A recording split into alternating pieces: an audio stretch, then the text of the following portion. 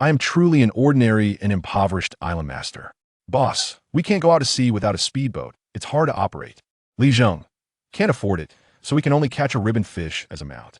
Island master, our restaurant has too few customers. It's hard to run. Zheng, can't afford influencers. Then we can only catch a mermaid as a resident singer. Boss, there's a guy living a good life who comes to the fishing grounds every day to gather intelligence. What should we do? Zheng bold. Send the weakest guard from the fishing ground. 3 minutes later, an epic giant squid leisurely dragged a steel boat twisted like a twist and sank into the sea. Chapter 1. The Mysterious Antlers. The morning sea breeze gently blew towards the land, scattering the clouds at the horizon and revealing some fish belly white. The entire gourd island was still quiet. Zheng took a deep breath, inhaling a few mouthfuls of the sea breeze with a fishy smell, and felt a bit more awake. He patted the fish basket at his waist, gently closed the simple bamboo door of his yard, and walked towards his secret base. The tide was unusually loud last night. It's only the 8th day, and it's not even the time for the spring tide. How strange. Zheng mumbled as he stepped forward. Having grown up by the sea, Zheng was already familiar with the rules of the tides.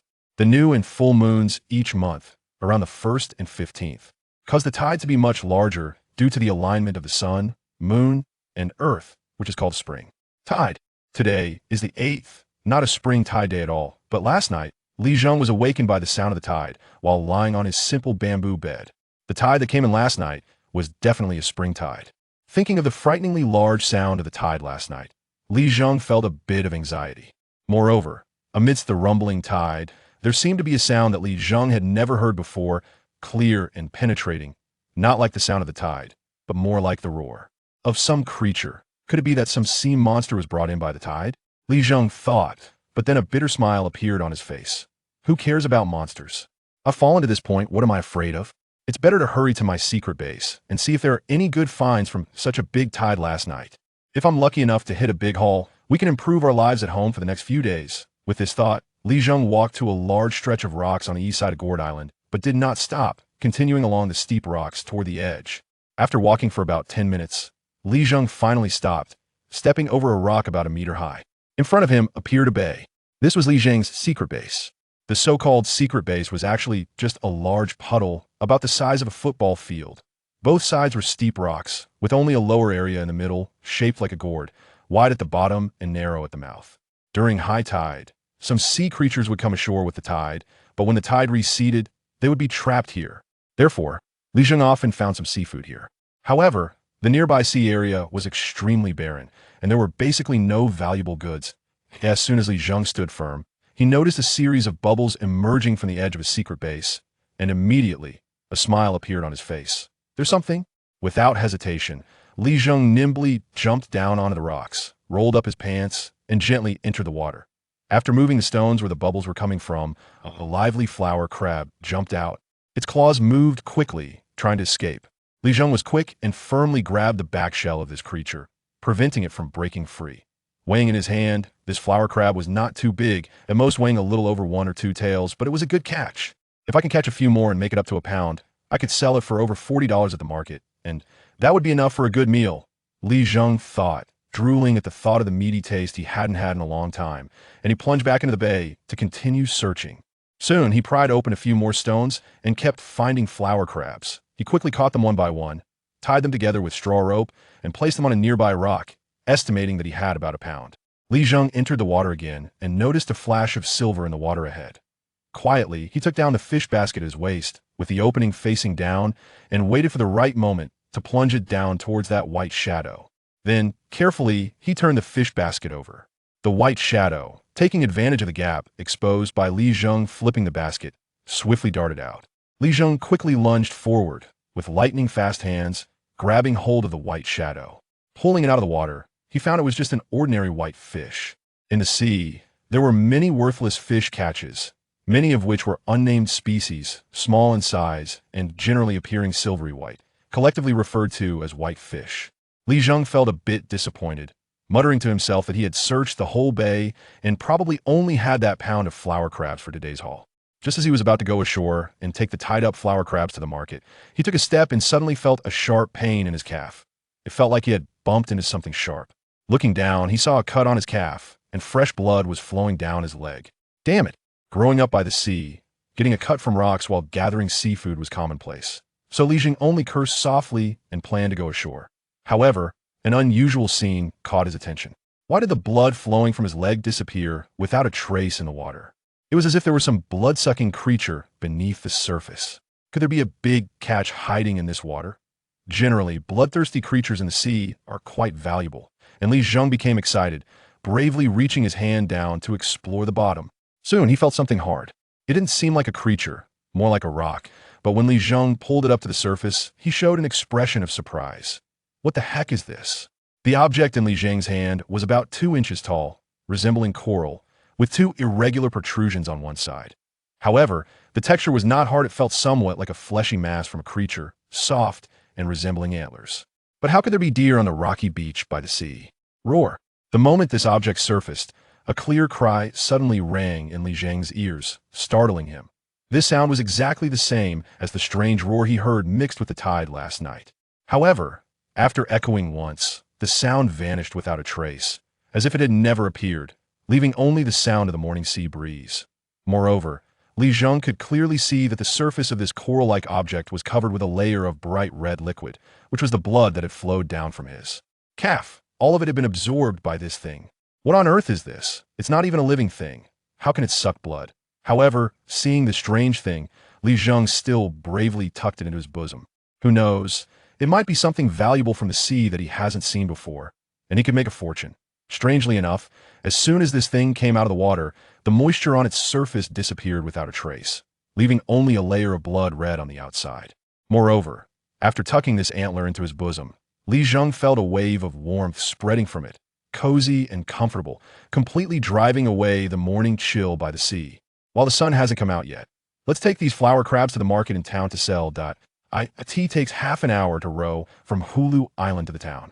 As usual, Li Zheng skillfully climbed along the rocks, but today, to his surprise, he found that he didn't feel the slightest bit of fatigue after coming up from the bottom. Although I'm used to climbing these rocky shores, I shouldn't be able to do it without even catching my breath. Chapter 2. The Dirt Dog Showing Off. Back in his own little courtyard located in the center of Hulu Island, Li Zheng casually whistled. Immediately, a dirty yellow dog sprang out from the yard, wagging its tail and approaching Li Zheng. Seeing that this guy had several wounds on its dirty body, Li Zheng felt a pang of heartache.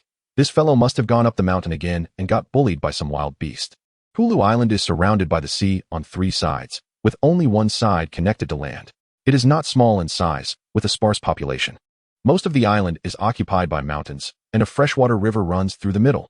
There are many places with dense forests, and wild beasts do roam about. The yellow dog, which has been raised as a hunting dog since it was young, has often been taken up the mountain to hunt. It's inevitable that it would get scratched and hurt while weaving through the dense woods. Just as Li Zheng was about to go over and check on this guy's injuries, the yellow dog whimpered and actually took 2 steps back. A look of fear was evident on its face. In the past, the yellow dog would only show such an expression when it saw Li Zheng's father killing chickens and scalding them with boiling water. Silly dog, did you hit your head on the mountain? You don't even recognize your owner. Although he scolded it, Li Zheng couldn't help but feel puzzled. The yellow dog had been raised by his family since it was little, especially being close to him. Normally, this guy would have already come over to curry favor with him by now, so why did it seem like it saw a ghost today? For some reason, Li Zheng suddenly thought of the deer antler he had just picked up in the bay. Could it be because of this thing? Li Zheng subconsciously touched the deer antler in his arms and immediately felt a warm sensation in his palm. Ignoring the yellow dog, which seemed to have lost its mind, Li Zheng took out the deer antler, planning to wash off the blood on it, and ask his father later if he recognized what it was. He went to the well and filled a basin with clean water, placing the deer antler in the basin. Strangely, no matter how he rubbed and washed it, the blood on the antler wouldn't come off, as if it were paint brushed on a wall. Li Zheng exerted a lot of effort, but he couldn't remove a single trace of blood. With no other options, Li Zheng could only give up in frustration. This is really strange. After becoming more certain of the peculiar nature of this item, Li Zheng tucked it back into his arms, found a burlap sack, and went to gather some dried fish that his parents had hung out to dry in the yard.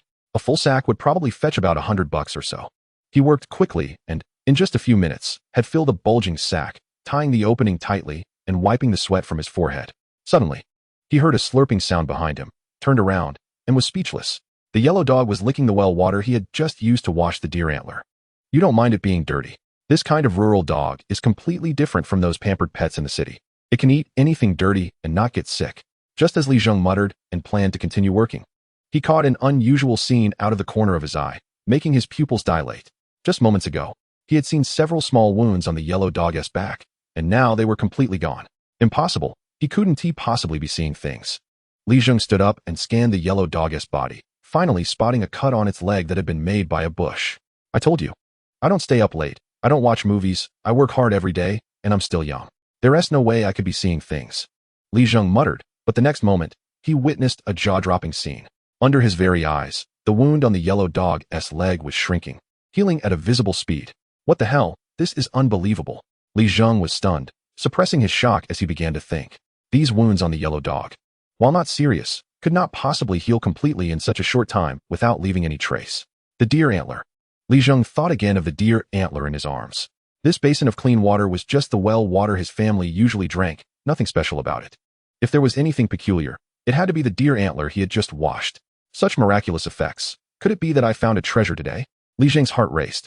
He had heard of certain highly nutritious medicinal materials, like deer antler, which even the water soaked in could have significant effects. Could it be that the deer antler he picked up was the deer antler he had heard of before? If that were the case, how much could it fetch at the market?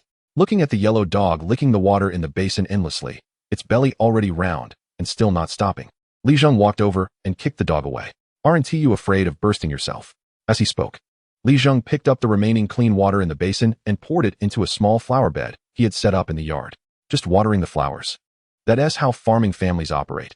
Even rice washing water can't be wasted, and this clean water is no different. Just as Li Zheng planned to take the dried fish and crabs to the market while it was still early, the yellow dog suddenly began to whimper lowly again. Li Zheng turned his head to look and found that, at some point, the dog had jumped up onto the roof of their house. Looking up, it was acting all deep and mysterious. Its barking had changed from a whimper to something resembling a wolf howling in the mountains. A wolf. This guy was not only making noise, but was running around on the roof as if it had endless energy. Seeing several roof tiles already broken by this fellow, Li Zheng was enraged. 3 days without a beating, and you're acting like a big shot on the roof. You silly dog. You can't show off like a big wolf.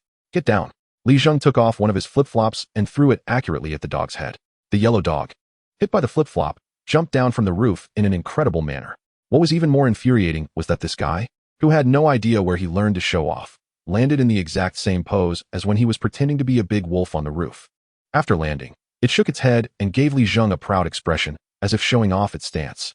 Without hesitation, Li Zheng grabbed the other flip-flop and went over, pressing down on the dog's head for a round of punishment. This is what you get for showing off. A good dirt dog should act like a dirt dog, not a big wolf. After being beaten, the yellow dog finally calmed down, its energy subdued, and it quickly lowered its head. However, Li Zheng still noticed a strange glimmer in the dog's eyes. Damn it, I dropped a flip-flop. Li Zheng also realized that the flip-flop he threw at the dog had landed on the roof and hadn't come down, which was just adding insult to injury. Without that flip-flop, he would have to go barefoot. He had no idea how this fellow managed to jump up there. As Li Zheng stared at the roof, which was over 3 meters high, muttering to himself and trying several times without being able to climb up, a yellow shadow suddenly flashed beside him.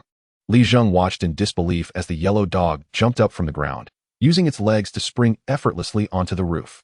It picked up Li Zheng's flip-flop in its mouth and jumped back down to the ground. Li Zheng was in agony.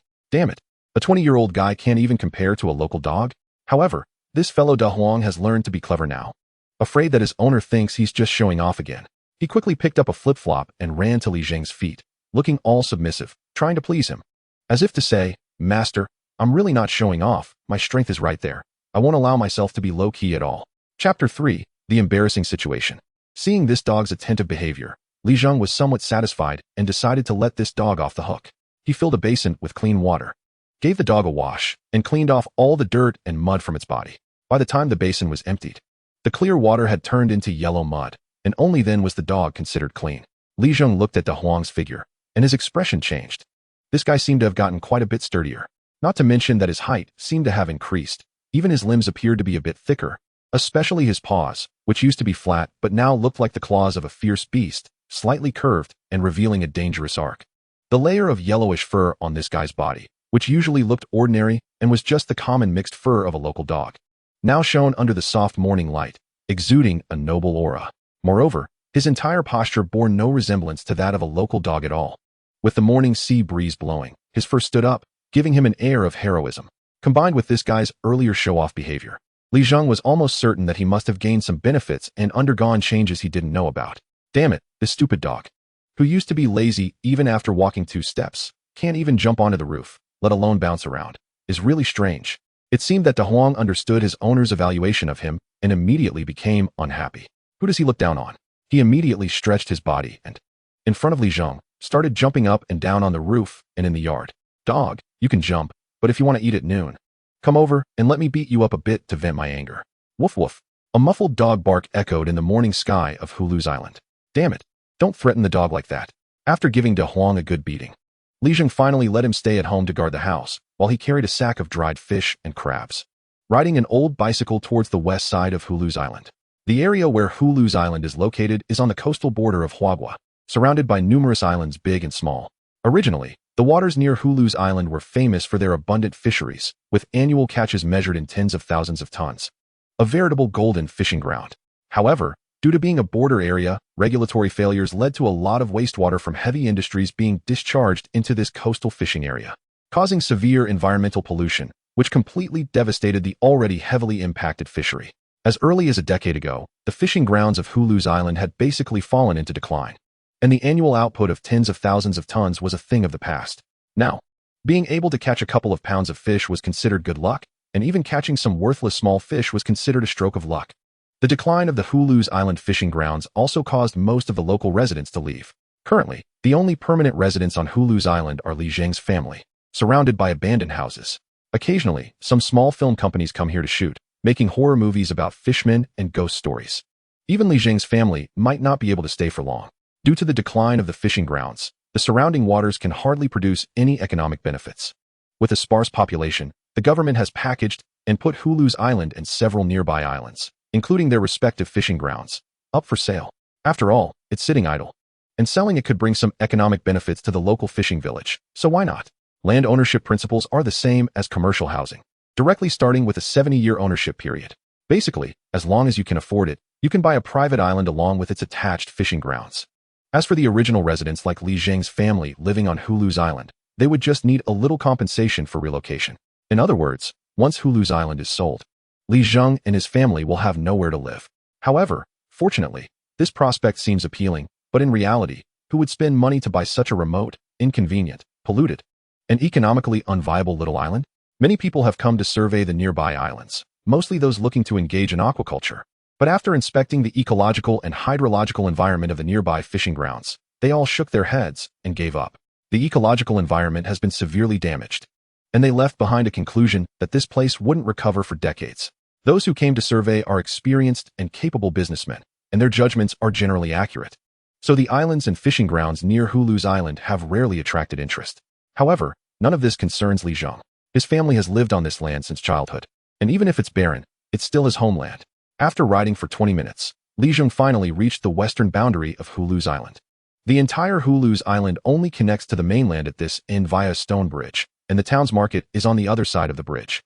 Usually, riding this road would exhaust Li Zheng, and although he was used to cycling since childhood, the roads on Hulu's island are not good, bumpy, and uneven, and some paths feel like riding on a rough surface.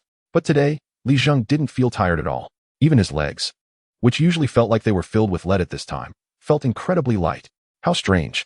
Not wanting to think too much, after rushing along the road, the sky had completely brightened, and many nearby residents had already gathered at the market on this side of the bridge. Li Zheng quickly found a spot, set up his dried fish and crabs, and began to call out, "Fresh dried fish for sale, and just caught crabs this morning, come take a look." Li Zheng was a veteran at this market, and several nearby vendors recognized him, teasing him. "Hey, it's the kid from the Li family again. Got some good catches today? These crabs look nice." In such a barren place as Hulu's island, it's quite remarkable to see a college student emerge. Fresh crabs are always easy to sell, and soon they were all bought up for over a pound, totaling 50. As for the sack of dried fish, after selling a few scattered pieces, about half a sack was left, and he made only around 40 bucks. Seeing that there was practically no more business, Li Zheng took the remaining half sack of dried fish to a small restaurant in town, where they would process it again and sell it as a bar snack to customers. However, the price was low, and he only got around 30 bucks for the remainder of the half sack of fish, with a total of about 120 bucks in his pocket. Li Zheng didn't show any signs of happiness. This was all he made from catching a pound of crabs today. Now, even catching small fish requires luck. and the quantity of his own dried fish is dwindling. The summer vacation is already half over, and he hasn't even gathered enough for the tuition fees for the next school year. After working hard to support him through college until his junior year, Li Zheng's parents are determined not to let him drop out just as he is about to graduate in his senior year. The couple has already made plans to work on other people's fishing boats to gather tuition fees. Going out to sea is undoubtedly hard work and very dangerous. Especially since both of them are in their 50s, their bodies can hardly withstand it. No, it seems he still needs to find a way to make some money. With this thought in mind, Li Zheng carefully tucked the money away and headed back home. From a distance, he saw his family's old boat tied up on the shore. Li Zheng also took a glance at the fishing net placed in the yard. Unsurprisingly, it only held a few small fish, probably around 10. The harvest is becoming increasingly disappointing. Chapter 4, Mantis Shrimp. Soon, the family's lunch was served on the table. A simple plate of stir-fried vegetables freshly picked from the garden. Along with a plate of dried fish they had sun-dried, made up the lunch for the three of them. Compared to wealthy families, even when compared to ordinary families, it seemed rather meager. However, Li Zheng showed no signs of disdain. He held his bowl of rice and dug in. Usually, he could only eat 2 bowls. But today he managed to finish 3 bowls before stopping. Watching their son's appetite, Li Weimin and his wife revealed loving expressions. Once Li Zheng finished eating, Li Weimin, as the head of the family, spoke up. 8,000 yuan is exactly the tuition for 1 academic year, plus 6 months of living expenses. Li Zheng immediately opposed. No way, it's too dangerous on the fishing boat. What I say goes. You have no right to oppose your father, Li Weimin declared, establishing the decision unilaterally. His mother, Zhao Xianglian, also comforted him. Listen to your mother. Looking at his parents, who were only 50 but appeared much older due to the years of hardship under the sun and sea, Li Zheng gradually lowered his head, feeling guilty. However, this only fueled his desire to earn money, and he made a decision right away. By the afternoon, after Li Weimin and his wife finished their meal and cleaned up, Li Zheng helped sort the small fish they had caught earlier, salted them, and laid them out to dry. He also gathered the previous batch of dried fish and mended the broken net on their old boat. By the time he was done, it was already evening. Li Zheng listened carefully and could hear the sound of the tide receding against the rocks. So he stood up and casually lied to his parents. I'm going out for a walk. Turning around, Li Zheng seized the opportunity when his parents weren't paying attention, grabbed the fish basket from the corner of the yard, an old fish hook, and a small shovel, then headed toward the nearby beach. He hadn't taken more than a few steps when De Huang, his dog, sprang out from the yard and followed him. Usually, this dog was useless at everything except eating, but today it seemed energetic. Li Zheng found it strange that the dog's level of activity was even more spirited than after eating 2 big bones. Had it licked some strange water from a deer antler that morning? Shaking his head, he decided not to think too much about it. Making money was his only goal. So he let the dog follow him. Once on the beach, which had been exposed by the receding tide, he took the small shovel from his waist and began to search through the sand and mud. He searched until his eyes nearly went cross-eyed before finally spotting a suspicious little hole in the flat sand. Just a moment ago, he had seen water surging from that hole. There was something inside. Without hesitation, Li Zheng picked up the shovel and dug out a small pit near the hole. To his delight, he found what he was looking for at the bottom of the pit.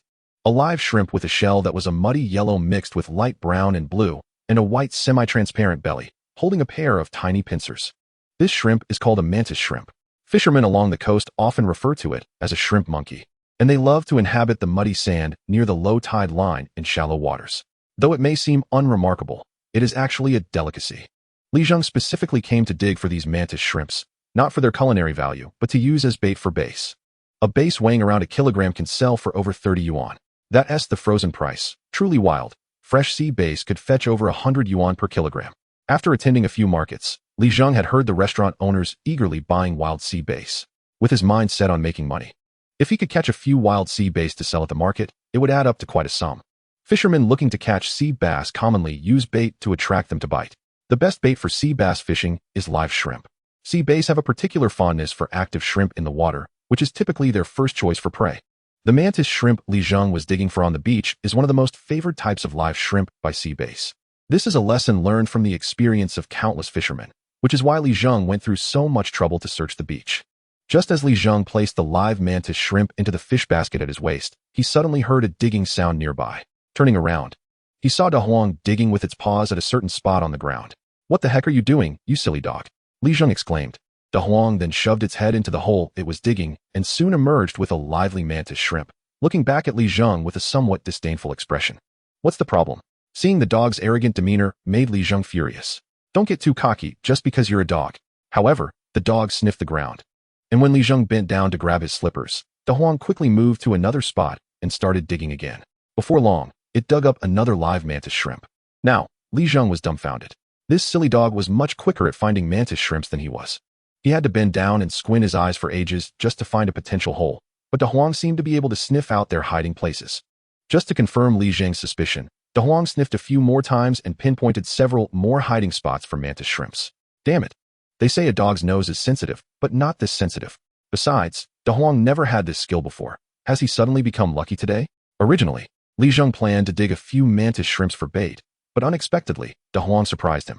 In the end, Li Zheng followed De Huang's lead and ended up collecting nearly a whole basket of mantis shrimps, around 30 to 40, weighing 2 to 3 kilograms.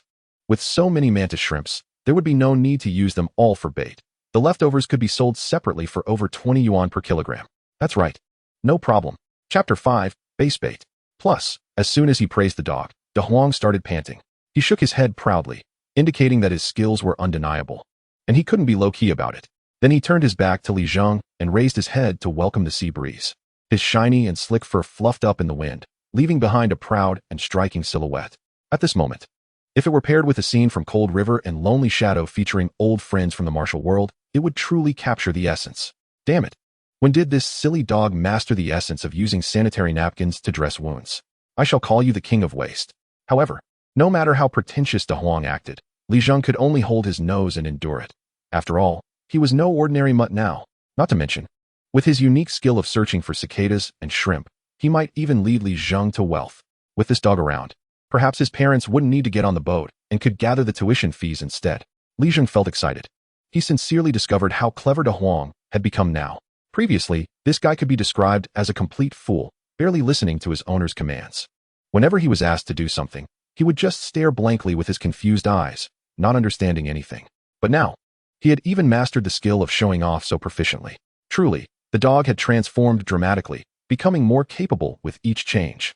Li Zheng vaguely suspected that De Huang's transformation was probably related to that mysterious deer antler. Could it be that drinking that stuff had caused such a significant change? Not wanting to dwell on this, Li Zheng didn't think much more, and, taking advantage of the fact that the sun in the distance had not completely set, he patted the bucket of cicadas and shrimp at his waist and headed towards his dilapidated boat on the shore. Li Zheng's boat was a simple wooden fishing vessel. In an era when shipbuilding was not yet developed, wooden fishing boats were once the mainstream vessels for coastal fishermen. However, nowadays, steel fishing boats were the best, and wooden fishing boats had long been eliminated. In ordinary freshwater rivers on land, wooden fishing boats could still be used, but on the unpredictable sea, it was akin to handing one's life over to fate. Given Li Zheng's family's conditions, they couldn't afford a steel fishing boat, let alone a steel-wood hybrid fishing boat with a steel frame and a wooden shell. He skillfully jumped onto the boat, untied the rope tied to the rocks at the shore, and took out hidden on either side of the boat. With a bucket of cicadas and shrimp and some discarded fish hooks brought from home, Li Zheng paddled out to sea.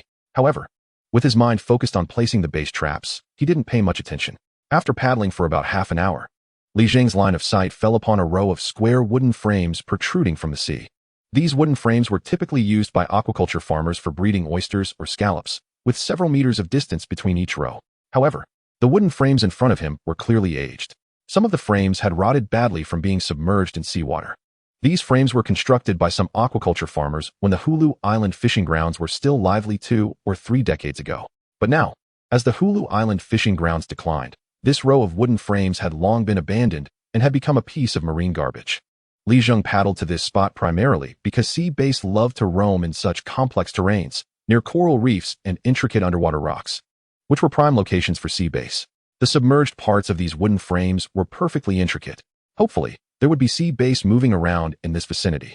Moreover, the base traps needed to be secured to these wooden frames. Otherwise, if he came back tomorrow, he wouldn't be able to find the base traps he had set. At that moment, Li Zheng took out a lively cicada shrimp, threaded it onto a discarded fish hook, and tied it to one of the wooden frames with a string. The shrimp, pierced by the hook, writhed in the water in pain, appearing extremely active, which would attract the attention of the sea bass even more. He paddled the wooden boat and placed a total of over 10 base traps around the wooden frames before finally stopping. Although there were still some cicada shrimp left, Li Zheng was uncertain whether the bass traps would catch any sea bass, as the ecological environment of the Hulu Island fishing grounds was too poor. If he failed to catch any sea bass, using up all those cicada shrimp would be a waste. And the remaining 2 kilograms or so of cicada shrimp could at least be sold for some money. The bass traps needed to be left overnight. Only by returning in the morning could he know if there were any catches. Originally, Li Zheng planned to take advantage of the remaining daylight to have Da Huang dig out some more cicada shrimp on the beach to sell at the market for more money. This way, even if he didn't catch any sea bass, it wouldn't be a big problem. As long as he could gather about 10 kilograms of cicada shrimp daily, he could make enough for tuition in a month. Da Huang, work hard.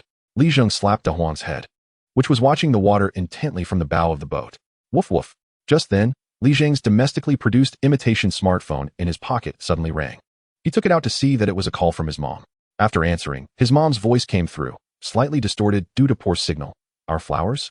What flowers? Those wildflowers? They're being bought at a high price. Hearing his mom's words, Li Zheng felt somewhat incredulous. The wildflowers in their garden were, to put it bluntly, the kind that wouldn't attract a second glance even if they were growing by the roadside. The sort that people could pick without a second thought, and now someone wanted to buy them at a high price.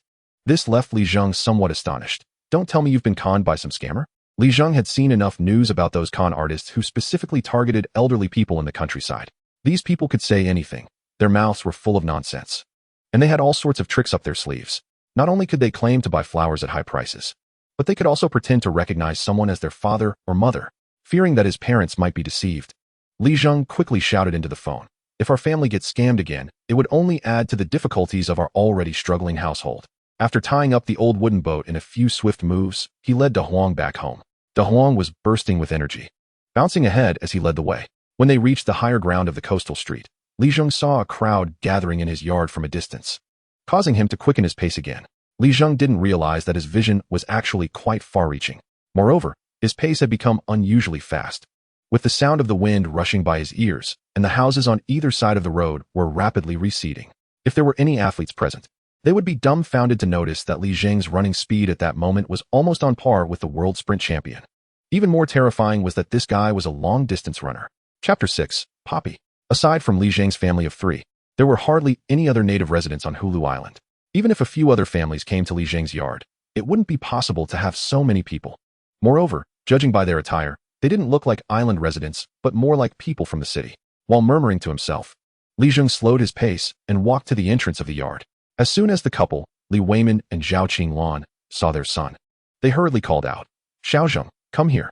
Li Zheng walked through the crowd to his parents' side and quietly asked, "What's going on?" His mom, Zhao Qinglan, replied to Li Zheng. After hearing this, Li Zheng finally noticed that many of the people in his yard were carrying equipment, all tripods and lighting panels, looking very much like a film crew. Hulu Island could even attract a proper movie shoot. Although Li Zheng grew up in Halutio, he had to admit that since the decline of Halutio, it had become nothing more than a larger, decayed island, lacking resources and a good environment, with nothing to highlight. In the past, those who came to shoot ghost movies by the sea were just 2 or 3 people with their phones, and it looked quite unprofessional. Grumbling aside, with so many strange things in the world, Li Zheng was not interested in dealing with them. What he needed to ascertain was whether these people were treating his parents as lambs to the slaughter. Li Zheng took a look at the group of people in front of him. They had rushed in without observing the crowd occupying their yard. Upon closer inspection, he was slightly taken aback. Not to mention the others, just the 2 women standing together in front of him were striking. The woman on the right was dressed in work attire, wearing a very ordinary baseball cap, and was busy taking pictures of the flower bed with her phone. Following her line of sight, Li Zheng suddenly froze when he saw his own flower bed.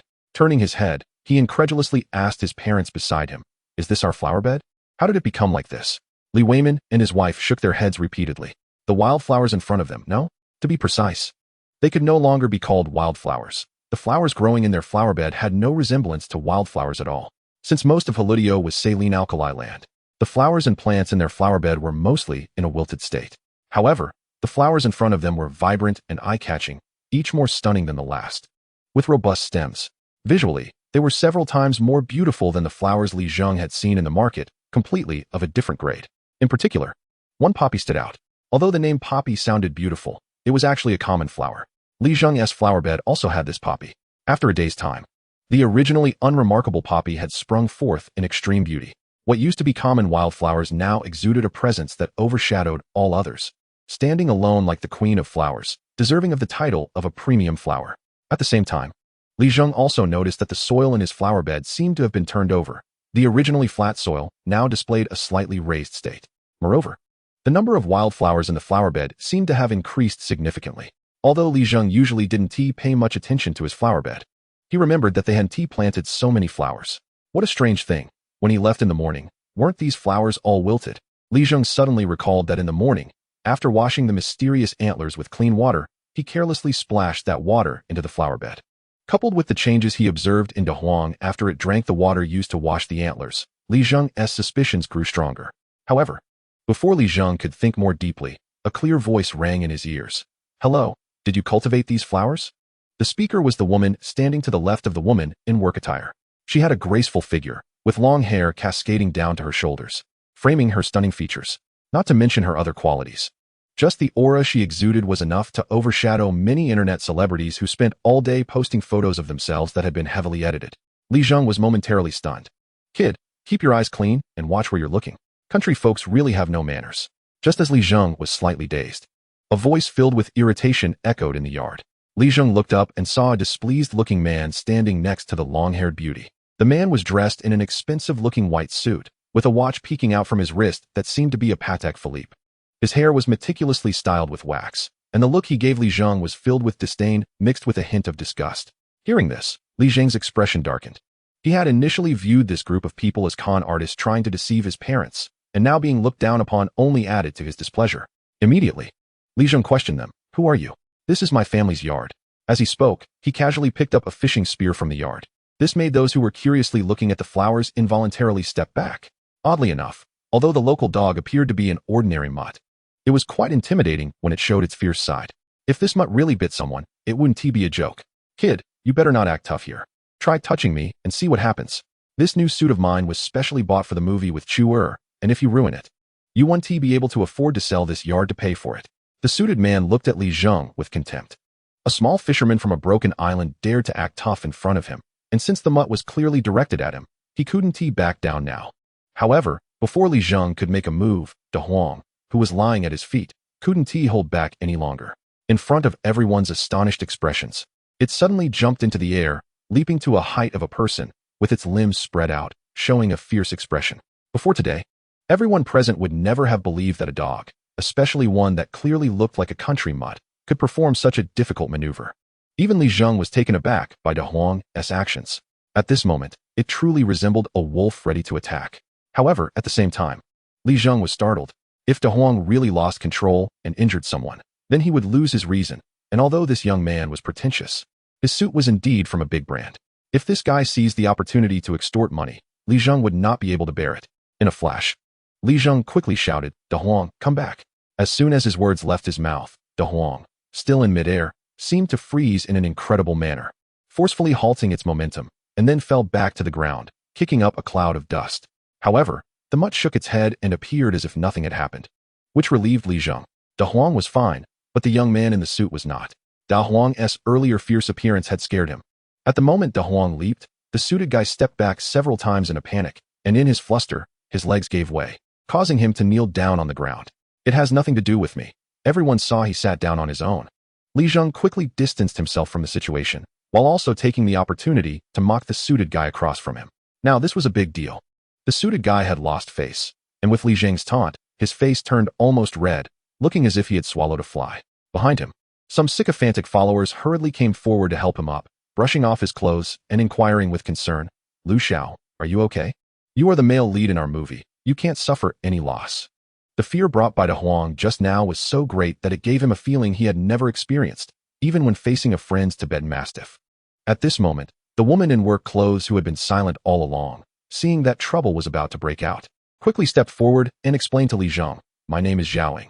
As she spoke, she seemed to recall something, took out a document from her bag, handed it to Li Zheng, and said, "This is our film registration, as well as the local government's permit." Li Zheng took the document and looked at it, revealing a look of surprise on his face. These people really came to Haludio to shoot a movie, and Li Zheng could still discern the authenticity of this document. "Did you hear that, kid? Director Zhao wants you to quickly quote a price for these flowers. Today, Lu Xiao will cover it all." The Lu Xiao, who had just been helped up by a few lackeys, spoke boldly after confirming that the local dog did not intend to attack him again. His extravagant demeanor was vivid, as if afraid others wouldn't know he was rich. Li Zheng also noticed a fleeting look of disgust in the eyes of the young female director beside him, as she pursed her lips and seemed to want to say something, clearly intending to refuse. But seeing Lu Xiao's appearance, how could Li Zheng let this opportunity slip away? Who are we? Young people of society. Being helpful is our best quality. If someone wants to show off, we should help them show it off. At that moment, Li Zheng casually said, "Oh, you're here to buy flowers? Just say so. My flowers are 8,000. After gritting his teeth and quoting that price, Li Zheng felt a bit guilty. After all, the flowers in his garden were all casually transplanted from the roadside and were worth nothing in the market. Quoting 8,000 was only because that number was enough to cover his tuition. Sure enough, the Lu Xiao, who had just been full of arrogance, showed a hint of astonishment on his face, but seemed to think of something and immediately concealed it. However, the sycophants behind him were the first to stand up. "Kid, have you gone crazy? You dare to quote 8,000 for such a few flowers? Country bumpkin, you really can open your mouth wide. Do you think our Lu Xiao is a fat pig?" Hearing these lackeys, Lu Xiao's face immediately showed a satisfied expression. 8,000 was nothing to him. But he wasn't a fool. He had no interest in these flashy flowers at all. He just wanted to give Zhao some face. But he definitely didn't want to pay 8,000 for those broken flowers. "Fine, I'll buy them." However, at that moment, Zhao in work clothes decisively spoke to Li Zheng. As she spoke, she began to take money out of her bag. To be honest, Li Zheng was a bit surprised. The price of 8,000 was accepted by this work clothes beauty without even thinking about it. For a moment, Li Zheng's mind was a bit confused. This was 8,000. But soon, Li Zheng calmed down, his mind turning. And a mischievous plan began to emerge. City folks aren't so great after all. At least, we country people keep our word. While saying this, he constantly shot glances at Lu Xiao, his eyes full of provocation. "I'm going to make you feel disgusted today, you pretentious fool." This trick of Li Zheng's indeed had an immediate effect. Lu Xiao across from him immediately showed a look of disdain and waved his hand towards Zhao. "Isn't it just 8,000? Today, these flowers are my offering." After saying that, Lu Xiao gave a wink to the people behind him, and immediately, a lackey took out a stack of cash from his backpack. When he handed the 8,000 cash to Li Zheng, Lu Xiao's face revealed a condescending look. However, Li Zheng didn't care at all. His attention was all on that 8,000 cash. With this 8,000, his parents wouldn't need to help on the distant fishing boat, and his tuition would be settled.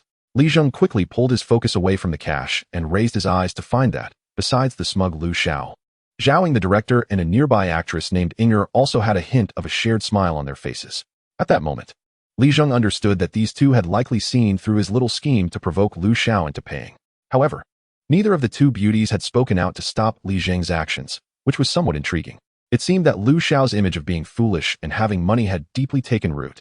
Meanwhile, Li Weimin and his wife were already dumbfounded. Is there something wrong with city folks' brains? 8,000 for so many flowers? Li Zheng handed the cash to his parents. "Wife, am I dreaming?" Looking at the cash in hand, Li Weimin was somewhat incredulous as he asked Zhao Qinglan beside him. "Quick, put it away. This is our son's tuition for next year," Zhao Qinglan said excitedly. Chapter 8. Speculation. Lu Xiao, who believed he had succeeded in showing off, hurriedly instructed his lackeys to dig up the flowers in Li Zheng's garden. Since the money was received, Li Zheng naturally would not stop them. The more such foolish and wealthy people, the better. Zhao on the opposite side, seeing the flowers being dug up, also flashed a hint of satisfaction in her eyes. These beautiful flowers were very appealing to her. But she wasn't the kind of girl who would want to buy everything good she saw. She originally planned to take a photo and just appreciate it. However, after she sent the photos to her flower-loving grandfather, unexpectedly, the old man went crazy, insisting that she must buy these flowers. After all the flowers in the garden were dug up, this large film crew finally left Li Zheng's yard. Before leaving, Lu Xiao even gave Li Zheng a provocative and disdainful look. However, Li Zheng was not in the mood to argue with this foolish rich guy. Taking advantage of his parents' time to reorganize the garden, Li Zheng also fetched a bucket of clean water and went to the corner of the yard to start testing his speculation. He took out the deer antlers from his arms and directly soaked them in the freshly filled bucket of clean water. As the antlers entered the water, it seemed as if a flash of light passed through, but when Li Zheng focused his eyes to look closely, it became ordinary again. As soon as the antlers were taken out, the big yellow dog immediately rushed over like a fly, catching the scent of blood, wagging its tongue beside Li Zheng. Its eyes fixed on the clean water in the bucket. The dog's behavior surprised Li Zheng. He even saw a very human-like desire in the dog's eyes. This guy had previously been dull and silly, never having such a lively expression. Could this really cause such a big change in those wildflowers in Dahuang? Squatting by the bucket, Li Zheng thought about the changes in the wildflowers that had just been dug up and muttered to himself. Looking at his empty flower garden, then glancing at Dahuang beside him, he suddenly had an idea. Could Dahuang's change also be due to the water soaked in the deer antlers? What if other poultry and livestock drink this water? Would they also change? Seeing that the time was about right, he fished out the deer antlers, wiped them casually, and put them back into his arms, then carried the bucket of clean water to the front of his chicken and duck coop. Since Halutio fell into decline, it has become desolate, with only a few households, including Li Zheng's family, remaining. Therefore, their courtyard is quite large. Even the chicken and duck pens are included in this space. They simply fenced it off with a wooden fence, allowing the chickens and ducks to roam freely inside. The fishery resources in Halutio are scarce, and they rely entirely on the mood of the Sea Dragon King to make a living. Just going out to fish often barely covers household expenses. As a result, Li Weimin and his wife also raised a considerable number of chickens and ducks in their yard. Although the fishery resources on this island are not abundant, it is still easy to find various scraps to feed the chickens and ducks. For example, most types of shellfish and mollusks, when crushed, make excellent feed. With the eggs from these chickens and ducks, and by slaughtering them for meat, they can add some income to the household, especially since these chickens and ducks, raised by the sea and fed on marine scraps, lay sea chicken eggs and sea duck eggs, which are quite rare outside the island and sell for a higher price than ordinary chicken and duck eggs. Li Zheng poured the clean water from the bucket into the water trough for the chickens and ducks, and then intended to call the wandering chickens and ducks over to drink. To his surprise, he found that the chickens and ducks didn't need him to call. Today, they came running over excitedly as if they had discovered something good, crowding around the water trough and competing to drink the clean water Li Zheng had just poured in. Watching this scene, combined with the earlier behavior of the big yellow dog, Li Zheng could almost conclude that the water soaked with deer antlers clearly had a significant attraction for these poultry. Now, Li Zheng began to anticipate what changes would occur in his chickens and ducks after they drank this water. However, in this short time, he couldn't see any noticeable effects. Li Zheng lifted the water bucket and walked to another corner of his yard. This area was covered by a grape trellis built by his parents, shading a considerable space. They planted these grapevines initially to supplement the household income and, at the very least, to allow the family to enjoy some fresh fruit and cool off in the summer, right? However, it seemed that the climate on this island wasn't very suitable for grape growth. Although the grapevines his parents cultivated were lush and bore grapes, the size was significantly smaller compared to those in the market, looking somewhat underdeveloped. Li Zheng had tasted the grapes from his own garden.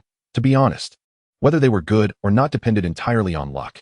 If half of a bunch was sweet, that was considered good. The rest were sour and astringent. Needless to say, such grapes wouldn't sell for a good price. But Li Weimin and his wife didn't give up on this grape trellis. They persisted in planting every year.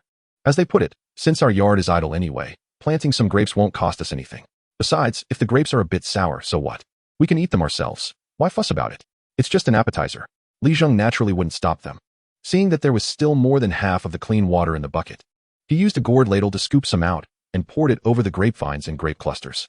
After soaking the entire grape trellis with the water infused with deer antlers, Li Zheng stopped his actions, thinking about the changes in the wildflowers in the flower bed that had been watered with this clean water and touching the peculiar deer antler. Li Zheng began to imagine, if this stuff really has such amazing effects, I wonder what the grapes from this trellis will be like. Woof. Before Li Zheng could continue his daydreaming, he heard the big yellow dog making an exaggeratedly flattering sound at his feet. He looked down and saw the dog gazing at him with a face full of desire, its eyes darting between Li Zheng and the water bucket, its intentions clear. Knowing what the dog wanted, Li Zheng, recalling how it had scared Lu Xiao into kneeling earlier, generously said, "Today, you've done well, so the rest is for you." Saying this, Li Zheng walked over to the dog's kennel and poured the remaining clean water from the bucket into the dog's bowl.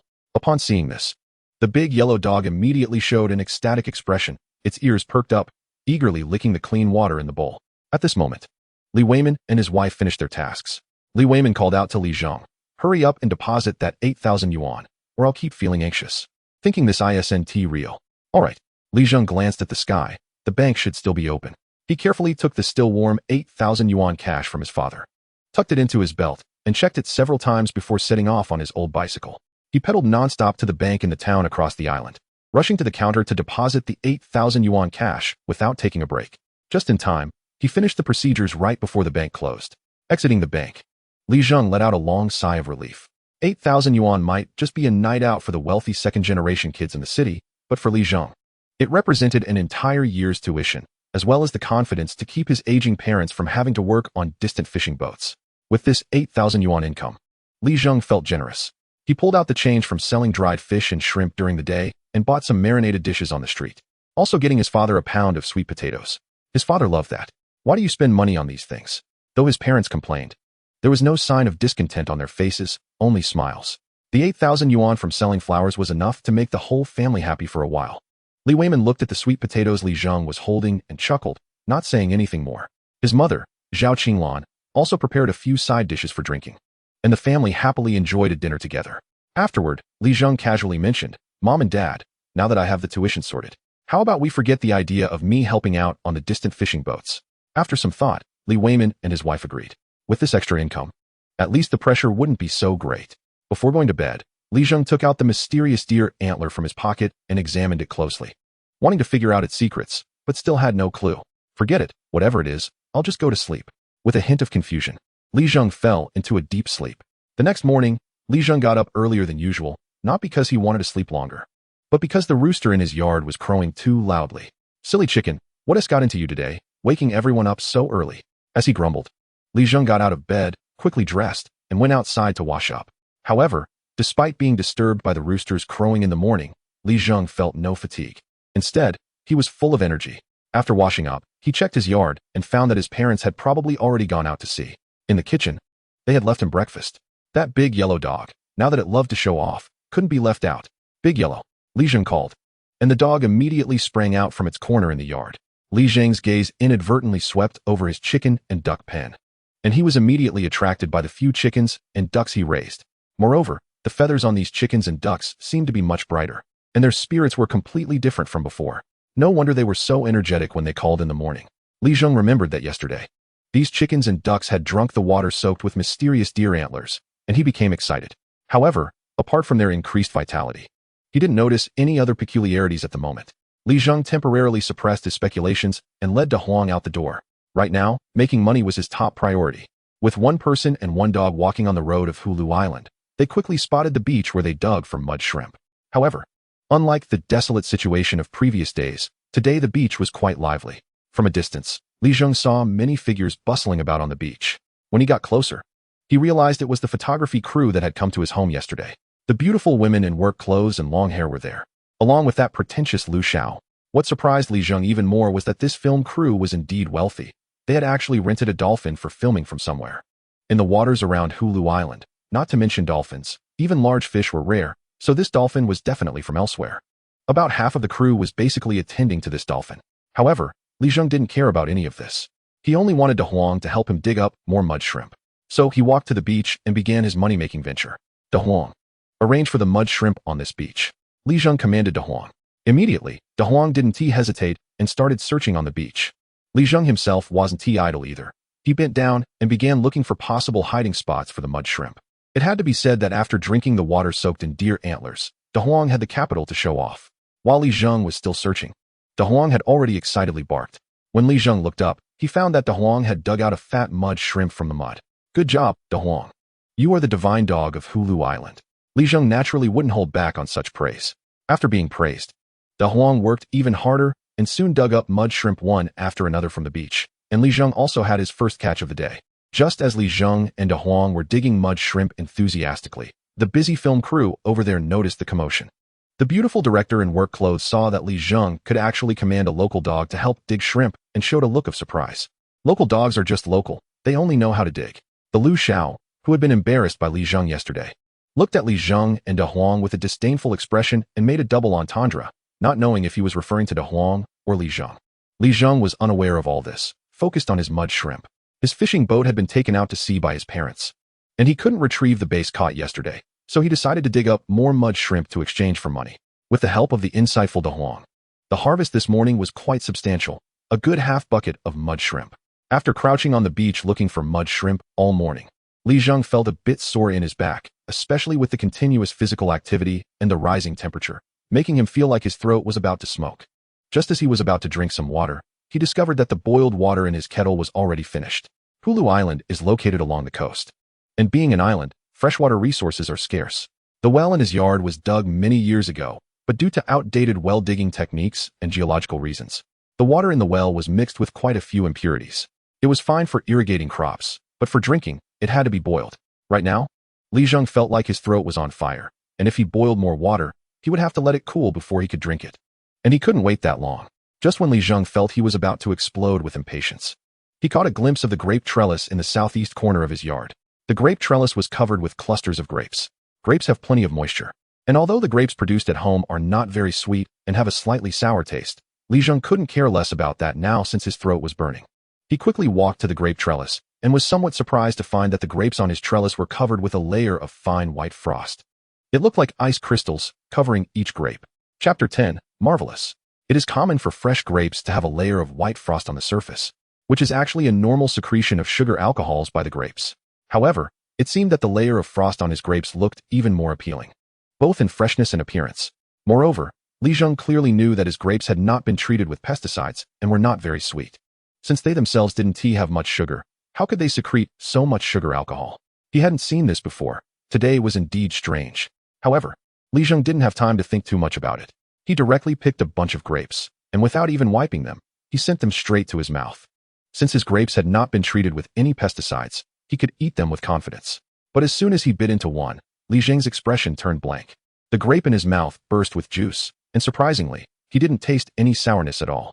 Instead, a sweet and cool sensation spread throughout his mouth, making Zheng doubt whether it was an illusion. He hurriedly picked another grape from the bunch he had just picked and put it in his mouth. Again, he tasted the same sweet and cool flavor with juice bursting forth. Subsequently, Zheng stuffed several more grapes into his mouth, and the taste was the same. This made Zheng a bit surprised. He knew his own grapes. If he could taste a bit of sweetness, it would be great. How could every single one be so sweet? This flavor was much better than any proper grapes he had ever eaten. Could it be that this bunch of grapes had exploded in sweetness? Zheng, puzzled, picked a few more grapes from other clusters on the trellis and found that the taste was the same. Now, Zheng calmed down. It seemed that the grapes on his trellis had made significant progress in both texture and flavor. Just as Zheng was wondering, a flash of inspiration struck him. He remembered that yesterday he had watered these grapevines with the water soaked in mysterious deer antlers. Suddenly, Zheng felt as if he had been struck by lightning. Combining De Huang's changes, the changes in his chickens and ducks, and the tangible changes in the grapes on his trellis, Zheng could almost conclude that the mysterious deer antlers in his possession were definitely a good thing.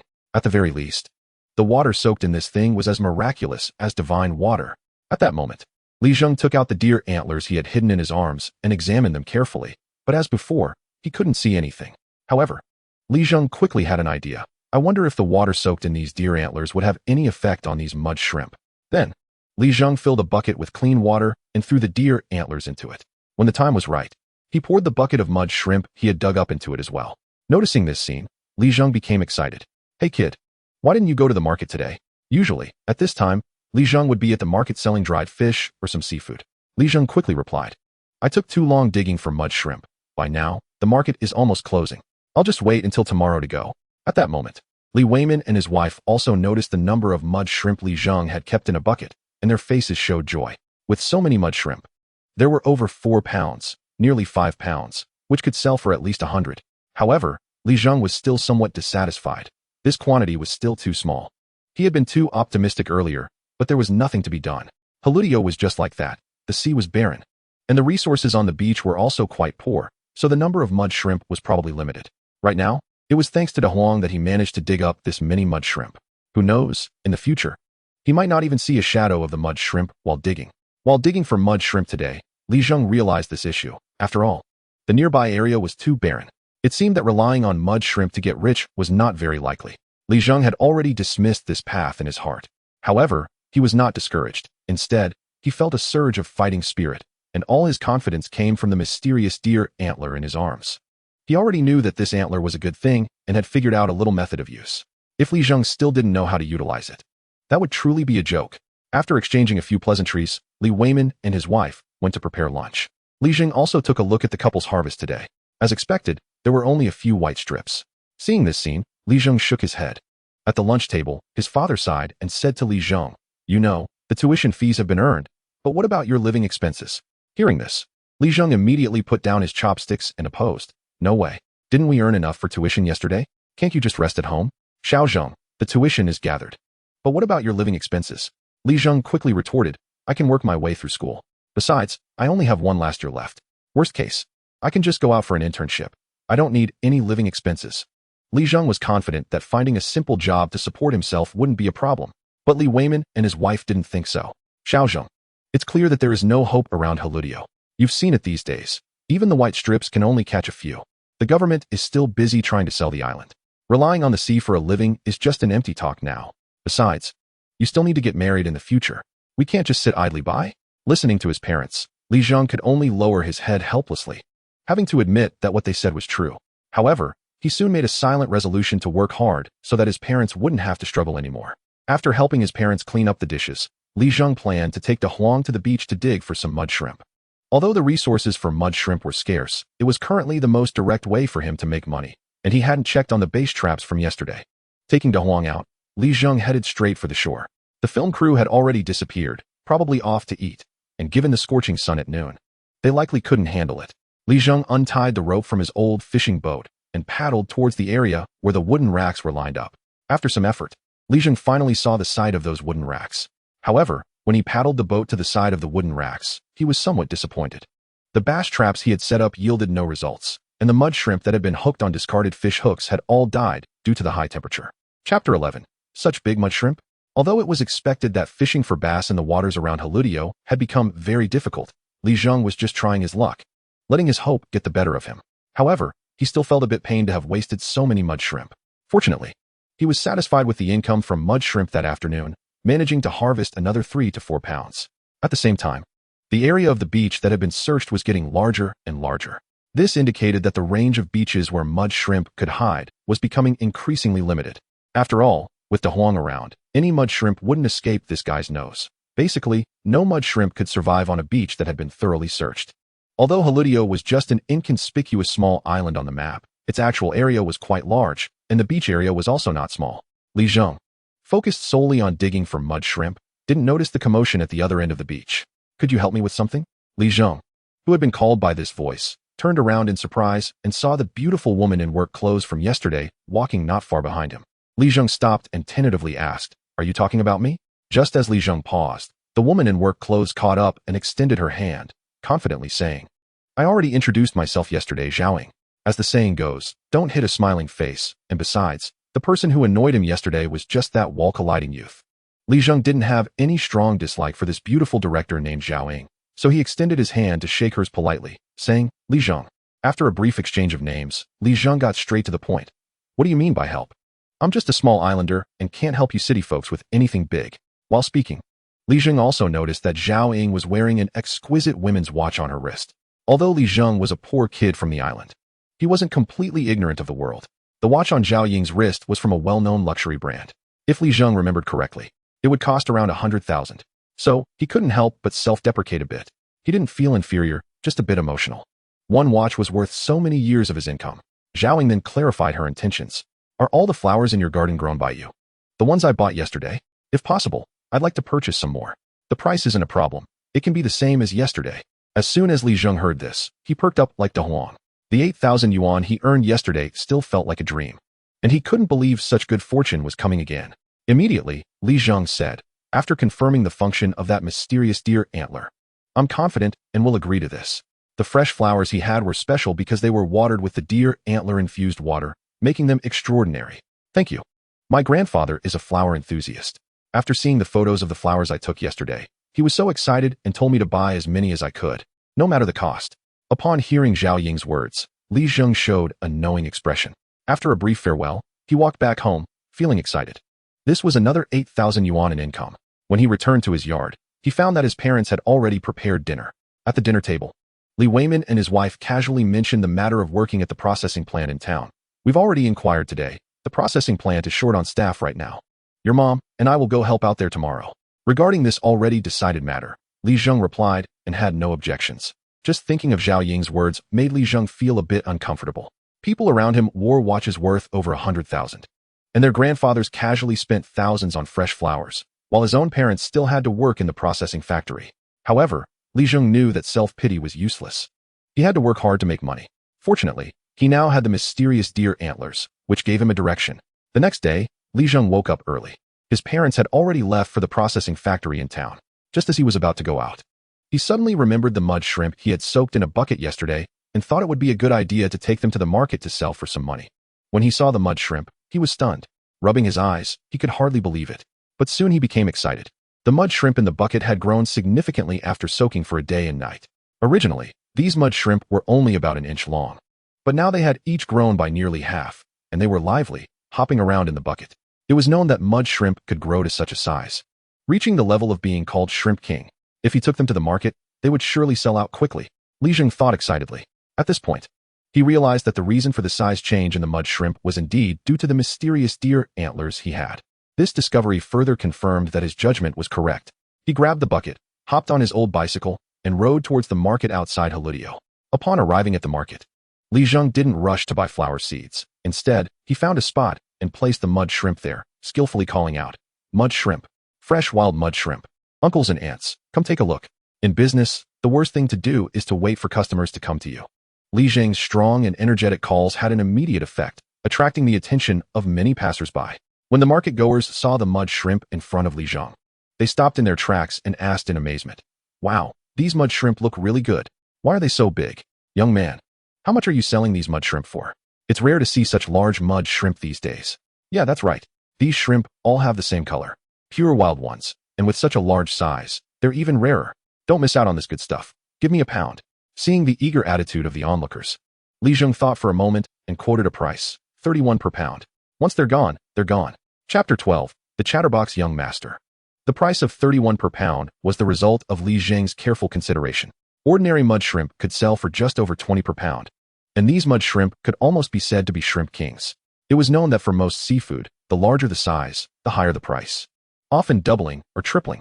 Given that his shrimp had grown by 50%, it shouldn't be considered excessive, right? However, what Zheng didn't expect was that upon hearing the price, the onlookers began to size him up. "Selling so cheap. Young man, is there something wrong with your shrimp?" "Yeah, such large mud shrimp are hard to come by. You have so many. They can't be soaked in some chemical, right?" Zheng was taken aback. This was absurd. He could only explain, "Uncles and aunts, you can take a look for yourselves. If there's anything wrong with my shrimp, I won't charge you." Fortunately, after a careful inspection, the onlookers didn't find any issues with the mud shrimp. They were lively and full of life, so they quickly regained their enthusiasm for buying, each taking a pound. And soon all of Zheng's mud shrimp were sold out without a single one left. As the older folks left, they smiled at Zheng and said, "Young man, you're still too green in business, but you're quite straightforward. Next time, I'll come back to support your business." Upon hearing this, Zheng realized he had indeed priced them too low, being seen as inexperienced. He had set the price low, yet they were still acting superior. There was nothing he could do. After all, he had only sold small dried fish before. However, he was glad that everything sold out. And looking at the over 200 he earned, he felt a bit excited. Carrying the now empty bucket, Zheng began to stroll around the market.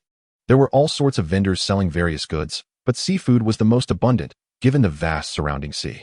Soon, Zheng found a stall selling flower seeds and spent less than 10 yuan to buy a small plastic bag of flower seeds, which was enough for his family's flower bed. What's going on? Did thieves come to Halutio? Zheng was puzzled. In such a desolate place like Halutio, there weren't many households, and everyone lived modestly with scarce resources. Not to mention thieves, even birds were reluctant to visit. However, when Zheng rode his bicycle closer and got a good look at the person, he dismissed the thought of thieves. This person looked to be in his early 20s, wearing a white shirt and flashy beach pants. Although he looked a bit sneaky, his clothes were all branded like Zhao Ying's.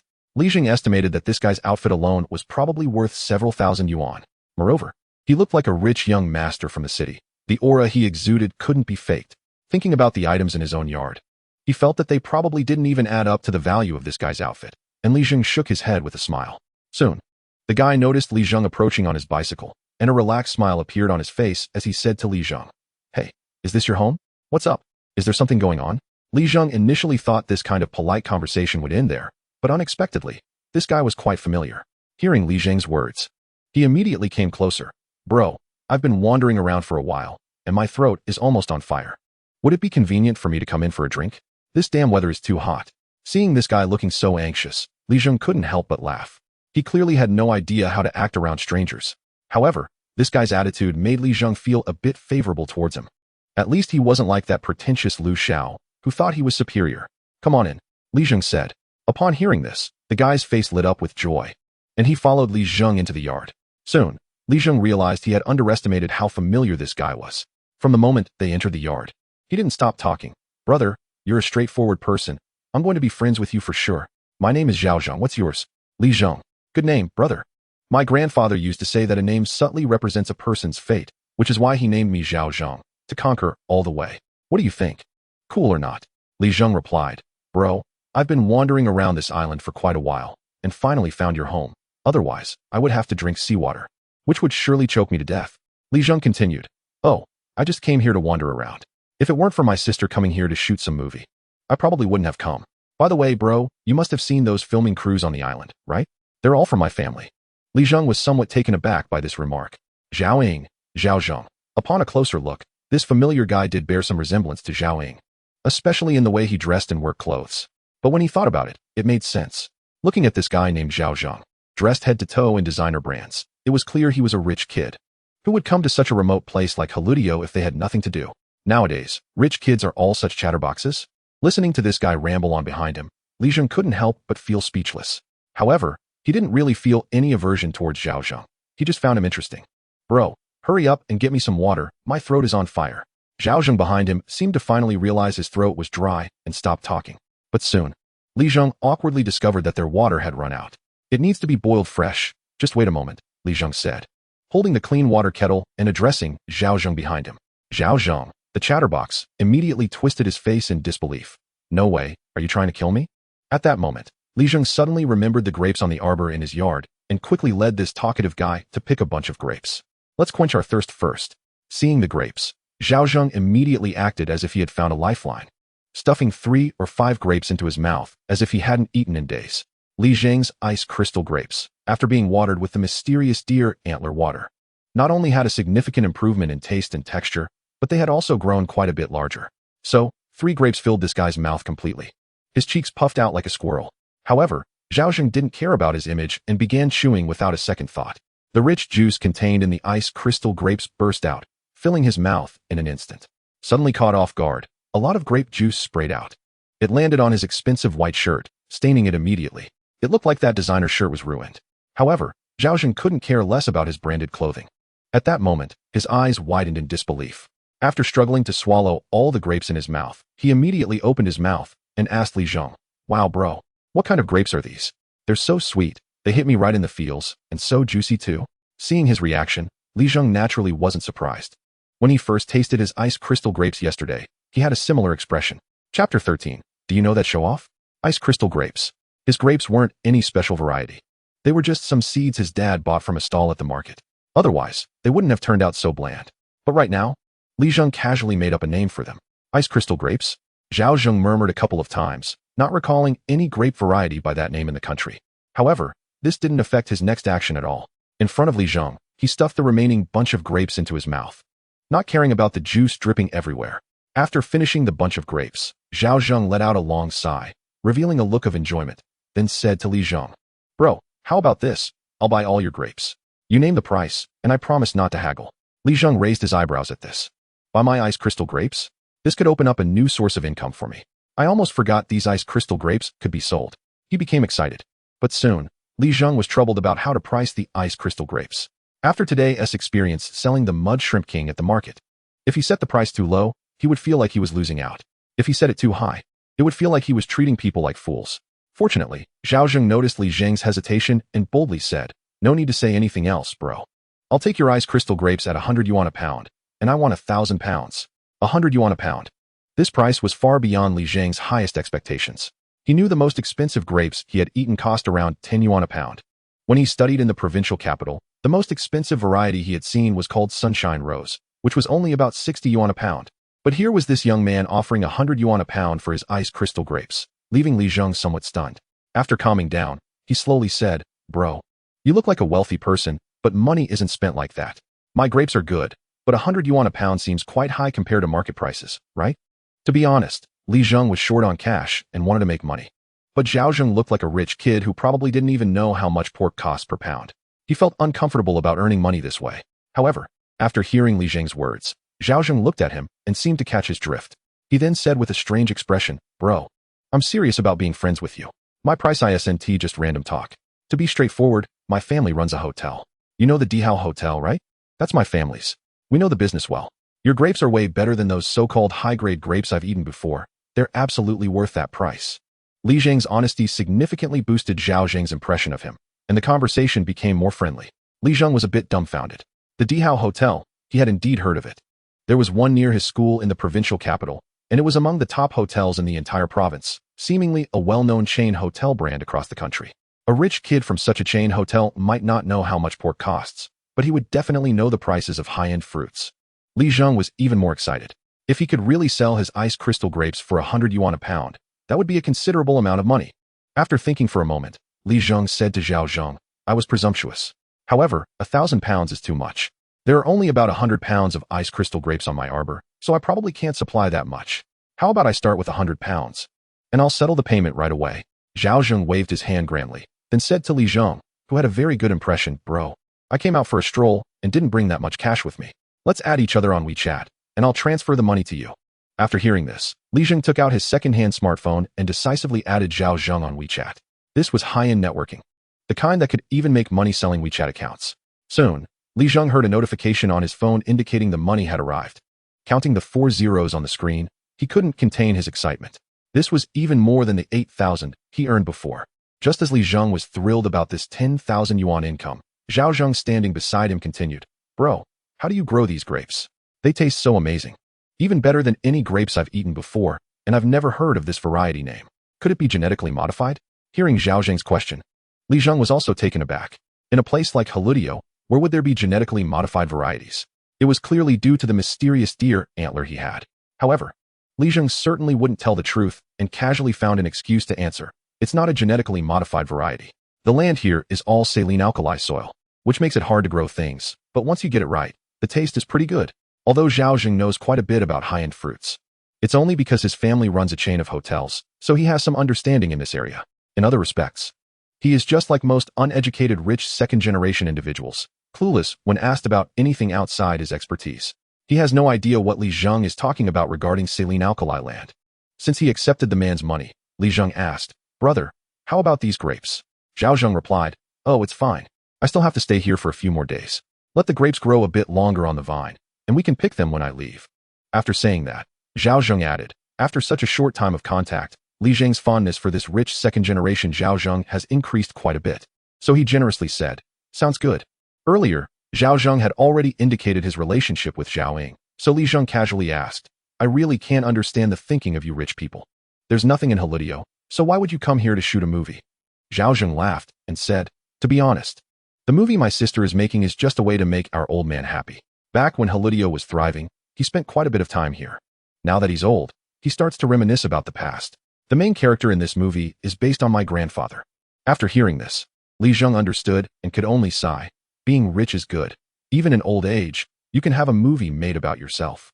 However, when Haludio was rich in resources and had a booming population, it indeed attracted a large influx of outsiders. At that time, it could be considered a densely populated center. But later, as Haludio declined, the population also dwindled, migrating to economically developed areas. Li Zheng didn't expect that Haludio could produce such a wealthy person. Dihao Hotel is a publicly listed company. Moreover, once Zhao Zheng started talking, he couldn't stop, munching on the ice crystal grapes he picked from the vine while chatting with Li Zheng. You know, we can't just stand by while making our old man happy. So I came over to hang out. But Lu Zhe is such a disgusting guy, I really don't want to be around him. So I ended up wandering over to your place. When Li Zheng heard the name Lu Zhe, he raised an eyebrow. Isn't that the young Master Lu? Zhao Zheng noticed Li Zheng's change in expression and asked curiously, What's up? Do you know Lu Zhe too? Isn't he just that pretentious guy? Chapter 14. Expanding the grape trellis. Yes, exactly. This guy is such a show-off. Damn it. He even has inappropriate thoughts about my sister. He's just a toad, wanting to eat swan meat. Zhao Zheng agreed, slapping his thigh. And his fondness for this newly acquainted brother increased a bit. Li Zheng recounted how he tricked Lu Zhe into spending 8,000 yuan on flowers from his garden. And Zhao Zheng was visibly excited, giving Li Zheng a thumbs up. Well done. It was clear that Zhao Zheng was not fond of Lu Zhe either, which left Li Zheng a bit puzzled. From his observations in the past few days, Lu Zhe was still the male lead in the crew. So he asked, But why is that? Zhao Zheng waved his hand dismissively. This kid must have had some lucky break. He looks somewhat like my grandfather when he was young.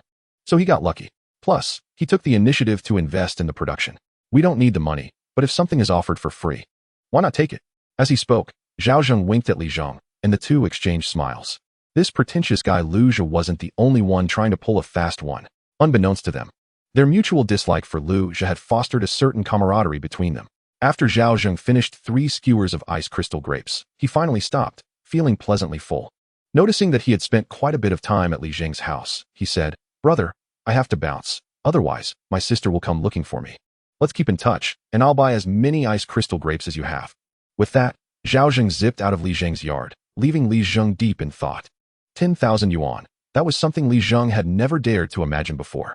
For a family living in the impoverished land of Halutio, it's undoubtedly a huge sum. If you don't count Li Zheng's college expenses, his parents' expenses in Halutio wouldn't even reach 10,000 yuan.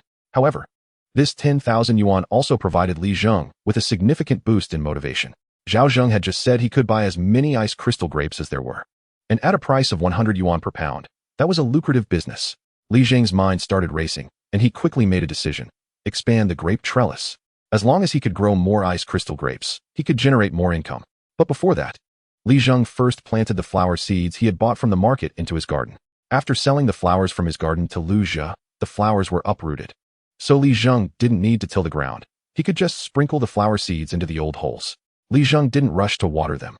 According to the usual process, he wouldn't be able to grow those extraordinarily beautiful flowers. He found a bucket, filled it with clean water, and pulled out the mysterious deer antler to soak it in. While the deer antler soaked, Li Zheng also chose a location to expand the grape trellis, right on the hillside behind his house. Halutio, aside from its barren land, offers the only gift to surrounding residents, a range of mountains. In fact, Halutio can't strictly be considered an island. It connects to the mainland via a vast mountain range that extends all the way to Halutio. From satellite images, it appears surrounded by the sea on 3 sides. But it connects to the mainland to the west. However, these mountains are deep forests, and due to their proximity to the coastline, some areas have formed coastal cliffs, dense with trees, making them impassable. Even during the peak of Halutio's prosperity, it was connected to the shore only by a bridge in the northwest. So it is practically no different from being surrounded by the sea. But for Li Zheng, the benefits of the hillside are obvious. The mountain offers not only wild game, but also wild fruits, so if luck is on their side, Li Zheng's family can improve their meals. It was clearly impossible to expand the grape trellis in his yard, but the hillside had plenty of open space for Li Zheng to use. Although there are countless steep peaks on the hillside, most of the mountains within Halutio are relatively flat. So finding a flat piece of land to build some grape trellises shouldn't be a problem. At that moment, Li Zheng made up his mind. And the water in the bucket had soaked for a while. Staring at the water that had absorbed the deer antler, Li Zheng had a sudden thought. Recalling how De Huang had changed, a notion popped into his mind. If even De Huang has become so powerful after drinking this deer antler-soaked water, could I also gain some benefits from it? Li Zheng has always been the kind of person who dares to think and act. So as soon as this thought entered his mind, he immediately squatted down and buried his head in the bucket of water, directly slurping a big mouthful of the deer antler-soaked water. Instantly, Li Zheng sensed something unusual about the water.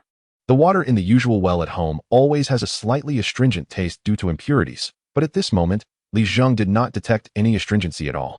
Instead, the water was extraordinarily sweet. He could feel a refreshing sensation in his mouth, and after swallowing, he felt completely invigorated. This refreshing feeling made Li Zheng want to take another big gulp, but out of caution, he held back the thought, wondering if the water might be harmful. Woof woof. At that moment, the barking of De Huang, his dog, broke the silence. Turning around, he found De Huang staring at him with a disgruntled expression, as if questioning why Li Zheng was enjoying the water all by himself. All right, I almost forgot about you, you silly dog, Li Zheng thought. He didn't dare drink too much of the mysterious water produced by the deer antler, but De Huang didn't need to worry as much, since the dog had already benefited quite a bit from it. After giving De Huang several sips of the clear water, Li Zheng put the mysterious deer antler away again and took the bucket of clear water to irrigate the freshly planted flower seeds.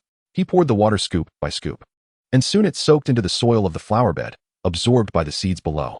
The rest would have to be left to time. After finishing this task, Li Zheng went to the grape trellis in the yard to select some grapevines that could be transplanted.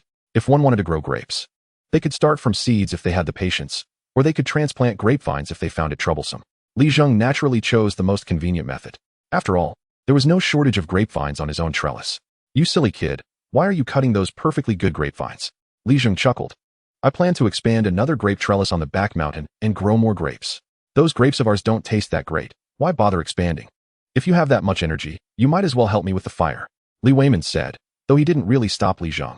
Chapter 15. Youth is good. By the time lunch was ready, Li Zheng had nearly finished selecting the grapevines and went to wash his hands and sit down for a meal. The table had 3 simple dishes: a plate of crispy fried small fish, a bowl of homegrown vegetables, and a simple seaweed and egg soup. Living by the sea, Seaweed was almost free. One could always go and gather some whenever they wanted. However, in the waters around Hoda Island, even common marine algae like seaweed had become hard to find. The seaweed at home was from Li Zheng's last trip to the market, where he exchanged some small fish for it. Although the meal was simple, it had its unique flavor. Li Zheng took a bite of the small fish, and the sound of crunching filled his mouth. The salty and fragrant small fish was just as good as big fish or meat. And after sipping the seaweed and egg soup, he felt completely satisfied, enjoying the harmonious atmosphere with his family. After lunch, he quickly tidied up and was about to take the selected grapevines up the back mountain when he saw his parents already carrying hoes. Come on, you silly kid. Hurry up the mountain. Otherwise, when will the grape trellis be built if it's just you? Li Weiman's sharp tongue was softened by his kind heart. Something Li Zheng was well aware of, so he didn't hesitate and quickly grabbed a hoe, heading straight for the back mountain. De Huang, not wanting to be left out, barked and followed the family, running back and forth, full of energy. When did this silly dog become so energetic? Li Weiman, walking ahead, muttered in confusion. He had raised De Huang since it was a puppy and knew well about its lazy nature. Yet, the dog seemed especially lively these past few days. However, he didn't dwell on it for long, and soon the family reached the back mountain, easily finding a flat piece of land on a hilltop, perfect for building the grape trellis. The back mountain hadn't been heavily developed. At most, Li Weiman and nearby residents occasionally went hunting. Most of the area remained primitive forest. After all, in a region with a thriving fishery, who would think to exploit the mountains? The advantage of this open space was that there were no trees blocking sunlight, which is one of the most crucial factors for grape growth. The few sparse pole trees were cut down by Li Weiman and Li Zheng, just right for building the grape trellis. Building the trellis was quite simple. As long as they could create a structure for the grapevines to cling to, it was fine. However, the structure had to be sturdy. Otherwise, when clusters of grapes formed, a weak trellis could collapse under the weight. Quickly, go gather some hemp rope to tie this structure together. Li Weiman instructed Li Zheng while inserting the wooden poles into the ground. Living at the foot of the mountain by the sea had its benefits. Many things could be sourced locally. Li Zheng agreed and began searching the nearby bushes, quickly finding what he needed, a type of vine much thinner than chopsticks. This vine liked to grow among bushes, clinging to them, and the locals called it hemp vine. The greatest advantage of hemp vine was its toughness. No matter how hard one pulled, it wouldn't break, and even cutting it with a knife required some effort. Thus, it became the most handy rope for country folks, especially when 3 strands were braided together to form a sturdy rope, which was perfect for tying the grape trellis. Before long, Li Zheng had gathered plenty of usable hemp vines and skillfully braided them into rope. Meanwhile, Li Weiman and his wife had already constructed a simple grape trellis using poles no thicker than an arm. After finishing the trellis, Li Zheng planted the grapevines he brought up the mountain one by one. He buried the roots of these grapevines at the base of the trellis, exerting a bit of effort to wrap the vines around the trellis a couple of times. This way, once the grapevines took root and began to grow, they would naturally climb up the poles, and it wouldn't be long before they covered the entire trellis. After a busy afternoon, the family was drenched in sweat. Once Li Weiman and his wife descended the mountain, they sat under the grape trellis in their yard to cool off. One of the other benefits of the trellis was that it provided a shaded area. After working all afternoon, Li Weiman casually picked a bunch of grapes, hoping to quench his thirst. Upon seeing the frost on the surface of the grapes, he muttered, "It's not morning anymore. Why is there still frost?" Then, he plucked a grape and popped it into his mouth. Immediately, his expression changed. In just a few bites, he swallowed the grapes and called out to his wife, "Dear, come quickly and taste our grapes. Why do they taste so good all of a sudden?" Zhao Qinglan shot him a skeptical glance and replied, "I won't fall for your tricks. It's a miracle if these grapes are even edible, let alone taste good." Though she said this, Zhao Qinglan walked over suspiciously. Li Weiman personally fed a grape to his wife, and Li Zheng, watching from the side, was dumbfounded. What the hell? Are they full from eating my old folks' dog food now? But soon, Zhao Qinglan's expression changed to one of delight, and she realized that the crystal grapes tasted exceptionally good. How about it? The grapes I planted are pretty good, right? Back then, your old lady didn't agree with me planting them, but now you see the benefits, huh? Li Zheng looked at his father, who had a proud expression, and smiled without saying anything. The taste of the grapes improved, all thanks to that mysterious deer horn in his arms. Watching his parents resting under the grape trellis, Li Zheng couldn't sit still. Building the grape trellis on the back mountain wasn't an easy task, and his parents, who were used to hard work, needed to rest for a while. But Li Zheng felt like he wasn't tired at all. On the contrary, he felt quite light and could easily work for another whole day without any problem. Thinking about it, Li Zheng remembered the few sips of clear water he had drunk earlier and suddenly had a realization. It really is a good thing. With that thought, Li Zheng called out to De Huang, planning to dig for some mud shrimp while it was still early. Li Weiman and his wife watched Li Zheng's departing figure and sighed. Youth is great. No matter what they do, they never feel tired. Li Zheng, accompanied by the equally energetic De Huang, set off from his yard straight towards the beach. However, when he was almost there, he discovered that the filming crew had changed their shooting location and was right in the area where he planned to dig for mud shrimp. Seeing so many people on the beach, Li Zheng estimated that he wouldn't be able to dig for mud shrimp. But there was a shallow area in front that was soaked by the sea all day. He could still collect some cat-eye snails and clams. Chapter 16. Collecting cat-eye snails. Since the beach was occupied, Li Zheng decided to look for some shellfish. Just as he was walking towards the beach, a familiar figure appeared in front of the filming crew. It was Zhao Zheng, who had spent 10,000 yuan that morning to buy 100 pounds of ice crystal grapes from him. Upon seeing Li Zheng, he immediately ran over and greeted him. Brother, what is up? Want to check out the filming process? Li Zheng was already familiar with Zhao Zheng's outgoing nature, so he smiled and waved his hand. Upon hearing this, Zhao Zheng's face immediately showed curiosity as he rubbed his hands and said, Great. I'm so bored in this crew. Let me tag along and learn something.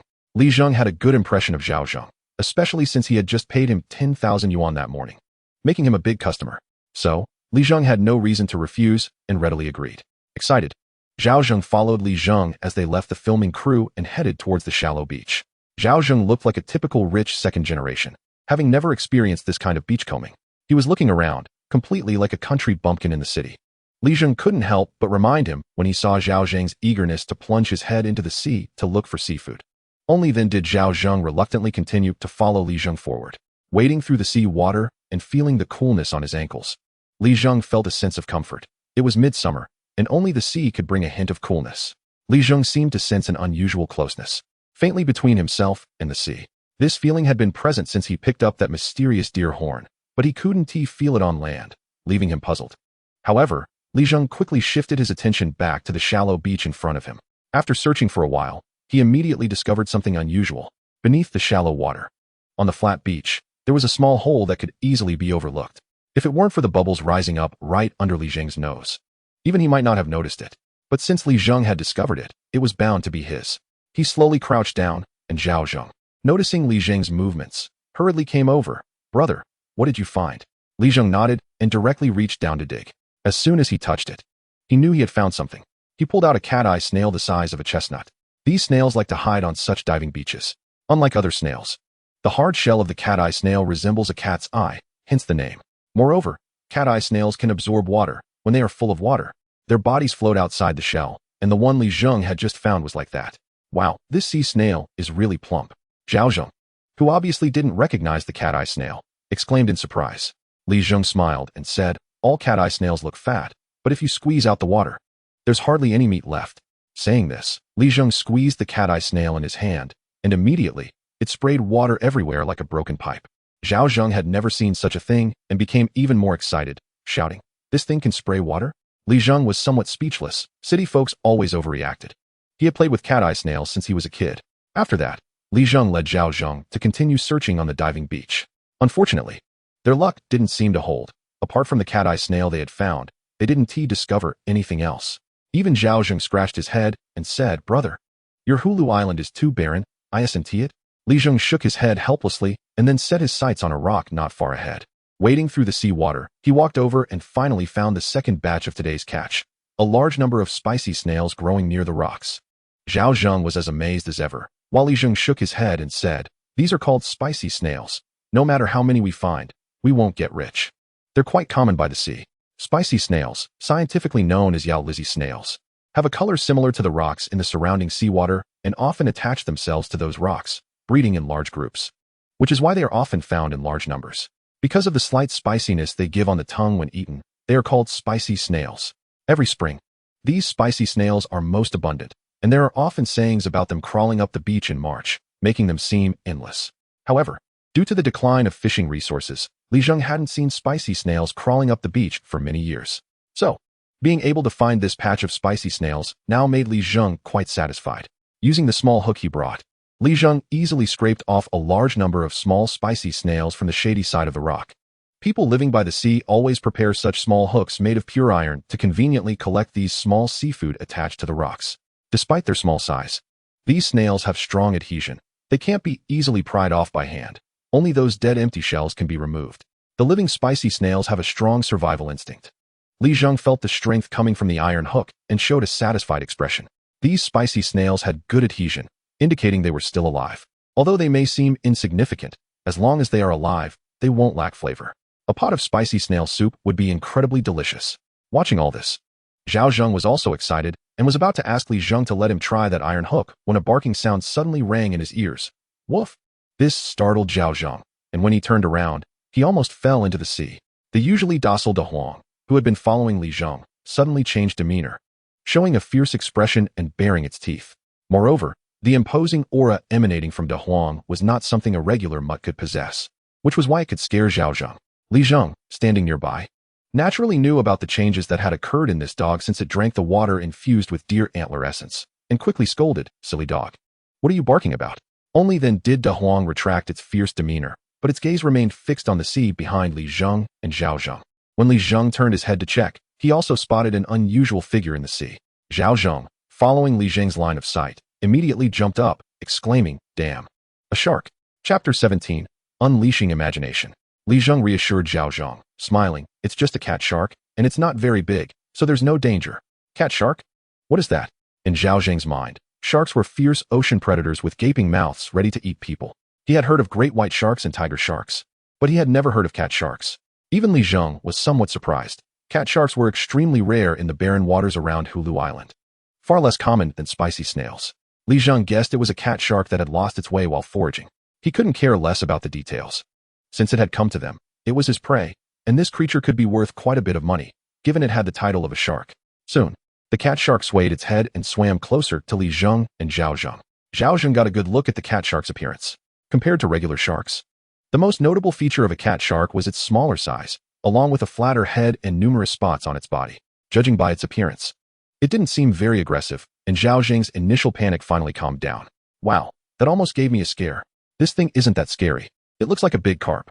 Hearing Zhao Zheng's words, Li Zheng chuckled, but he slowly raised the iron hook in his hand, taking a deep breath before decisively lunging at the swaying cat shark.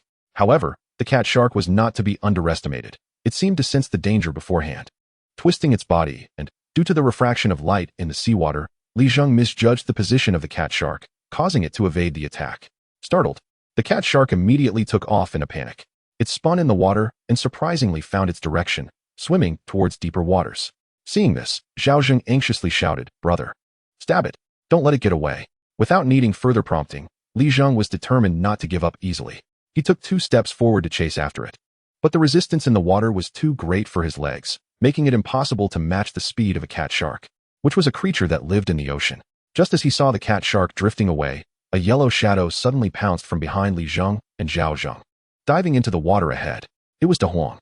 When Li Zheng and Zhao Zheng saw De Huang's figure clearly, they were astonished to find that this dog had firmly pinned down the fleeing cat shark with its claws, which was still wriggling. "Damn, brother, your dog is impressive. Its speed and precision are even better than those trained dogs I've seen," Zhao Zheng exclaimed excitedly, witnessing a mutt catch a shark. This was far more interesting than anything he had seen in the past few days. Moreover, De Huang was now flaunting its proud demeanor, holding the captured cat shark, raising its head and gazing at the sky at a 45-degree angle, letting the sea breeze blow through its fur. "Wow, brother, your dog has that flair now. I wonder how it developed such a show-off habit." Even Li Zheng was amazed by De Huang's performance, laughing as he said, "In the past, this guy would never have been able to act like this. It's only after drinking that mysterious deer antler-infused water these past couple of days that it has shown such behavior." Li Zheng stepped forward and directly grabbed the cat shark by its tail, lifting it up. Since they had already captured it alive, there was no need for the iron hook anymore. This way, they could keep it alive for another night and sell it for a good price the next day. With the catch of this cat shark, Li Zheng lost interest in continuing to fish. There wasn't much else of value on the shallow beach anyway. After all, this cat shark was already an unexpected delight. Hearing this, Zhao Zheng felt a bit reluctant, but then said to Li Zheng, "What are you keeping it for? I bought it for you. Didn't you see so many people from the crew behind me? Today, let's treat them. And I want to taste the cat shark and those spicy snails too. Just give me a price." Li Zheng was pleased to hear this. It saved him the trouble. After considering a bit, he thought that cat sharks typically sold for around 80 to 100 in the market. Estimating the cat shark weighed about 7 pounds. He confidently quoted a price, 600. The spicy snails are on the house. Li Zheng was confident he could sell the cat shark for a higher price in the market, and since he was giving away those spicy snails, he felt good about it. Plus, he had a favorable impression of Zhao Zheng, especially since Zhao Zheng had spent 10,000 earlier to buy his ice crystal grapes. Zhao Zheng, without hesitation, replied, "That's the price." Before they even got home, Zhao Zheng had already transferred the 600 yuan he earned from selling the cat shark via WeChat. Li Zheng only glanced at it and didn't pay much attention. They had to get up at midnight to help at the processing plant across the river. Li Zheng took on the household chores, having done them since he was young. So these tasks were nothing to him. In no time, he had cleaned up all the dishes. Unconsciously, he reached into his pocket to feel the mysterious deer antler. Until now, Li Zheng still hadn't figured out what it was, but at least he felt reassured. This thing was definitely a good item. Li Zheng muttered to himself. I also had a sip of this deer antler-infused water during the day, but I didn't become as fierce as De Huang. However, thinking about how he had been busy all day and now finally had a moment to rest, he didn't feel tired at all. Plus, De Huang had already had several rounds of the deer antler-infused water, so Li Zheng felt relieved. Remembering De Huang's successful show-off earlier made him both amused and annoyed. He immediately prepared a basin of clean water, intending to infuse it with deer antler essence and drink some more of that clear water to see what changes would occur. If he could become a martial arts master or something, that would be even better. While filling the water, Li Zheng suddenly thought, since the effects of this mysterious deer antler-infused water are so miraculous, wouldn't it be better to prepare more for future use? Moreover, having realized that the flowers in his garden and the grapes on the vine had undergone miraculous changes all because of this mysterious deer antler-infused water, it was essential to acquire more of this good stuff. If he could infuse an entire river, who knows what changes the creatures in that river would undergo? Li Zheng's imagination ran wild, excitedly thinking. Chapter 18. Underestimating the situation. It should be noted that around Hulu Island, besides the vast ocean, there was also a freshwater river. Having a freshwater river along the coast is not a rare occurrence. The freshwater river near Hulu Island is a minor tributary of a major river in Huagua, flowing into the sea from Hulu Island, hence the name Hulu River. At the moment, Li Zheng planned to experiment first and then decide. Glancing at the bucket of water he was holding, Li Zheng directly put it down and instead found the large vat his family usually used to store water. Usually, Li Zheng's family fetched water from the well. If they had to fetch water every time they needed it for cooking or washing vegetables, it would be troublesome and labor-intensive. Therefore, most rural households have a large vat for water storage.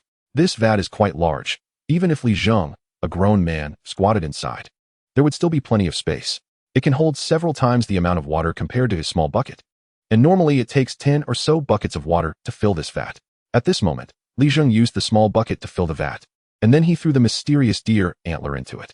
After waiting for a while, he scooped a ladle of water and brought it to his mouth to taste. But his brow furrowed.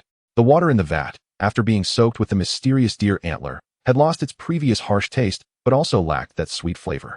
It was just like ordinary water, and its effect was completely inferior to the water soaked with the small bucket. Li Zheng called out to De Huang, and this fellow's ears were quite sharp now. As soon as Li Zheng called, he came running over excitedly. Li Zheng scooped a ladle of water in front of De Huang to test his reaction. Then, he saw De Huang sniff the water first, and then extend his tongue to lick it, but there was no strong desire as before. Seeing this scene, Li Zheng understood that the effect of soaking water with the deer antler was indeed limited. Being diluted several times in this vat significantly reduced its efficacy. Even De Huang wasn't as enthusiastic. If he threw it into the river on Hulu Island as he initially thought, it would be basically useless. Realizing this, Li Zheng fished out the mysterious deer antler and hid it back in his clothes. One mustn't be too greedy. It's better to take things step by step. When he woke up the next morning, his parents had, as expected, already left for work at the processing factory. One benefit of his parents working at the factory was that Li Zheng could have full use of their small, shabby wooden boat. So, after a quick wash and breakfast, Li Zheng took De Huang and headed out to the beach, planning to row their small boat out to the sea to check out the area where the wooden racks were. Previously, although he hadn't caught any bass with the bait shrimp, Li Zheng hadn't given up. Yesterday, he had supplemented some fresh bait shrimp, and now, taking advantage of the early morning, he needed to see if there were any results. When Li Zheng and De Huang arrived at the beach, the entire area was silent except for the sound of the waves. Even the film crew hadn't shown up. After all, it was too early for these city folks. After letting De Huang dig up a few bait shrimp, Li Zheng clapped his hands and said, Li Zheng left the small bucket and other tools on the beach for De Huang to guard.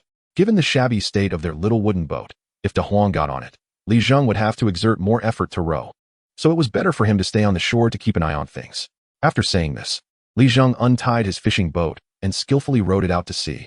After drinking the water soaked with the mysterious deer antler, Li Zheng felt that his strength had significantly increased. He was more adept at handling the solid wooden oar of his boat, and his rowing speed had also increased. So he quickly reached the area where the wooden racks were located. However, after checking around, he was still dissatisfied. The bait shrimp had gone to waste again. Nevertheless, Li Zheng did not get discouraged and reattached the bait shrimp to the base hooks. But just as he turned his head, he caught a glimpse of one of the base hooks he had just placed. It seemed to be moving. Li Zheng's face immediately brightened. Could it be that his luck was about to turn? Just after dropping it, he already had a catch? Immediately, he rowed the boat toward the wooden rack where the base hook was located. Upon getting closer, he indeed saw a blue-black figure struggling in the water. Tightly hooked by the base hook he had set, Li Zheng recognized this fish at a glance. It was a mackerel. Its scientific name is blue-spotted mackerel, due to the numerous blue spots covering its back. The mackerel caught on the base hook he had set also had starry blue spots on its back. Although he hadn't caught any base, he had caught this fellow instead. This mackerel was already about 50 centimeters long, and Li Zheng estimated it weighed at least 10 kilograms. Given the poor fishing conditions around Hulu Island, such a large fish could hardly be found. Li Zheng thought that this fish must have wandered in from the open sea looking for food. However, with the current scarcity of fish around Hulu Island, this mackerel likely couldn't find food and was probably starving, wandering nearby, drawn in by the scent of the bait shrimp he had dropped, and ended up swallowing it whole, only to get hooked. Typically, mackerels are not very expensive in the market. Smaller ones can sell for only 2 to 3 yuan per kilogram, while slightly larger ones might go for 6 to 7 yuan. They are practically dirt cheap. However, anyone in the seafood business knows that regardless of the variety, as long as the fish lives long enough and grows larger, its price will skyrocket. For instance, once a mackerel reaches over 5 kilograms, its price jumps to 25 yuan per kilogram. This one must weigh over 10 kilograms. This single mackerel could be worth nearly 3 to 400 yuan. Today was indeed a lucky day, with good fortune coming in abundance. At that moment, this mackerel had turned into stacks of red bills in Li Zheng's eyes. However, as soon as Li Zheng's hand made contact with the mackerel, which had already begun to give up its struggle, it suddenly surged with strength from somewhere and began to thrash violently. As the saying goes, a fish weighs a pound but exerts 10 pounds of force. When a rabbit is cornered, it bites, and when a dog is desperate, it jumps over the wall. This fish was no exception. A mackerel weighing over 10 kilograms, in its final moments of struggle, could unleash a force of several dozen kilograms. Li Zheng's small frame, weighing only about 120 pounds, found it difficult to maintain balance while bending over on the swaying wooden boat without any support. When the mackerel pulled, his center of gravity became unstable, and he toppled forward, directly falling into the sea. Damn it, I was careless. Chapter 19. Summon. The icy seawater jolted his nerves, and Li Zheng cursed inwardly, feeling like he had been pecked in the eye by an eagle after years of hunting them. However, before Li Zheng could react, a worse situation arose. The mackerel above, feeling a glimmer of hope for escape, began to twist and struggle violently. Its powerful tail slapped against Li Zheng's head, which had just surfaced. The force of this mackerel, weighing over 10 kilograms, was tremendous. This strike stunned Li Zheng. Nearly 100 kilograms of force impacted the most delicate part of the human body, the head, and Li Zheng had no time to react before he blacked out completely. This is it. Just before Li Zheng lost consciousness, his only thought was regretting leaving that dog De Huang on the shore. Otherwise, with De Huang's cleverness, even if he were to be knocked unconscious by that mackerel, this fellow would somehow be able to carry him out of the water. There might still be hope for him. But right now, if he passed out in the water, the only outcome would be drowning. Soon, Li Zheng's consciousness began to fade into a blank state. At that moment, a change occurred. The mysterious deer antler that Li Zheng had kept in his chest started to stir. The deer antler, which had been emitting a warm aura, suddenly released intense heat. If Li Zheng could see, he would notice that his blood, which had been stuck on the antler and could never be washed away, was now slowly being absorbed by it, seeping in completely. Just as the last trace of consciousness was about to be consumed by the void, a clear and powerful roar echoed in his ears. It was exactly the same sound he had heard last night amidst the tide. It jolted Li Zheng awake. He realized that he was no longer in the deep sea. Instead, he was surrounded by a mist, seemingly in an endless sea of clouds, stretching infinitely. Roar. Just as Li Zheng was puzzled, the light murmuring sound he had heard a few times before reappeared in his ears. The gathered clouds seemed to part as if something had pushed them aside, and then a huge, fierce, and majestic head emerged before him. The fierce face had whiskers at the corners of its mouth, a pearl beneath its forehead, and a pair of horns on top. As the mist dissipated, the full form of this fierce head was revealed. Its massive body coiled like a serpent, featuring serpent's body, lizard's legs, eagle's claws, deer antlers, and fish scales. These characteristics made Li Zheng immediately recognize this legendary creature. A dragon. Li Zheng finally realized that the thing he had picked up earlier was not a deer antler at all, but a dragon horn. At this moment, Li Zheng was utterly shocked. His mind was somewhat in chaos. A legendary creature like a dragon appearing right before him would leave anyone dumbfounded. Am I hallucinating before I die? He rubbed his eyes several times, but the majestic dragon still coiled vividly in the sky above. Its entire body radiated colorful light, and its supreme eyes were fixed intently on him. Li Zheng felt as if he were tightly bound by an invisible pressure, not daring to make any movements. However, gradually, Li Zheng calmed down. If this were not a hallucination, it might not be a bad thing for him. Besides, he clearly remembered being knocked out by that damned mackerel, and the worst outcome would simply be death. While Li Zheng was pondering, the five-colored dragon coiled in the sky suddenly moved. Li Zheng's heart raced as he focused all his attention on the dragon, not daring to be distracted. The five-colored dragon extended its massive body, occupying the entire sky, and then let out a soft murmur. The dragon's body moved, and the surrounding gray mist rapidly gathered towards it, ultimately forming a cloud that obscured the sky. Roar! Another majestic roar emanated from the dragon's head. From the cloud that blocked the sun, a dense rain began to fall, and it was no ordinary rain. It was covered with a luminous glow, clearly something extraordinary. Clouds and rain, Li Zheng exclaimed. In ancient Chinese mythology, controlling clouds and rain was a dragon's specialty. Li Zheng had always thought it was a myth, but he never expected it to be real. The five-colored dragon in the sky turned its head, its majestic eyes deeply gazing at Li Zheng, and then it began to move its massive body towards the position where Li Zheng stood. The unmatched pressure, combined with the wind from its flight, left Li Zheng somewhat dazed. Is it going to eat me? Am I completely doomed? As the fierce dragon head approached, Li Zheng silently murmured to himself, then resignedly shut his eyes. However, he felt no massive impact or intense pain coming. After waiting for a long time, he still felt nothing. Finally, Li Zheng bravely opened his eyes, only to find himself back in the cold sea water, with the mackerel still struggling above, splashing water everywhere. The vivid five-colored dragon had vanished, as if nothing had ever happened. Strange. Could it be that I just had a dream? Li Zheng muttered, recalling the experience he had just gone through, suddenly remembering the mysterious deer antler he had picked up. No, it is very likely a dragon horn. Li Zheng quickly reached into his chest to feel for it, but found nothing there. Instinctively, he looked down at his chest, where he discovered an unusual scar at the position of his heart. It was very shallow. If one didn't look closely, it would be nearly invisible, resembling a birthmark. But its shape was identical to the dragon horn he had found. Moreover, when he touched it, he could still feel a warm sensation. Li Zheng knew clearly that this scar hadn't existed before, meaning it was new. Coupled with the earlier experience and the shape of the scar, Li Zheng formed a bold hypothesis. Everything he had just experienced was real. The five-colored dragon did exist, and this dragon horn must be parasitic or attached to him. With this assumption, Li Zheng's thoughts became complex, filled with mixed emotions. Whether this dragon horn attached to him was a blessing or a curse, he had no idea. What the hell? The barefoot are not afraid of the shoot. Anyway, my life is just one of poverty, so there's nothing to lose. With his naturally optimistic nature, Li Zheng quickly shook off his worries. Regardless of whether it was good or bad, he had no losses. Besides, if it weren't for this dragon horn, he would probably have already passed out and drowned at the bottom of the sea. Just for that reason, Li Zheng felt he had gained something. Having figured this out, Li Zheng's mind became lively again. This was a dragon horn, a legendary creature. If he could benefit from it even a little, the rewards would be immense. Thus, Li Zheng began to study the dragon horn that had entered his body and turned into a mark. How should he utilize this thing? Amen. Summon. Dragon horn. Come forth for me. Chapter 20, Water Affinity. A rain began to fall, lightly and gently. It covered dozens of miles of sea area, including Hulu Island. The sudden rain left everyone baffled. Just moments ago, it had been a clear day without a cloud in the sky, and suddenly clouds enveloped the area, followed by a thunderclap, and then heavy rain began to pour.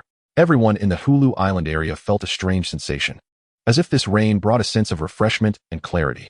It felt as if the icebound earth had suddenly welcomed the warmth of spring and blossomed. It was a mystical feeling, elevating people's spirits in an instant. Many people even stepped into the rain, whether strolling, taking deep breaths, or gazing up at the countless raindrops falling from the sky. On the beach, the film crew halted their work, and director Zheng called out to everyone. Countless flower crabs, fiddler crabs, and others emerged from the sandy holes, densely packed, as if bathing in the rain that fell from the sky. Isn't it strange? Should we eat crabs tonight? In the distance, the dolphin filming the movie was also making joyful sounds, leaping out of the water and then splashing back in, playing on the surface in the rain. Perhaps the quality of the seawater in Haludio was not great, causing it to feel sluggish and making it difficult to cooperate with the film crew. Meanwhile, in places unseen by people, such as the dense forests of Halutio, countless swallows and seabirds were flying low in the rain, showing no signs of seeking shelter from the downpour. Squirrels scampered up the branches, happily frolicking in the treetops. Even many snakes, ants, and insects crawled out from their hidden spots in the grass. In the depths of the sea, countless schools of fish and marine life were quietly migrating. Li Zheng was unaware of all this at the moment and didn't care. He was lying on the surface of the sea, letting the raindrops patter against him, staring blankly at the deer antler in his hand. Just now, he had tried to call it, and to his surprise, this antler, now a scarred tattoo, immediately responded to his call and reappeared in his hand. Li Zheng was incredibly excited. Such a thing was possible. The antler, which he had thought lost, brought him immense joy. He had been worried that this magical object would disappear just like that. How could he rely on the antler for wealth in the future? Haha, what a false alarm. Dragon horn, come. Li Zheng discovered that with his command, the dragon horn could always transform into a flash of light, disappearing in an instant and reappearing moments later. This was even more convenient than Sun Wukong's golden staff. Incredible. After praising it, Li Zheng began to think of more ideas. Just now, the dragon that appeared couldn't have been a dream, right? He wondered if he could summon the dragon with this dragon horn.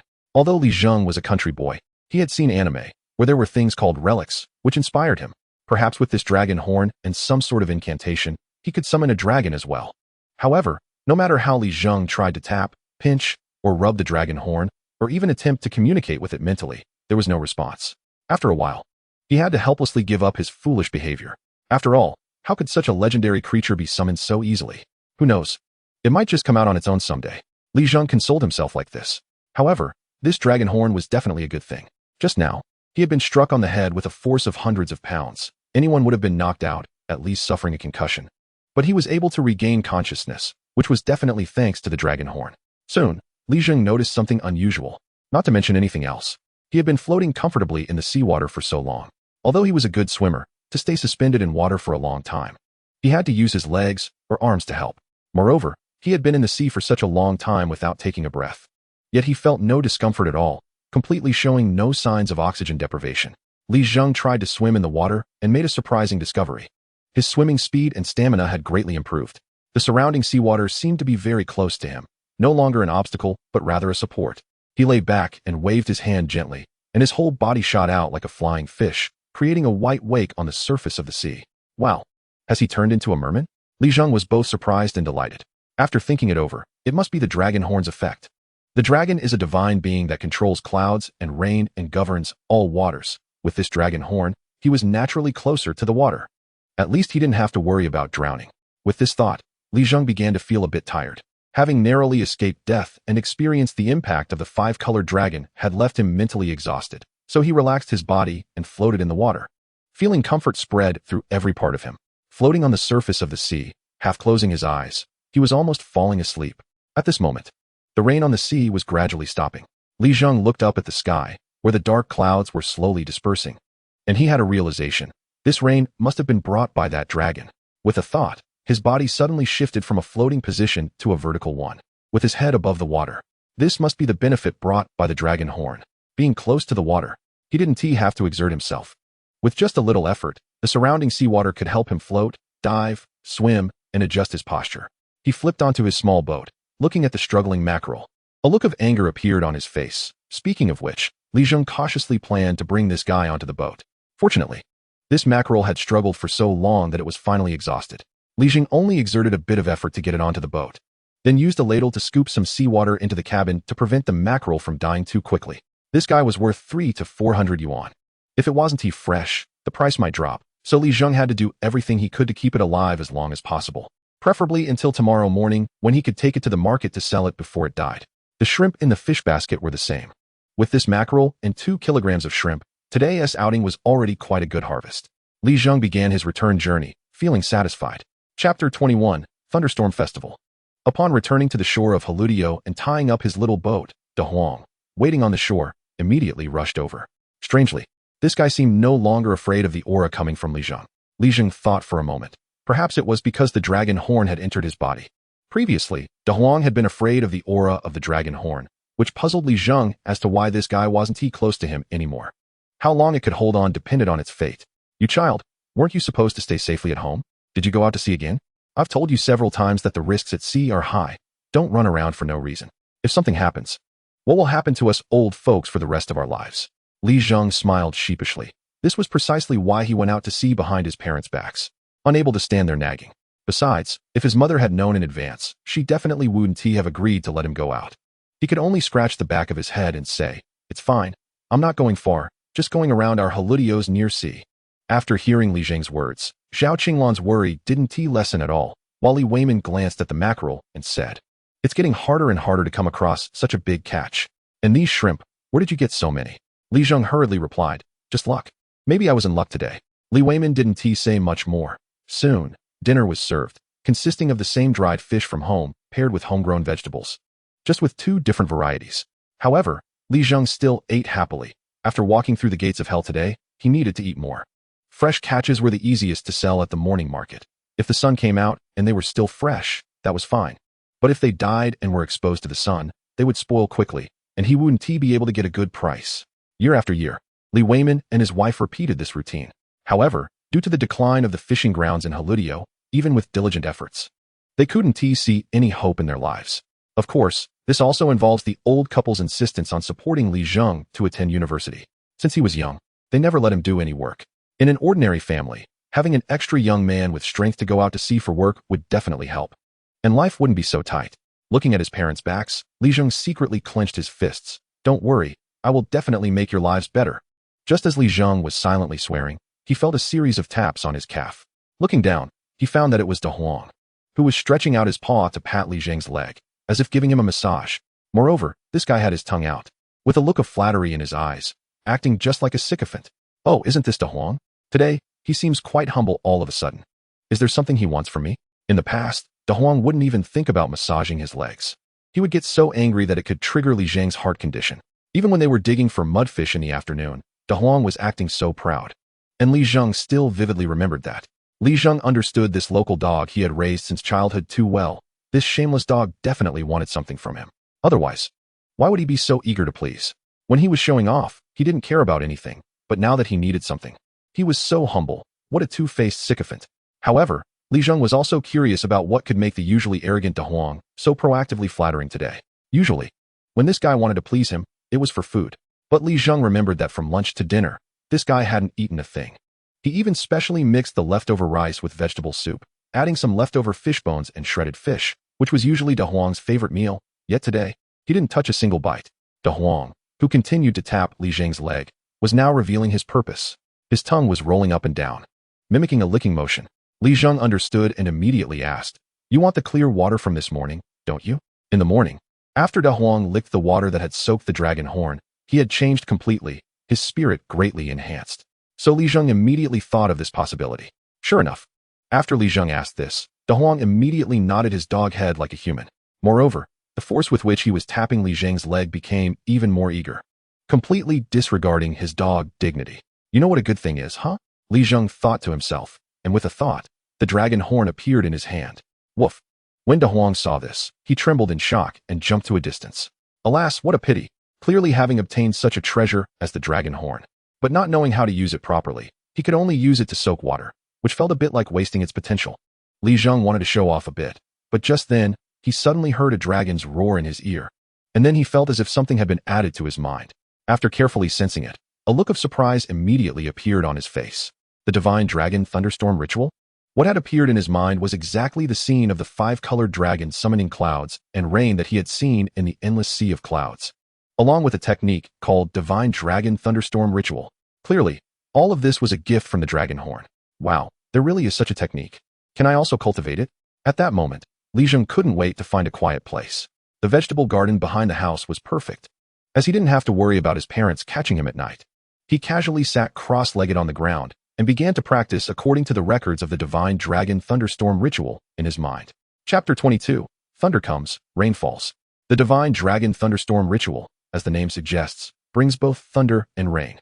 Thunder can harm enemies, and rain can nourish all things. The first step in cultivation is to sense the water attribute's spiritual energy between heaven and earth. The world is filled with various attributes of spiritual energy, but ordinary people are completely unaware of it, unable to see or touch it. Yet, they genuinely exist, perhaps because of the dragon horn. Li Zheng smoothly sensed the existence of those water spiritual energies and proceeded to the next step, which was to gather them together. After several attempts, Li Zheng easily accomplished this, knowing that it was thanks to the dragon horn.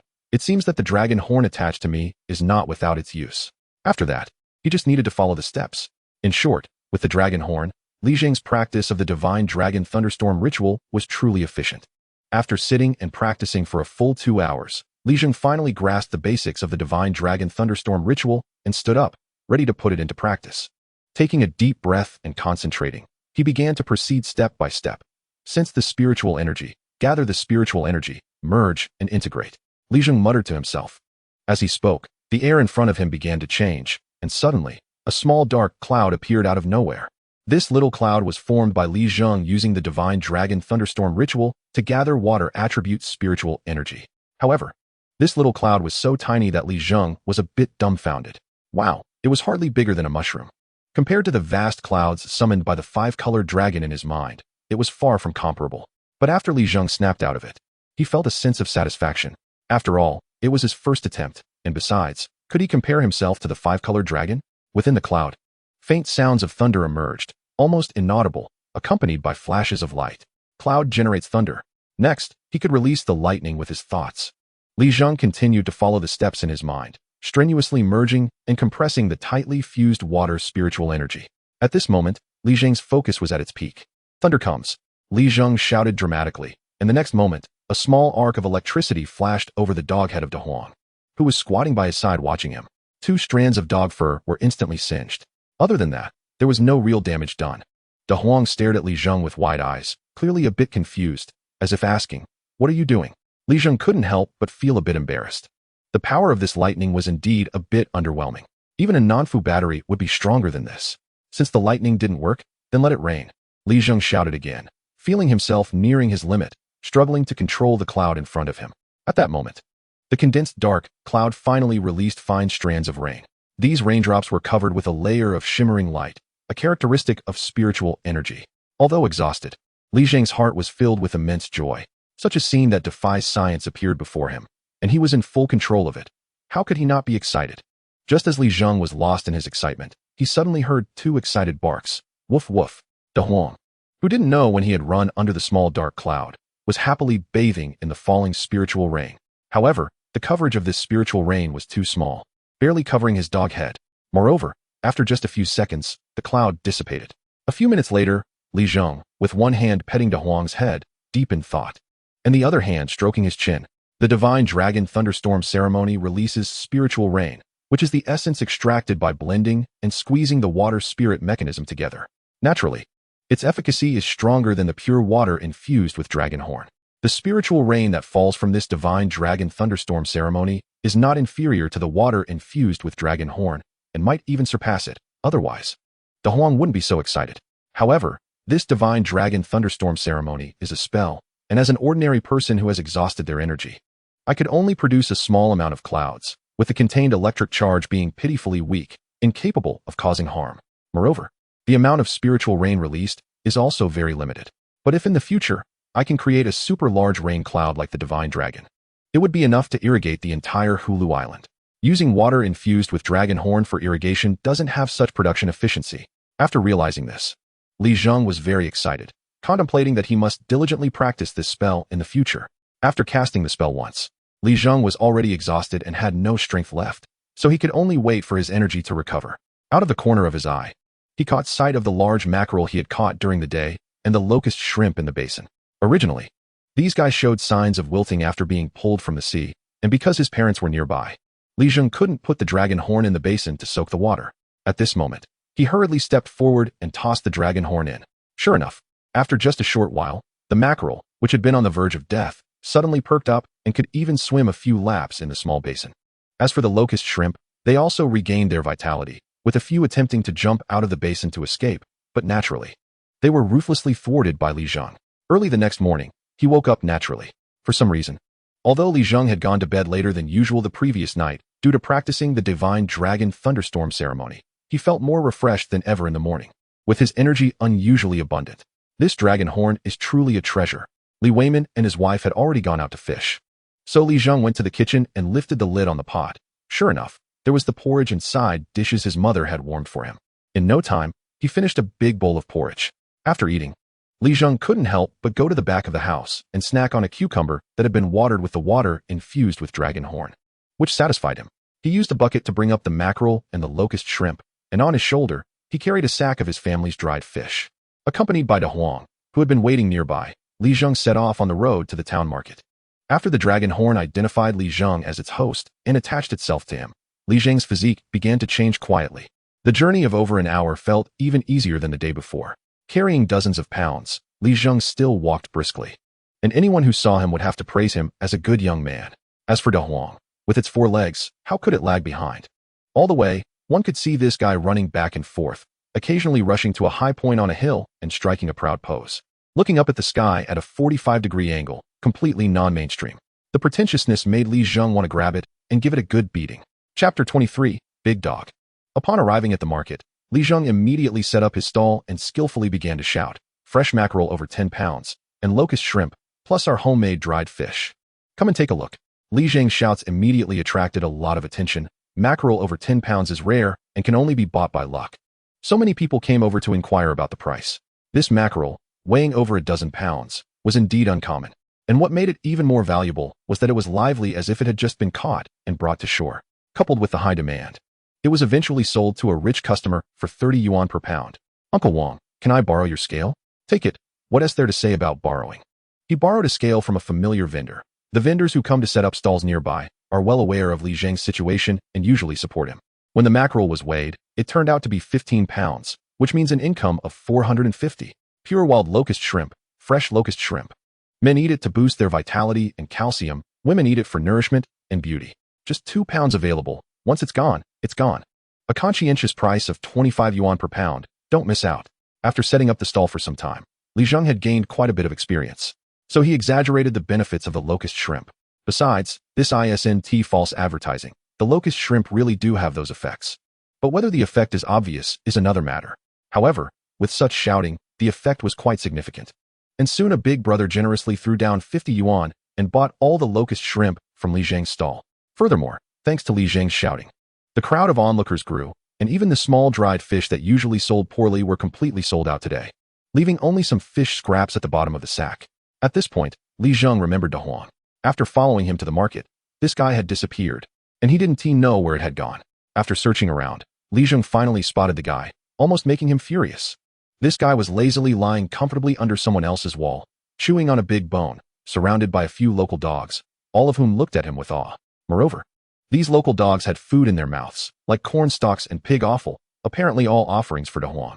In no time, this guy had become the dog boss at the market. What was most infuriating was that De Huang seemed to have learned something from somewhere. One of its legs was draped over another dog's leg, swaying back and forth, crossing its legs more perfectly than Li Zheng, looking like a real dog lord. "Damn it, I can only eat fish scraps, and you're getting the big bone arranged for you." Hearing Li Zheng's scolding, De Huang immediately dropped its pretentious demeanor, kicked its legs, and did a somersault, moving with an impressive flair.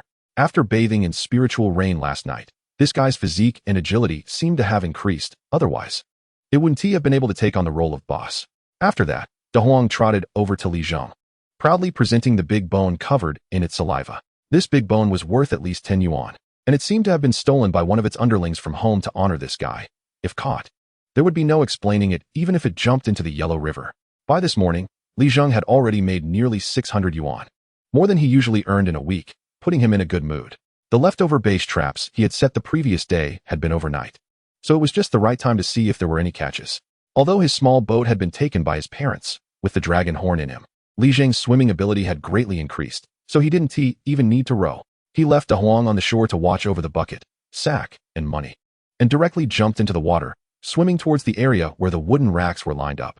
Li Zheng felt that the surrounding seawater was incredibly friendly. Swimming felt even easier than walking on land, and he swam forward at an incredibly fast speed, even leaving a trail of water behind him. This speed could rival that of professional swimmers. In just about 10 minutes, the wooden racks appeared in Li Zheng's view, a speed much faster than rowing. Li Zheng quickly swam to the fish traps he had set, but he was somewhat disappointed to find that, apart from catching a mackerel by chance yesterday, there was nothing else to show for it. The bait, the locust shrimp, had all disappeared as well. Sigh, the waters near Halutio are still too barren. Li Zheng sighed. The fact that the locust shrimp were all intact indicated that there had been no base biting at the hooks at all. If the locust shrimp had been nibbled on, it would at least suggest that there were fish in the area, just not biting. The entire area might not even support base at all, which was the most despairing thought. In such a desolate and barren sea, what hope could his parents have after toiling their whole lives?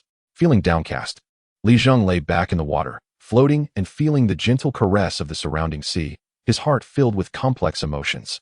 Haludio was where he had grown up. To say he had no feelings for it would be false. Although Haludio had already declined when he was a child, it was not as exaggerated as it was now.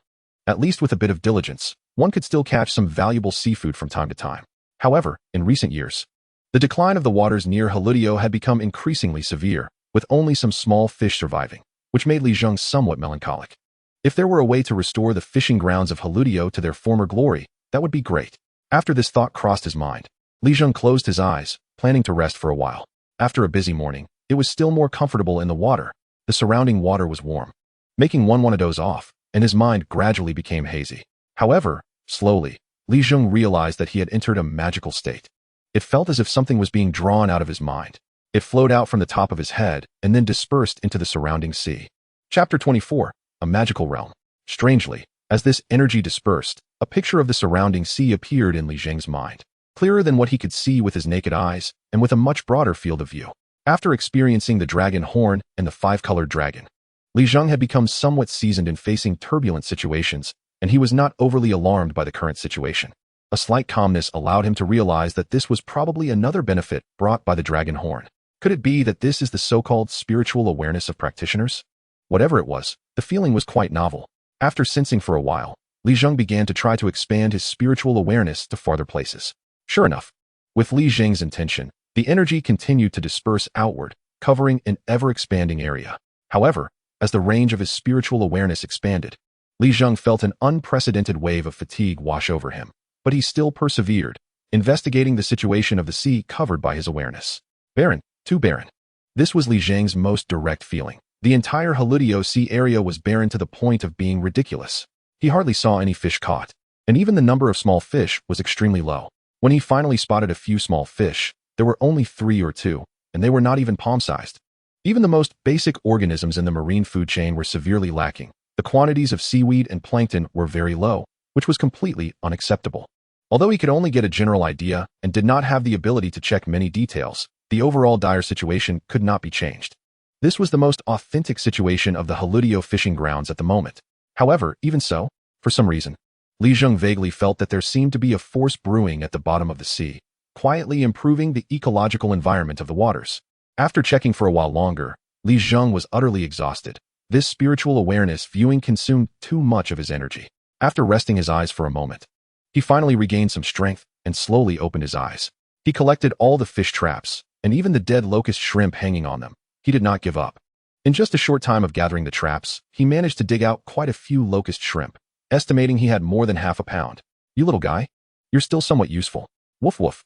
The big yellow dog barked twice, expressing its dissatisfaction with Li Zheng's underestimation of it. Li Zheng did not plan to sell the half a pound of locust shrimp. He intended to add some variety to the family's meals. His parents worked hard all day at sea. Relying solely on vegetables was not enough. Besides the small dried fish, the family needed some meat. "You kid, if you could just gather a bit more locust shrimp to make a full pound, you could exchange it for $20 or so.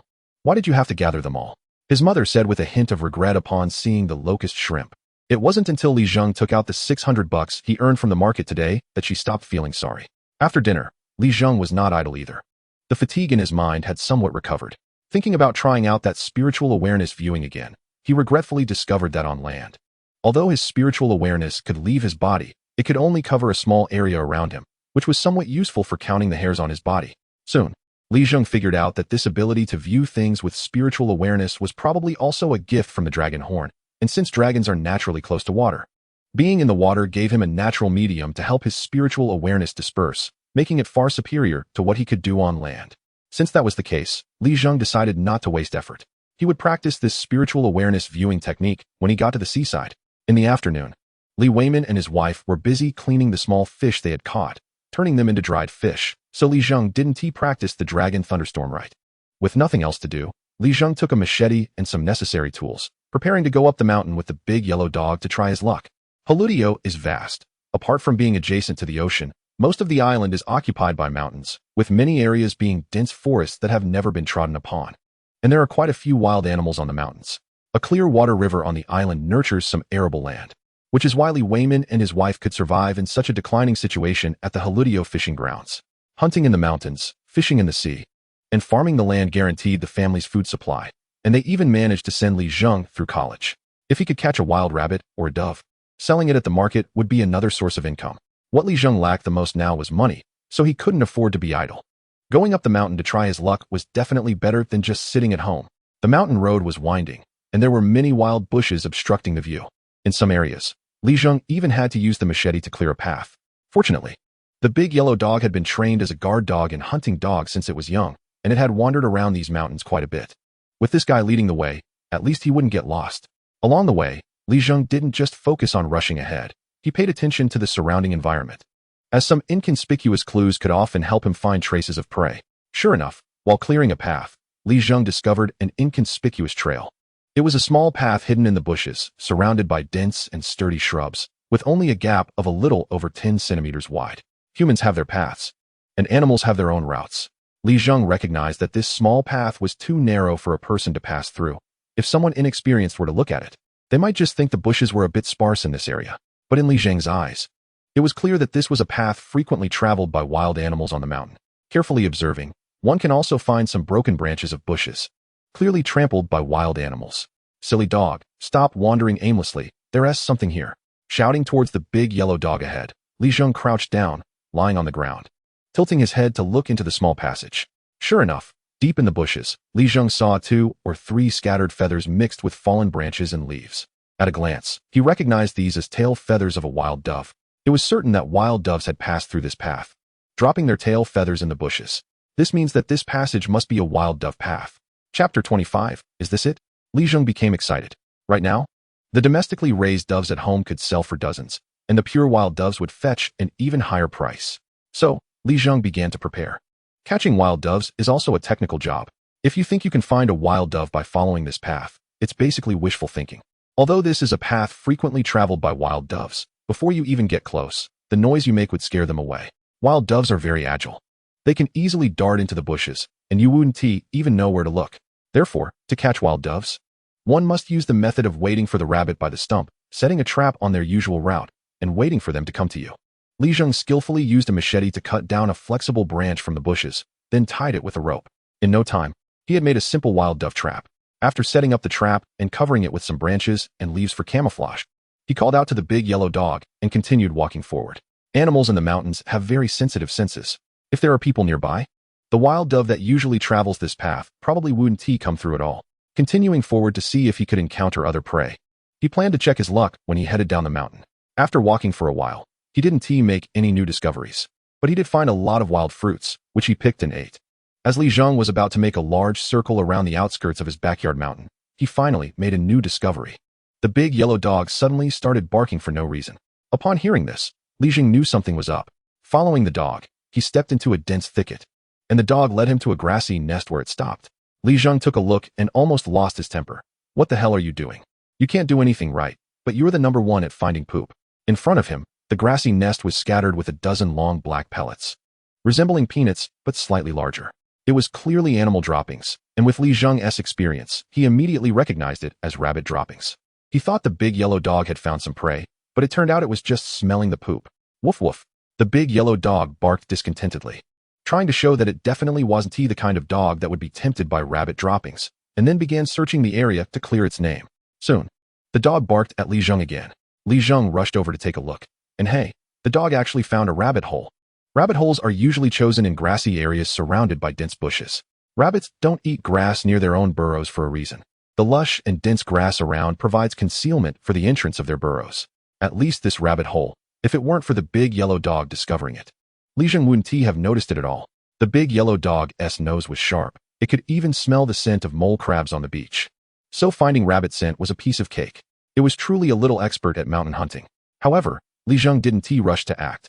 As the saying goes, a cunning rabbit has 3 burrows, especially for these wild rabbits that grow in the mountains. They are very sly, and there must be other entrances nearby. So, Li Zheng ordered the big yellow dog, "Go find out the other holes for me." let us catch the rabbit in the trap. The big yellow dog immediately understood Li Zheng's command. Now this dog was quite clever and was no longer the silly dog from before. To his credit, the dog worked efficiently, keeping its head low and sniffing around. Soon, it found 2 more holes, and after confirming there were no other holes, Li Zheng's face showed an excited expression. It was time for the showdown. With a machete in hand, Li Zheng went around and cut some bush branches. These branches were chosen carefully. They were from moist varieties, which would produce a lot of smoke when burned and irritate the eyes. Li Zheng planned to use the smoke generated from these bushes to drive the rabbit out of its hole. He stuffed the 2 holes tightly with the branches he had cut, then lit a fire. Immediately, choking smoke began to rise, but most of it drifted into the rabbit hole, leaving 1 hole open. When the rabbit inside couldn't stand the smoke, it would naturally dart out through the remaining hole, and all he had to do was wait for it. However, plans often change. Perhaps Li Zheng's actions outside were a bit too loud, startling the rabbit inside. Just as he lit the branches at the 2 holes, he saw a gray shadow dart out from the remaining hole, clearly a fat wild rabbit. Damn, why aren't you following the script? The speed of this wild rabbit was incredibly swift, and in the blink of an eye, it had already dashed a great distance away, making it impossible to catch up. Just when Li Zheng felt a bit disappointed at missing out on such a fat wild rabbit, a yellow shadow suddenly darted out beside him. It was the big yellow dog. But this dog's speed was so fast that it surprised Li Zheng. This dog was as quick as a lightning bolt, or rather, a lightning dog. In the blink of an eye, the big yellow dog leaped at least 10 meters away. And this speed was even faster than that of the gray wild rabbit. Li Zheng saw this and thought, there's hope. He fixed his gaze on the yellow shadow that was the big yellow dog, not shifting his focus until the gray shadow and the big yellow dog disappeared into the bushes. Before long, there was a rustling sound from the bushes ahead, and soon, the big yellow dog reappeared in Li Zheng's sight. True to his expectations, seeing the big yellow dog with a fat gray wild rabbit in its mouth, Li Zheng showed an excited expression. Awesome, big yellow. After the big yellow dog's great victory, it started to show off, lifting its head high as if it was about to touch the sky, strutting with an air of superiority. It slowly walked up to Li Zheng, dropping the already exhausted gray wild rabbit right at Li Zheng's feet, then shaking its head as if to say, "Is this it? Damn it. If it weren't for the presence of this fat wild rabbit, Li Zheng would have given this guy a good beating today," thinking he was all that. Holding the 2 ears of the gray wild rabbit, Li Zheng weighed it in his hands. This rabbit must weigh at least over 5 pounds. Unlike the domesticated rabbits, this pure wild rabbit in the mountains weighing this much was quite impressive. It was definitely a big one. Domesticated rabbits outside usually cost over 10 yuan per pound, while this pure wild one could sell for at least 30 yuan per pound. This means that just this one wild rabbit would be worth around 150 yuan. Another source of income. The fur could be made into a hat, perfect for keeping warm in winter and preventing ear frostbite, just right for his mother. This rabbit fur can be worth quite a bit in the market, but Li Zheng didn't plan to sell it. In winter, the wind by the sea cuts like a knife, and his mother is in poor health, so he needs to keep her warm. Making a rabbit fur hat would definitely be cozy. At that moment, Li Zheng made up his mind. Chapter 26, The Spirit of the Sea. Recently, his luck has been good. It really feels like the stars are in his favor. Today's catch should also include a wild dove. Li Zheng could already hear the sound of the wild dove struggling and flapping its wings.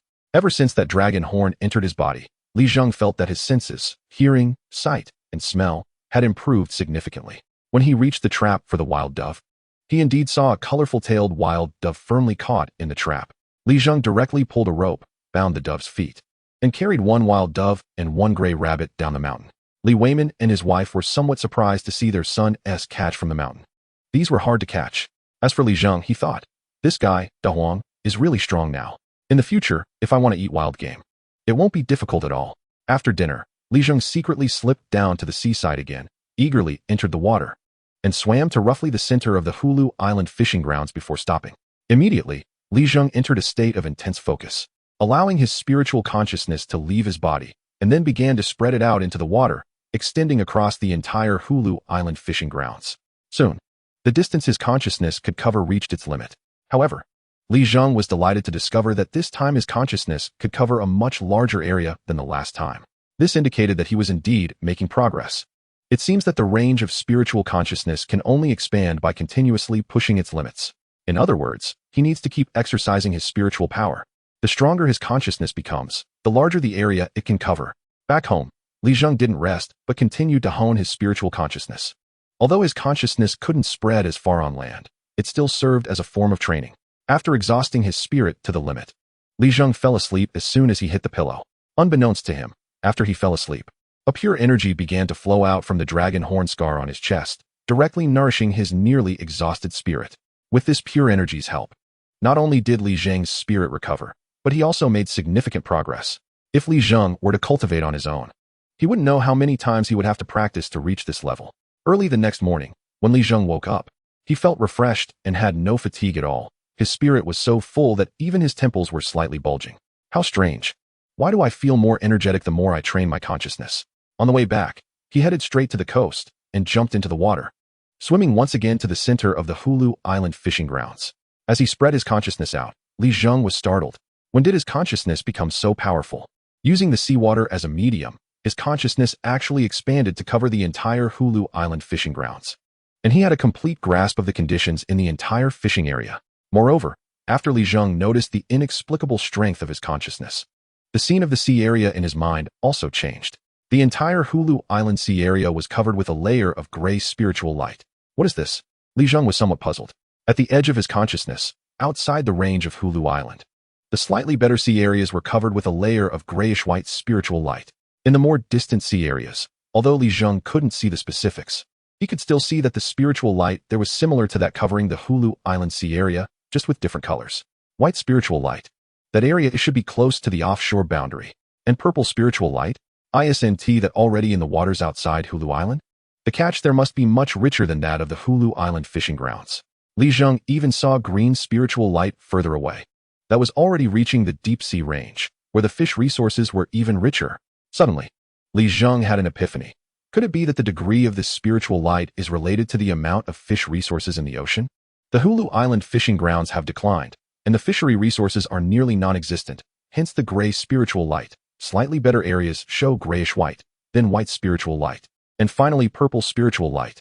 After learning the Dragon Thunderstorm ritual, Li Zheng could sense the spiritual energy in the world. To verify his guess, he began sensing the spiritual energy situation in the surrounding sea area, and it turned out to be just as he had speculated.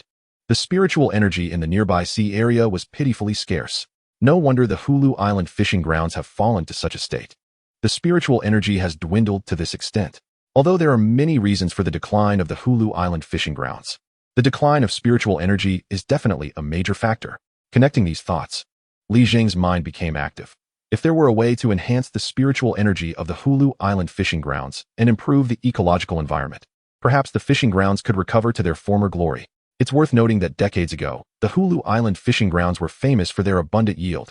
The entire coastal city gained fame in surrounding provinces due to its rich fishery resources, and at that time, the Hulu Island fishing grounds were among the best, producing large quantities of various marine fish, with an annual output of tens of thousands of tons.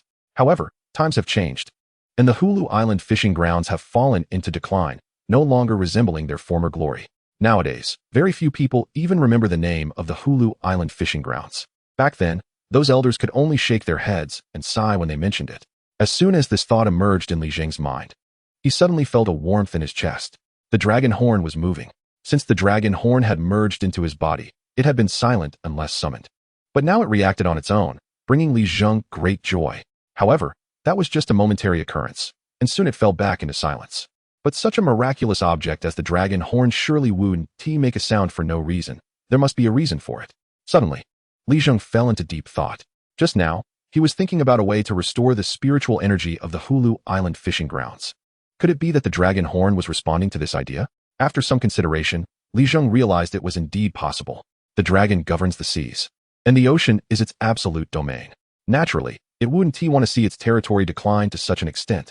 So, when the thought of restoring the spiritual energy of the Hulu Island fishing grounds appeared in Li Zheng's mind, the dragon horn responded. The more he thought about it, the more plausible it seemed. But then Li Zheng's face showed a bitter expression. What a precious treasure. I want to, but I feel powerless. With such a vast sea area suffering from dwindling spiritual energy, I really have no good way to help. Chapter 27. I have a bold idea. Just as Li Zheng was shaking his head with a wry smile, he felt warmth again in his chest. Suddenly, something appeared in his mind. When Li Zheng focused and checked, an unusual expression appeared on his face. The new thing in his mind was familiar to him. It was similar to the spell he had already practiced, the Dragon Thunderstorm ritual, but even more exquisite and profound. It could be considered an advanced version of the Dragon Thunderstorm ritual. ocean geomagnetic perception. Through this information, Li Zheng also became aware that the spiritual energy drifting in the world only accounts for a small part of the entire world's spiritual energy. Most of it is stored in the spiritual veins beneath the earth. The advanced version of the Divine Dragon Thunderstorm ritual involves sensing the earth veins beneath the sea, extracting spiritual energy from these underground spiritual veins. The previous Divine Dragon Thunderstorm ritual could only collect the dispersed water spiritual energy between heaven and earth, which is not on the same level at all. In an instant, Li Zheng became excited. He began to practice directly in the seawater. With the experience from practicing the Divine Dragon Thunderstorm ritual, Li Zheng's spiritual consciousness quickly focused and began to probe into the seabed. His spiritual sense began to spread, becoming blurry and extending. He easily reached the seabed. Upon encountering this substance, there was a slight obstruction. After all, the seabed is made up of rock and soil, not seawater. However, at this moment, Li Zheng's spiritual sense had been significantly enhanced by the dragon horn. So he smoothly broke through that layer of obstruction and continued to probe downward.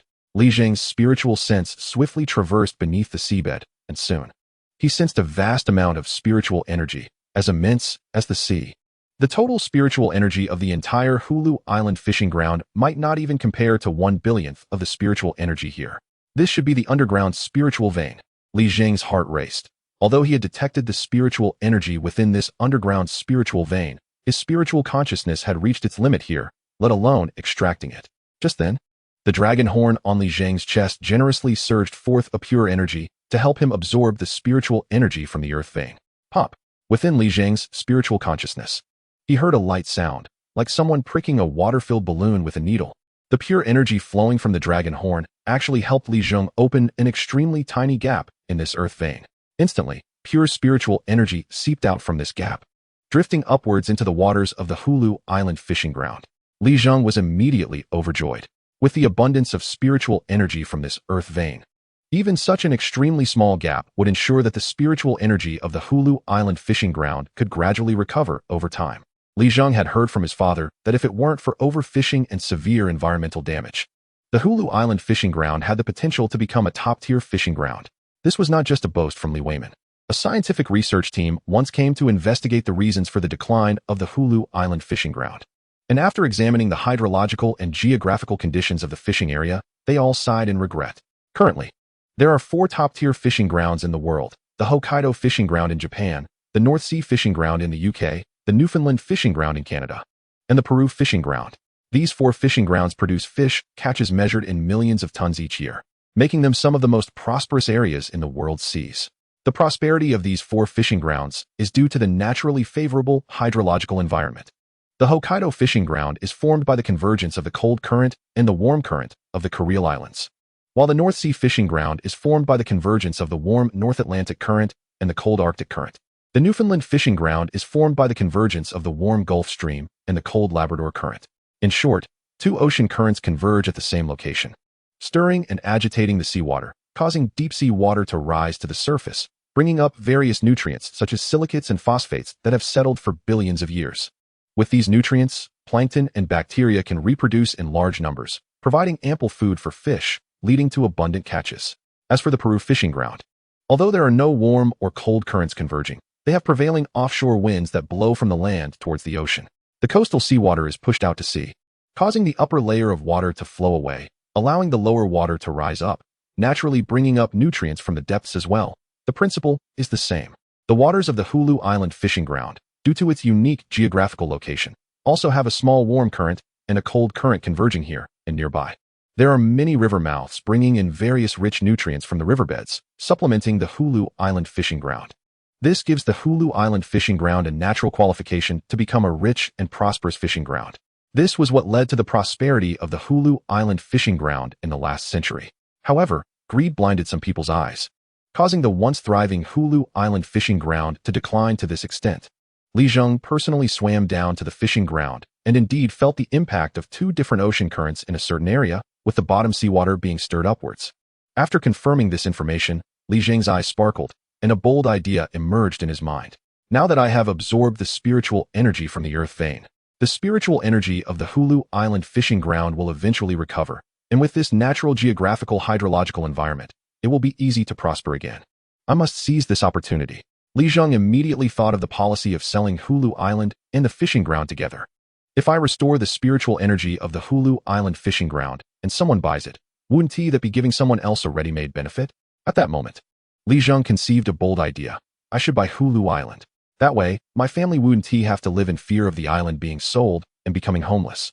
And we could take advantage of the revival of the Hulu Island fishing ground's spiritual energy. However, Li Zheng then thought about how he currently couldn't even come up with the 8,000 yuan tuition for the next school year. Where would he get the money to buy an entire fishing ground? He couldn't help but smile wryly. In the past, Li Zheng would never have even dared to think of such an idea. But now, with the magical dragon horn on him, anything is possible. Li Weiman and his wife didn't ask too many questions.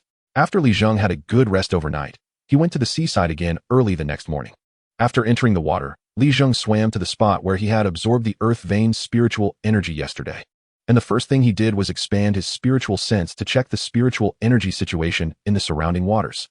Soon, Li Zheng was pleasantly surprised to find that although the overall spiritual energy of the Hulu Island fishing ground had not changed and still looked barren, the seabed he was currently on had, after a night of nourishment from the earth vein's spiritual energy, developed to a level of grayish-white. In terms of spiritual energy intensity, this means that the concentration of spiritual energy in this sea area is higher than in other places. The most direct manifestation of this was that shortly after Li Zheng arrived, he noticed 1 or 2 small white fish swimming nearby. Fish living in the ocean are the most sensitive to changes in spiritual energy, and these small white fish, sensing that the spiritual energy here is richer than in other areas, swam over. People naturally aspire to higher places, and water flows downward. This principle applies everywhere. This means that the fishing ground is truly starting to change and improve, although this small area only spans about tens of meters. While the entire Hulu Island fishing ground covers nearly 1,000,000 acres, with the continuous replenishment of earth vein's spiritual energy, the restoration of the spiritual energy of the entire Hulu Island fishing ground is just around the corner. I have to make money and acquire the entire fishing ground before the spiritual energy recovers, Li Zheng muttered. However, at the moment, he really had no ideas, and there was no need to rush. After all, the recovery of the fishing ground's spiritual energy was not something that could happen overnight. Moreover, the decline of the Hulu's Island fishing ground was not solely due to the spiritual energy issue. The key problem was that the ecological environment had been severely damaged. He could only continue to train his spiritual consciousness. As he spread out his spiritual consciousness, he covered the entire Hulu's Island fishing ground once again. Just as Li Zheng was planning to take a good look at the general situation of the Hulu's Island fishing ground, a peculiar object appeared in the scene of the fishing ground sea area, catching his attention. This thing was about 1 meter in size. If it were a fish, it would definitely be a big one. It could be worth a fortune.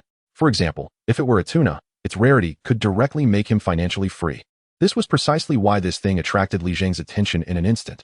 After all, such large creatures had long been extinct in the Hulu's Island fishing ground. However, upon closer inspection, Li Zheng was surprised to find that this thing was not a fish at all.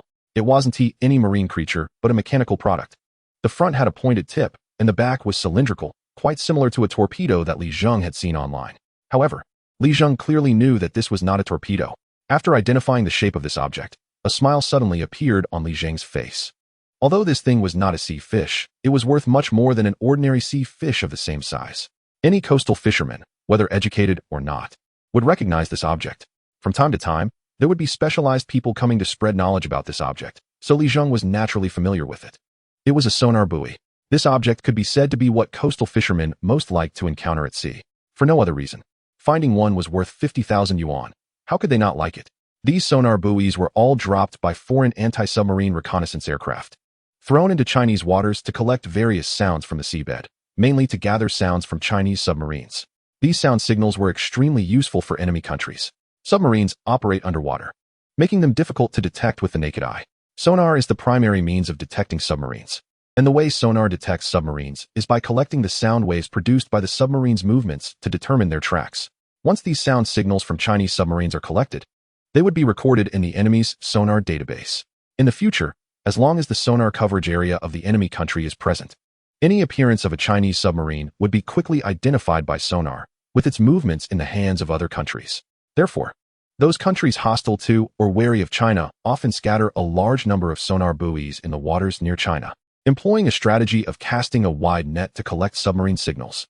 Although China also has specialized anti-submarine ships to clear these sonar buoys, The vastness of the sea makes it nearly impossible to find a small sonar buoy just 1 meter in size. It's like finding a needle in a haystack. However, this is where the power of the people comes into play. Coastal naval bases and local police almost go door to door to promote the shape of these sonar buoys and promise that whoever retrieves one will be credited. Mobilizing the masses immediately showed results. There are probably hundreds of thousands of movable boats along the Chinese coast. Once they hear that a sonar buoy is worth 50,000 yuan, isn't that much faster than catching big fish? Some even specifically set out to sea just to look for these things. Unexpectedly, he encountered one today. The position of this sonar buoy was tricky, having fallen into a gap among a group of underwater reefs, meaning it was surrounded by obstacles. At that moment, Li Zheng focused his thoughts and quickly swam toward the area where this object was located in his spiritual consciousness. With the dragon horn on him, Li Zheng moved swiftly through the water, hardly needing to come up for air, allowing him to swim a long distance. After swimming for a good 20 minutes, Li Zheng finally reached his destination. At the first moment, he spotted the torpedo-shaped sonar buoy. Soon, Li Zheng confirmed that this object was indeed the sonar buoy he often saw in brochures. The string of English on it also helped Li Zheng identify what it was. However, when he saw another line of text below that string of English, Li Zheng couldn't help but smile. It was written in Chinese, clearly stating, "Sonar without copper. Useless to take." The intelligence departments of the enemy countries that dropped these sonar buoys, after witnessing the prowess of Chinese coastal fishermen, specifically marked these Chinese characters on the sonar buoys. Unexpectedly, this really existed. However, Li Zheng didn't care about that at all. He muttered to himself, "Whether there's copper or not, I'll take one if I find it. Besides, this thing is already clearly priced. One is worth 50,000 yuan. For Li Zheng, who was still in a state of poverty, that was a considerable sum, even faster than selling ice crystal grapes and mutated flowers. At this moment, Li Zheng was in dire need of money. Planning to take advantage of the gradual recovery of the spiritual energy in the fishing grounds around Hulu's Island to buy out the fishing grounds of Hulu's Island and nearby areas. This would be his first pot of gold. Thus, Li Zheng dived down and dragged the sonar buoy out from among the underwater reefs. It would be even better if he could find one or two more.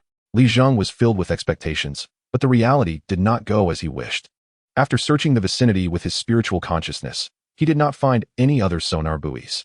Chapter 29. The Uncooperative Dolphin. Thinking about it, the waters near Hulu's Island were merely a declining fishing ground. It was not a military strategic location at all, and there was no need to deploy sonar buoys here. Li Zheng muttered in disappointment. It seemed that this was indeed a rare opportunity to salvage sonar buoys. Even the sonar buoy in front of him. Li Zheng suspected it was a mistake by the enemy country. After all, errors like that were quite common. Moreover, Li Zheng's spirit was already exhausted after continuously using his spiritual consciousness, making it impossible for him to continue. First, he used the rope from his wooden boat to securely tie the sonar buoy to the stern. And then Li Zheng struggled to flip himself onto the boat and paddled toward the shore of Hulu's Island. With Li Zheng's vigorous paddling, his little wooden boat soon reached the shore. Just in time, he ran into Zheng on the shore. The film crew had gone to another end of Hulu's Island for filming these days, so Li Zheng hadn't seen Zheng for a while. Previously, when he went to the sea with Li Zheng and caught a cat shark, he still felt it was quite novel. Much more exciting than watching live streams online, where people catch fish and send rockets while shouting 666. So, from a distance, he shouted to Li Zheng, "Bro, did you catch anything good?" However, when Zheng ran to Li Zheng's wooden boat and saw the empty cabin, he also showed a look of regret. Li Zheng, on the other hand, revealed a mysterious smile and said, "Bro, are you trying to fool me? Your boat is empty." Seeing this scene, Zheng was a bit puzzled and asked Li Zheng, "Bro, how come you went out to sea and didn't catch any fish, but ended up with a piece of iron?" "This is not a piece of iron. This is a sonar buoy." "A sonar buoy?" Seeing Zheng's bewildered expression, Li Zheng knew that he definitely didn't understand what this sonar buoy was all about. He casually explained the function of the sonar buoy, and after listening, Zheng's face immediately showed a look of indignation. "Damn it, it must be those American bastards. These guys have never had good intentions. This thing is worth 50,000 bucks. That's really something." Zheng circled the sonar buoy a few times, his eyes shining brightly, excitedly saying, "Bro, how does this thing detect signals? Is there any copper inside? Wouldn't the Americans be able to hear what we're saying right now?" "Those Americans, screw you. My name is Lu Zhe. If you have the guts, come find me." Li Zheng was also amused by this guy's antics. It was that pretentious Lu Xiao who was inexplicably caught in the crossfire. To prevent this guy from continuing to chatter, Li Zheng quickly took out his second-hand smartphone. A knockoff, but it was strong. Li Zheng had intended to change his phone after it fell into the water once, but unexpectedly, it couldn't even get reimbursed. He took it home, removed the battery, and dried it in the sun, and it worked again. He dialed the police, explaining the situation of the sonar buoy. Soon, a piercing siren sounded from Haludio. A police car drove directly to the shore, and the officers who got out displayed a curious expression upon seeing the sonar buoy. Sonar buoys were indeed rare in Haludio. However, the sonar buoy was quickly loaded onto the police car and taken away, to be handed over to the department that specifically handles such things by the local police. As for Li Zheng's identification information, it had already been registered. Once confirmed, the reward of $50,000 would be issued. Don't let it run away. How are we supposed to film? Keep an eye on it. This guy, if it doesn't cooperate, we can't help it. When we came out, our curator specifically instructed us not to force it to work. Li Zheng looked toward the beach and saw that the crew members were all gathered on the shore, helplessly shrugging toward the ocean. Meanwhile, a mischievous figure in the water was happily playing around. It would dive underwater for a long time and suddenly surface again. But it had already swum dozens of meters away. It was the dolphin Li Zheng had seen earlier. Zhao Zheng, standing beside him, also helplessly said, "This animal is just an animal. This is the third time it's gone on strike. If you ask me, my sister is just asking for trouble. Later on, spend some money to get some special effects done, and it'll all be fine. This dolphin is practically my ancestor in the crew, being spoiled every day and throwing tantrums all the time. It's driving me crazy." As Zhao Zheng spoke, the crew's dolphin had started to swim freely, completely ignoring the group of people on the shore. The crew members could only run along the beach after it. This dolphin had been rented at a high price and had a significant role in the movie. Soon, a group of people rushed toward Li Zheng and Zhao Zheng's location because the dolphin was swimming toward Li Zheng's direction. Among the crowd, Li Zheng saw Zhaoing again. As the director, she quickly directed her staff, "Hurry up and get on the speedboat. We can't let it swim too far." Quickly, some staff members took a speedboat to chase after it. This dolphin, after all, was professionally trained. At most, it was a bit playful, and it had no intention of escaping into the open sea. Then, unexpectedly, the dolphin swam toward where Li Zheng was. It seemed to have set its sights on their little wooden boat, with just one object on the vast ocean. It was indeed easy for the dolphin to fixate on it. Seeing this scene, Li Zheng also showed a helpless expression. Chapter 30. Could it be scared silly? Dolphins are intelligent creatures, comparable to 6 or 7-year-old human children. What is a 6 or 7-year-old child like? That's the age when they run around everywhere, feeling unloved by their parents, and everything piques their interest, daring to fiddle with anything. Don't tell me this guy thinks my little wooden boat is some kind of toy? My little wooden boat can't withstand this guy's antics. After having a guess in his mind, Li Zheng felt a slight headache. They only had this one little wooden boat, which they still relied on to go out to sea. Moreover, this old wooden boat was already a bit worn. Some of the planks had loosened or rotted. Although the dolphin wasn't very big, the strength of marine animals was considerable. A few simple collisions could probably smash their little wooden boat to pieces. In this day and age, a boat could be worth quite a bit, even if they went up the mountain to cut lumber and hired a craftsman to build it. The labor costs would be significant, which Li Zheng's family naturally didn't want to bear. At that moment, Li Zheng jumped into the water without hesitation, planning to use his body to block the dolphin. Zhao Zheng, caught off guard, was also a bit dumbfounded and could only anxiously wait on the shore. Meanwhile, the crew members running over from the beach saw this scene and slapped their thighs, exclaiming, "Oh no, this guy's underwater skills are impressive, and it's currently in heat. If it targets him in the water, it could be a big problem." The dolphin rented by the crew was in its prime, at the peak of its strength. Even familiar swimmers would find it hard to maintain normal activity if tangled up by this creature. Although dolphins are generally friendly toward humans, this particular dolphin seemed to have entered its heat cycle recently, its temperament somewhat unpredictable. Even if it didn't intend to attack humans, just playing around could be too much for an ordinary person to handle. Even the caregiver who specifically took care of this dolphin had been flipped over several times in the water recently, nearly drowning on 2 occasions. This guy was just too powerful. And in the past few days, Zhao Zheng, who had been hanging around the crew, naturally knew the dolphin's might and could only shout from the shore, "Bro, be careful. This guy can really flip you over." Li Zheng, who had already jumped into the water, was startled upon hearing this. He had long witnessed the power of such large marine creatures. The previous big mackerel, weighing only about 10 pounds, had managed to knock him out with a single hit. This dolphin in front of him must weigh close to 100 pounds. If it really came at him, he might not be able to withstand it. However, feeling the affinity of the surrounding waters, Li Zheng quickly calmed down. What should he do? He couldn't just watch the dolphin mess with his boat, could he? Not far away, more crew members also noticed the commotion. One of them, recognizing the situation, revealed a sinister smile. It was Lu Zhe, who had been fooled by Li Zheng into buying flowers from his garden. Upon seeing that the person who jumped into the water was Li Zheng, this island country bumpkin, Lu Zhi's face also revealed a hint of joy. Poverty is just poverty. Not only are the people poor, but their brains seem to be lacking as well. For the sake of a broken wooden boat, he dares to jump into the water. If that kid gets knocked around by that stupid dolphin and can't come up, then we will have something to enjoy. Lu Zhi, as the lead actor in this play, has suffered quite a bit from the dolphin in the crew, so he naturally knows how formidable it is. He has no good feelings for this country bumpkin, Li Zheng, and looks down on such lower-class people, so he's feeling quite resentful.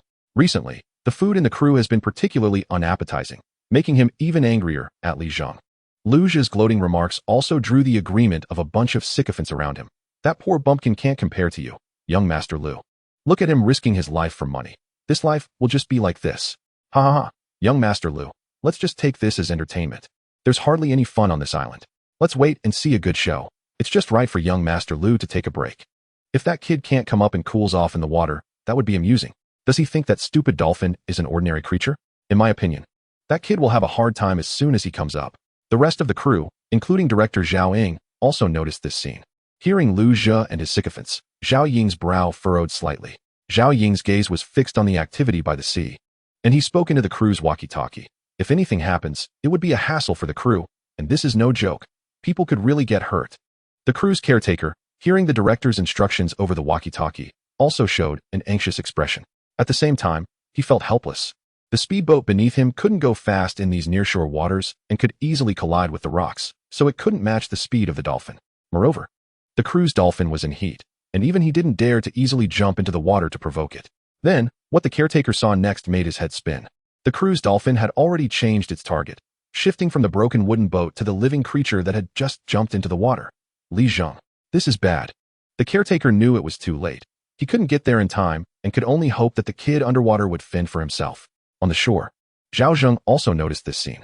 That damned stupid dolphin had actually turned around and was swimming straight toward Li Zheng, whom he had just met a few days ago. Watch out, brother. Zhao Zheng couldn't help but shout. Underwater, Li Zheng noticed this situation. At first, he was startled, but quickly calmed down, thinking that as long as this creature wasn't heading for his broken wooden boat, it would be fine. After acquiring the dragon horns, Li Zheng had already gained the ability to move freely in the water. Growing up by the sea, he was already a good swimmer, and with the enhancement of the dragon horns, he was confident he could hold his own against the incoming creature. However, Li Zheng soon sensed something was off. The dolphin charging toward him didn't exude any aggressive aura. Instead, he felt a sense of joy and closeness. This caught Li Zheng by surprise. It was clear that this aura was emanating from the dolphin that was rapidly swimming toward him, and Li Zheng could easily discern it. This made him gradually stop his movements in the water. On the shore, Zhao Zheng watched this scene and became anxious. Could it be that this brother was scared silly? Chapter 31, Showy. Although many documentaries and TV shows claim that dolphins are very friendly to humans, the truth is, despite their cute and clumsy appearance, they are undeniable predators in the ocean. They are strong, swift, and intelligent, making them a nightmare for many marine creatures.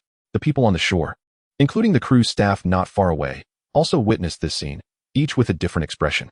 Lu Zhi and his sycophants were naturally gloating, waiting for a good show. However, Li Zheng in the water remained remarkably calm, keeping his eyes on the dolphin swimming toward him. Just as it was about to get close, the dolphin suddenly slowed down and dove down into the water, disappearing from sight. Ha ha ha, it's over. This kid is about to be knocked up. I wonder if he can withstand this. I hope that stupid dolphin doesn't just play with him and leave him cold. That would ruin our young Master Lu's fun. Lu Zhi's underlings laughed recklessly. The crew's dolphin usually loved to play this trick, diving into the water and then popping someone up from below. Sometimes, if it exerted enough force, it could even launch someone out of the water and then crash them back down. So, seeing the dolphin dive down, everyone was looking forward to the next scene, and a hint of smugness appeared on Lu Zhi's face. In his eyes, this lower-class bumpkin could at least provide him with some amusement. Zhao Zheng was aware of this, growing increasingly worried and preparing to urge Li Zheng to quickly dodge. Within the crew, many people had already experienced this, and it was no pleasant feeling. The dolphin's strength was considerable, and it would take days to recover. However, the next scene that unfolded before them left everyone completely dumbfounded. Even Zhao Zheng on the shore found it hard to believe. The dolphin that had just been swimming rapidly did not, as they expected, directly knock Li Zheng up after diving beneath the surface. Instead, it appeared right in front of He Fan, looking affectionate, with a standard dolphin smile on its face, allowing Li Zheng to further feel the goodwill of this creature. Moreover, the dolphin affectionately rubbed its snout gently against Li Zheng's chest, showing no sign of aggression at all. Watching this creature come up and rub against his chest, Li Zheng suddenly realized It turned out to be the work of his dragon horns. The dragon horns, being objects from a divine dragon, emitted an aura that was naturally very affectionate toward aquatic species. Understanding this, Li Zheng relaxed even more, enjoying the closeness that this dolphin brought. It was surprisingly comfortable. This scene left everyone on the shore in shock. Was this really the crew's notoriously aggressive dolphin? Usually, they had never seen this creature act so affectionately toward a person. Zhao Zheng on the shore was even slapping his thigh, giving a thumbs up to Li Zheng in the water. Wow, brother, you're amazing. You can tame this creature? I wouldn't even dare to get close to it. Zhao Zheng, who was curious about everything, had certainly considered trying to interact with this dolphin, but evidently had learned the hard way. Now, seeing the dolphin, which usually acted so tough in the crew, behaving like a well-behaved baby in front of Li Zheng, he was utterly impressed. But the shock for the crew didn't stop there. Soon, the dolphin seemed to want to get even closer to Li Zheng. It nimbly dove back into the water, and then Li Zheng felt something pushing him from beneath, slowly lifting his body up. Looking down, Li Zheng was somewhat astonished. The dolphin had actually dived underwater and was using its back to carry him. Little guy, you've got quite a bit of strength. Although the buoyancy of the water helped, being able to easily carry his body, which weighed over 100 pounds, clearly showed how powerful the dolphin was. Today, if it weren't for the dragon horn on me that made this dolphin naturally close to me, if this guy really bumped into me with that strength, I estimate I'd have to pay for it. After being praised by Li Zheng, the dolphin beneath him seemed to understand his words and let out a proud call. Then, as if to show off, it started swimming across the surface of the sea with Li Zheng on its back. Due to inertia, Li Zheng placed his hands on the dolphin's back, and then this little guy began to accelerate recklessly. Li Zheng further experienced the power of this dolphin, effortlessly gliding through the seawater at a speed that showed no signs of slowing down. Moving quickly across the sea surface, Li Zheng soon began to enjoy the thrill of riding the waves, letting out a joyful cheer. However, he also started to ponder why this little guy could sense the dragon horn on him, and thus be so close to him. After all, that large mackerel weighing over 10 pounds didn't have any fondness for him at all. It had greeted him with a big slap from its tail right away, nearly costing him his life. Both are marine creatures, so why was this dolphin so affectionate towards him? After much thought, Li Zheng arrived at a relatively plausible answer. Considering the intelligence displayed by the dolphin, he could only attribute the reason to its IQ. In the ocean, there are very few creatures that can match the dolphin's intelligence. At least that large mackerel didn't measure up. It seems only creatures with high intelligence could sense the aura of the dragon horn. After reaching this conclusion, Li Zheng felt a bit disappointed. Originally, he had planned to rely on the aura of the dragon horn to gain the trust of some marine creatures. If that were the case, making money would have been a shortcut. After all, there are plenty of valuable things in the sea.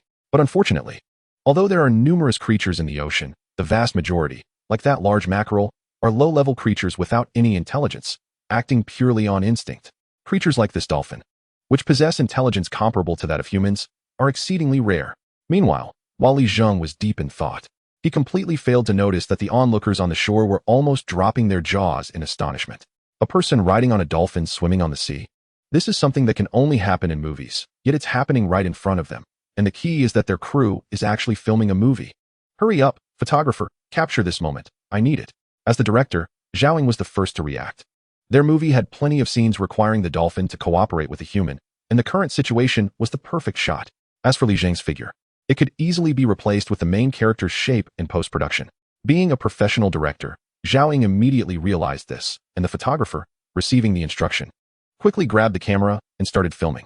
The rest of the crowd, meanwhile, had their pupils dilated, incredulously staring at the scene unfolding not far away on the sea. Especially Lu Xiao, whose expression was shifting unpredictably.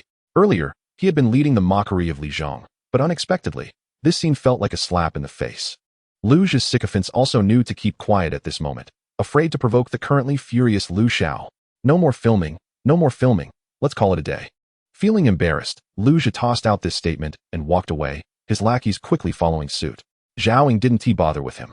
The filming for the day was almost done anyway, and besides, she had more important things to do. At this moment, Li Zheng, who was racing on the sea, had enjoyed enough of this exhilarating ride and gradually noticed that he had become the focus of attention for the crowd on the shore. With all those gazes concentrated on him, Li Zheng felt a bit uncomfortable. He gently patted the dolphin beneath him and said, "Brother, can you train dolphins? This skill is impressive. I've never seen this silly dolphin behave so obediently." Zhao Zheng quickly moved closer, expressing his admiration for Li Zheng, looking at him in disbelief. Just then, Zhao Ying's stunning figure appeared in front of Li Zheng, and without hesitation, she reached out her delicate hand, and pushed Zhao Zheng aside. Zhao Zheng was about to ask Li Zheng for advice on training dolphins, but was directly pushed aside. Zhao Deshao, couldn't he tolerate this? Just as he was about to explode, he saw Zhao Ying's graceful figure and immediately simmered down, choosing to hold his tongue. Mr. Li, nice to see you again. Zhao Ying greeted Li Zheng. Li Zheng looked at Zhao Ying, his eyes lighting up, although she was still dressed in the usual filming work attire. A director from a wealthy family like Zhao Ying surely had more than one outfit. Her work clothes were evidently tailored, accentuating her curves. And coupled with her already striking appearance, she looked like a beautiful wave by the sea, captivating Li Zheng's mind. Director Zhao, Mr. Li, you seem to have quite an insight into training dolphins. Our crew just happens to need a trainer to handle this dolphin for filming. Are you interested? Zhao Ying's character was clearly straightforward, directly extending an invitation to Li Zheng. In the entire crew, basically no one could manage this dolphin. It would only cooperate when it was in a good mood, and when it wasn't, it was lucky if they didn't end up with injuries instead of filming. Seeing the dolphin so compliant in front of Li Zheng and allowing him to ride it, Zhao Ying naturally guessed that Li Zheng might have a knack for training dolphins. Hearing this, Li Zheng's expression turned slightly surprised. Training dolphins? He knew full well that he had no ability to train dolphins. The dolphin's affection for him was entirely due to the aura of the dragon horn on him.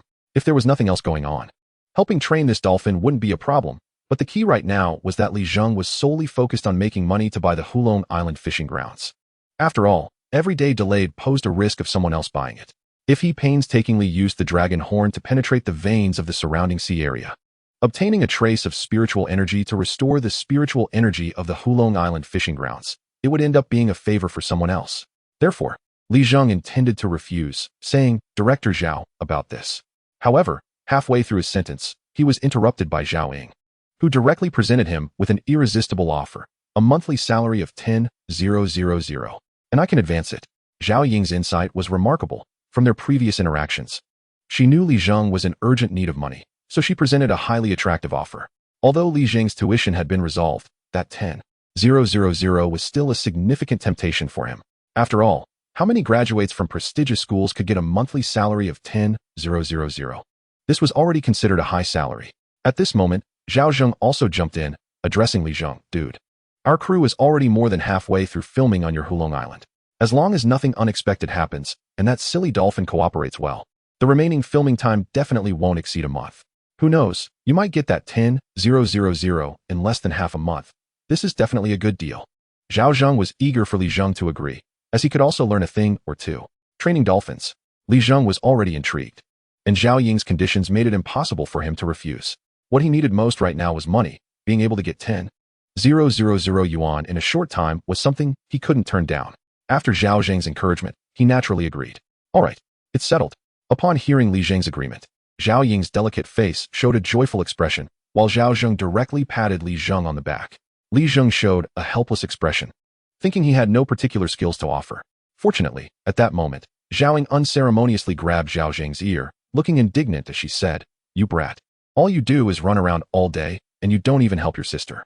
You still want to learn to train dolphins? Just work honestly in the film crew. Zhao Zheng, who had been so spirited just moments ago, was immediately deflated by Zhao Ying's scolding and could only plead in a low voice, Sister, let go first. I'll help, okay? Li Zheng is still here. Can you give me some face and be mindful of your image? Mr. Li, we'll see you tomorrow. After saying that, she turned and left. However, Li Zheng still noticed a barely perceptible blush on Zhao Ying's face. Her already beautiful features took on a unique charm at that moment.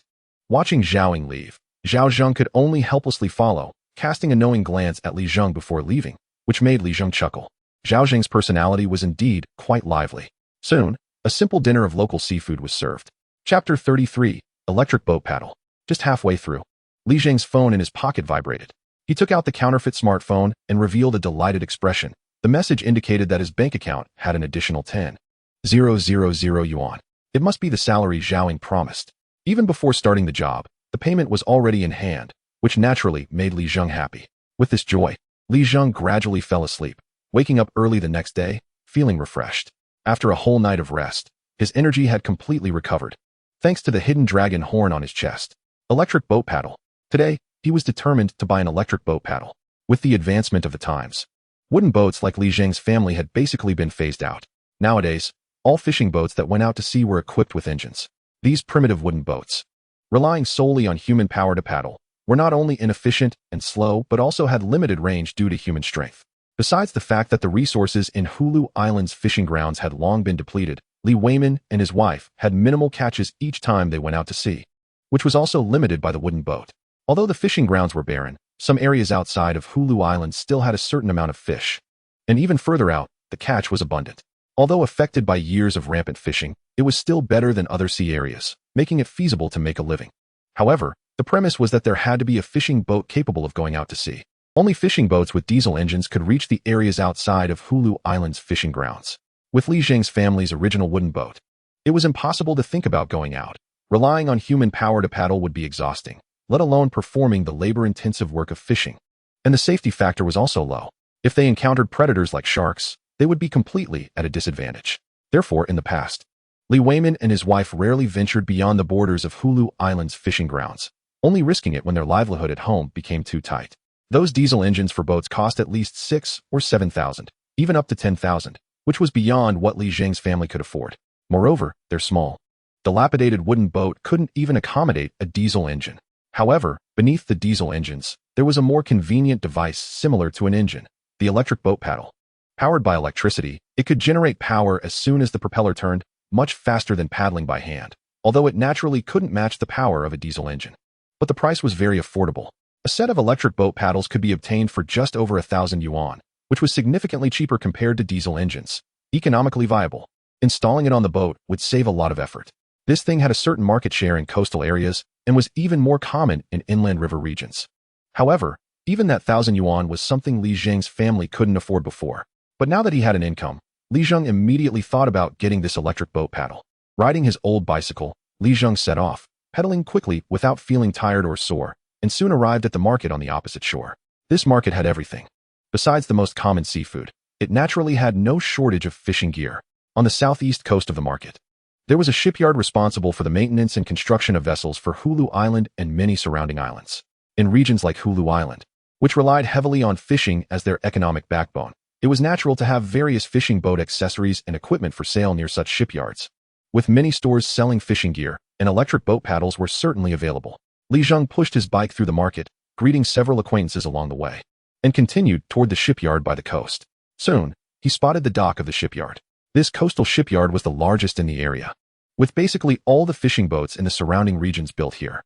The fishing boats produced here were of high quality and performance, and Li Zheng's father, Lee Wayman, had always dreamed of buying a high-performance fishing boat from this shipyard to go fishing in the open sea.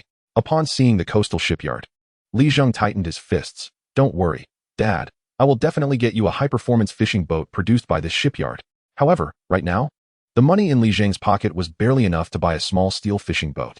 So he had to set his sights on the row of stores selling fishing gear nearby. He casually walked into one of the stores. The shopkeeper was a lean, dark-skinned man, clearly someone who spent a lot of time on the sea.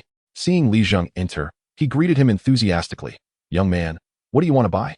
"Fishing nets, drag nets, crab traps. We have everything here, including fishing rods and bait. What do you need?"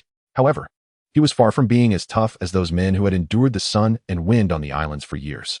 Therefore, the shopkeeper naturally assumed Li Zheng was a tourist or an outsider. Due to the thriving fishing industry in Hulu Island and surrounding waters, there were usually some tourists coming over to experience fishing or sea angling.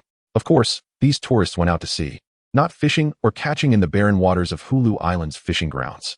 After scanning the store, Li Zheng quickly locked onto his target, several sets of electric boat paddles displayed in the back of the store. The shopkeeper, a keen observer, immediately perked up when he saw Li Zheng eyeing the electric boat paddles. A set of electric boat paddles was over 1,000 yuan, which was a considerable sale for him, so he enthusiastically began to introduce them to Li Zheng.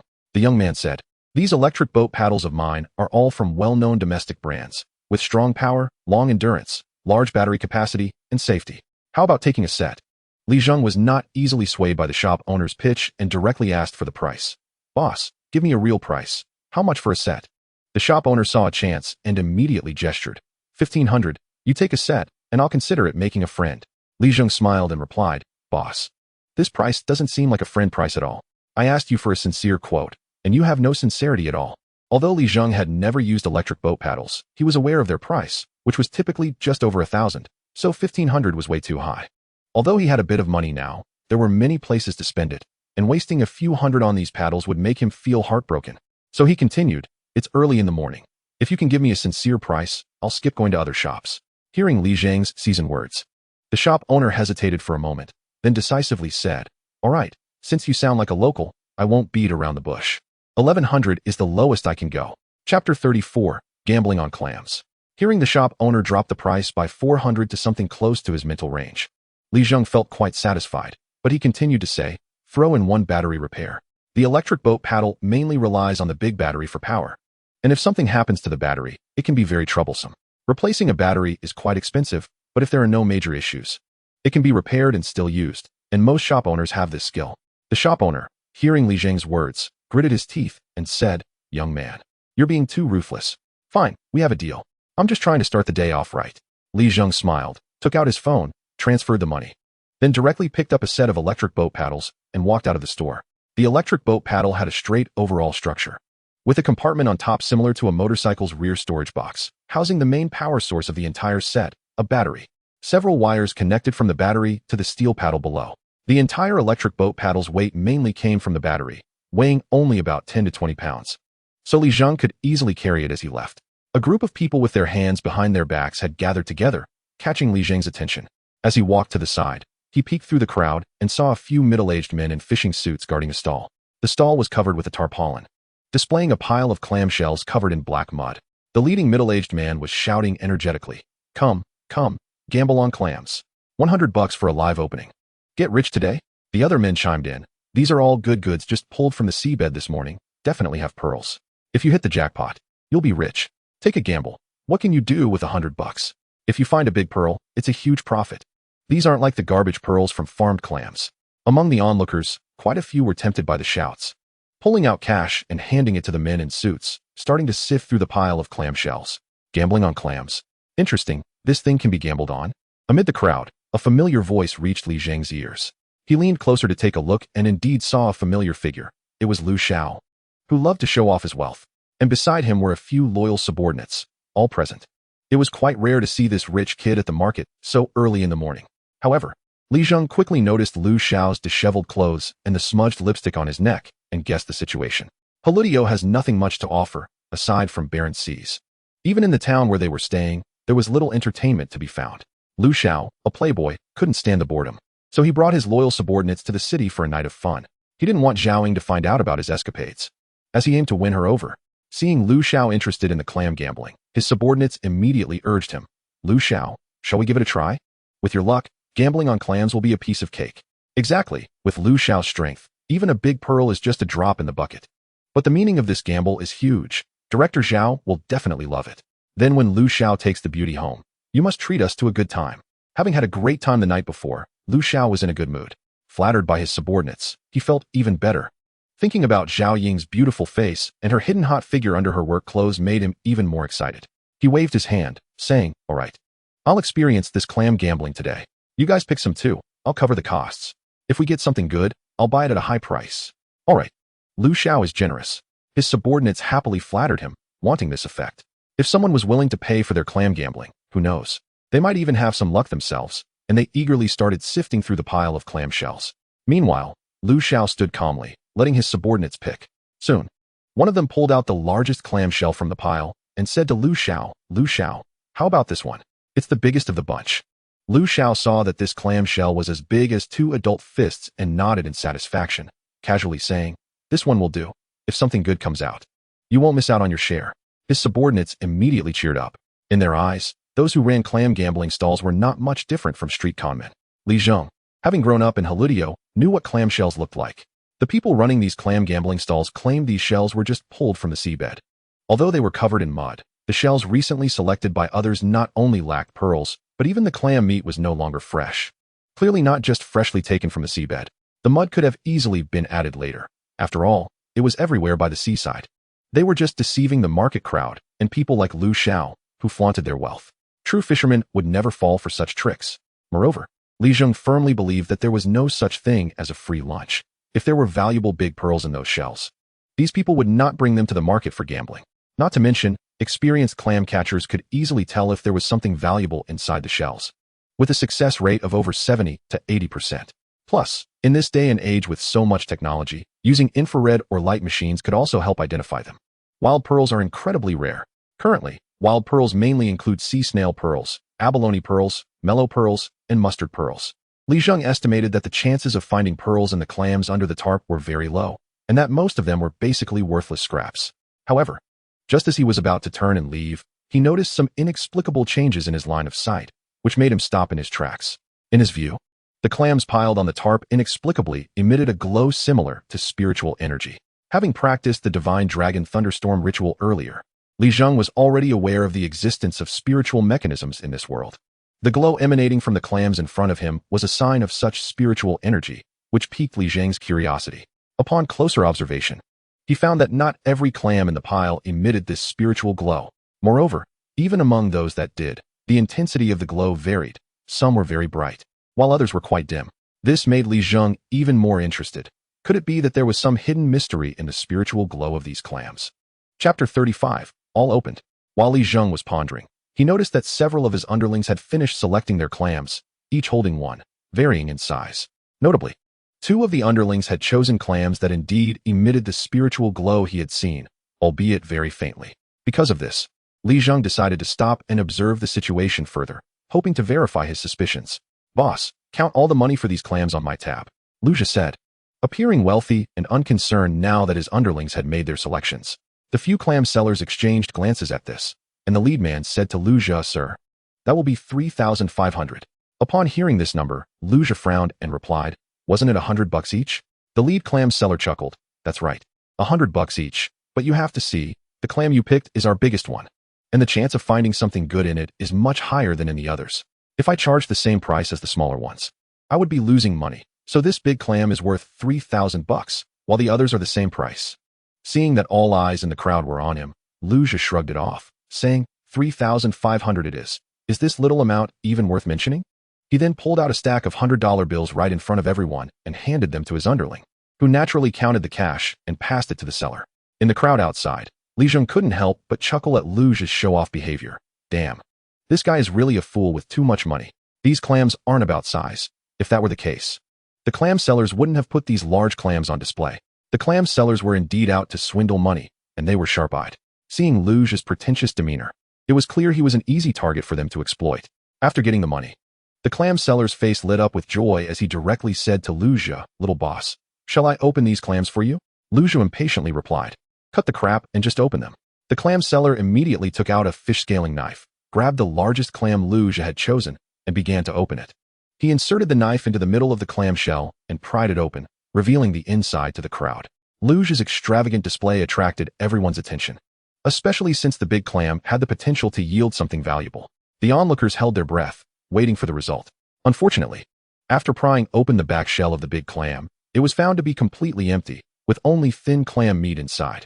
This elicited expressions of regret from the crowd, and sighs could be heard, while Luja's expression darkened slightly. The lead man feigned disappointment, and meanwhile, Li Zheng was already bursting with laughter at the scene. Seeing Luja's embarrassment delighted him, as he had no good feelings towards this guy, just a pretentious fool with too much money. However, with Li Zheng's laughter echoing, he became quite conspicuous in the crowd. Luja, who was already feeling a bit embarrassed, noticed Li Zheng at the back of the crowd. Upon seeing this country bumpkin, he felt a surge of anger and directly said, "Kid, who are you laughing at?" Li Zheng, undeterred, spread his hands and replied, "I laugh at whoever is foolish and rich." "What? Can't you manage that by the seaside?" Li Zheng's provocative words ignited Luja's anger, and he snorted coldly. "Foolish and rich? At least I have money, while you probably can't even afford to gamble on clams. Besides, don't act so tough, if you're brave enough. Come gamble, and see if you can find a pearl." The clam sellers, naturally, chimed in from the side. "Hey little boss, why not give it a try? Who knows? You might get something good." Li Zheng remained unfazed and casually said, "You call me foolish and rich, but can't even come up with a decent challenge." Being exposed in front of so many people, Luja's face turned a mix of red and green, especially since Li Zheng's nonchalant expression further irritated him. Being humiliated by a country bumpkin like this made Luja's anger boil. What good is a sharp tongue when you're still a poor loser?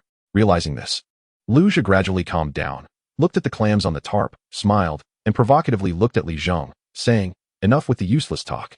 If you have the guts, come try. Do you dare to bet with me? Let us both gamble on clams. If the clam you open yields better quality than mine, I'll buy it from you for double the price. But if you don't find anything good, you'll have to apologize to me in front of all these people." How about it? If you're too scared, then just get lost and stop being an eyesore. Lu Zha's underlings chimed in as well. Kid, do you dare to compete with our Lu Xiao? Lu Xiao has plenty of money. Can you compare? You can't even afford to gamble and are just here to watch the fun. Do you think you deserve to be here? Their taunts didn't affect Li Zheng. But Lu Zha's bet made him a bit intrigued, as he sensed a hint of easy money. It would be a bit unreasonable not to earn from such a foolish and wealthy show-off. So, Li Zheng decisively replied, all right. Since you're so eager to give away your money, how could I refuse? Lu Zha, seeing Li Zheng agree so readily, immediately displayed a smug expression. Humph, foolish dog. I want to see what you can do. Lu Zha couldn't wait to say, humph, kid, I'll see how tough your mouth is later. Lu Zha didn't believe that a poor country bumpkin could have any skills to bet on good goods. In his bet with Li Zheng, he also kept an eye on things, stating that only if the goods Li Zheng opened were better than his could it be considered a win. If Li Zheng couldn't open any pearls, or if the quality was on par with what he opened, then it would count as his loss. Statistically, this bet was more favorable for him. Therefore, Lu Zha eagerly said to Li Zheng, kid, don't say I'm bullying you. You go ahead and pick first. But how could Li Zheng not see the little trick in this guy's words? He sneered inwardly. Humph, looking at this fool with money, he thinks he's quite clever. But he is still too young to play this game with me. Li Zheng then said, what's the rush? Don't you still have a few clams left to open? The big clam Lu Zha had picked hadn't opened anything. But the clam dealer still had a few that his subordinates had selected. Upon hearing this, Lu Zha impatiently shouted at the clam dealer, hurry up and open them all. Chapter 36, just watching the show. The clam dealer chuckled and immediately picked up the fish knife in his hand, starting to open the clam shells that those little subordinates had selected one by one. The second clam was the same. When it came to the third clam, Li Zheng's attention was suddenly focused, his eyes fixated on what would happen after this clam was opened. The clam dealer casually inserted the fish knife and pried open the clam's two shells. In an instant, Li Zheng saw something unusual, his pupils contracting. At this moment, the onlookers also gasped in surprise. There are goods. Several pearls appeared inside the clam meat, though they were a bit small, only the size of mung beans. And their shapes were not very regular, belonging to the low-quality category. Pearls of this grade basically wouldn't sell for much in the market. They could only be ground into pearl powder for sale. However, since this was the first clam to produce pearls in the morning market, the surrounding onlookers were very excited. Even Lu Zha was somewhat interested. Since pearls could be opened, it meant there was still hope. Meanwhile, Li Zheng clenched his fists, forcibly suppressing his excitement, and shifted his gaze to the last clamshell in the clam dealer's hand. The clam dealer didn't drag his feet, directly opening the last clam, which also revealed pearls similar to the previous one. However, this clam contained only one pearl, but it was larger than any of the ones in the previous clam, about the size of a yellow bean. Unfortunately, this pearl was sizable but of poor quality, with mixed colors and an irregular shape. Its value was higher than the previous ones, but not by much. Congratulations, boss, you've bet on pearls. The clam dealer shouted loudly, making it sound as if he had opened some extraordinary pearls. However, the effect was immediate, directly helping him attract more onlookers. Kid, it's our turn now. You're not scared, are you? Don't say I'm bullying you. I let you pick first. At this time, Lu Zha's voice rang out, provocatively directed at Li Zheng. Li Zheng, however, showed a look of disdain, his gaze resolute as he walked directly towards the pile of clam shells under the canopy. Then, he reached out his hand and began rummaging through the pile of clam shells. Seeing Li Zheng's actions, Lu Zha's subordinates mocked him. This kid is still rummaging, just putting on an act. With his pathetic appearance, what good clams can he pick? Lu Xiao, let us just wait for this kid to bow down and apologize to you. Then we'll have our fun for the day. Does this kid have a thick enough head? Don't let it be that when the time comes, he can't even bow down, and we have to help him. Li Zheng ignored the cold ridicule from these subordinates, his hands continuing to move. And soon his eyes brightened as he flipped a clamshell that was unremarkable in both quality and size in the pile. The surrounding onlookers saw Li Zheng pick such an inconspicuous clamshell and all expressed their regret. This young man picked such a clamshell? It has no size and no appearance. It's clear it won't open any pearls. Really, young people are just young people, so casual. Isn't this just messing around? Isn't this just a waste of money? This clamshell definitely has no chance. Not far away, Lu Zha saw this scene and showed a hint of disdain. Humph, stubborn guy. I thought you had some insight. But it turns out you're just putting on an act. Lu Zha's subordinates, noticing that Lu Xiao was looking down on this poor kid from Halutio, mocked him even more. This kid rummaged for half a day and ended up with such a lousy product? Ha ha ha, look at his poor appearance. He probably hasn't even seen the market. At this moment, Li Zheng, having selected his clam, stood up and handed the clam dealer 100 yuan. Then calmly said to Lu Zha, I'm done picking. Lu Zha scoffed, you only picked one? Not going to pick more? Then, feigning realization, he added, "Oh right. I forgot. For a guy like you, maybe even this 100 yuan to bet on a clam is too much for you to part with. How could you afford to pick more? After all, who knows, if you pick one more, you might have to eat air for the rest of the month." After ridiculing Li Zheng, Lu Zhi revealed a smug smile and said to the clam dealer, "I'll take all the remaining clam shells." At this, the surrounding crowd was stunned.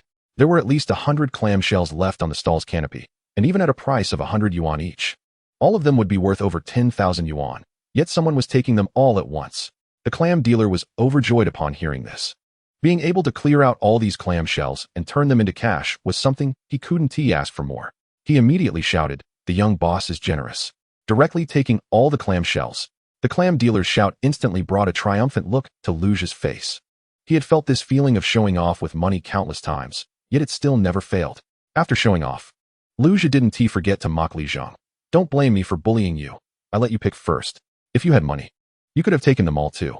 Who told you not to have that capital?" Meanwhile, Li Zheng's gaze was calm, finding Lu Zhi's display amusing. Looking at the clam shell he had picked, confidence filled his eyes. "I want to see how this pretentious fool ends up losing everything and looking dumbfounded." Despite the local fishery economy being developed, with tons of seafood business, the genuinely poor fishermen at the bottom or the nearby land residents lived without wealth. This was due to the decline and barrenness of the Halutio fishery and surrounding waters, leaving the bottom populace without a source of livelihood. Those large seafood businesses were all taken by big fishing companies or wealthy individuals who could afford to buy medium and small fishing boats to fish offshore. Therefore, spending over 10,000 yuan in the surrounding area of Halutio was certainly considered a large expenditure. Because of this, after the clam dealer shouted, Lu Zhi's action immediately attracted more people to watch. In an instant, the clam betting stall was surrounded by layers of onlookers, all eagerly watching this scene of someone betting on pearls by taking over an entire clam stall. There were quite a few new onlookers, eagerly inquiring about the situation from the crowd that had been watching the spectacle earlier. Once the veteran viewers finished speaking, many of them clicked their tongues in dismay. "Sigh, these rich people are so willful. How can you bet against them? This young man chose a rotten clam, and the other party has taken the whole stall. It's a disaster now. He's just one person, while they have over 100. They can surely find some good stuff. Isn't he bound to lose? What does it have to do with us? We're just here to watch the show." Chapter 37. Just throw him into the toilet to drown. As the crowd grew larger, Lu Zhi remained calm and told the clam seller, "Open all these clams for me." "All right, just watch." The clam seller then called over his assistants, each holding a fish filleting knife, and began to open the clams on the tarp. These clam sellers were quick. After all, this was their livelihood. One clam after another was swiftly opened, revealing their contents to Lu Zhi and the onlookers. The clam sellers opened about 10 clams in a row, but all of them were empty and worthless. The crowd around them showed expressions of regret, but Lu Zhi had no reaction, still appearing relaxed. "What's the rush? There are still plenty left. Open them all. Take your time." The clam sellers continued to work, and sure enough, when they reached about halfway, 2 sellers opened clams that contained pearls. Although they were small, together they were worth a few hundred yuan, at least offering a glimmer of hope. Lu Zhi's underlings began to flatter him. "We've got goods, Lu Xiao. There's still half left. Good stuff is definitely coming. As for that guy's clams, I bet he won't even find a fart in them. This is just the beginning. Who knows, the rest could all be good stuff. We're just waiting to congratulate Lu Xiao." Flattered by his subordinates, Lu Zhi immediately showed a proud expression and provocatively glanced at Li Zheng and the clam he held. Li Zheng, watching from the side, remained silent, just wearing a faint smile. "If your clams can produce good stuff, that would be strange." Seemingly to validate Li Zheng's words, after a few low-quality pearls were opened, the remaining clams at the gambling stall failed to yield any pearls, revealing only clam meat with nothing else in sight. Lu Zhi's expression shifted from smugness to a gradually darkening face, turning ashen. His subordinates, well-versed in reading the room, fell silent, until the last clam was opened.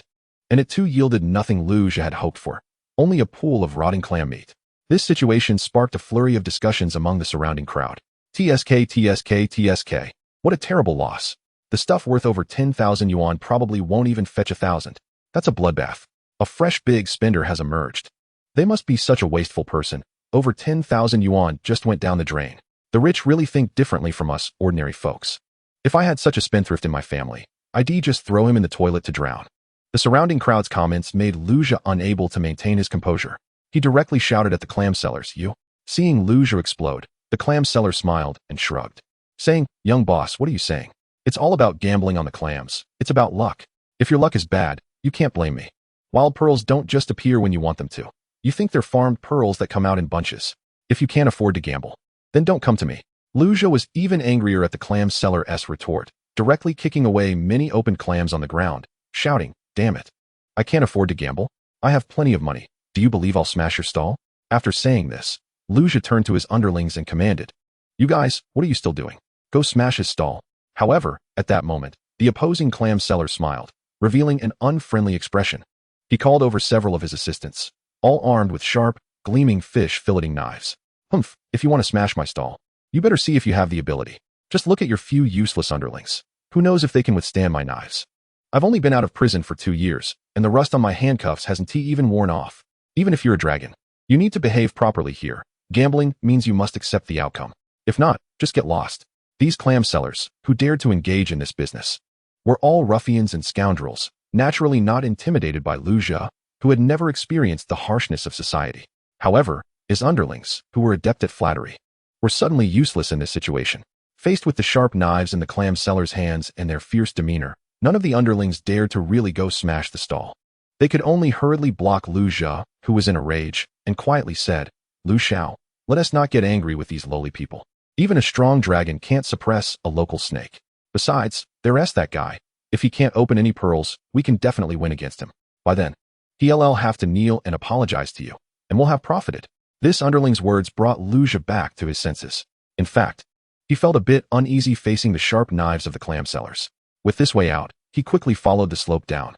Turning to Li Zheng with a disdainful expression, "Kid, you don't really think that rotten clamshell in your hand is a treasure, do you? I've opened all my clams. Hurry up and open yours.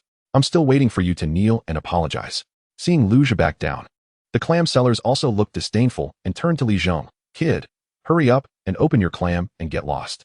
Don't waste our time doing business." Saying this, those behind him pulled out several burlap sacks, pouring them onto the tarp, instantly revealing over 100 clams to everyone. Clearly, they intended to continue their clam gambling business. Lu Zha couldn't help but twitch his face. How could he not realize that he had firmly worn the hat of the big spender today? However, faced with those sharp fish filleting knives, he dared not vent his anger. At this moment, everyone's gaze focused on Li Zheng. Li Zheng smiled and said, "I'll open the clam myself." The clam seller's naturally wooden tea refused this request and directly threw a fish filleting knife on the ground, indicating for Li Zheng to do it himself. "Can you really open it up? A rotten clam, and still trying to put on a show. Delaying won't help. You'll still have to kneel and apologize to Lu Xiao." Lu Zha's underlings, having lost face earlier, now began to mock Li Zheng even more. Li Zheng quietly picked up the fish filleting knife, confidently inserting it into the middle of the chosen clam shell, then gently pried it open. A gap appeared in the clam shell, revealing some of its contents, making Li Zheng's eyes light up. In his view, he had already spotted something extraordinary. Chapter 38, Purple Glow. At this point, Li Zheng's heart finally settled down. His guess was indeed correct. Earlier, when he noticed the varying strengths of the spiritual energy fields on the piles of clams, he speculated that this strength must be related to something. In coastal areas, there has always been a saying that pearls are formed from the essence of clams over several years, or even over a decade. So, it was only natural for Li Zheng to connect the strength of the spiritual energy displayed by the clams to the pearls. Li Zheng boldly guessed that the clams that showed no spiritual energy at all would likely not produce any pearls. And the reality proved him right. Just like Lu Zha, who initially picked the largest clam, which showed no spiritual energy. Despite its size, it did not yield any pearls. Meanwhile, those clams that displayed spiritual energy were very likely to have produced pearls. Earlier, Lu Zha's underlings randomly selected 2 clams with visible spiritual energy, which is why Li Zheng paid special attention to them. As expected, they opened up to reveal pearls. Although the quality wasn't great, these clams had dim spiritual energy, so it was consistent with expectations that they wouldn't produce anything of high quality. Subsequently, all the clams Lu Zha bought, which yielded pearls, had varying degrees of visible spiritual energy. Among this pile of clams, the one with the strongest spiritual energy was the one in Li Zheng's hand. He had identified this clam earlier. Although it didn't look impressive and wasn't large, the spiritual energy it emitted was stronger than all the other clams that had produced pearls combined. The light emitted from this clam's spiritual energy caught Li Zheng's attention immediately. If there was a best clam in this pile, it had to be this one. Therefore, when Lu Zha asked Li Zheng to pick first, it was destined to lead to the failure of the bet.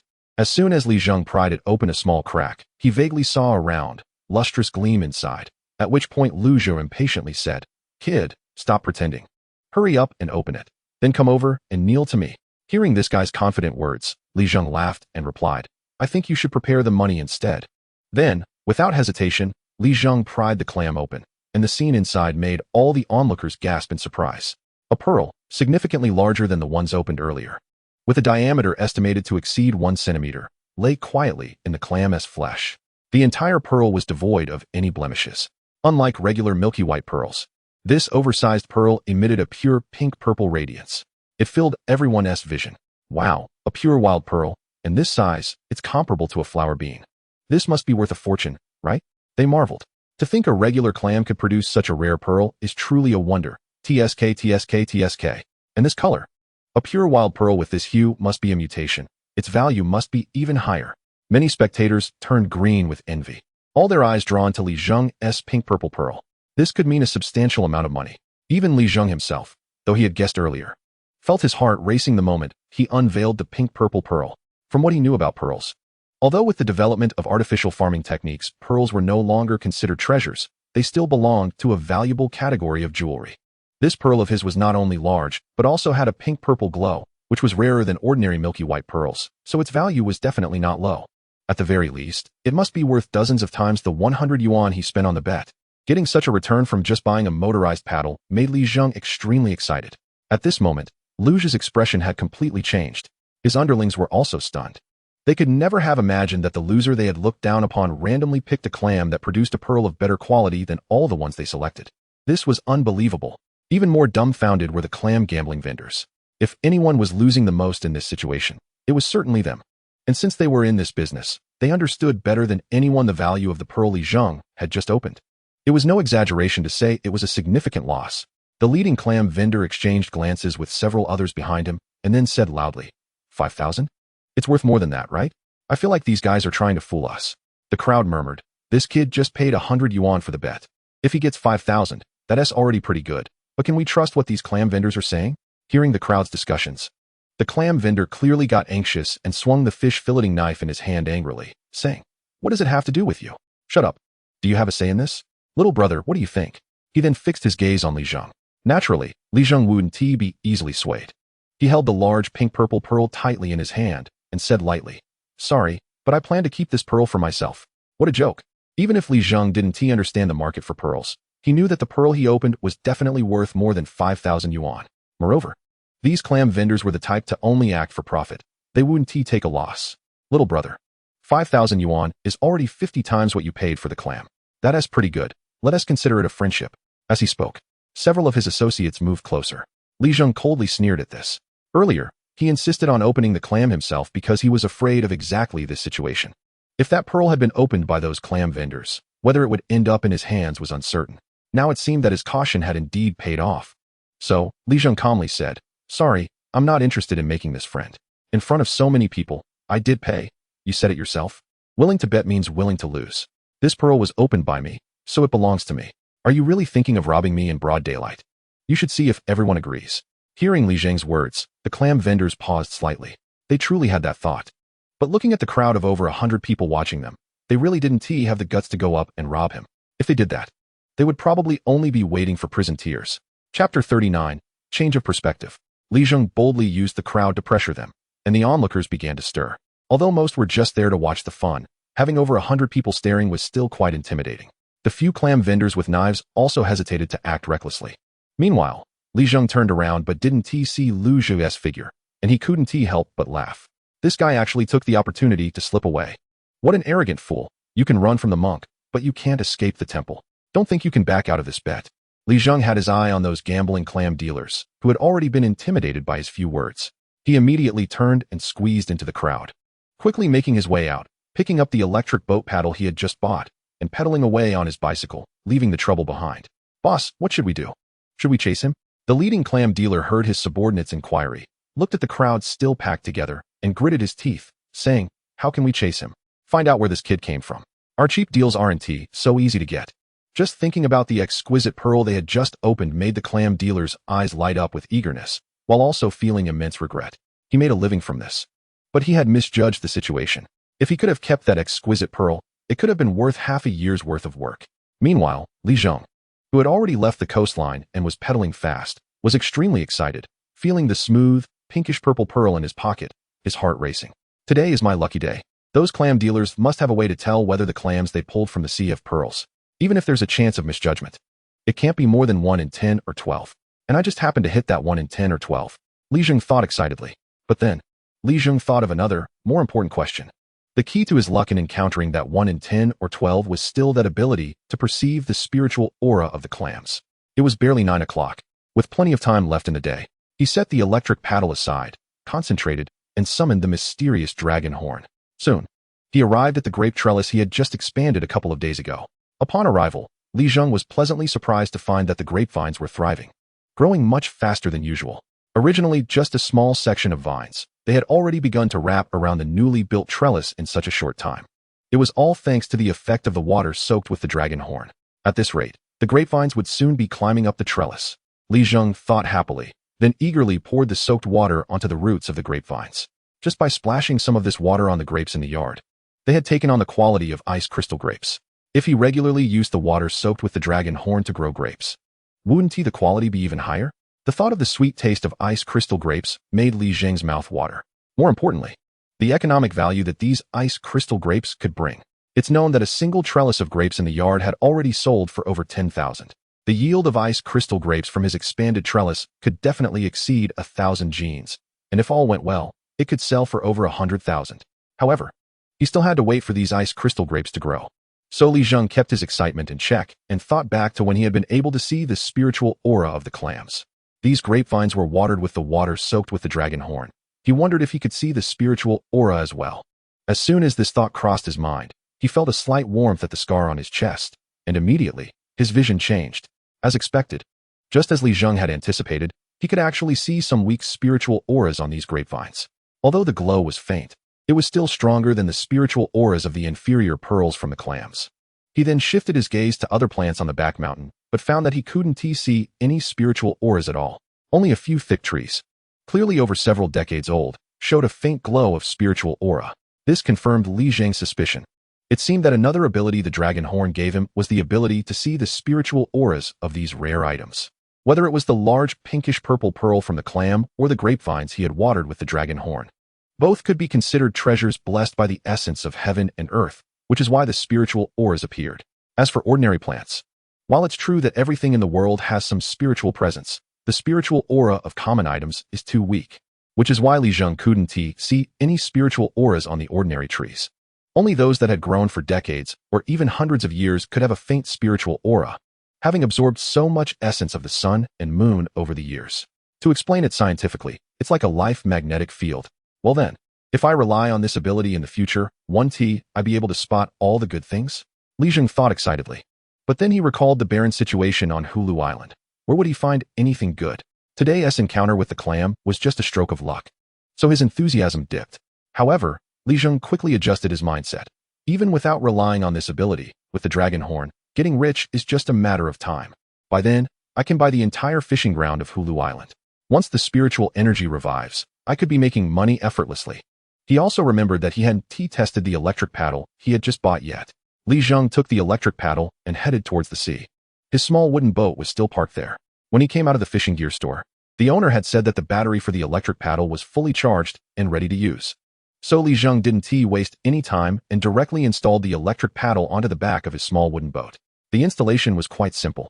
At the midpoint between the battery and the steel propeller, there was a large buckle that he just clipped onto the back of the boat, and it was done. The back of this buckle was a movable part, allowing the steel propeller to change direction flexibly, providing different thrusts to the wooden boat beneath him for easy maneuvering. After successfully installing the electric paddle, Li Zheng couldn't wait to try it out. He turned on the switch, and with the sound of the motor starting, the submerged steel propeller began to spin. Li Zheng set the speed to the starting gear, but could still feel the wooden boat beginning to move forward. He quickly steered the electric paddle, making a large circle on the water before heading out to sea. Chapter 40, 7 Treasures and 8 Treasures. At this moment, Li Zheng increased the gear, and instantly, the power propelling the wooden boat increased. Feeling the speed of his old wooden boat, Li Zheng was very satisfied. Wow, this speed is more than double that of rowing by hand. Now that he had the electric paddle, he could also try exploring the waters outside the fishing grounds of Hulu Island. However, the electric paddle's endurance wasn't very high, so he couldn't carry out fishing operations for a long time. but the advantage was that it was economical, although there were fuel-powered outboard motors available. The fuel costs were significant, which was why Li Zheng hadn't considered this option. Sailing his wooden boat, Li Zheng took the opportunity to survey the entire territory of the Hulu Island fishing grounds. He had to admit that the fishing grounds of Hulu Island were indeed in poor condition. Not only are the fishery resources scarce and barren, but even the marine environment is also quite poor. In ordinary sea areas, at least the water quality is clear and transparent. But the territory of the Halutio fishing ground has gradually been neglected in terms of the environment due to its decline in recent years. The seawater appears murky. Li Zheng shook his head repeatedly. If it weren't for the unique geographical environment of the Halutio fishing ground, where warm and cold currents converge, giving it a strong seawater purification ability, this area would have long been polluted beyond recognition. This afternoon, he still had to help Zheng train that dolphin. After all, he had already accepted their money, so he couldn't be lazy while working. It was precisely Zheng, this idle rich kid. Bro, why didn't you call me when you went out to sea? Damn it, I'm almost bored to death counting sand. When Li Zheng reached the shore, Zheng noticed the electric boat oars installed on the wooden boat and said, "Nice, upgraded from a bird gun to a cannon. Next time, if you take me out to sea, you better not dodge." Li Zheng had a good impression of the familiar Zheng and naturally smiled and nodded. But then he remembered something and said to Zheng, "I actually have something I need your help with." Upon hearing this, Zheng immediately patted his chest and said, "No need to be polite, just say what you need." Then, Li Zheng took out the large pink-purple pearl, over 1 centimeter in diameter, that he had opened from a gambling clam that morning. Instantly, it caught Zheng's attention. "Can you help me see how much this pearl is worth?" Li Zheng had some knowledge of jewelry, but only knew the basics. To truly appraise such luxury pearls, he needed someone like Zheng, who came from a wealthy family. Sure enough, when Zheng saw the pearl, surprise immediately appeared on his face. He then took the pink-purple pearl, placed it under the sunlight, and began to examine it closely, occasionally making sounds of astonishment. "Dude, this is great. How did you manage to get such a good item? Where did you find it?" Li Zheng didn't hide it and directly said, "Just got lucky. It came from a gambling clam." "Gambling clam? Damn, that's interesting. Why didn't you call me?" "What a pity." Li Zheng could tell that Zheng was someone who loved to have fun, and upon hearing about the gambling clam, he immediately became eager. However, he didn't forget the main topic and said to Li Zheng, "Bro, let me explain to you the knowledge about pearls. The main factors that determine a pearl's value are its size and appearance. You can forget about those ordinary pearls. If their quality is poor, they can only be ground into powder, basically worthless. There's a saying about pearls, 7 treasures and 8 jewels, which refers to size. Pearls with a diameter of no more than 8 millimeters can only be called pearls. Even those measuring 7 millimeters are the same.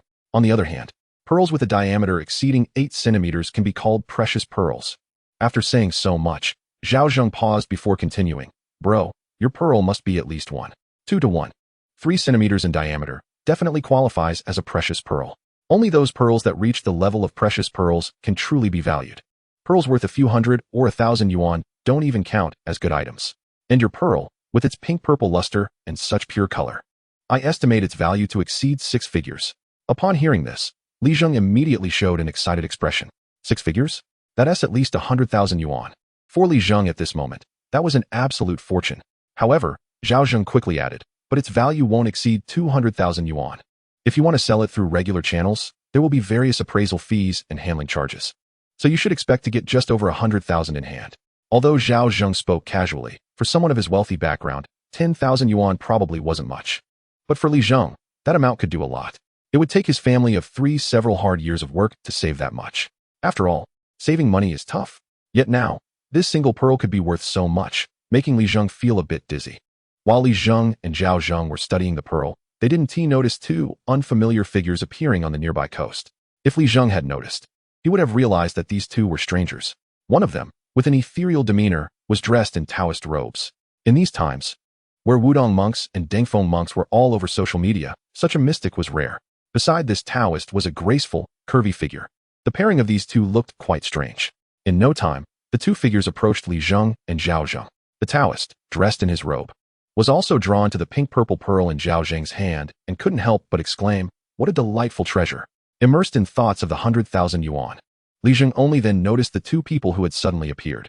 Especially upon seeing the Taoist, he felt an inexplicable sense of reverence. This Taoist seemed to carry an inexplicable aura, but Li Zheng couldn't quite put his finger on it. Before Li Zheng could think more, Zheng beside him nudged him with his elbow. Li Zheng turned to look and saw Zheng with a lecherous grin. staring at the graceful figure next to the Taoist, nearly drooling. However, when Li Zheng looked over, he was also taken aback.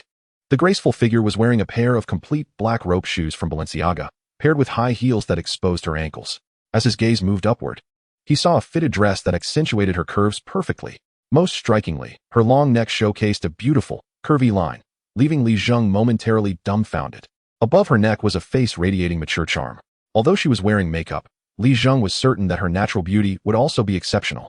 The mature makeup only added to her allure, with her willow leaf eyebrows and captivating eyes, while her slightly red lips were bright like fire, exuding a bewitching color. Li Zheng couldn't bring himself to look longer. Just then, the alluring red lips parted slightly, addressing the Taoist beside her. Master, do you like this pearl? Then, the mature-looking woman turned her gaze to Li Zheng and Zhao Zheng. This pearl is valued at just over 100,000. How about this? I'll offer 200,000, and you two can hand it over to me. She nudged Zhao Zheng beside her, and he hurriedly whispered. This deal is a go. It's a huge profit. Chapter 41. Not ordinary. Just now, Li Zheng had heard Zhao Zheng analyze the value of the pink-purple pearl and knew that 200,000 was already the top price. So, without hesitation, Li Zheng said, All right, deal. The woman with the alluring figure decisively replied, Deal. Let us add each other on WeChat first. Little brother, please send me your bank card number. Li Zheng took out his phone, added the mature-looking woman on WeChat, and then directly sent over his bank card number. After a few taps on her phone, Li Zheng's phone chimed with a notification. 200,000 yuan had been credited. Looking at the 5 zeros on his phone screen, Li Zheng was somewhat dazed. 200,000, just like that, so casually obtained? The money should have already arrived, right? Little brother, shouldn't you give the pearl to your sister now? In front of her, the charming woman spoke again in a soft, alluring tone. Li Zheng quickly reacted and handed over the pink-purple pearl to her. His fingers accidentally brushed against her delicate and soft hands, causing a stir in Li Zheng's heart. A full 200,000 in cash, plus the money from selling the ice crystal grapes to Zhao Zheng, and the salary Zhaoing had advanced. He now had a whopping 220,000 in his account. As for the 8,000 from selling flowers, it had already been automatically deducted by the school account. Moreover, he still had money that hadn't arrived yet. If the 50,000 reward from the sonar buoy came through, he would have almost 300,000 in cash. This was something Li Zheng had never even dared to think about before, but it was really happening now. Little brother, look, the money has arrived. Can we have a little convenience? I want to take a private look at the scenery with the Taoist. The charming woman spoke again, her tone so gentle it could melt bones. Since she had just transferred 200,000, Li Zheng naturally wanted to satisfy any request. Although he didn't know what scenery there was to see in the barren sea area of Hulun Island, he quickly pulled Zhao Zheng away from the beach. However, as they walked, Li Zheng began to feel puzzled. The combination of these two people was indeed strange. Taoists were not commonly seen these days. And here he was walking alongside such a mature and charming woman without any reservations, making one's imagination run wild. However, the mysterious aura of the Taoist kept Li Zheng from thinking in that direction. He only felt that the Taoist was exceptionally mysterious, but he couldn't quite articulate why.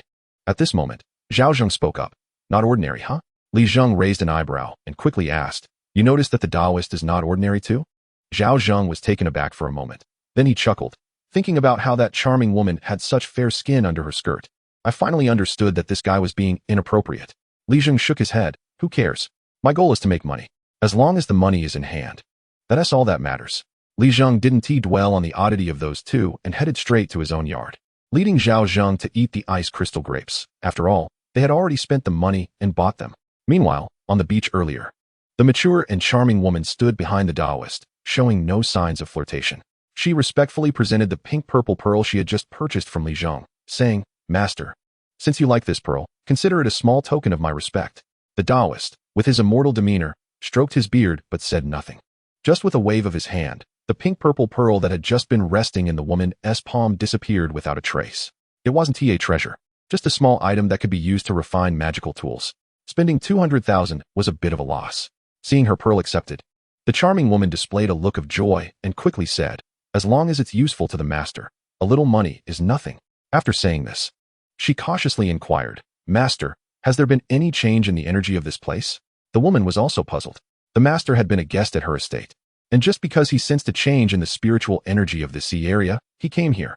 She held great respect for the master's ability to perceive energy, so she accompanied him. Buying the pearl was just a secondary matter. The main task of this trip was to investigate the changes in the spiritual energy of Hulun Island. At this moment, the Taoist also looked puzzled and said, The spiritual energy here has only changed slightly. I've already checked.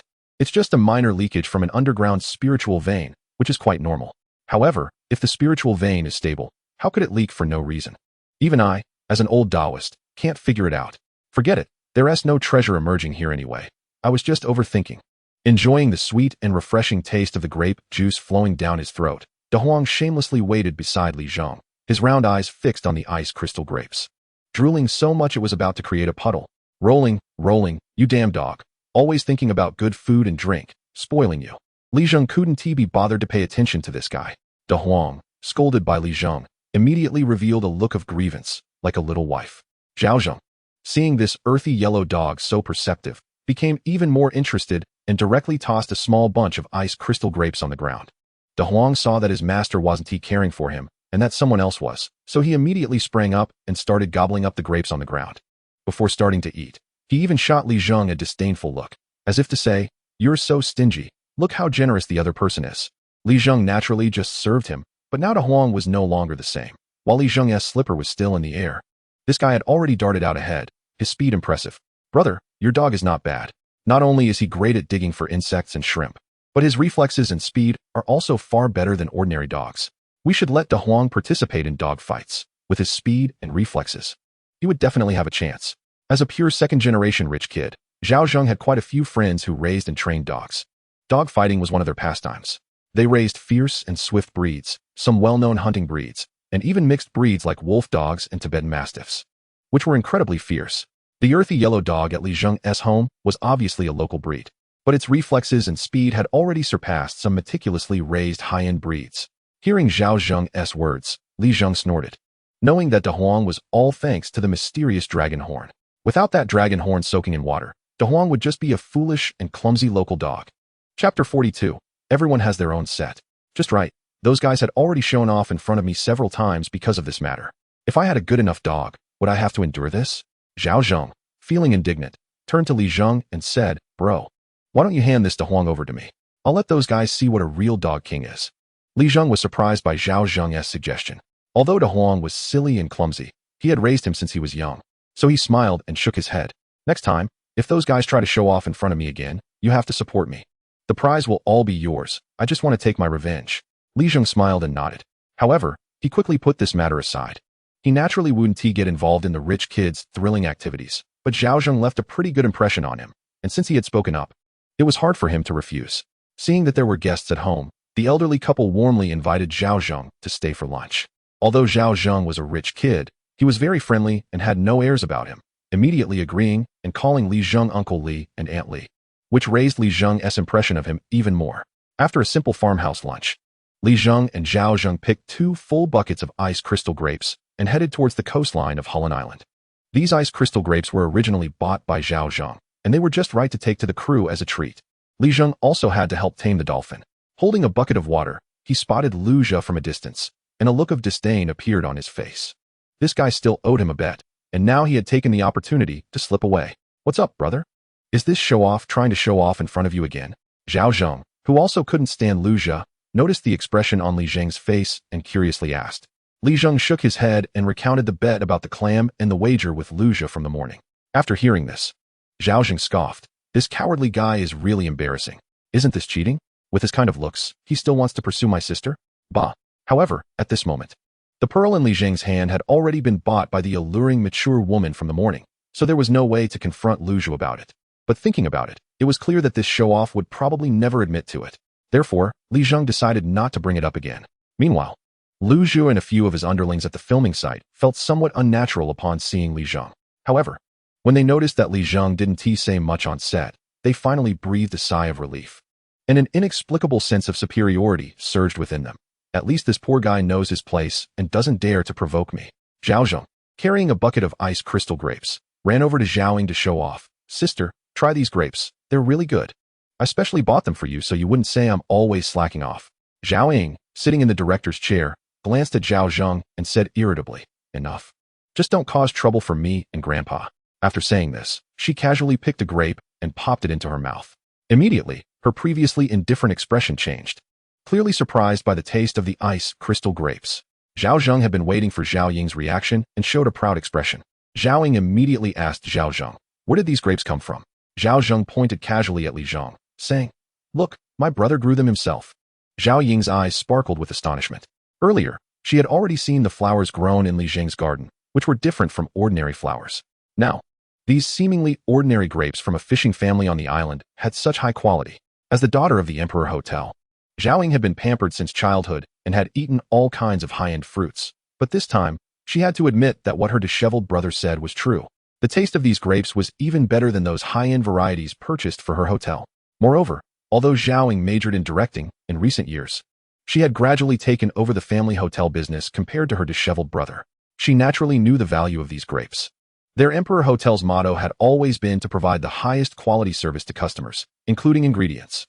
Therefore, Zhao Ying began to contemplate and directly said to Li Zheng, "Mr. Li, are you interested in collaborating with our Emperor Hotel? We can regularly purchase these grapes that you grow." Another reason prompting Zhao Ying to make this decision was because previously, she had searched for the same varieties of flowers from Li Zheng's garden, but had found none. This meant those flowers could potentially be a brand new variety. As for the grapes in front of her, Zhao Ying was also aware that they did not belong to any known grape varieties. Otherwise, if they had such quality, they would have already been popular. They could very well be a new variety. Being able to cultivate new varieties of flowers and grapes. Who knows what other types might be developed in the future? If they could establish a partnership with Li Zheng, it could potentially bring benefits to the Emperor Hotel.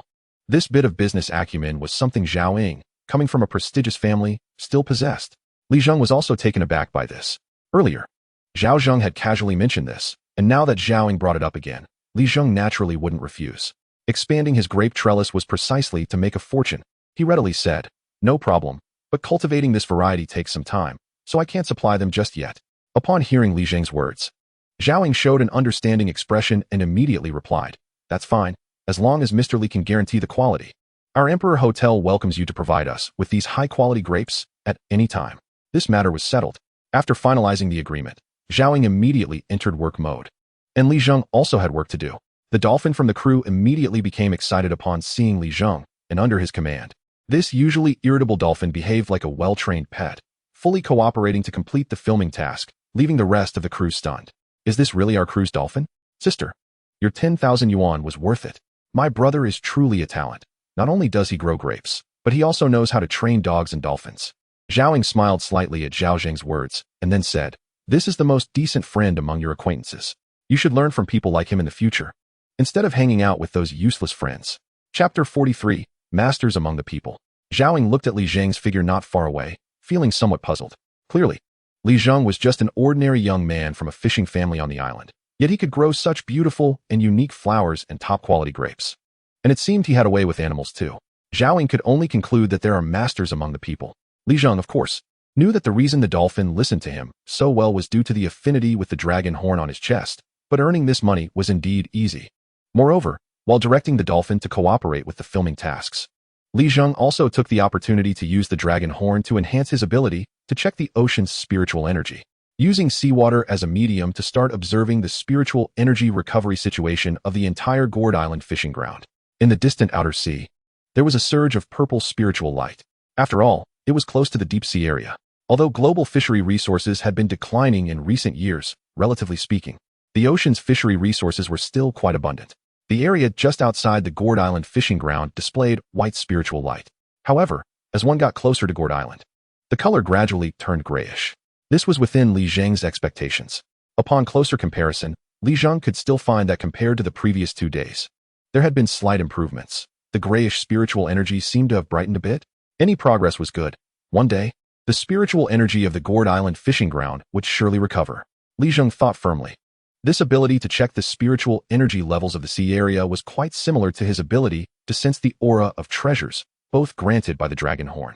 However, the scale of the sea area's spiritual energy was too vast, requiring seawater as a medium. Da Huang approached him first, shaking its head and looking greedy, clearly wanting to gain some benefits. Seeing the greedy look on this guy's face, Li Zheng was also helpless. With a thought, the dragon horn appeared in his hand. And then Li Zheng soaked the dragon horn in clean water. This was something Li Zheng had to repeat almost every day for the past few days. The clear water from the dragon horn bubble is indeed a good thing. As expected, when Da Huang saw this situation, he immediately got excited and started bouncing around, even striking a pose, ready to shout excitedly, but was directly slapped on the back of the head by Li Zheng. "If you want to drink this spirit water, Then stop yelling like a fool. Just sit here and wait quietly. Don't disturb me while I contemplate life. Seeing Da Huang's obedient look, Li Zheng finally calmed down, sitting in his own yard, and began to think about what actions to take after obtaining this dragon horn. The most urgent task is definitely to buy the Hulu's island and the surrounding fishing grounds, making them private property. Only in this way can this golden nest avoid any unforeseen changes in the future. Also, the Dragon Thunder Rain ceremony must be practiced diligently. Right now, the duration of the spells he can cast can only be measured in seconds, which has no practical value at all. A man cannot afford that short amount of time. At present, these two matters are Li Zheng's main focus. Buying the fishing grounds is still just a plan. He currently lacks the ability to implement it. However, practicing the Dragon Thunder Rain ceremony is something Li Zheng can do at any time as long as he is not discovered. The clear water in the barrel has soaked enough, and Li Zheng called Da Huang, who was already impatient, to come and drink his fill. It wasn't until he could hear the sound of water sloshing in the dog's belly that he stopped. Afterwards, Li Zheng carried the bucket of clear water soaked with dragon horn to the grape trellis in his backyard and poured it all over the grapevines. This clear water has a catalytic effect on the growth of the grapevines. When these vines grow early and bear ice crystal grapes, it will bring in some income. After watering, Li Zheng didn't rush down the mountain. His parents should have gone to town, and there was no one around in the backyard except for wild beasts, making it an excellent place for him to practice the Dragon Thunder Rain ceremony. Li Zheng sat down cross-legged without hesitation. Following the information in his mind, he began to practice. With the experience from his first practice of the Dragon Thunder Rain ceremony, Li Zheng had some insights this time. Although it was still a bit awkward, he had made significant progress compared to the first time. Sensing the spiritual energy, absorbing the spiritual energy, and condensing the spiritual energy. The whole process was much smoother than when he first attempted it. Seeing the miniature cloud again, Li Zheng was still extremely excited. Although it was small, the process of creating a cloud out of thin air was truly fascinating. Moreover, upon closer observation, he noticed that the size of this mushroom cloud seemed to be a bit larger than last time, which made Li Zheng even more invigorated. This time, he must persist for a longer duration. At that moment, Li Zheng manipulated the spiritual energy within the miniature cloud, beginning to gather and merge it into spiritual rain. He had already figured out that the power of the thunder spells was indeed somewhat frustrating at the moment, with little practical use. It couldn't even electrocute a small chicken, but the spiritual rain that fell was quite useful. Just look at how Da Huang eagerly wanted to bathe in the spiritual rain last time. Therefore, this time, Li Zheng planned to focus on improving the rain spells, dedicating all his energy to controlling the water's spiritual energy, merging, kneading, and forming spiritual rain. As Li Zheng moved, a number of fine, luminous raindrops began to fall from the miniature mushroom cloud. Da Huang, who had been following Li Zheng, excitedly barked. Even more thrilled than when drinking the water soaked with dragon horn, he dashed under the miniature cloud and joyfully bathed in it. 3 seconds, 4 seconds, 5 seconds. While Li Zheng controlled the cloud to sprinkle spiritual rain, he also struggled to count the time. 7 seconds, 8 seconds, 9 seconds, 10 seconds. Just as Li Zheng gritted his teeth and counted to 10 seconds, the miniature mushroom cloud could no longer hold on and gradually dissipated. However, Li Zheng's expression showed no signs of disappointment. Instead, he was exceptionally excited. Focusing on practicing this rain spell indeed allowed for a longer duration. Li Zheng also noticed that aside from Da Huang consuming some of the rainwater that fell from the miniature mushroom cloud, the rest flowed onto the ground, being absorbed by the grapevines, with not a single drop wasted. The grapevines, after being nourished by the spiritual rain, seemed to radiate even more vitality. Combined with Da Huang's performance, it was clear that bathing in the spiritual rain was even more beneficial than drinking the water soaked with dragon horn. Moreover, after bathing in the spiritual rain, the fur on that part of Da Huang's head became increasingly shiny and smooth, and when the mountain breeze blew, he appeared spirited. In that moment, Li Zheng even felt that he could no longer see any trace of a mud in this guy. Instead, he had a hint of nobility. However, immediately after, Da Huang began to happily stick out his tongue to lick the spiritual rain flowing on the ground, instantly ruining that noble aura. What noble dog would lick the dirty water on the ground? Chapter 44. No need to be polite. If it weren't for this Dragon Thunder Rain ceremony, I would be tempted to try the effects of this spiritual rain, which is better than the water from the dragon horn bubble, Li Zheng thought to himself. However, Li Zheng suddenly realized that his physical quality seemed to have improved again. He carefully sensed it and was excited to discover that the dragon horn had imparted the Dragon Thunder Rain ceremony to him, which was not just for casting heavenly thunder and spiritual rain. While practicing, it could continuously strengthen his body. After all, the process of absorbing and condensing spiritual energy was quite difficult, and during this process, some residual spiritual energy would remain in Li Zheng's body, which was immensely beneficial. To verify this effect, Li Zheng stood up and happened to see a stone nearby, originally used to secure the grape trellis, weighing about 180 pounds. When building the grape trellis, he had carried it over with his father, and with his weak physique as a child, he could hardly lift it. But now, Li Zheng focused on the stone, squatted down, wrapped his arms around it, and then combined his weight and strength to lift it up effortlessly. This delighted Li Zheng immensely. Realizing this, Li Zheng not only resolved to practice the Dragon Thunder Rain ceremony more, but also felt a bit ashamed of his earlier thoughts. He didn't need to drink the spiritual rain like Da Huang. Just then, Da Huang happened to lift his dog head and met Li Zheng's gaze. Seeing his owner staring at him, Da Huang generously took 2 steps back, signaling with his eyes as if inviting Li Zheng to join. No need to be polite. At this moment, Li Zheng became furious and directly kicked Da Huang's rear, scolding him. You really are a worthless mutt, a mutt indeed, licking the dirty water on the ground? How disgusting. Da Huang, who had been kicked, whimpered in grievance, then showed a puzzled expression in his eyes. Just now, his owner clearly wanted to lick, right? Besides, he was a mutt. Isn't it normal for a mutt to lick water off the ground? Moreover, he had done this before without seeing his owner get this angry. Humans are such strange creatures. Da Huang thought to himself. Forget it. If I want to lick, I'll lick. Seeing Li Zheng's somewhat angry expression, he immediately stood up, lowered his noble dog head, indicating he would not dare to have any disdainful thoughts towards his owner. Li Zheng then snorted in satisfaction, turned, and walked down the mountain, humming a cheerful tune. However, once he entered the yard, Li Zheng was surprised to find his parents holding a bowl of rice paste, feeding something. This guy, drenched and tangled in a couple of ragged fishing nets, had his eyes tightly closed, with only a slight rise and fall of his belly indicating that he was still alive. However, Li Zheng estimated that this guy was barely hanging on. He immediately turned to his parents and asked, "Where did this parrot come from? It's almost dead. Shut your crow's mouth, it's still breathing." His mother, Zhao Qinglan, replied. Hearing this, Li Zheng nodded. This was just his parents' kindness acting up again. In the minds of the older generation, like Li Weimin and his wife, rice porridge was considered a panacea, the essence of rice, capable of nourishing even children who had no milk powder, almost like a miraculous elixir. However, Li Zheng had little confidence in this, but since his parents wanted to give it a try, he went along with it. What are you standing there for? Come help. With Li Weimin's shout, Li Zheng quickly stepped in to help pry open the parrot's sharp beak. His father soaked a straw in the porridge and dripped it into the little guy's mouth. Most of the porridge spilled out, and Li Zheng couldn't tell if the parrot swallowed any of it. It was up to fate now. After everything was done, Li Weimin and his wife stood up and said, then made a dry nest for the parrot with the straw and placed it inside. There wasn't much else to do.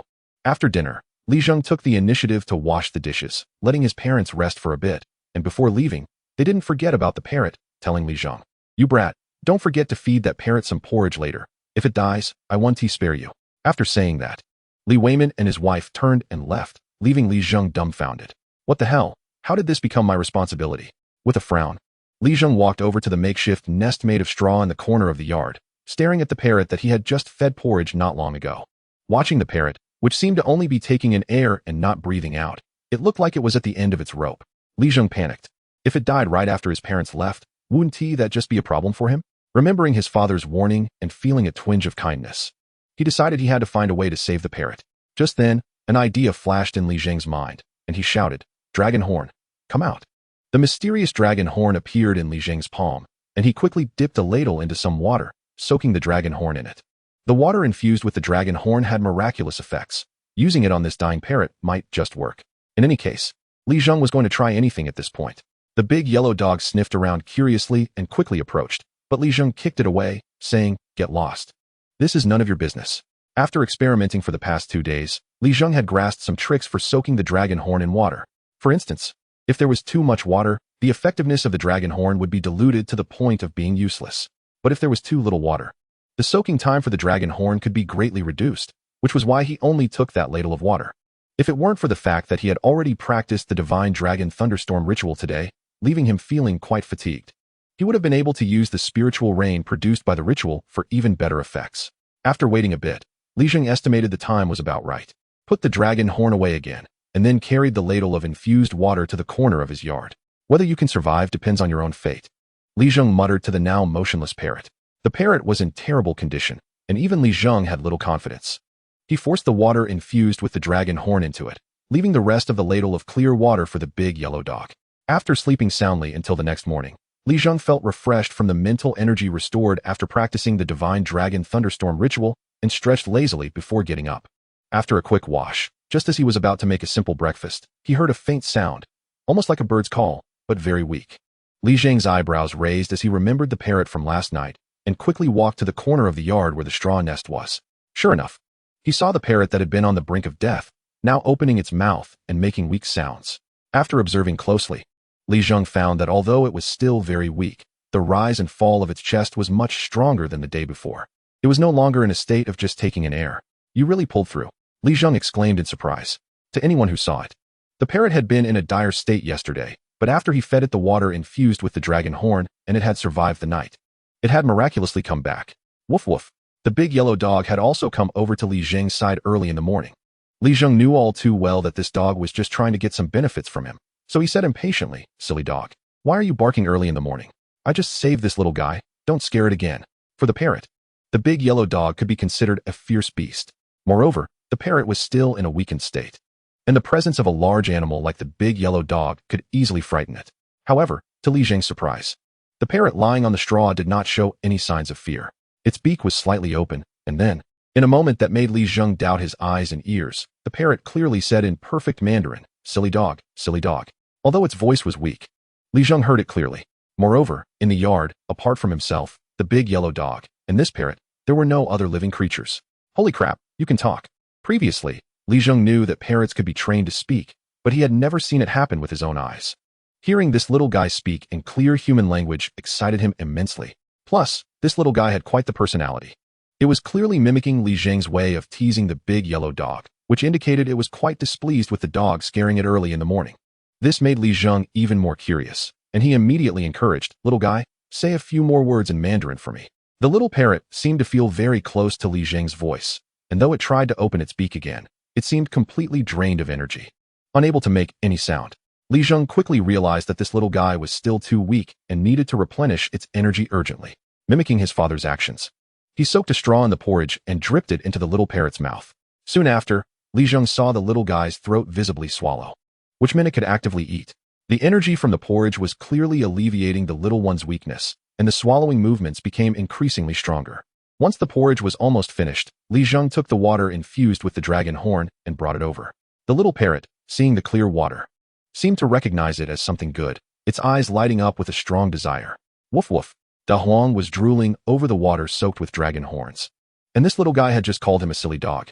Could Da Huang tolerate that? So, he made a noise to scare the little guy. However, it was clear that Da Huang had chosen the wrong target to intimidate. Under Li Zheng's gaze, the little guy lying on the straw quickly opened its mouth and, in a clear and precise Mandarin, exclaimed, "Silly dog. Stinky dog. You're dead. I'm your father." Da Huang was completely stunned. Even Li Zheng froze in place, unable to continue what he was doing. Aside from silly dog, which he had just said, the rest of it he had never uttered. "Turtle. Did you learn this from a Zwan player?" Li Zheng muttered, already having a guess in his mind. Those insulting phrases were likely taught to this little guy by its previous owner. In fact, an image of a Zwan player teaching a parrot how to insult appeared in Li Zheng's mind. With such foul language, it must be a Zwan player. Li Zheng found it increasingly interesting. If he had such a Zwan parrot by his side, wouldn't he have a built-in advantage in arguments? Imagining that scene made Li Zheng excited. This parrot was a talent. Without hesitation, Li Zheng soaked a straw in the water infused with dragon horns and fed it to the little guy. The parrot cooperatively gulped down the water, quickly regaining its strength. After consuming a good amount of water, the little guy was even able to struggle to stand up from the straw, albeit wobbly, which was a significant improvement considering it had looked like it was on the verge of death just yesterday. The little guy, showing great spirit, flopped into Li Zheng's palm. Clearly knowing who its savior was, Li Zheng gently stroked the little guy's dry feathers and murmured, "Little guy, you will follow me from now on. I need to give you a name." After pondering for a moment, a spark flashed in Li Zheng's eyes, and he smiled, saying, "Since you come with Zwan attributes, how about we call you Wenjuan Yuan? What do you think?" The little guy snuggled in Li Zheng's palm and nodded in understanding, clearly pleased with the name, and immediately repeated, "Wenjuan Yuan." Li Zheng exclaimed excitedly, "Goodness, I just said it once, and you can repeat it. I struck gold." After saying that, he turned to Da Huang and said, "You silly dog, look at how smart Wenjuan Yuan is." Silly dog, silly dog. Wenjuan Yuan immediately echoed, clearly enthusiastic about teasing Da Huang. Chapter 46, Bonus. Da Huang was also dumbfounded. Seeing that Wenjuan Yuan had a master to protect it, He knew it would be impossible to scare it anymore, so he just lay down in place, giving up in protest against Li Zheng's way of favoring one over the other. Afterward, Li Zheng warned De Huang, "No bullying when Zhuang Yuan. If I find out, I won't spare you, silly dog." After a thorough warning, Li Zheng finally felt at ease. He shared some of the leftover clean water with De Huang and poured the rest into his flower bed. The newly planted flower seeds also needed energy to grow. Just as Li Zheng finished his tasks, a screeching sound of brakes came from outside the yard. Li Zheng looked outside and saw a police car parked steadily in front of his yard. He remembered something and immediately showed an expression of anticipation. Sure enough, several police officers got out of the car, one of whom had a relatively high rank and was a middle-aged man with a square face. And his police uniform had slight differences from the others. Among the remaining officers, there were also familiar faces, the ones who had responded the day Li Zheng reported the sonar buoy. They walked toward the yard. Li Zheng hurried to greet them, and one of the group recognized him and whispered a few words to the square-faced man. The man's expression changed, and he stepped forward, enthusiastically saying to Li Zheng, "Young man, you are the one who discovered the sonar buoy. You are truly accomplished at a young age, helping us eliminate a significant hidden danger." Li Zheng guessed correctly. These officers were here for the sonar buoy he had seen in the sea a couple of days ago.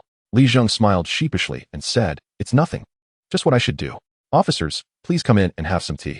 However, the square-faced man waved his hand and said, upon hearing this, Li Zheng immediately felt a surge of excitement. The national policy clearly states that discovering a sonar buoy comes with a reward of 50,000 yuan. Then, the square-faced man waved his hand, and someone behind him handed Li Zheng 50,000 yuan in cash, along with a certificate of merit, before they drove away. Holding the heavy stack of red bills, Li Zheng's heart raced. Although he already had over 200,000 in his bank account, it was just a string of numbers, and didn't have the same impact as holding cash.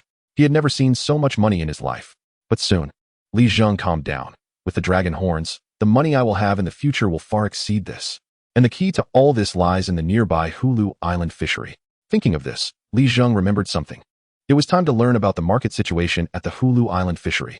He had heard that the government was selling the entire Hulu Island fishery, but since it hadn't sold yet, he had almost forgotten about it and wasn't clear on the asking price. Coincidentally, since he had 50,000 yuan in cash that needed to be deposited in the bank, Li Zheng planned to take this opportunity to ask the Maritime Department about it. De Huang, guard the house and don't bully when Zhuang Yuan. After a simple reminder, Li Zheng rode his old bicycle out.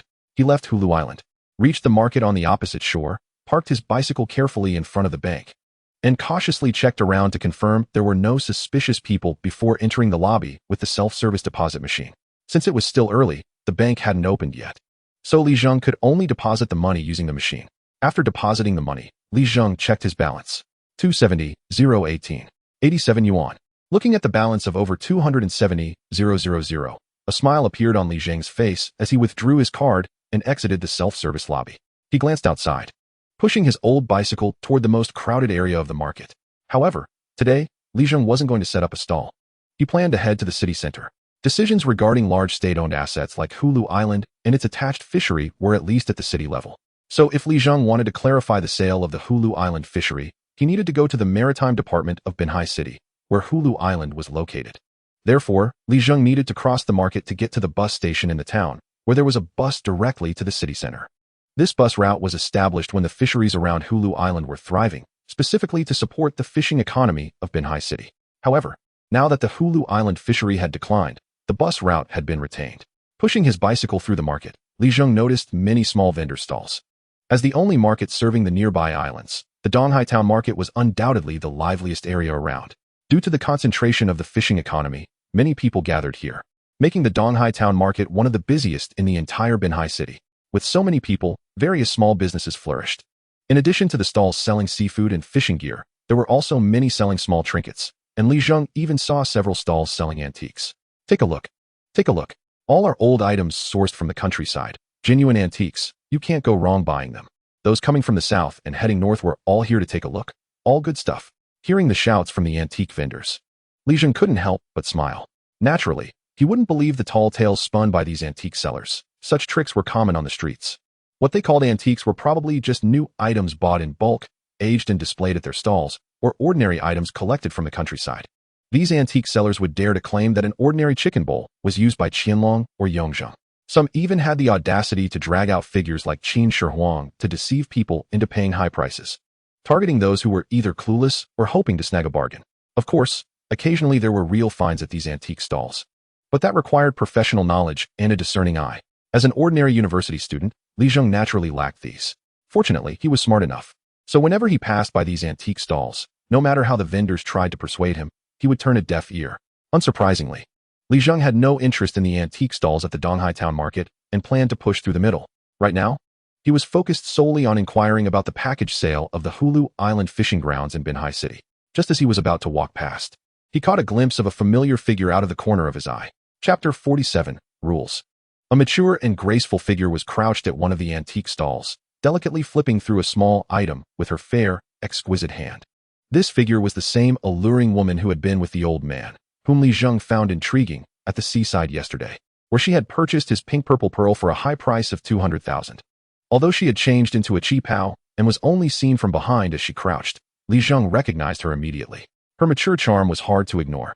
However, Li Zheng was not the type to be unable to move when seeing a beautiful woman. Besides, they had only met once, and their interaction had only been a transaction. So there was no need to stop and greet her. Just as Li Zheng was about to continue walking, he heard the vendor at the antique stall where the graceful woman was crouching call out with a hint of excitement. "Beautiful lady, everything at my stall is a good find. That bronze picio in your hand is from the Tang dynasty. I see you like it so much. I can let it go for 200,000. Goodness, this vendor really had the guts to ask for 200,000 right off the bat. I sold my genuine pearl for the same price." Li Zheng muttered to himself and took a glance.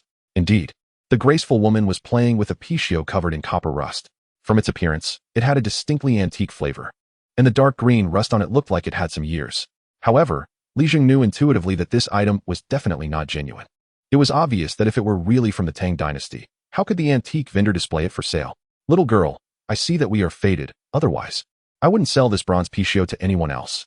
The antique vendor spoke of fate, but his eyes were constantly sizing up the graceful woman's chest. Seeing that she was fondly playing with the bronze picio, Li Zheng felt a bit uneasy. If she really spent 200,000 on it, that would be a waste. He had seen how she had bought his pearl without batting an eye. Someone who spent money without a clear sense of value might actually pay that amount. Well, I guess I could consider it a way to repay her for buying my pearl at a high price. With that thought, Li Zheng casually parked his old bicycle by the roadside and walked over to the antique stall, crouching down beside the graceful woman. As soon as he crouched down, he caught a whiff of her faint fragrance, especially where the cheapao split at her thigh, revealing a large expanse of white, causing him to lose his composure momentarily. However, Li Zheng quickly regained his composure and warmly said to the graceful woman, "Miss, I see you like this bronze picio." While speaking, Li Zheng reached over and pulled the bronze picio from her hand, placing it directly on the stall. He also gave her a look, signaling her to leave quickly. The graceful woman, seeing the young face of Li Zheng, had a fleeting moment of confusion in her captivating eyes, but quickly realized who he was. The young man she had encountered at Hulu Island Beach yesterday. In just a moment, she understood the meaning behind Li Zheng's unexpected actions, and a glint of light flashed in her eyes as she intended to stand up in response to him. However, the antique vendor was not having it. Watching a big business slip away, it was like a cooked duck flying away. Who could stand for that? Moreover, he had already figured out that this exquisite beauty was a definite catch. With just a bit more persuasion, he might just get that 200,000. So, without knowing where he pulled it from, he took out a fan and lightly waved it over the old items on his stall, slapping it onto the hand where Li Zheng still held the bronze picio, saying, "Young man, you seem to be a bit ignorant of the rules." Li Zheng noticed the antique vendor was making a move and inwardly cursed, but on the surface, he maintained a calm demeanor, saying, "What rules? Boss, my sister and I have urgent matters to attend to. What do you mean by this?" These vendors in the market, who spent all day deceiving people, were never good-natured. Just like those clam sellers, they could pull out knives at the slightest disagreement. However, Li Zheng realized that things had indeed fallen into the worst-case scenario he had hoped to avoid. The people from other antique stalls around had noticed the situation and were casting unfriendly glances. Clearly, these antique vendors were in cahoots. Li Zheng estimated that if he forced his way out, it would not be so easy, so he had to hold back for now. The antique vendor, seeing Li Zheng's demeanor, wore a smug expression and said to him, "Rules? Let me tell you, the rule at my antique stall is that once you touch it, you have to make a deal with me. I need to make a sale. Right now, the deal hasn't been made yet, so you can't leave." Hearing this, Li Zheng's expression darkened. This antique vendor was clearly determined to extort a fee before letting him go. This left Li Zheng deep in thought. The market is currently crowded, and even if I wanted to run, I wouldn't be able to. Moreover, with several antique stalls scattered around, the moment I show any signs of wanting to escape, I'll probably be blocked immediately. Not to mention, there's someone next to me wearing high heels, completely unsuitable for running. Therefore, Li Zheng can only calm down and think of a solution. If there's really no way out, I might have to spend money to get out of trouble. But that's the last resort. Just when Li Zheng was feeling anxious, he suddenly felt a warmth at the scar on his chest. He was taken aback, but soon noticed that the situation in front of him had changed. Several old items on the antique stall began to shimmer with 2 or 3 grayish lights. Spirit energy field. Li Zheng immediately recognized these lights. They were exactly the same as the spirit energy field light he had seen on the sea clams yesterday. Right? How could I not think of it? These antiques also have spirit energy fields that can be distinguished. Li Zheng excitedly murmured to himself. If they are genuine antiques, after years of sedimentation, they can absorb enough spirit energy, which is why there are sayings about antiques having spirit. However, most of the so-called old items on the stall do not emit any spirit energy light, indicating that these items are merely artificially aged fakes. Chapter 48, Su Qingzi. How could new items that haven't gone through the test of time possibly emit the light of a spirit energy field, even if they look old on the outside? The spirit energy field cannot be faked. However, there were indeed 2 items on the antique stall that emitted spirit energy fields, indicating they were genuine old items. These are commonly referred to as leaks. One of the items emitting a spirit energy field was a copper coin, judging by its style and the year written on it. It was from the Qing dynasty, not very old, so the spirit energy field light was not bright, only a faint glow. The other item, however, was rather inconspicuous. If it weren't for the spirit energy field, Li Zheng might not have noticed it at all. This item was a small teapot.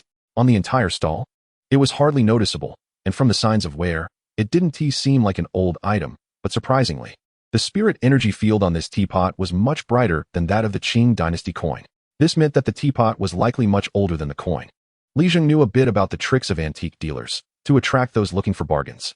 They would place some obviously new-looking items among the artificially aged fakes to confuse the eye. Ordinary people can usually tell these new items apart at a glance, as long as their eyesight isn't too poor. This would inadvertently boost the blind confidence of such people. When they look at the aged items and find no flaws, they would blindly believe they had found something genuine.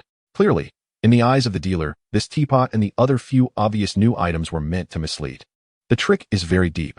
This teapot is a genuine item. The spirit energy field 1T lie. Seeing this situation, Li Zheng's mind worked quickly, and he soon thought of a countermeasure, secretly saying to himself, "Today, not only do I want to escape, but I also want you to bleed a bit." Then, Li Zheng said to the antique dealer, "Since you say your rule is that once something is touched, a deal must be made, then there's no rule that says I can only buy this bronze picio. Isn't that too domineering? Let me pick something else so you can make a sale. Everyone will be happy. How about that? Otherwise, if things get messy, you might not be able to handle it, right?" Li Zheng's words were both enticing and threatening. And with his local accent, the antique dealer showed some hesitation on his face. After all, the other party clearly saw that the bronze picio was a fake and wouldn't he possibly spend 200,000 just to throw it away. After thinking for a moment, the antique dealer said, "All right, young brother, since you understand the rules, let us do it your way. All the items on my stall are good goods. Pick whatever you like." Li Zheng smiled and said, "Brother, at this point, let us not say such self-deceiving words. I'll take that small teapot for 1,000 yuan. What do you say, brother? How about you take it to have some tea?" As he spoke, Li Zheng pointed at the teapot he had set his sights on, making his offer first. In fact, this was also a little trick of Li Zheng. He chose the least likely item to be real on the entire stall and directly offered a price of 1,000 yuan, telling the antique dealer that the teapot was worthless in his eyes. He knew that the item was fake, but still offered 1,000 yuan, which was how he intended to conclude this matter. The antique dealer, seeing the expression on Li Zheng's face, gradually lifted the fan pressing down on Li Zheng's hand, and said, as he spoke, he handed the teapot to Li Zheng and the elegant woman beside him. Seeing that this matter was concluded, Li Zheng breathed a sigh of relief. At that moment, the elegant woman, who had been silent all along, stepped forward and said to Li Zheng, "Little brother, let me pay." Saying this, she took out 10 red bills and handed them to the antique dealer. The antique dealer accepted the money with a smile. "That teapot isn't worth anything. It's just something picked up from the countryside for a few bucks. And I made a profit of 1,000 yuan without any cost. What a deal." At this time, Li Zheng picked up the small teapot and whispered to the elegant woman beside him, "Let us go quickly." After saying that, he stood up, regardless of holding the elegant woman's delicate wrist, feeling a soft touch, and pulled her out. The elegant woman did not resist, just followed beside him. And the look in her eyes seemed to hold something different. Li Zheng quickly pushed through the crowd, pulling the elegant woman along and the antique dealers around them. Seeing the previous dealer make a gesture, no longer paid attention to the hurried pair. Once they had walked out of the range of the antique stalls and into a less crowded area, Zheng finally stopped to catch his breath. However, at that moment, a fragrant breeze brushed past Zheng's ear. "Little brother, you're still holding my hand. And when did I become your sister?" It was the voice of the elegant woman beside him. Only then did Zheng realize that in his haste to escape, he had been holding onto her hand all along. Moreover, since he was pulling the elegant woman forward, she ended up standing very close to him, and in their conversation, the fragrant breeze hit Zheng's face. Looking at her curvy figure and mature charm, Zheng suddenly felt at a loss and blushed deeply. However, he quickly let go of her wrist and hurriedly apologized. "I'm really sorry. I only did that out of urgency." Before Zheng could finish his sentence, he was interrupted by the elegant woman's laughter. She lightly covered her red lips with her jade hand and said, "Little brother, why are you so easy to tease? Just now, you were so brave saving a beauty. Where did that courage go when dealing with the antique dealer?" Zheng, flattered by the praise, chuckled and said, "This can't be considered a heroic rescue. Even without me, sister, you wouldn't easily fall for it. It's just that these people are not to be trifled with, and as a woman, it's not easy for you to deal with them." The charming woman listened and showed admiration for Zheng in her eyes. She wasn't some naive and weak girl. Although she didn't know much about antiques and couldn't directly distinguish between genuine and fake items, her perspective meant she couldn't possibly buy antiques from a street stall. After all, someone who could casually pull out 200,000 to buy a pearl couldn't be a simple character. However, Zheng's sudden appearance surprised her, so she didn't rush to resolve the situation. Earlier, she had watched the process of Zheng outsmarting the antique dealer. His calmness and the way he handled the problem impressed her greatly, and she took out a business card to give to Zheng. When Zheng received it, he saw it only had a simple name and contact information. Su Qingxi, Chapter 49, The 300-Year-Old Teapot. Zheng. At this moment, Zheng remembered something and handed over the small teapot he had bought from the stall to the charming woman in front of him. Although he knew that this teapot wasn't a fake but a genuine antique that might be worth quite a bit, the 1,000 yuan had been paid by Su Qingxi. So naturally, this teapot belonged to her. Therefore, Zheng didn't hesitate to take it out. This was equivalent to giving He Fan a miraculous ability to appraise antiques. With this ability, there would always be opportunities to find hidden treasures in the future. This was simply a path to wealth. The more Zheng thought about it, the more excited he became. After Su Qingxi took the small teapot, her expression didn't change. After all, in her eyes, it was just an ordinary teapot. However, she still smiled at Zheng and said, "Little brother, you're really capable. You resolved a 200,000 trouble with just 1,000.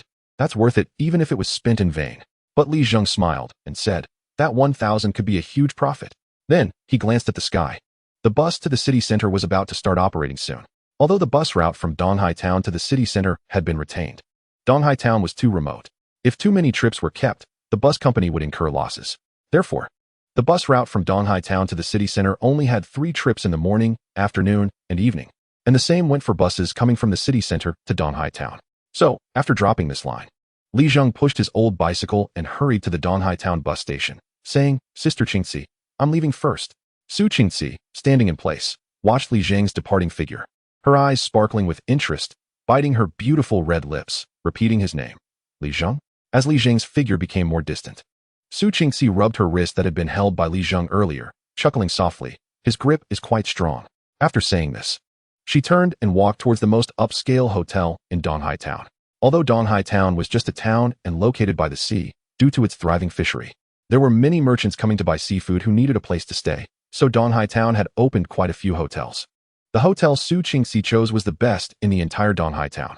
After returning to the hotel, Su Qingxi spotted a figure and quickened her steps, walking up to that person respectfully and saying, "Master." The figure was an old man dressed in a Taoist robe, exuding an air of immortality.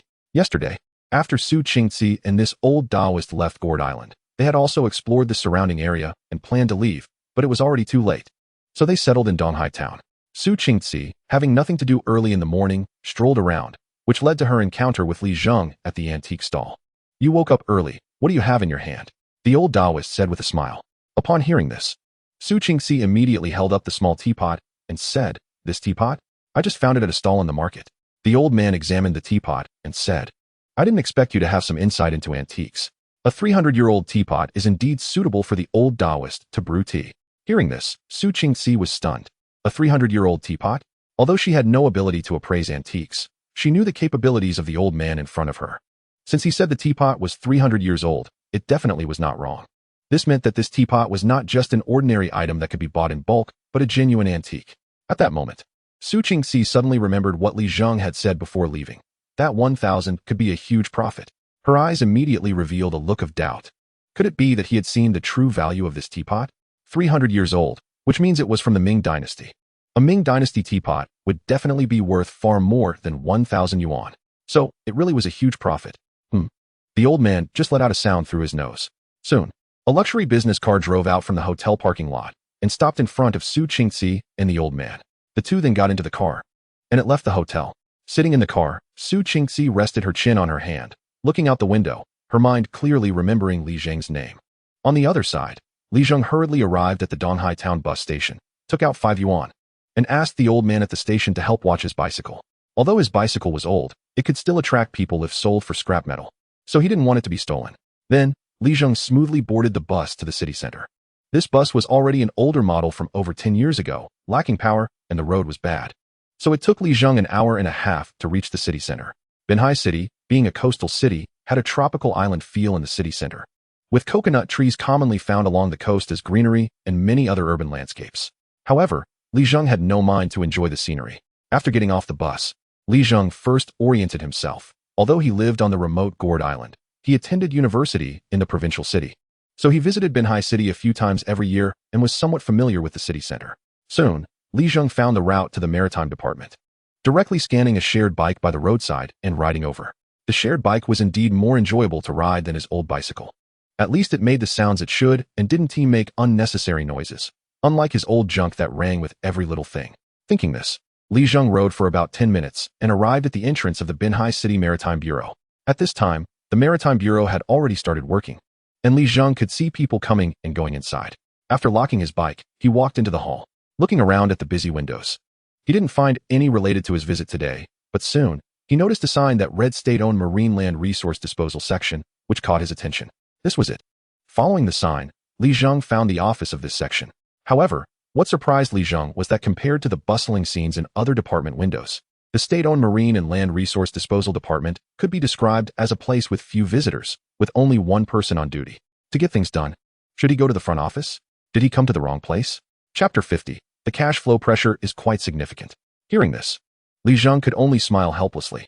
In the entire Binhai City, the state-owned marine and land resources available for transfer and disposal were probably limited to Halutio, the fishing ground territory, and the surrounding small islands. However, these places had long been neglected due to the decline of the Halutio fishing ground. So the staff here subconsciously thought that the people coming in were lost. Li Zheng explained, "Hello, comrade. I would like to inquire about the sale of the Halutio fishing ground." Upon hearing Li Zheng's words, the duty officer was initially taken aback, but soon his eyes lit up, and he warmly welcomed him. Hello. Are you an individual or a company group looking to purchase? You must be from a fishing company. Come on, feel free to ask about any questions you have." The duty officer, seeing Li Zheng's appearance, naturally assumed he was sent by some fishing company, and Li Zheng didn't correct him. After all, if he told him that he, a young man, wanted to privately purchase Halutio and its affiliated fishing grounds, he would probably be regarded as a troublemaker and would be kicked out by security. So, Li Zheng followed the duty officer's lead and said, "I came this time mainly to ask about the price of the Halutio and its affiliated fishing grounds." Hearing this, the duty officer immediately felt something was up.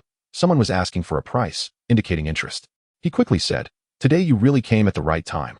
The price for Halutio and its affiliated fishing grounds is a huge discount from our government. Now it's only 5 million, and we can even waive the tax for you. The usage rights for the islands, even as a breeding island, is at least 15 years, and it can be automatically renewed upon expiration. 5 million. Upon hearing this price, Li Zheng was also taken aback. Halutio is quite large among the surrounding islands, and with its affiliated fishing ground territory, that's a significant area.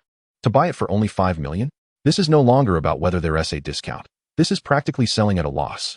To buy such a large area of land and marine territory for 5 million is simply impossible elsewhere." Seeing the surprised expression on Li Zheng's face, the duty officer felt a bit anxious. Could it be that the price was quoted too high? The duty officer was also conflicted. It was not easy to have someone inquire about the price. He had to make sure to handle it well. If this could lead to a deal, it would mean getting rid of a hot potato. In fact, apart from Halutio, there were dozens of other islands in the same predicament, all abandoned due to the depletion of offshore fishing resources. Relying on government funding to save them would be too much pressure. Which is why the higher-ups came up with this policy to sell these uninhabited islands and barren seas to private individuals or companies, allowing them to offload these hot potatoes while also increasing fiscal revenue. However, while the idea was good, selling them was difficult. Bianhai City still had many unsold islands.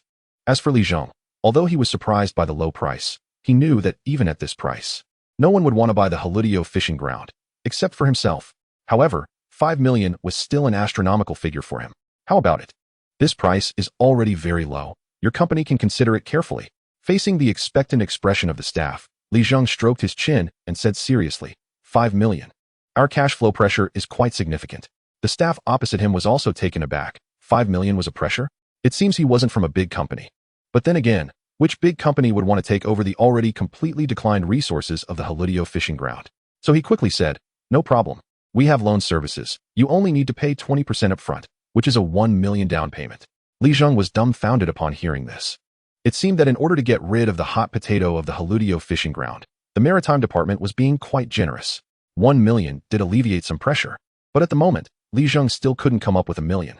So he said, the staff on the opposite side expressed understanding and warmly said that any questions he wanted to consult could be directed to them. And then they escorted Li Zheng out of the office. Standing outside the Maritime Bureau, a surge of determination welled up in Li Zheng's eyes. As long as he could secure 1 million, he could acquire the Halutio fishing ground. Previously, he wouldn't have dared to think about even tens of thousands. But now he was full of fighting spirit. Relying on the clear water from Longjiao and the spiritual rain summoned by Shenlong's thunderstorm ritual, he could make money from planting. But his flowers and ice crystal grapes also needed time to grow, right? Now, the spiritual energy of the Halutio fishing ground had begun to gradually recover. The longer he delayed, the worse it would be for Li Zheng. After all, the longer the night, the more dreams. By then, the spiritual energy of the Halutio fishing ground would have recovered to a certain extent, leading to an increase in fish catches, which could easily attract attention. If someone got ahead of him, Li Zheng wouldn't even know where to cry. However, trying to pick up a bargain wasn't that simple. At least today, there was no time. When Li Zheng set off from Donghai town, it was already 8 o'clock. The bus took an hour and a half on the road, and he had spent quite a bit of time getting to the Maritime Bureau. It was already past 1 in the afternoon, the hottest time of the day, so the film crew probably hadn't started working yet. If he were any later, he would be late. Among the crowd, Zhao Zheng saw Li Zheng riding his bicycle and came over. Li Zheng gave Zhao Zheng a thumbs up. After that, he casually parked his old bicycle and walked towards the sea. The dolphin saw Li Zheng from afar and began to excitedly spray water, occasionally making some noises that drew attention. Chapter 51. Add some ingredients. Standing not far away, Zhao Ying also spotted Li Zheng and let out a sigh of relief, saying to Li Zheng, you finally made it. Otherwise, I was about to cancel today's shooting task. Without you, that mischievous guy wouldn't cooperate at all. Zhao Ying pointed at the dolphin playing in the water. Now, in the entire crew, the dolphin only listened to Li Zheng, and it was incredibly obedient, which puzzled Zhao Ying. Li Zheng smiled. I was delayed by something. I rushed over, and thankfully I made it. Sorry, Director Zhao, let's get started. Zhao Ying smiled in return, and just then, a gust of sea breeze blew, making Zhao Ying's long hair flutter. With her smile, she bloomed like a beautiful flower, leaving Li Zheng momentarily mesmerized. Li Zheng's expression was also noticed by Zhao Ying, and for a moment, she felt a bit shy, lightly cleared her throat, and turned to direct the crew to begin work.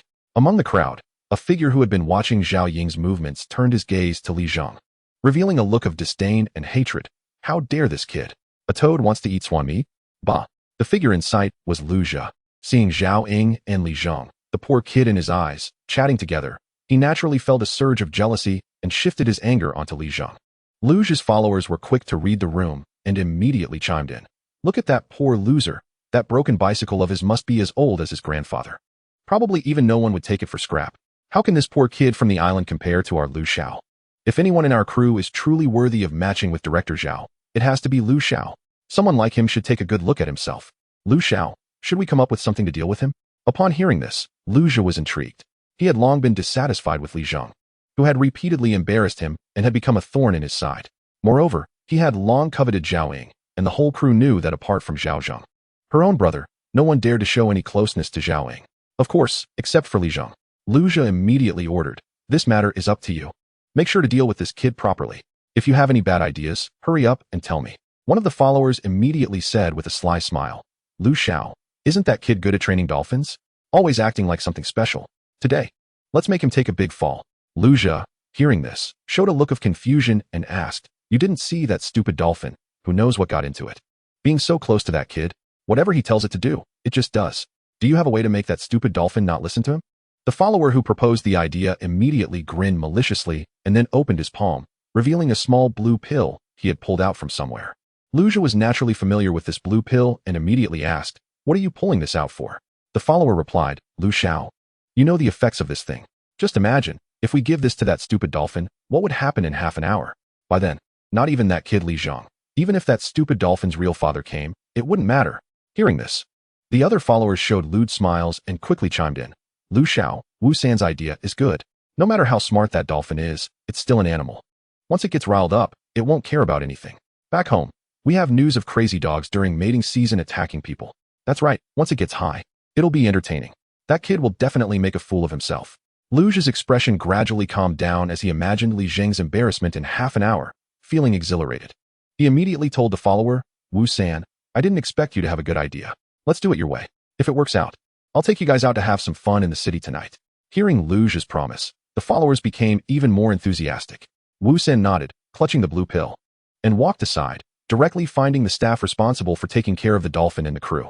After whispering a few words, he sent that staff member away. Then, he successfully found an iron barrel filled with fresh sea fish bought from the market in Donghai town that morning, all meant for feeding the dolphin. Seeing the lively fish in the barrel, Wu San sneered, "This animal has a good diet. Today, I'll give you some extra." Saying this, he forcefully stuffed the blue pill into the belly of one of the fresh fish. Then, carrying the iron barrel, he walked towards the beach where the dolphin was, calling out, "Little thing, it's time to eat. After you finish these goodies, you better perform well during the shoot." The fish stuffed with the blue pill was the first to be thrown into the sea. The dolphin, being hungry, immediately swallowed it without hesitation. Seeing this, Wu San showed a satisfied expression and then dumped the remaining fish from the barrel into the sea. "Eat up, eat more. When you go wild later, the more strength you have, the better it is for us to let off steam." After saying that, he left with the iron barrel. Meanwhile, Luja, waiting not far away, made a gesture indicating he had everything under control. Instantly, a satisfied expression appeared on Luja's face, and he coldly stared at Li Zheng in the distance, crossing his arms and waiting to see the show. Over here, Li Zheng was completely unaware. After chatting with Zhao Zheng for a bit and seeing that the crew was almost ready, he walked towards the beach to start working. Approaching the dolphin, he saw it joyfully swimming in circles and thought to himself, "It seems that the dragon horn has an extraordinary attraction to ordinary marine life. However, this little guy is particularly excited today." Just as Li Zheng was about to board the crew's speedboat to start working, he saw Zhao gracefully walking towards the beach, boarding another speedboat, followed by staff moving equipment onto it. As the biggest slacker in the crew, Zhao Zheng was naturally dragged onto the speedboat by his sister. The remaining crew members also boarded their respective speedboats, including Lu Zhe and his followers, with only a few people left on shore. Li Zheng then realized that today's shooting would take place entirely on the water, so Director Zhao also had to be on the speedboat to provide on-site direction and setup. However, that was none of Li Zheng's concern. He just needed to focus on doing his own job. Soon, the speedboat under Li Zheng began to move, and the dolphin happily followed behind, while Zhao Ying's speedboat quickly caught up. Chapter 52, the speedboat capsized. However, the speedboat had not gone far from the shore when it stopped. After all, the further from the shore, the greater the risk, and soon Director Zhao Ying issued the command to start filming. Li Zheng immediately began directing the dolphin. This guy was able to understand all of Li Zheng's complex commands and executed them decisively. "Xiaobai, well done." Xiaobai was the name Li Zheng had given to the dolphin. After successfully completing the commands, Li Zheng generously praised the little guy, making it even more excited. However, as time passed, Li Zheng began to feel something was off. Today, Xiaobai seemed unusually hyper. Normally, after performing some actions according to commands, it would get tired and come over to show affection and take a break, but today, it was visibly maintaining an excited state, as if it had been given a shot of adrenaline. Li Zheng had no idea that the effects of the drug inside Xiaobai were just beginning to kick in. As seconds ticked by, Li Zheng felt increasingly uneasy. Xiaobai's state could no longer be described as excitement. It was even bordering on frenzy. Even when faced with his commands, it was starting to ignore him, just jumping up and down in the water, appearing very agitated, and even attempting to slap the boat with its tail fin several times. Something's wrong. Li Zheng made a quick judgment. With his dragon horn aura present, Xiaobai shouldn't be this agitated. There had to be another reason. Meanwhile, on a nearby speedboat, the followers were watching the situation closely, and Wu San directly said to Lu Zhe, "Lu Xiao, just watch. The effects of the blue pill are about to fully kick in." Lu Zhe revealed a perverse look of anticipation on his face, staring intently at Li Zheng's figure on the speedboat ahead. Stupid dolphin, hurry up and go wild. It would be best to shove that poor kid into the water and give me some fun. Up ahead. Li Zheng quickly spoke to calm down the agitated Xiaobai, but the Xiaobai, which was thrashing violently in the water, seemed to have completely lost control and ignored Li Zheng's words. Li Zheng immediately shouted to Zhao Ying and Zhao Zheng, who were on a nearby speedboat, "Director, something's wrong with Xiaobai." Just as Li Zheng issued the warning, a loud splash echoed in his ears. Turning his head, he saw Xiaobai leap out of the water and then crash back down heavily, its tail fin creating a huge splash before disappearing beneath the surface. Li Zheng's expression changed. Although he didn't understand why Xiaobai had suddenly become so agitated, he knew very well that with Xiaobai's size, the force it could unleash was substantial. If it charged at someone, it could cause serious trouble. So, Li Zheng quickly began searching around for Xiaobai's figure. Meanwhile, Zhao Ying also sensed something was wrong, stood up from the speedboat, and intended to ask what was happening. The next moment, Zhao Ying suddenly lost her balance, and a tremendous collision force came from beneath the boat. The speedboat she was on was overturned by something. Zhao Ying's scream and the sound of her falling into the water coincided almost perfectly. At the same time, the others on the speedboat also fell into the sea like dumplings. Li Zheng just happened to witness this scene. It was Xiaobai that had overturned Zhao Ying's speedboat. This surprised Li Zheng. The speedboat that Zhao Ying was on had 4 to 5 crew members, including Zhao Zheng, and with the weight of the boat itself, Xiaobai, in its agitated state, could overturn it with just one charge. At that moment, Li Zheng understood why dolphins, which seemed cute, were classified as fierce creatures of the ocean. Save them quick. Some crew members on the shore and other speedboats shouted upon seeing this scene, but many couldn't swim, especially in the vast sea, and dared not jump in easily. They could only anxiously watch, while others were rushing over from a distance. At this moment, Li Zheng couldn't care less. Zhao Ying was already struggling in the water. Seeing that Zhao Ying couldn't swim, and since they were not far from the shore, everyone was without life jackets. Moreover, Xiaobai's figure was still swimming around, apparently maintaining its agitated state, and could attack at any moment. Li Zheng didn't dare to hesitate and jumped directly into the water. Once in the water, Li Zheng felt an affinity from the seawater surrounding him, allowing him to swim at an incredible speed.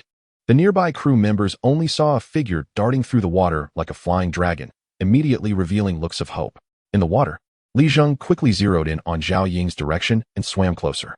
Just as Zhao Ying was struggling, she suddenly felt her body being supported by a powerful hand, preventing her from sinking further.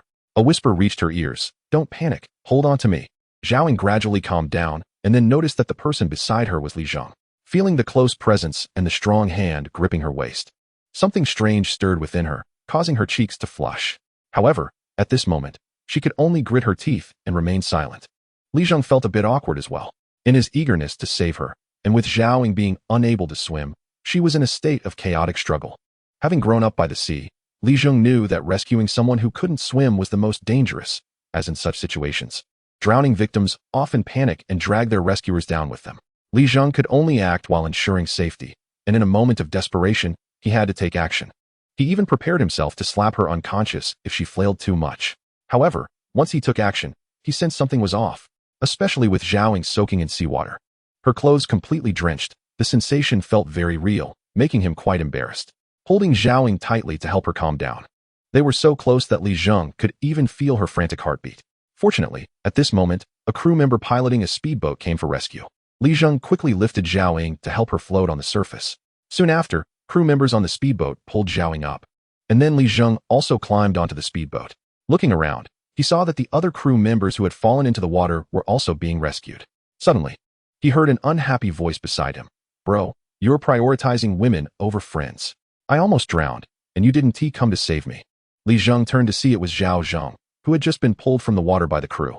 Li Zheng suddenly remembered that this guy had also been on the speedboat that Xiaobai overturned. He immediately felt embarrassed. Fortunately, Zhao Ying stepped in to defend Li Zheng, saying, unhappily, "Aren't you always bragging about how good your swimming skills are? I was waiting for you to save your own sister. If it weren't for Mr. Li, if I waited for you to come to save me, I'd probably be long gone." Seeing his sister blow up, Zhao Zheng immediately shrank back and said, "Come on. It was a sudden incident. Otherwise, I would have gone to save you right away. Why would I need someone else to save me?" Chapter 53. Where did this silly bird come from?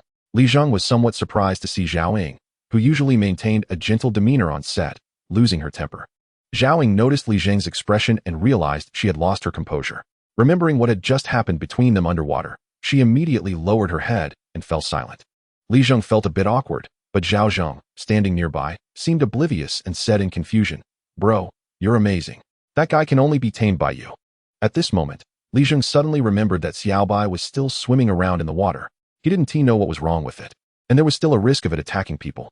Xiaobai's figure reappeared on the surface near the speedboat, swimming in circles as if gathering strength. The crew members on the speedboat were all alarmed. After all, they had just witnessed the dolphin overturning an entire speedboat. However, they soon heard a splash. It was Li Zheng, who had just come up from the water, diving back in and swimming towards Xiaobai's location. Witnessing this, Zhao Zheng murmured, "Wow bro, you're awesome. A true warrior." At this moment, everyone was too scared to even hide, let alone dare to jump into the water. However, Li Zheng ignored all that. Once in the water, his consciousness spread through the seawater as a medium, immediately sensing a furious emotion. It was Xiaobai. Li Zheng quickly swam to Xiaobai's side and found that upon seeing him, Xiaobai's furious emotions slightly subsided, instantly calming him down. "Little guy, did you eat the wrong medicine today?" Li Zheng gently stroked Xiaobai's forehead, soothing its emotions. It seemed to sense the aura of dragon horns on Li Zheng. And coupled with Li Zheng's reassurance, the agitated emotions within Xiaobai gradually stabilized. The crew members on the speedboat watched this scene and all breathed a sigh of relief. Just a moment ago, Zhao Zheng had been complaining about Li Zheng being unfaithful to his friends, but now he loudly praised, "Bro, you're amazing. Only you can handle this guy." On the speedboat at the back, Lu Zhi saw the scene happening not far away and his expression turned somewhat ugly.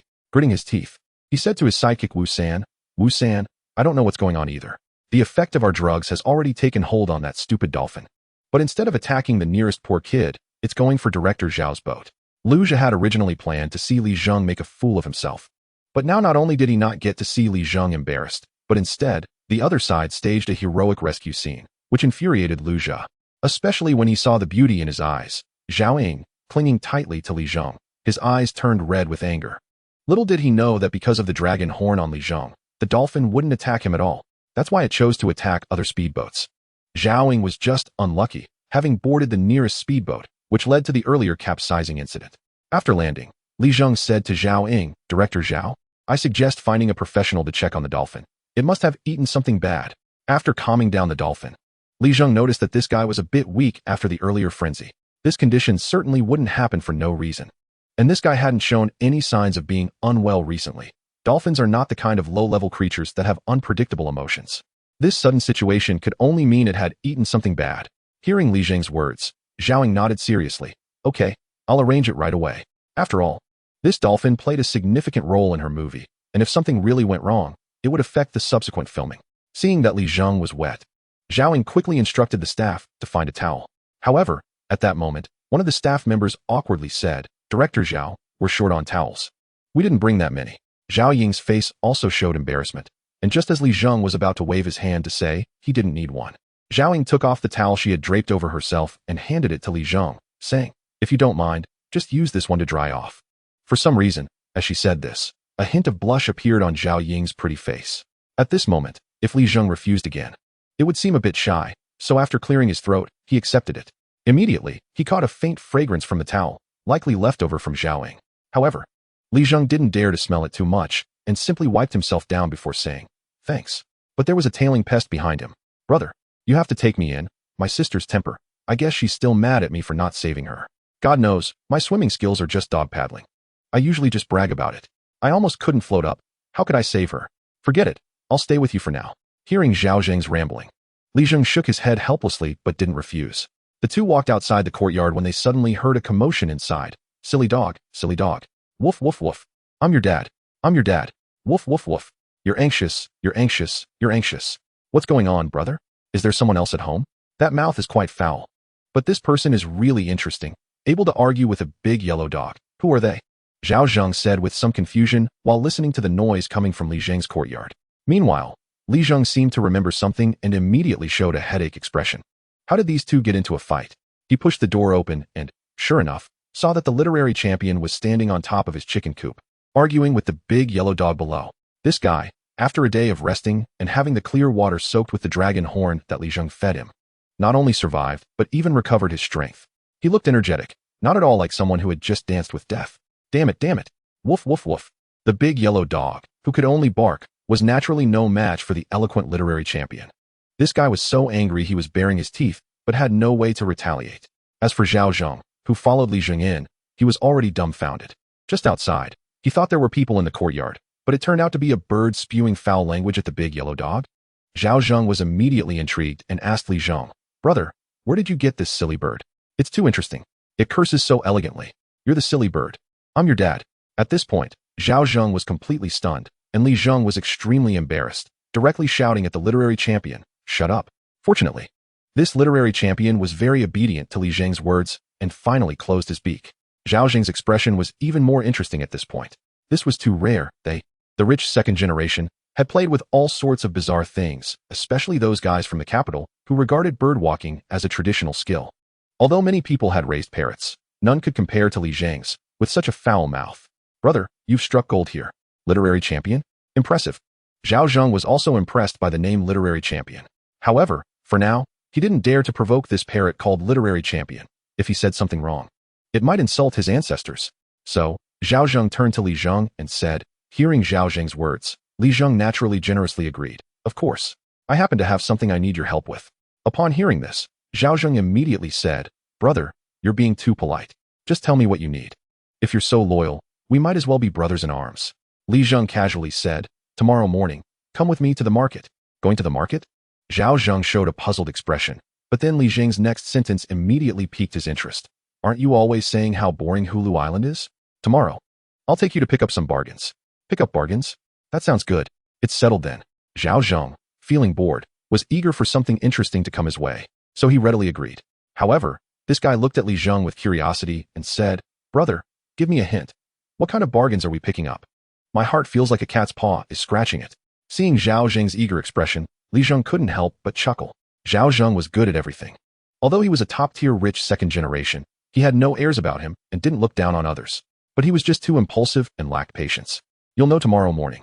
Li Zheng intentionally teased and refused to elaborate, which made Zheng a bit uncomfortable. But there was nothing he could do since Li Zheng wouldn't say more. At this moment, Li Weimin and his wife, after resting all day, had already started preparing dinner. After having a simple dinner at Li Zheng's house, Zheng bid farewell, saying, "Brother, don't forget about tomorrow morning." After Zheng left, Li Weimin and his wife tidied up briefly before heading out to the processing factory for work. Soon, the courtyard was left with only Li Zheng. As dusk fell and the sky gradually darkened, in such a remote place as Hulu Island, it was basically impossible for anyone to visit. So Li Zheng simply began to practice the Dragon Thunderstorm right in the yard. After a busy day, he hadn't had a moment to practice yet. Right now, cultivating the Divine Dragon Thunderstorm ritual is the most important task for Li Zheng, so he dared not slack off. He immediately sat cross-legged and began to adjust his breathing. Following the cultivation method of the Divine Dragon Thunderstorm ritual, Li Zheng once again sensed the spiritual energy in the surrounding air and was pleasantly surprised to find that the more he practiced this ritual, the easier the earlier steps became.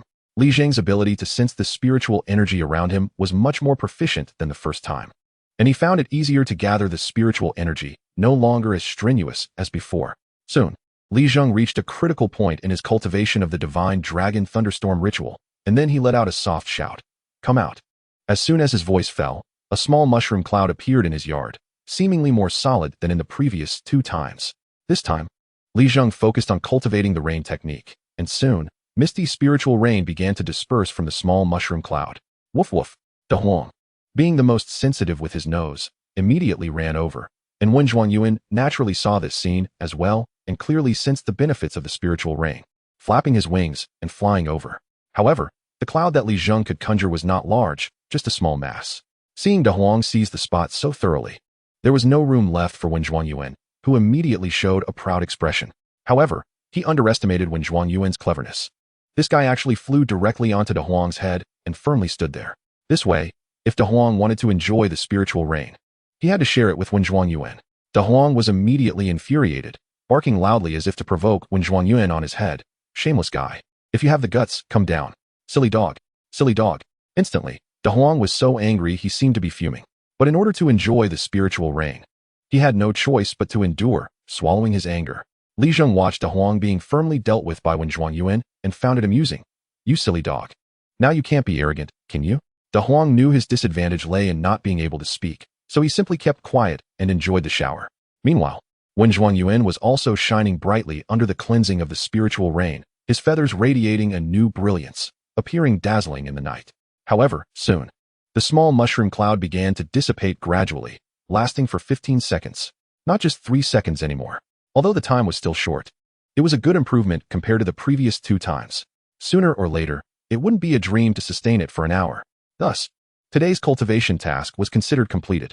Li Zheng was already feeling mentally chaotic and fatigued, unable to continue cultivating the divine dragon thunderstorm ritual. Don't fight in the middle of the night. If you wake me up, tomorrow I'll arrange for dog meat stew and parrot stew. After saying this, Li Zheng went straight to bed, the fatigue overwhelming him, and he almost fell asleep as soon as his head hit the pillow. The next morning, Li Zheng woke up on time, feeling refreshed again. After getting up, he quickly washed up, took a bowl of porridge from his kitchen, and slurped it down. Just as he finished eating, his makeshift smartphone in his pocket rang. Looking at it, it was Zhao Zheng calling. Chapter 55, Solitary Treasure? Bro, you haven't forgotten about yesterday, right? Li Zheng smiled. This guy was even more enthusiastic than he was. He immediately replied, wait for me at the market entrance. All right. Hearing Zhao Zheng's excited voice on the phone, Li Zheng hung up and quickly finished the porridge in his bowl. Then, he pushed his old bicycle out the door, riding towards the market in Donghai town outside Hulu Island. Before long, Li Zheng rode out of Hulu Island and spotted Zhao Zheng waving vigorously at him at the market entrance, clearly worried that Li Zheng might not see him. When Li Zheng pushed his bike to Zhao Zheng, the latter said, bro, you should really change that old bicycle. After all, you're now a person worth a couple 100,000. Zhao Zheng had seen Li Zheng sell a pink-purple pearl for 200,000. Li Zheng shook his head and smiled. Today, we're here to spend money. Saying this, he pushed his bike straight ahead. Zhao Zheng, hearing this, eagerly followed behind and started chattering. Bro, what's the plan? Soon, Li Zheng reached the most crowded street in the entire market. He looked around and found the stalls he was searching for, several antique stalls that were not too scattered. Li Zheng pushed his bike towards those antique stalls, and seeing Li Zheng's actions, Zhao Zheng asked curiously, I say bro, you're not planning to pick up some bargains at those antique stalls, are you? Isn't that just a wild goose chase? Most of the stuff there are fakes. There's no way there could be any real items. Even if there were real things, we wouldn't be able to tell. Those antique dealers are all very cunning. If they can't identify the real items, how could we? Zhao Zheng was a bit anxious.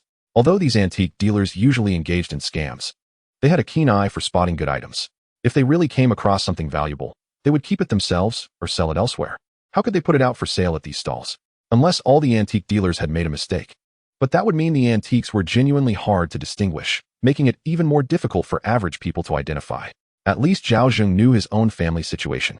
Although his father had collected many antiques, he knew nothing about them. Today, let me show you something. Upon hearing this, Zhao Zheng's excitement grew. Could it be that his newly made friend had this kind of skill? Before long, Li Zheng pushed his bike and stopped in front of an antique dealer's stall. He had already used the ability granted by the dragon horn to check the spiritual energy aura at several nearby antique stalls. However, it seemed that luck wasn't on his side today. None of the items at the other antique stalls emitted any spiritual energy, meaning they were all fakes. This situation was actually normal. Those antique dealers setting up stalls on the street would hardly display genuine items. In fact, these guys couldn't even be called antique dealers. They were simply scammers. However, Li Zheng's luck had not hit rock bottom. Among the many antique stalls, the one in front of him had an item emitting a bright spiritual energy aura, and the glow was quite strong. It immediately caught Li Zheng's attention. The item radiating the aura was a rolled-up painting. From its appearance, the aging craftsmanship was quite good. It looked like a genuine antique, and it seemed to have some years behind it. The content inside was not visible, so Li Zheng pretended to be nonchalant and planned to take a closer look. Seeing Li Zheng squat down, the antique dealer immediately greeted him warmly. What's up? Are you two young bosses planning to buy some old stuff? You two are just in time. I have plenty of good items at my stall, each one a fine piece. Just take a look. Li Zheng pretended to be picking items at the stall, picking this up to take a look, putting that down to examine. Zhao Zheng, who was behind him, saw Li Zheng's demeanor and couldn't help but wonder. So professional? Looks like there's something to it. After faking a few gestures, Li Zheng finally reached for a piece of calligraphy that radiated a vibrant aura. Once he got it in his hands, he unfurled the scroll, but upon seeing the content on the scroll, Li Zheng was dumbfounded. Inside the scroll was a piece of calligraphy, and if it were an ordinary piece, it wouldn't matter. Li Zheng might not even recognize it. However, the calligraphy before him was way too famous. Wang Shiji's Lantingyi Su, which anyone who has read a book would know. Damn it, today's antique dealers aren't professional at all. They dare to sell such obvious fakes. After muttering a bit, Li Zheng realized something was off. The calligraphy work clearly radiated a vibrant aura, But he also knew that Wang Shiji's Lantingyi Su couldn't possibly be real. Moreover, based on the level of aura emitted by the Qing dynasty coin he had seen yesterday, compared to the aura radiating from this piece of calligraphy, it was at most a circle stronger, likely dating back to the Ming dynasty. Thus, he speculated that this piece of calligraphy might very well be from the Ming dynasty. But Wang Shiji was from the Jin dynasty, which means there's a gap of over 1,000 years. Li Zheng was a bit confused, but he still firmly believed in the ability granted to him by the dragon horn. This vibrant aura couldn't deceive him. He then asked the antique dealer, "Boss, how much do you want for this Wang Shiji's Lantingyi Su?" Earlier, when he saw the Lantingyi Su, he had mocked the antique dealer in his heart, but unexpectedly, he himself asked for the price. Wang Shiji's Lantingyi Su has such a huge reputation that even someone completely clueless about antique calligraphy would know that there couldn't possibly be a genuine piece outside. Yet here it was on the antique stall, a piece purely meant to fool people. The antique dealer across from him laughed. Today, a pure fool had indeed come. He immediately began to deceive him. "Little boss, what an eye you have. This is a masterpiece of the sage of calligraphy.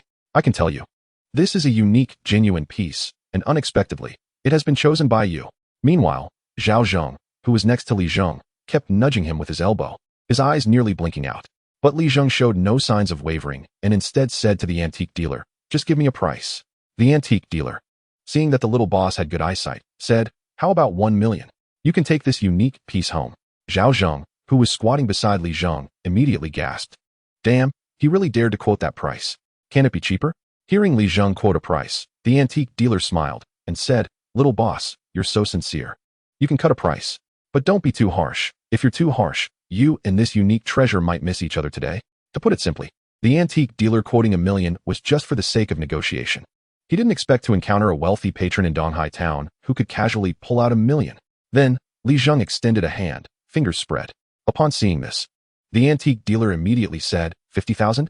Little boss, your cut is quite harsh, but since you seem sincere, we'll go with this price. The antique dealer was beaming. But Li Zheng merely said, 500. The antique dealer was instantly stunned, his expression changing rapidly as he said, "Little boss, you're joking a bit now. This is Wang Shiji's Lantingyi Su. 500 is simply tarnishing its sanctity." Li Zheng directly stated the matter, otherwise, this boss might really take him for a pure fool. Demanding tens of thousands was simply outrageous. "Little boss, look at what you've done. It's making things awkward for everyone. Just say it straight, and we can wrap it up. 500 is 500. Then, without hesitation, Li Zheng pulled out his phone and transferred 500 to the boss. Tucking the scroll of Wang Shiji's Lantingyi Su into his pocket and getting up to walk toward other stalls. At this moment, Zhao Zheng chased after Li Zheng and said, "Bro, what are you doing? You know this thing is fake, so why spend 500 bucks on it? That's a huge loss. You can buy something like that online for a few bucks, and it even comes with free shipping." Earlier, Zhao Zheng was worried that Li Zheng might mess around.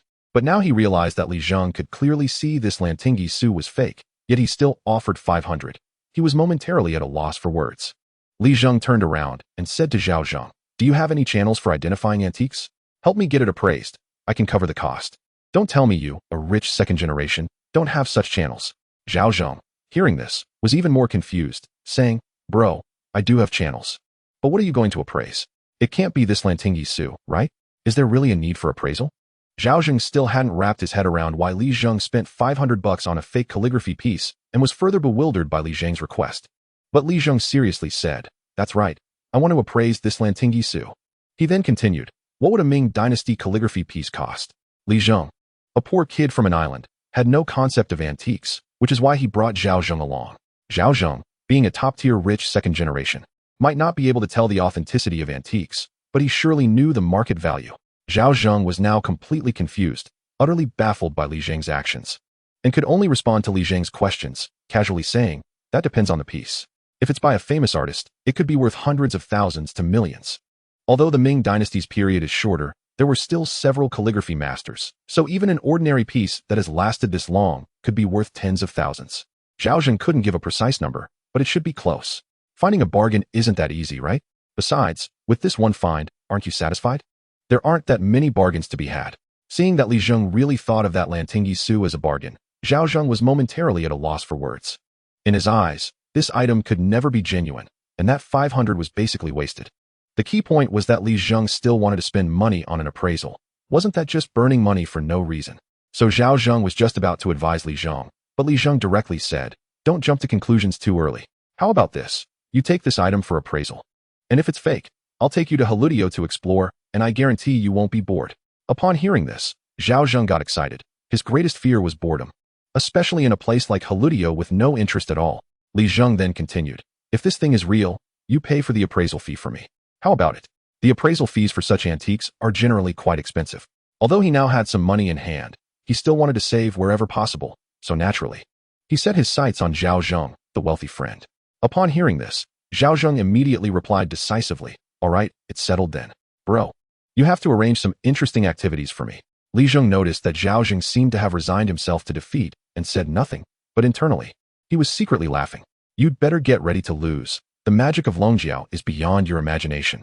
Zheng handed the calligraphy work to Zheng, who immediately ran to a logistics company in Donghai town, filled out an address, and sent the Lantingi Su out, paying a 2,000 yuan insurance fee with a coverage of 400,000 yuan. How about that, brother? I'm quite generous, right? A 2,000 yuan insurance fee. And this thing is only worth a few dozen yuan at best. Plus, I expedited it, and if everything goes smoothly, we should have results tonight. After Zheng paid the high shipping and insurance fees, the courier immediately sent the package out separately. After all, combined, Zheng's shipping costs were almost enough to buy a plane ticket just for this piece of calligraphy. Soon, it would board a special flight directly to the capital, heading to the most authoritative antique appraisal company for evaluation. Seeing the calligraphy work being shipped out, Zheng couldn't help but sigh that this rich second generation really has connections. Now all that was left was to wait for the results. As Zheng rode his old bicycle down the road, he began to ponder. Even with the ability granted by Longjiao to perceive the aura of inspiration, relying solely on picking up bargains probably won't earn me much. Zheng realized he had been a bit naive. He originally thought he could gather enough money to buy a fishery just by picking up bargains. But now he found there weren't that many bargains to be had. There may be antiques, but how many truly valuable items are out there waiting to be discovered? And how many could he possibly come across? Finding 2 genuine items at street stalls in 2 days was already incredibly lucky. It was unlikely he'd have such good fortune again. He couldn't just sit at antique stalls every day. If that were the case, forget about the 5 million for the fishery. Even gathering 1 million for the down payment in a short time would be a problem. He had to find another way to make money. Picking up bargains could only be left to chance, and the uncertainty was too great. Zheng thought to himself. But figuring out how to make money became a new dilemma. Relying on growing grapes or flowers would take a long time to be profitable. Chapter 57, Live Streaming. Zheng really didn't have many good channels. After all, he was just a college student. Whether he could get a part-time job was another question, and it wouldn't earn him much anyway. After finishing these thoughts, Zheng's phone suddenly rang with a notification. Pulling out his second-hand smartphone, he saw a notification pop up that instantly sparked an idea. The notification was a message indicating that a streamer was going live.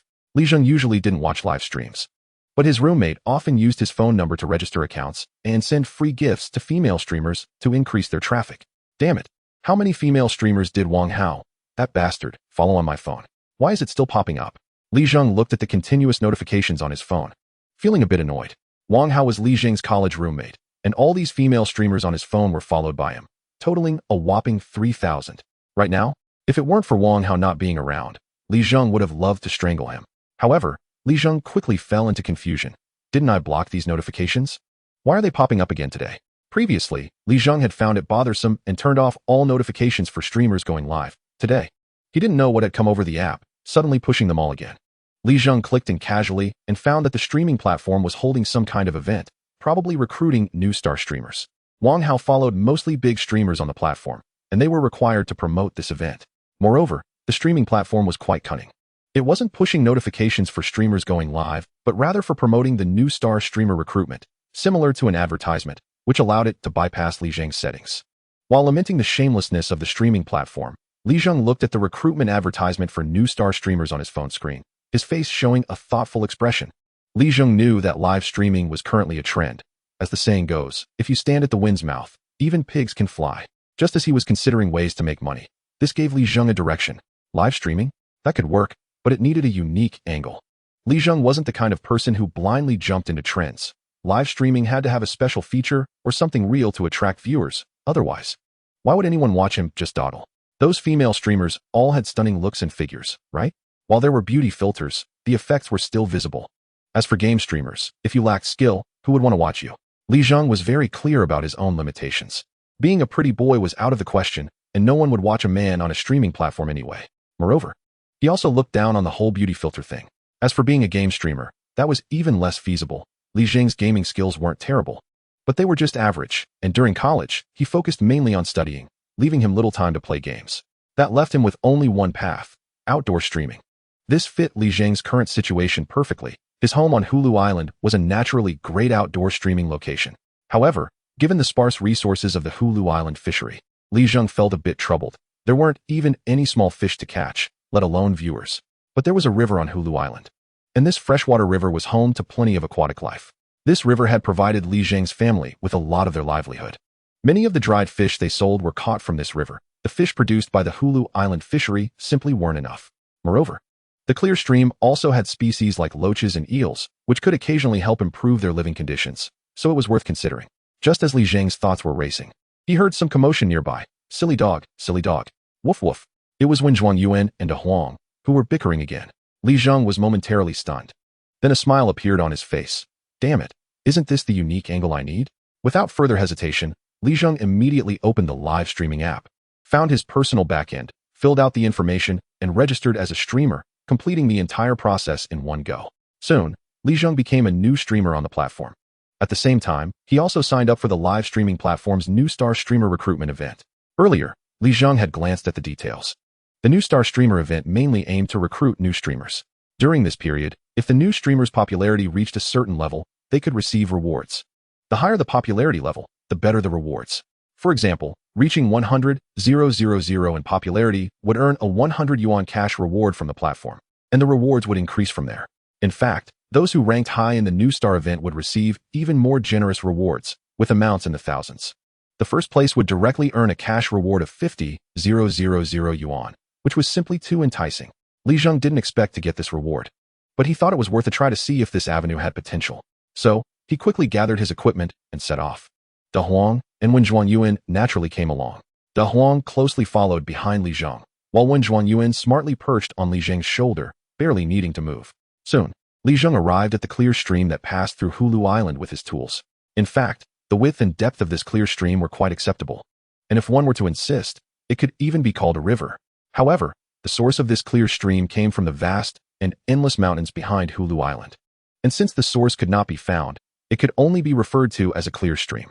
Upon reaching the edge of the clear stream, Li Zheng suddenly showed a look of joy, as he could at least see a few small crayfish leisurely moving among the water plants. If a few crayfish could be seen in the water, it was certain that there were many more hidden around.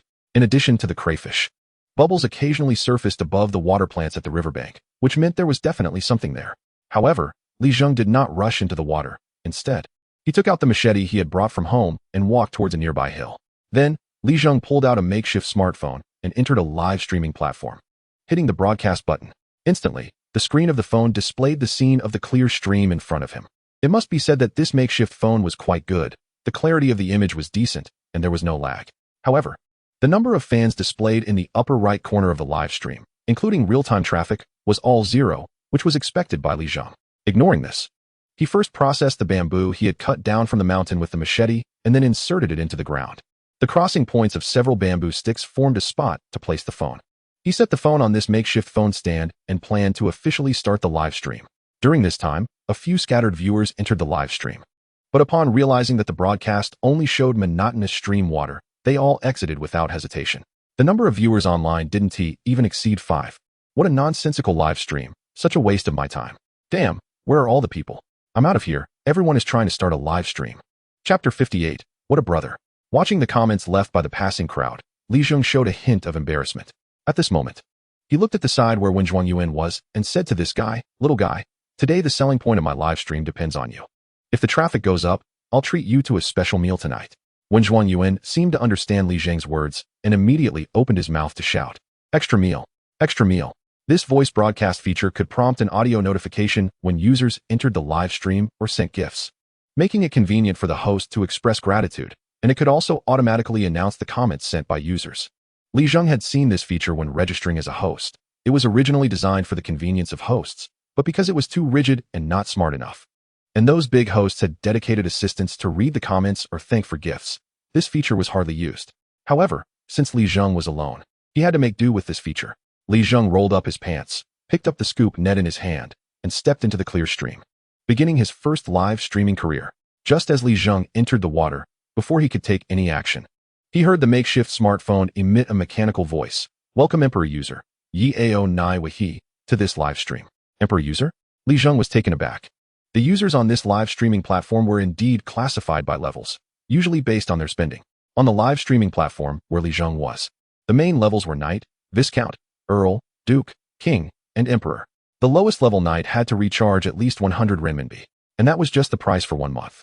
For a year, it would cost over 1,000. Average people wouldn't spend that much, so users with such noble titles on the platform were generally big spenders. Also known as wealthy people, the recharge amounts required for noble titles above Knight increased even more, with higher titles representing even wealthier spenders. An Emperor user was already considered a super wealthy user since just obtaining the Emperor Noble title cost 100,000 RMB. That was more than an average person's annual income. And this Emperor user was only using it to open a noble title for a live stream. Definitely a super wealthy person. Li Zheng didn't expect that not long after starting his live stream, an Emperor user would enter the room, and he became excited.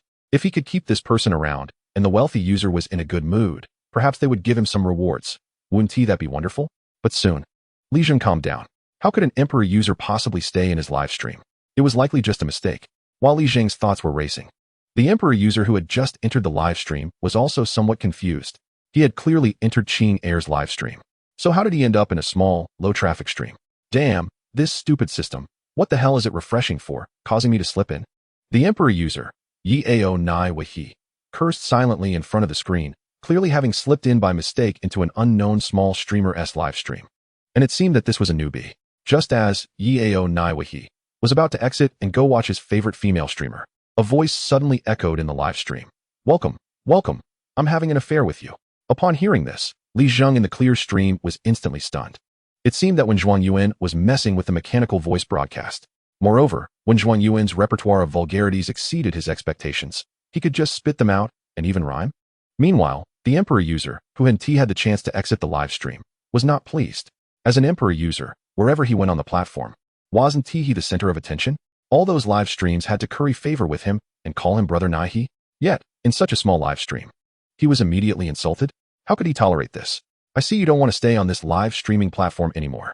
From a distance, Li Zheng heard the broadcast and showed a helpless expression, shrugging his shoulders at the camera, indicating that he hadn't said anything.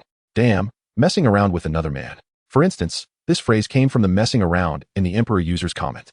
Li Zheng hadn't forgotten his earlier speculation that when Zhuang Yuan's previous owner was likely a player from Zheng Games. For a gamer, the term messing around equated to slacking off, which was quite an insult. So when Zhuang Yuan reacted so quickly, it was likely that he had received professional training.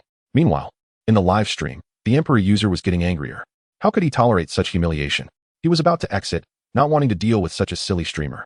Although the streamer on the screen hadn't spoken, it was certainly someone off-screen, like an assistant, who had said it. However, just as he was about to leave the live stream, the scene on the screen left him utterly dumbfounded. A bird's head suddenly popped into the live stream from the side. It hopped right to the center of the live stream. The Emperor user then realized that it was actually a parrot, and immediately, the parrot opened its mouth in front of him. Damn, you're dead. Not far away. Li Zheng rubbed his head in silence, when Zhuang Yuan had taken his phone as a quarrel partner. But the Emperor user's expression became quite interesting. The anger that had surged up was suddenly dissipated at this moment, and instead, a look of curiosity appeared on his face. Damn it, I just got sprayed by a bird? At that moment, Four Fingers quickly typed out a comment. What the hell are you? Just a stupid bird. A mechanical voice without emotion echoed. Then, Li Zheng saw that this guy, when Zhuang Yuan, had his feathers all ruffled up. Wow, the battle mode was activated. He immediately output a classic line. I'm your father. What can you do about it? This Emperor user, after being sprayed by Wen Zhuang Yuan, not only didn't get angry but found it increasingly amusing. Unexpectedly, he accidentally slipped into the wrong live stream room and encountered such a surprise. Isn't this more interesting than watching female streamers dance? Having long been bored with the poses of those female streamers, he was suddenly captivated by this novelty and decided to continue sparring with this foul-mouthed parrot. Thus, he sent out another comment. Stupid bird, come fight me if you dare? Wen Zhuang Yuan naturally wouldn't back down. I should have shot you on the wall back then. Hearing the parrot in front of the camera expertly spewing insults, the user, what can you do about it? Exclaimed, goodness. Chapter 59, The Simple Die. Watching Wen Zhuang Yuan spar with the only viewer in the live stream, Li Zheng felt quite helpless. Welcome user 362, 5145 to the live stream. Welcome user Wei AI Ing Air to the live stream. Welcome user Hair Loss Superman to the live stream. These platform users were all passing viewers, with low levels and no noble titles. This was the status of most live streaming platform users, also known as freeloaders. Basically, unless something unexpected happened, these users would soon exit the live stream and go to other streamers. However, upon seeing the bright Emperor icon in front of the commenting user, what can you do about it? The newly entered viewers became a bit excited. After all, there aren't many wealthy users with the noble title of Emperor on the platform, and unexpectedly encountering one in this little-known live stream was quite a surprise. Furthermore, what puzzled these freeloaders was that besides this Emperor user, there were only a few scattered viewers in the live stream, so there wasn't much popularity. It shouldn't be like this. Don't Emperors usually only go to the big streamers' live streams? Could it be that this live stream was different? At that moment, they realized that there was just a bird in the live stream camera, nothing else, so what was so special about that? However, this didn't affect the excitement of these freeloaders upon seeing the Emperor, and they immediately began to spam the comments. Wow, Emperor, wealthy big shot, take me to show off. Take me flying. Rich guy, let's be friends. Emperor is awesome, 666. Just as these freeloaders sent out their comments, they immediately heard a cold, mocking voice, the simp will die. Hey, who has such a foul mouth? By the time these freeloaders reacted, they were directly dumbfounded. The phrase the simp will die clearly came from the parrot on the screen, meaning they had just been insulted by a parrot. While these freeloaders were still in shock, the user, what can you do about it, in front of the screen burst out laughing. Just now, he had been thoroughly roasted by this foul-mouthed parrot, and now there were a few people helping him share the pressure. Watching these freeloaders get roasted made, what can you do about it? Even happier, and found it increasingly interesting. Wow, this is a parrot, it really can talk? Who's it calling a simp? Who does it look down on?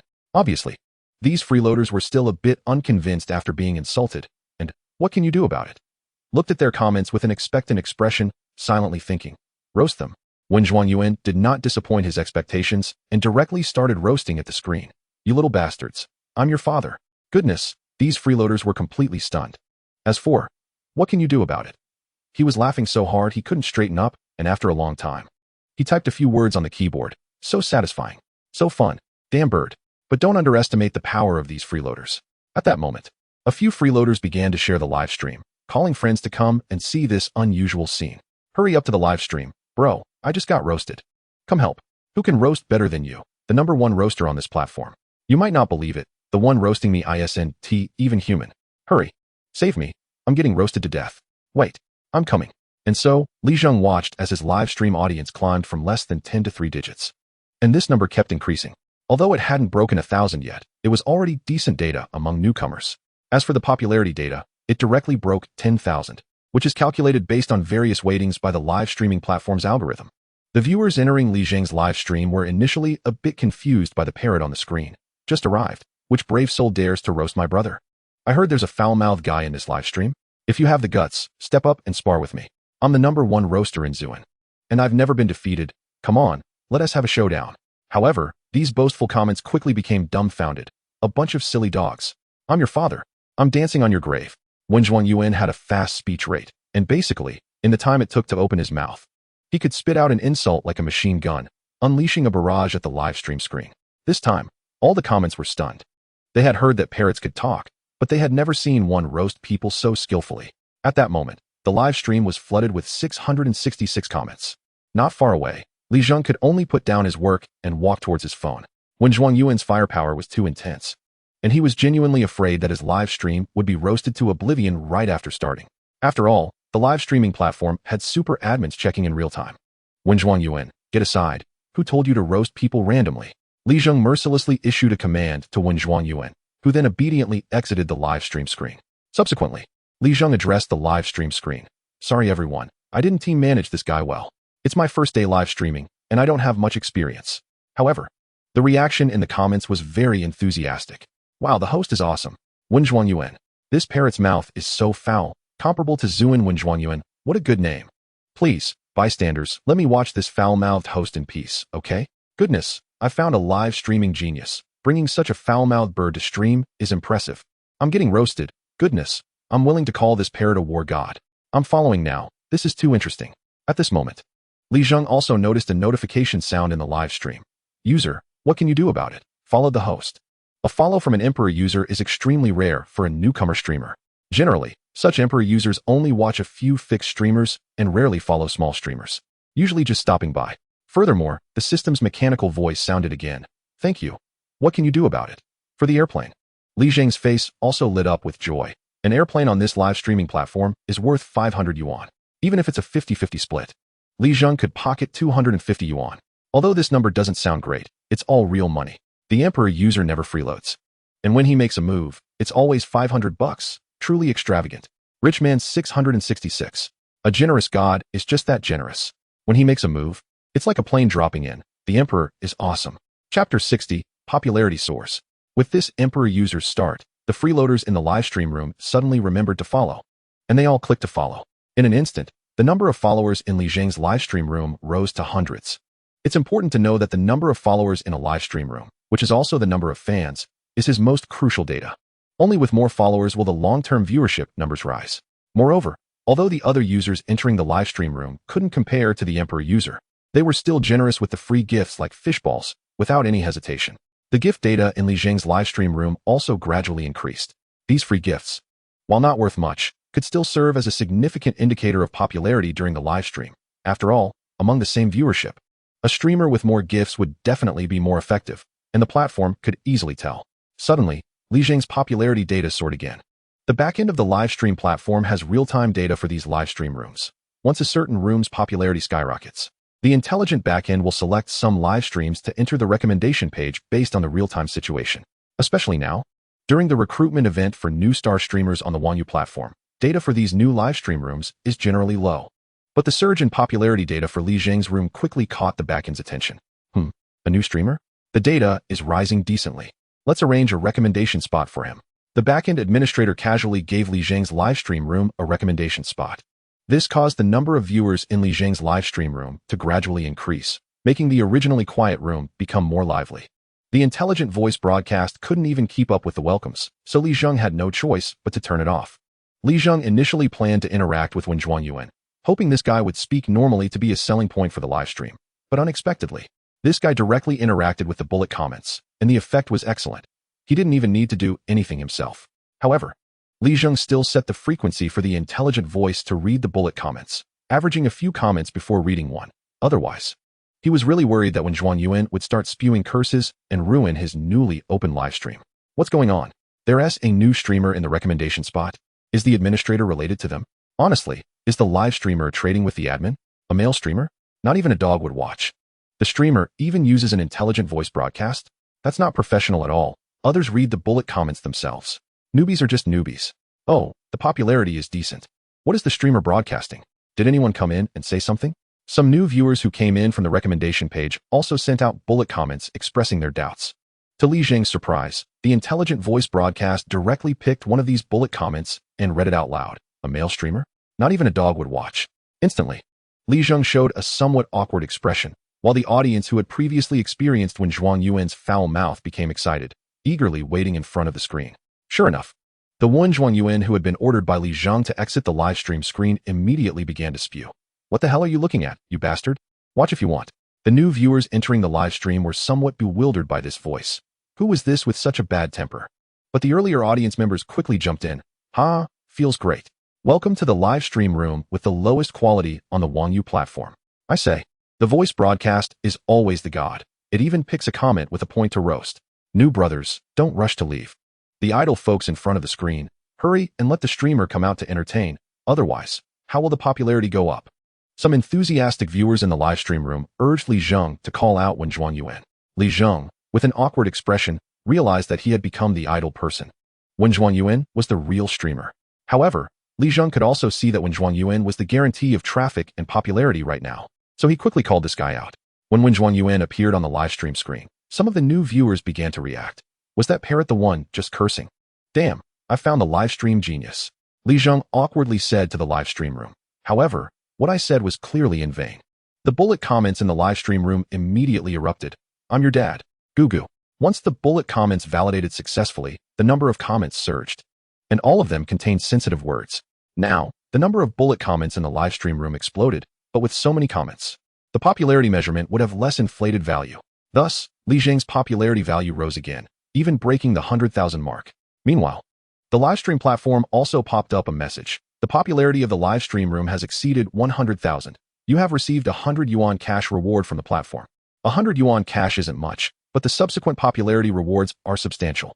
Once the popularity reaches 200,000, the cash reward can climb to 1,000 yuan. 300,000 would be 2,000 yuan, increasing successively. This 100,000 popularity is a threshold. Raising the subsequent popularity data isn't that simple.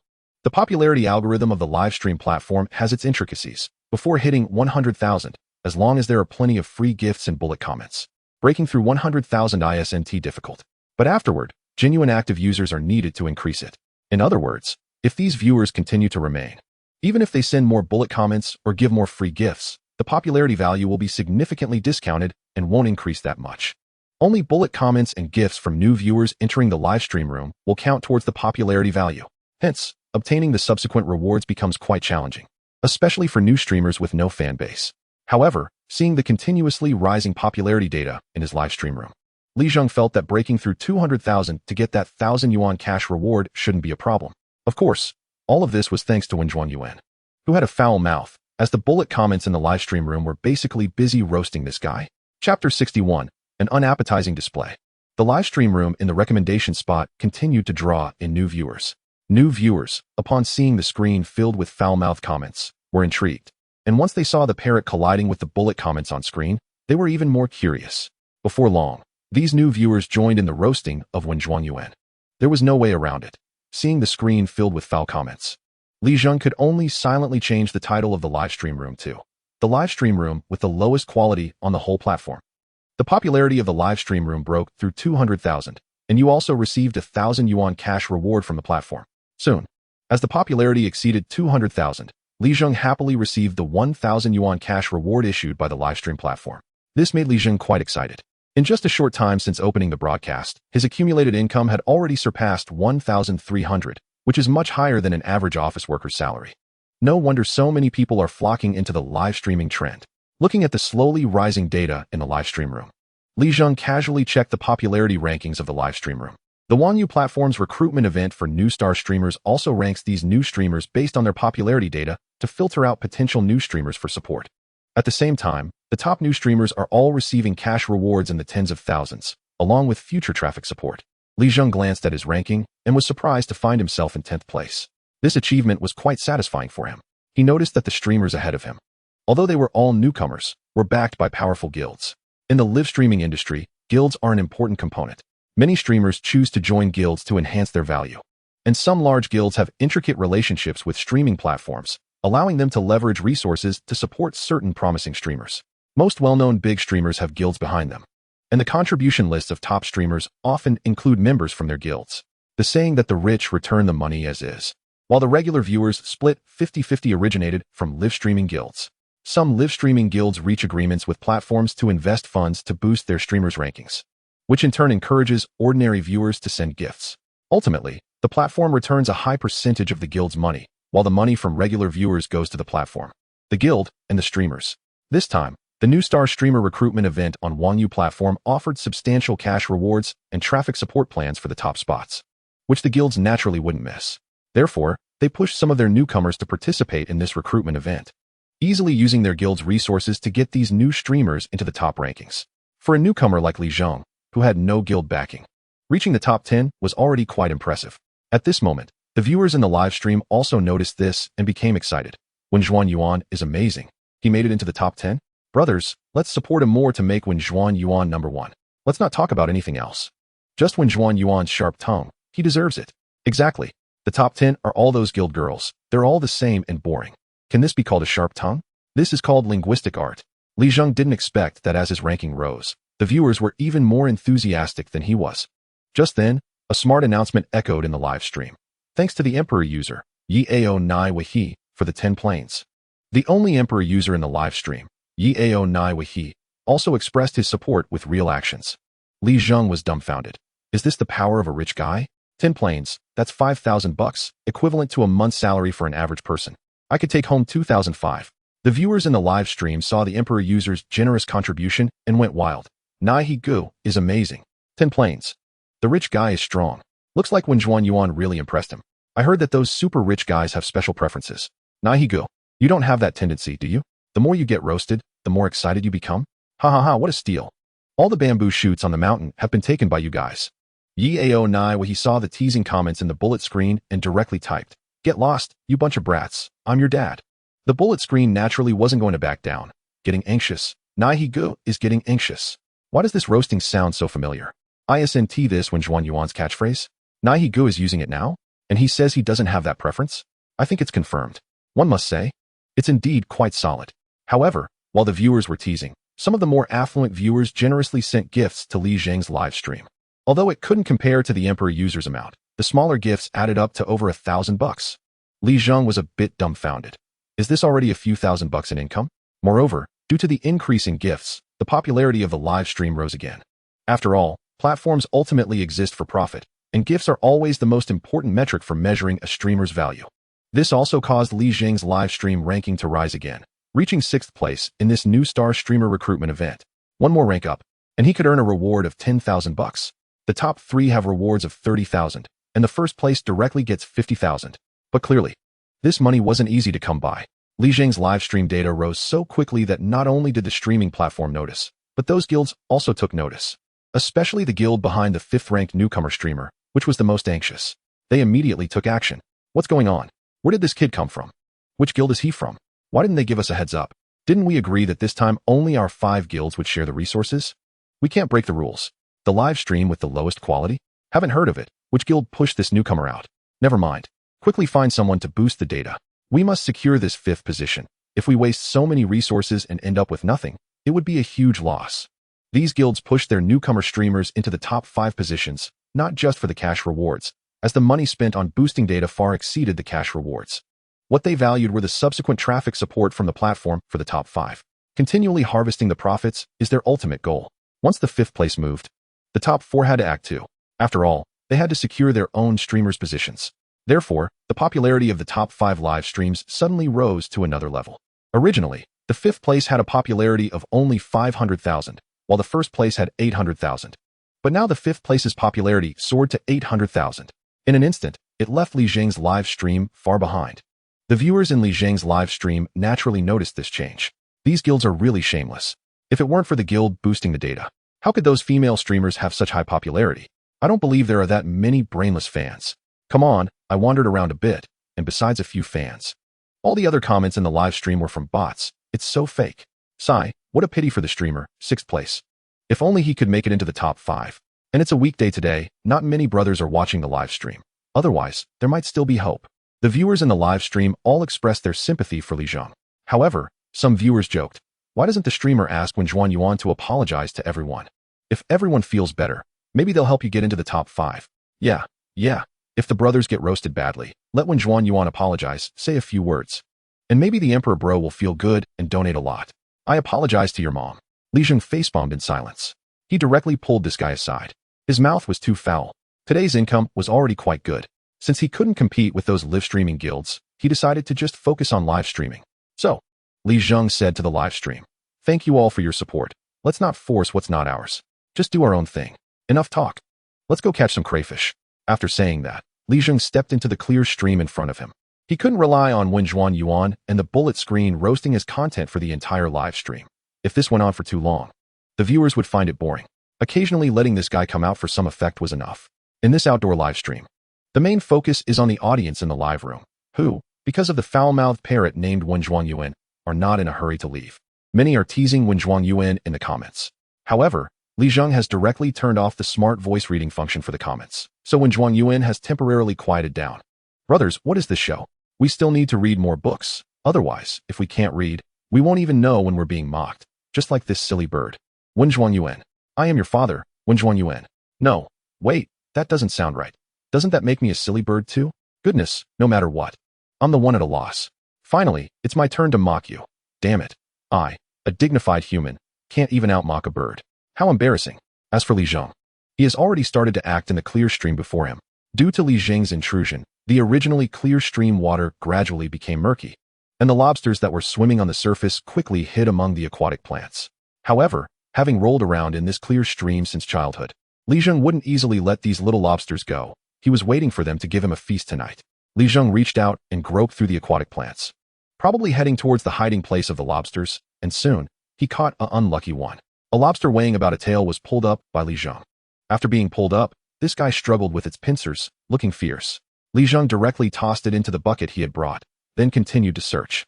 With Zheng's skills in catching lobsters since childhood, the bucket was soon filled with no less than 10 little lobsters. Brothers, take a look at the harvest. Zheng showcased the lobsters in the bucket to the live room, and the viewers praised. The host is doing well. That's about 10 already. Nice skills, host. But these lobsters are a bit small, not even enough to get stuck in the gaps between teeth. Little lobsters are just that.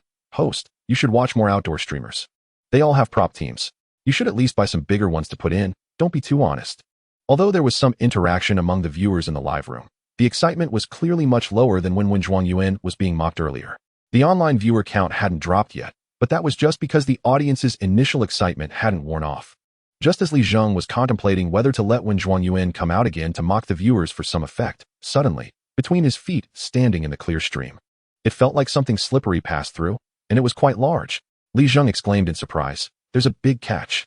Without interacting with the comments in the live room, Zheng quickly turned and lunged towards the direction where the slippery thing had passed, diving into the clear stream, and successfully caught the creature that almost slipped away. Goodness, it was at least a 5-pound grass carp, pinned firmly beneath him. The viewers in the live room were also startled by Zheng's action. Damn, the host is really going for it. No need to, really no need. The host's attitude is commendable, so bold. Much better than those outdoor female streamers who are afraid of getting their feet wet. What good stuff did you catch? Hurry up and show us. Yes. Quickly, host. Show us. At that moment, Zheng carefully held the grass carp he had caught in both hands and showcased it in front of the live stream. Brothers, a big grass carp, at least 5 pounds.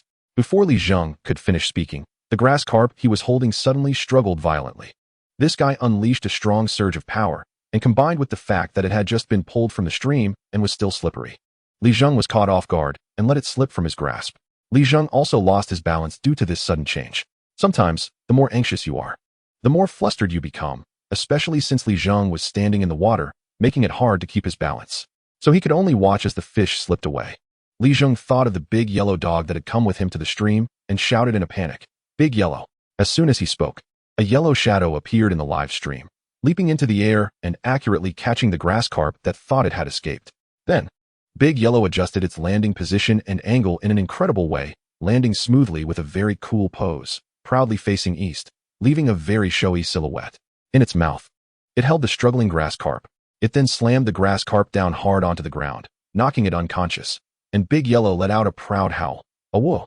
Zheng walked over, gave the dog a slap, then picked up the already unconscious grass carp from the ground, muttering, "What are you showing off for? Can't you cure that show-off habit of yours?" Since Big Yellow drank quite a bit of the water infused with dragon horn, this show-off habit has only increased. Just as Zheng was about to showcase the grass carp to the viewers in the live room again, he found that the comments had exploded once more. Chapter 63, Wild Wolf. Damn, is this the host's dog? So impressive. Did I just see that right? This dog is so powerful. Is this local dog showing off? Has it turned into a spirit? That pose is so damn annoying. The host has such good skills, don't hide it. One Zhuang Yuan is gone. And now there's another martial arts champion? 666. This dog's speed is insane. Zheng didn't expect that as soon as Big Yellow appeared, it would reignite the excitement in the live room that had been gradually calming down. Good dog. The only Emperor-level user in the live room, Ao Naiwahi, also sent a comment. Following that, a plain emoji appeared, indicating his appreciation for Big Yellow. Seeing this, Zheng became excited, realizing he had grasped the key to wealth. If he didn't know what to do next, then it shouldn't be the case. Zheng then said to the live room, "Brothers, my dog is pretty capable. This guy has some tricks, do you want to see?" Upon hearing this, the viewers in the live room immediately became excited. "Host, don't brag. If there's something, just show it. Could it be that this dog can go into the river to catch fish for you? Today is a good day. There's such good stuff. It looks like the stream is quite deep. This local dog might have a hard time protecting itself. Host, don't mess around. Dogs are so cute. How can you let it take risks?" Looking at the comments in the live room, most were not optimistic. Zheng showed a mischievous expression. These viewers were underestimating a local dog that had grown up on an island. Especially since Big Yellow had recently consumed quite a bit of the dragon horn water and had been bathed in divine dew, so it should not be underestimated. With good tricks, gifts would not be lacking. At that moment, a golden comment floated across the screen, which was the exclusive privilege of the Emperor user, Ao Naiwahi. Other viewers in the live room echoed, "Host, hurry up and show the brothers some tricks." There will be big rewards. Li Zheng looked at Big Yellow and commanded, "Stop showing off. Whether I can have an extra meal tonight depends on you, you dog." After saying that, he pointed to the clear stream in front of him. Big Yellow understood immediately, excitedly barking and jumping straight into the clear stream, splashing a large amount of water. Then, this guy began its hunting action. Its dog eyes scanned the stream, looking quite sharp. Soon, De Huang found the target, leaping high into the air before pouncing heavily on a spot in the clear stream. It could be among a clump of water plants or under a rock in the stream. In short, there was no hiding place that De Huang couldn't find. Every time this guy pounced, he always managed to bring back something. Before long, besides the big grass carp caught earlier, the iron bucket that Li Zheng brought with him now contained 2 crucian carp and a large yellow eel. Among these, the large yellow eel was especially tragic. It was barely exposed, yet De Huang managed to dig it out a meter or 2 with his claws. Guai, I'm going to call the police. Employing child labor is illegal. Doesn't this count as animal abuse? This local dog is too impressive. A dog that can catch fish? The effect is here, isn't it? This is way more interesting than watching female streamers. The streamer has found the secret to wealth. You have gifts now. The bullet comments in the live stream room suddenly erupted. A parrot that not only can talk, but also has a foul mouth. And a local dog that is agile and can catch fish in the river. Normally, they wouldn't see such effects. This is unique on the entire streaming platform. Soon, a gift notification sounded on the live stream screen. Thank you to Emperor user Yao Nai Wahi for the 10 airplanes. Li Zheng had long been aware of this luxurious user's extravagance, but upon seeing the 10 airplanes as gifts, he couldn't help but feel excited. With this gift, the popularity data of Li Zheng's live stream suddenly surged again, and over time, this live stream room, which uniquely lacked a guild name, began to attract more and more viewers from the platform. A lot of new users flooded into the live stream room. However, Li Zheng quickly noticed that among these new viewers, there were quite a few trolls. These people entered the live stream room without saying a word, just mindlessly spouting insults. And their wording was highly consistent, making Li Zheng immediately think of the word trolls. It seemed that those live streaming guilds had already started to take action. Bro, give me a moderator. At that moment, a golden bullet comment floated by in the live stream room. Li Zheng took a look and saw it was sent by Yao Naiwahi. He then realized that since this emperor user had gifted him so many gifts, he should make this person a moderator. Li Zheng immediately started operating on his phone, and Yao Naiwahi became the first moderator of Li Zheng's live stream room. Soon, Yao Naiwahi took action. The emperor's speed in banning people is fast. This speed is no joke. It seems someone is getting nervous and is about to take action. This is too ugly to watch. TSK. The streamer has some clout. The emperor user is your moderator. You should know, in other live streams, emperor users are usually supported by moderators. Just as the live stream room was bustling with activity, Li Zheng suddenly sensed something was off. Meanwhile, a viewer also spoke up. Wait a minute. Why does this guy look a bit fierce and not like a dog? Upstairs, bro, stop talking nonsense. This is not a dog, it's a wild wolf, with its tail hanging down. Streamer run. As long as the green mountains remain, there is no fear of not having firewood. Guai, the streamer is too dedicated. This is real outdoor. What kind of remote and desolate place is this that even wild wolves are coming out? Woof. De Huang next to him also let out a warning bark. Li Zheng instinctively turned to look behind him, and sure enough, he saw a fierce-looking, strong animal, similar in size to a domesticated dog, strutting down from the mountain in the direction of the stream's source. In fact, wolves and dogs look very similar since they are close relatives.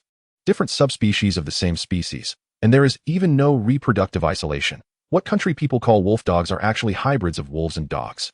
The creature strutting not far away had a demeanor that immediately confirmed its identity as a wolf, with the eerie green glow in its eyes and its drooping tail. Li Zheng's hair stood on end. This mountain wolf was nothing like the local dog at home, especially with those greenish eyes. Clearly, a hungry wolf. Such a hungry wolf is not something an ordinary adult can handle, and even experienced hunters wouldn't dare to confront such a creature lightly.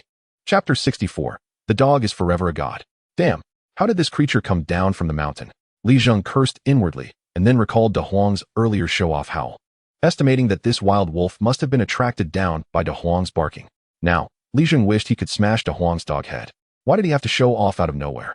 Brothers, it's getting serious. Let us get out of here, Li Zheng said to the live stream room without hesitation, planning to take De Huang and Wen Zhuanyuan and make a run for it. Wen Zhuanyuan beside him immediately echoed, "Let us run. Let us run." The viewers in the live stream room teased, "Wen Zhuanyuan, you coward, you can spray water on others, but now you're scared? Ha ha ha, silly bird. You only bully the weak and fear the strong. Just tough talk. Streamer, run faster. I'm scared. Don't let it bite my ass." When the horn sounds, The coffin lies down. Brothers, get ready to go eat at the streamer's house. Exciting, guai guai. If that wolf hadn't come down from the mountain, I would have thought the streamer was putting on a show. Seeing these bullet comments, Li Zheng felt a bit speechless. Was he supposed to risk his life for a show? Eat your meal. The atmosphere in the live stream room eased a bit.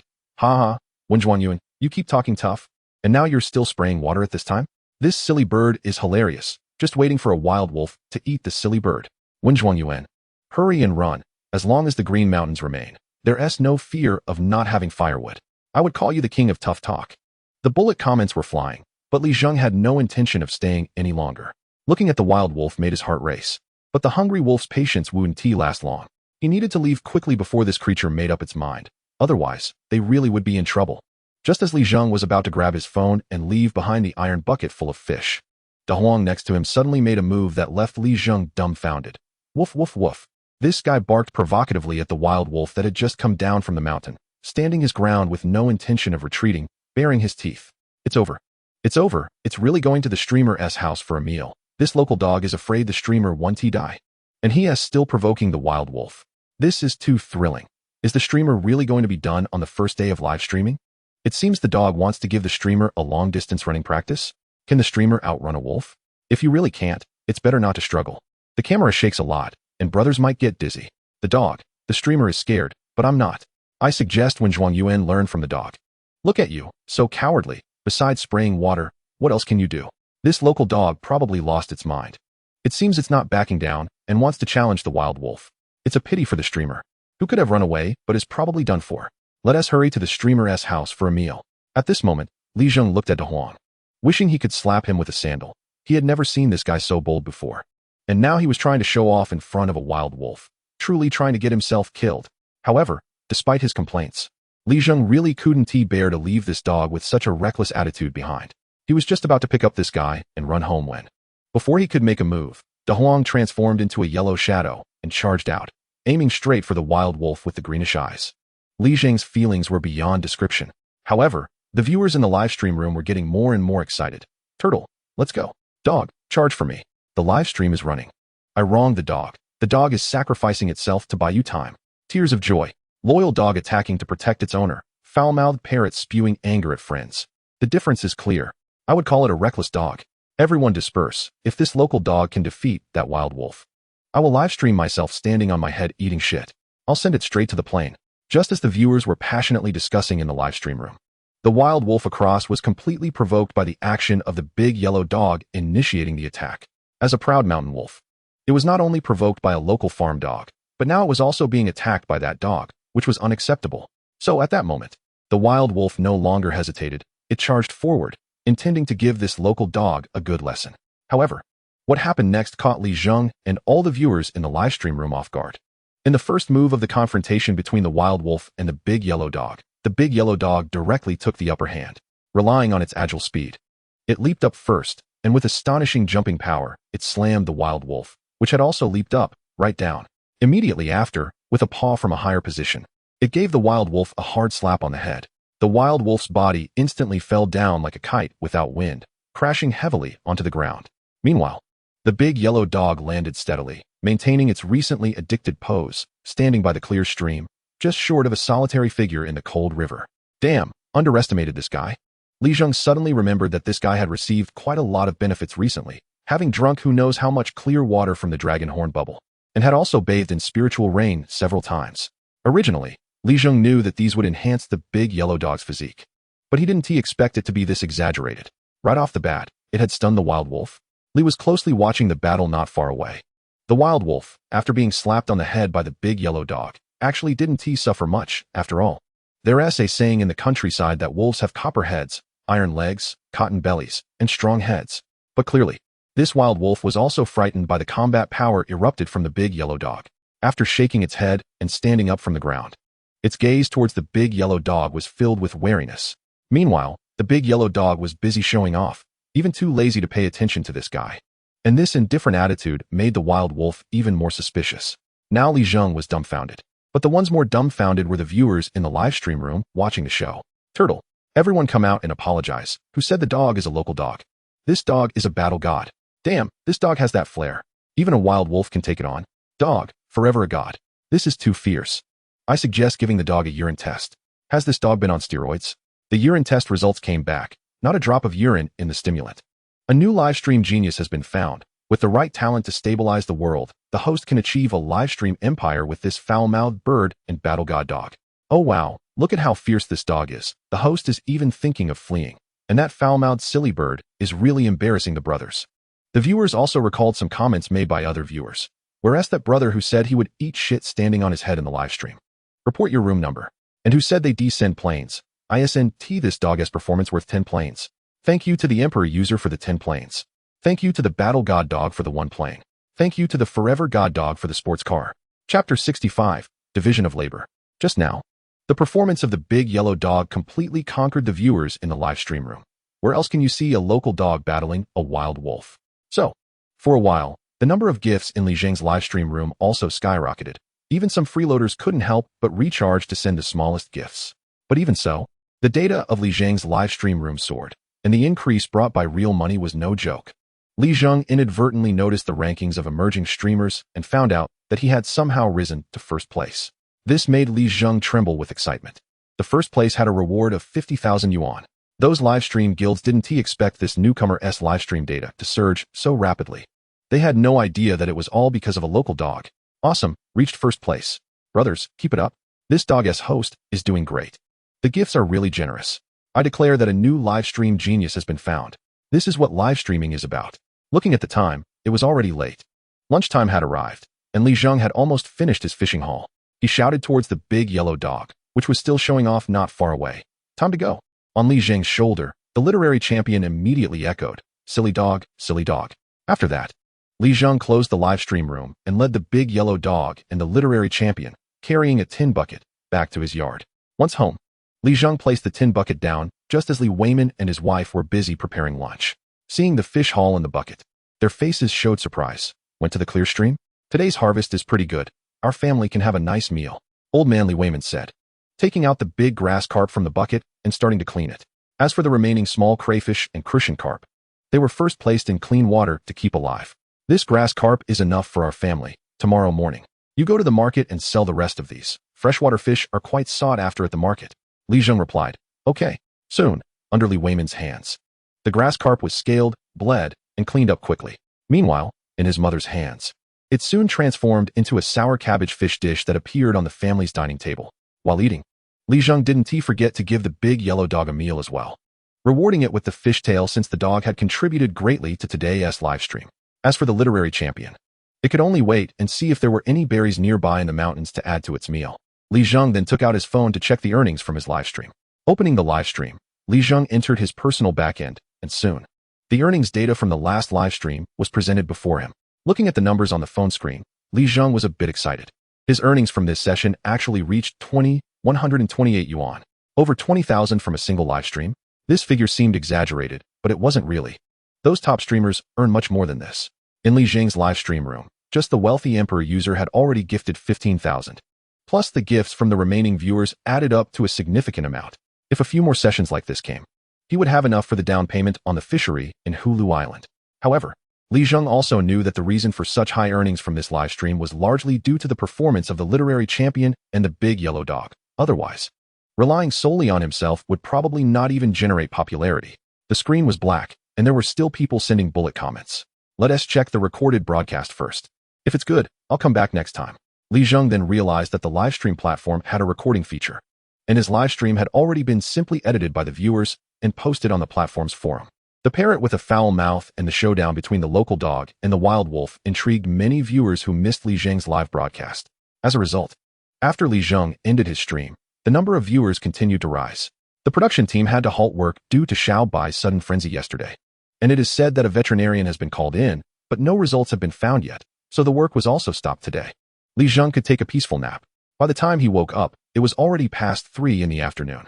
His spirit, exhausted from the morning's dragon thunder rain ritual, had regained some strength, but was still unable to continue practicing. Just in time, Li Zheng wanted to check on the situation at the Gourd Island fishery, as the spiritual energy leaking from the ground had been continuously spewing out for several days. Li Zheng took De Huang and headed towards the seaside, bringing along an iron bucket to catch some mud shrimp, planning to sell them at the market the next morning. Upon reaching the beach, Li Zheng instructed De Huang to start searching for mud shrimp. Soon, De Huang began to search and quickly found a mud shrimp. However, he couldn't pick it up with his claws, and if he tried to bite it, the shrimp would easily be crushed, making it worthless. When Zhuan Yuan go? At this moment, when Zhuan Yuan's agile little claws came in handy. Understanding Li Zheng's intention, when Zhuan Yuan leaped off Li Zheng's shoulder, flew to the sandy ground, grabbed the freshly discovered mud shrimp, and tossed it into the iron bucket. Very good, you two, work together. After assigning tasks to these two, Li Zheng walked to the edge of the sea and extended his hand into the water. Instantly, his spiritual sense spread through the seawater as a medium, surveying the entire gourd island fishery. Soon, Li Zheng's expression brightened slightly. The situation he detected was better than he had imagined.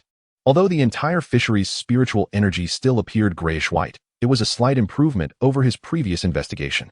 This was understandable, as the gourd island fishery was vast, and it was impossible to restore it all at once. However, Li Zheng also discovered that the bottom sea area of the gourd island fishery, near the seabed, had a noticeably richer spiritual energy compared to other areas, already changing from gray to a light white spiritual energy. Previously rare little white strips. Li Zheng spotted several after a quick scan. Although the total number was still insignificant, it was much better than before. Moreover, in this improved spiritual environment, Li Zheng even noticed some growth of algae, which instantly uplifted his spirits. Seeing these algae was far more exciting for Li Zheng than spotting the increasingly numerous white strips. It should be noted that the resources in the gourd island fishery had become so barren that even the algae commonly found in the ocean were hard to find, essentially resembling a dead sea. But now, there were scattered patches of algae growth, although the quantity was small.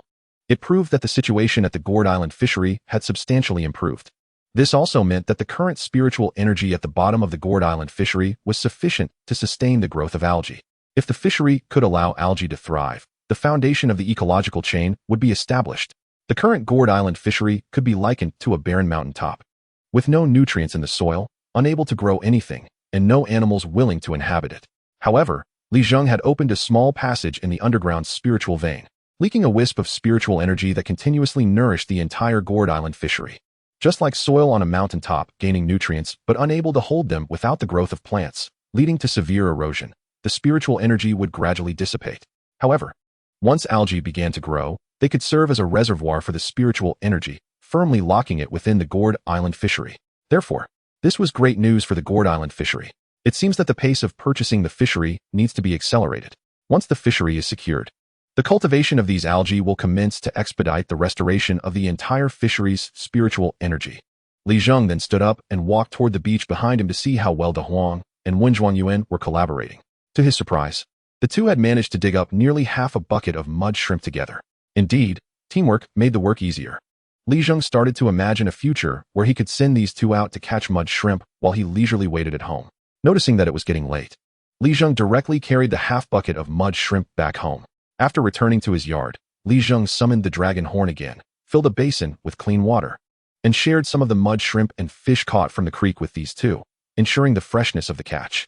The remaining clean water was given to De Huang and Zhuan Yuan, as these two had contributed significantly during today's livestream, and it would be unreasonable not to reward them. After the two had their fill of the water soaked in the dragon horn, Li Zheng poured the rest of the clean water into his flower bed.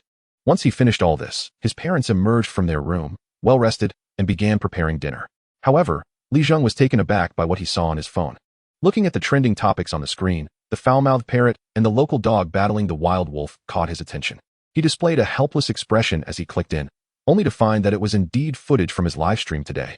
The livestream footage had been edited and posted online, garnering considerable attention. After all, a talking parrot that could curse was quite eye-catching.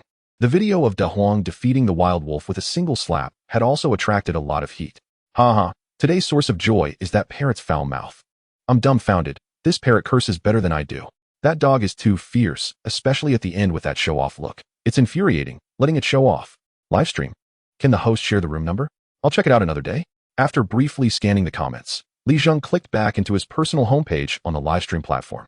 After a day's time, the number of followers in his livestream room had skyrocketed from a few hundred to 5,000. Although it was still increasing, the growth rate had slowed down, as this wave of popularity had fermented for a day and reached this level. Seeing this follower count, Li Zheng felt a surge of excitement. The more followers he had, the more hopeful his plan to earn money through live streaming to invest in the fishery became. Just as Li Zheng was feeling excited, he noticed a message in his inbox from the official account. Upon clicking in, his expression became complex. Dear new streamer, we have noticed your excellent live stream data and sincerely invite you to become a signed streamer on our Netfish platform. With substantial traffic support and assistance from newcomers, we can help you enhance your live streaming experience. The Netfish livestream platform had actually extended an olive branch, inviting him to become a signed streamer. Zheng was somewhat surprised. After all, it had only been a day since he registered as a streamer. But then he thought about it. The effect of his live stream in the morning was probably enough to catch the attention of the Wanyu platform. And as Zheng guessed, the data from his live stream room had surpassed that of new streamers supported by guilds, making it hard not to attract the attention of the platform management. The person in charge of recruiting streamers exclaimed after watching the replay of Zheng's live stream. What a genius at live streaming. Although being a contracted streamer is good, as it can bring more traffic support and earn more money, there are also many restrictions in the future. Moreover, my goal is to establish a fishery. Live streaming is just a temporary measure to make money. With the gradually recovering halludio fishery, it's like having a treasure trove. So there is no need to exhaust myself with live streaming. Zheng quickly made a decision in his heart. He was clear about the value of the treasure trove that is halludio fishery. He could distinguish between what is light and what is heavy. Besides, he knew that once he became a contracted streamer, there would be a monthly requirement for live streaming hours. By then, once his halludio fishery started operating, he would probably be so busy he wouldn't have time to stream every day. Therefore, Zheng didn't plan to pay attention to the contract for now. Chapter 67, Buying the Island. So, Zheng directly exited the live streaming platform, intending to put down his phone and go to sleep. As a result, at that moment, his phone screen displayed an incoming call alert. Zheng saw it was Zhao Zheng, so he answered the call. Immediately, Zhao Zheng's incoherent voice came over the phone. Dude, you're amazing. I was dumbfounded by your move. You managed to pick up a bargain. I'm totally in awe of you. Listening to Zhao Zheng's words, Zheng caught a few keywords and immediately guessed. Is it that the appraisal result for the Lantingi Su has come out? On the other end, Zhao Zheng excitedly replied. That's right. As soon as this calligraphy arrived in the capital, I had someone help me take a look. Wow, this piece is neither clearly authentic nor clearly fake. Which means, brother, you can be sure this thing is valuable. Hearing Zhao Zheng's confusing words, Zheng was a bit bewildered. Could it be that the Lantingi Su had some hidden secrets? The reason Zheng was sure that the Lantingi Su found on the street had value was because it emitted a certain brilliance. As for what secrets this calligraphy piece held, Zheng himself wasn't clear, so he said into the phone, stop beating around the bush, just get to the point. Zhao Zheng then excitedly explained. To put it simply, the real era of the Lantingi Su should be from the Jin dynasty, but several hundred years later. Someone forged a version of it. Although this Lantingi Su is definitely a fake, it is still considered an antique from hundreds of years ago for modern people. This is also why this piece of Lantingi Su, although a forgery, still exudes a brilliant aura. After all, it has been around for hundreds or even thousands of years. However, Zheng also noticed the last sentence of Zhao Zheng's statement and immediately asked, what do you mean by it has appreciated? How much is this thing worth? Zhao Zheng replied, brother, you hit the nail on the head. My friend told me that according to market prices, your piece, despite being around 800 or 900 years old, was created by a relatively unknown author, so it's worth at most 200,000 to 300,000. However, among the people who appraised it, someone said it was associated with a famous person, and that adds extra value. It should be worth around 800,000. My friend said, if you're willing to sell, he'll buy it for 800,000. At first, Zheng was taken aback, but then he was overwhelmed with joy. He never expected that the calligraphy piece he discovered at the street stall could be worth 800,000. On the other end of the line, Zhao Zheng continued, brother, don't worry, my friend is definitely reliable. His family is in this business, and he has handled countless antiques. For him, an 800,000 piece is really nothing. An 800,000 calligraphy piece may not be much for the wealthy, but for Zheng, it was a huge help and could solve his urgent problem. With this 800,000, plus the more than 200,000 he already had, he would have enough to cover the 1 million needed for the initial purchase of the halludio fishery. So, without hesitation, Zheng said, all right, let us go for it. Zheng wasn't worried about any tricks. First, he trusted Zhao Zheng, and second, apart from this channel, he really had no way to sell the calligraphy piece. Okay, I'll let my friend know and have him transfer the money directly. After finishing the call with Zhao Zheng, Zheng soon received a bank SMS notification on his phone. A full 800,000 had already been deposited into his account. Looking at the balance of over 1 million in his account, Zheng's heart raced uncontrollably. However, he quickly calmed down, holding his phone and dozing off. The next morning, he woke up early. Then, Zheng rushed through his morning routine, had a simple breakfast, and rode his old bicycle straight to the bus station in the town across the river. After successfully boarding the bus to the center of Bianhai City, Li Zheng let out a sigh of relief. When he arrived again at the office of the Maritime Bureau responsible for island sales, the duty clerk inside noticed Li Zheng. Upon recognizing the familiar face from a few days ago, the clerk immediately perked up and warmly welcomed Li Zheng. So, does your esteemed company wish to further inquire about the Halidio fishery? We can discuss any conditions. Li Zheng then calmly stated something that excited him immensely. I want to buy the Halidio fishery. The excited duty clerk, somewhat incredulous, repeated to Li Zheng. Are you sure you want to buy the Halidio fishery? Li Zheng confidently replied. That's right. The down payment is 1 million, right? I can pay today. How long will the procedures take? Upon hearing this, the duty clerk was at a loss for words and asked Li Zheng to wait in the office for a moment. Soon, the clerk brought over a middle-aged man who looked like a leader. Because the performance of the island sales department was so poor, even the head of the department was someone who took on multiple responsibilities from other departments, leaving only one clerk on duty. Now, suddenly someone proposed to buy the Halidio fishery. Even the head was a bit dazed. However, after confirming he fans' intention to buy the island, the head revealed a look of joy. This was a windfall. Immediately, he and the duty clerk served Li Zheng tea and water, afraid that such a money-making god would leave. Li Zheng felt a bit embarrassed by all the attention and took the opportunity to say, I'm currently tight on funds and can only put down 1 million for the down payment. The subsequent funding will likely need to be paid in installments. Li Zheng initially thought this would be a bit awkward, but to his surprise, the head and the duty clerk immediately said, no problem, we have policies for this. As long as Mr. Li can make the monthly payments on time. If you really have difficulties, a slight delay is also possible, but it can't be too long. To be honest, in everyone's consensus, the Halidio fishery is a dead sea. Don't mention 5 million. Even if Li Zheng brought 1 million here, it's likely that they would agree. Just like that, in a pleasant atmosphere for both parties, Li Zheng quickly transferred 1 million to the public account of the Maritime Bureau. The Maritime Bureau handled the matter with special procedures and a green channel, completing the ownership transfer procedures for Halidio and its subsidiary fishery. Because the Halidio fishery had been up for sale for many years, all the documents were prepared. They just needed to be signed. When Li Zheng transferred the 1 million, he felt a pang of pain in his heart. But when he finally got the ownership documents for the Halidio fishery, he couldn't help but feel excited. Now, the territory of Halidio and its subsidiary fishery belonged entirely to me. I could finally make my mark. Chapter 68, Seaweed Seeds. The person in charge and the duty officer were equally excited. This hot potato that had been in their hands was finally thrown out.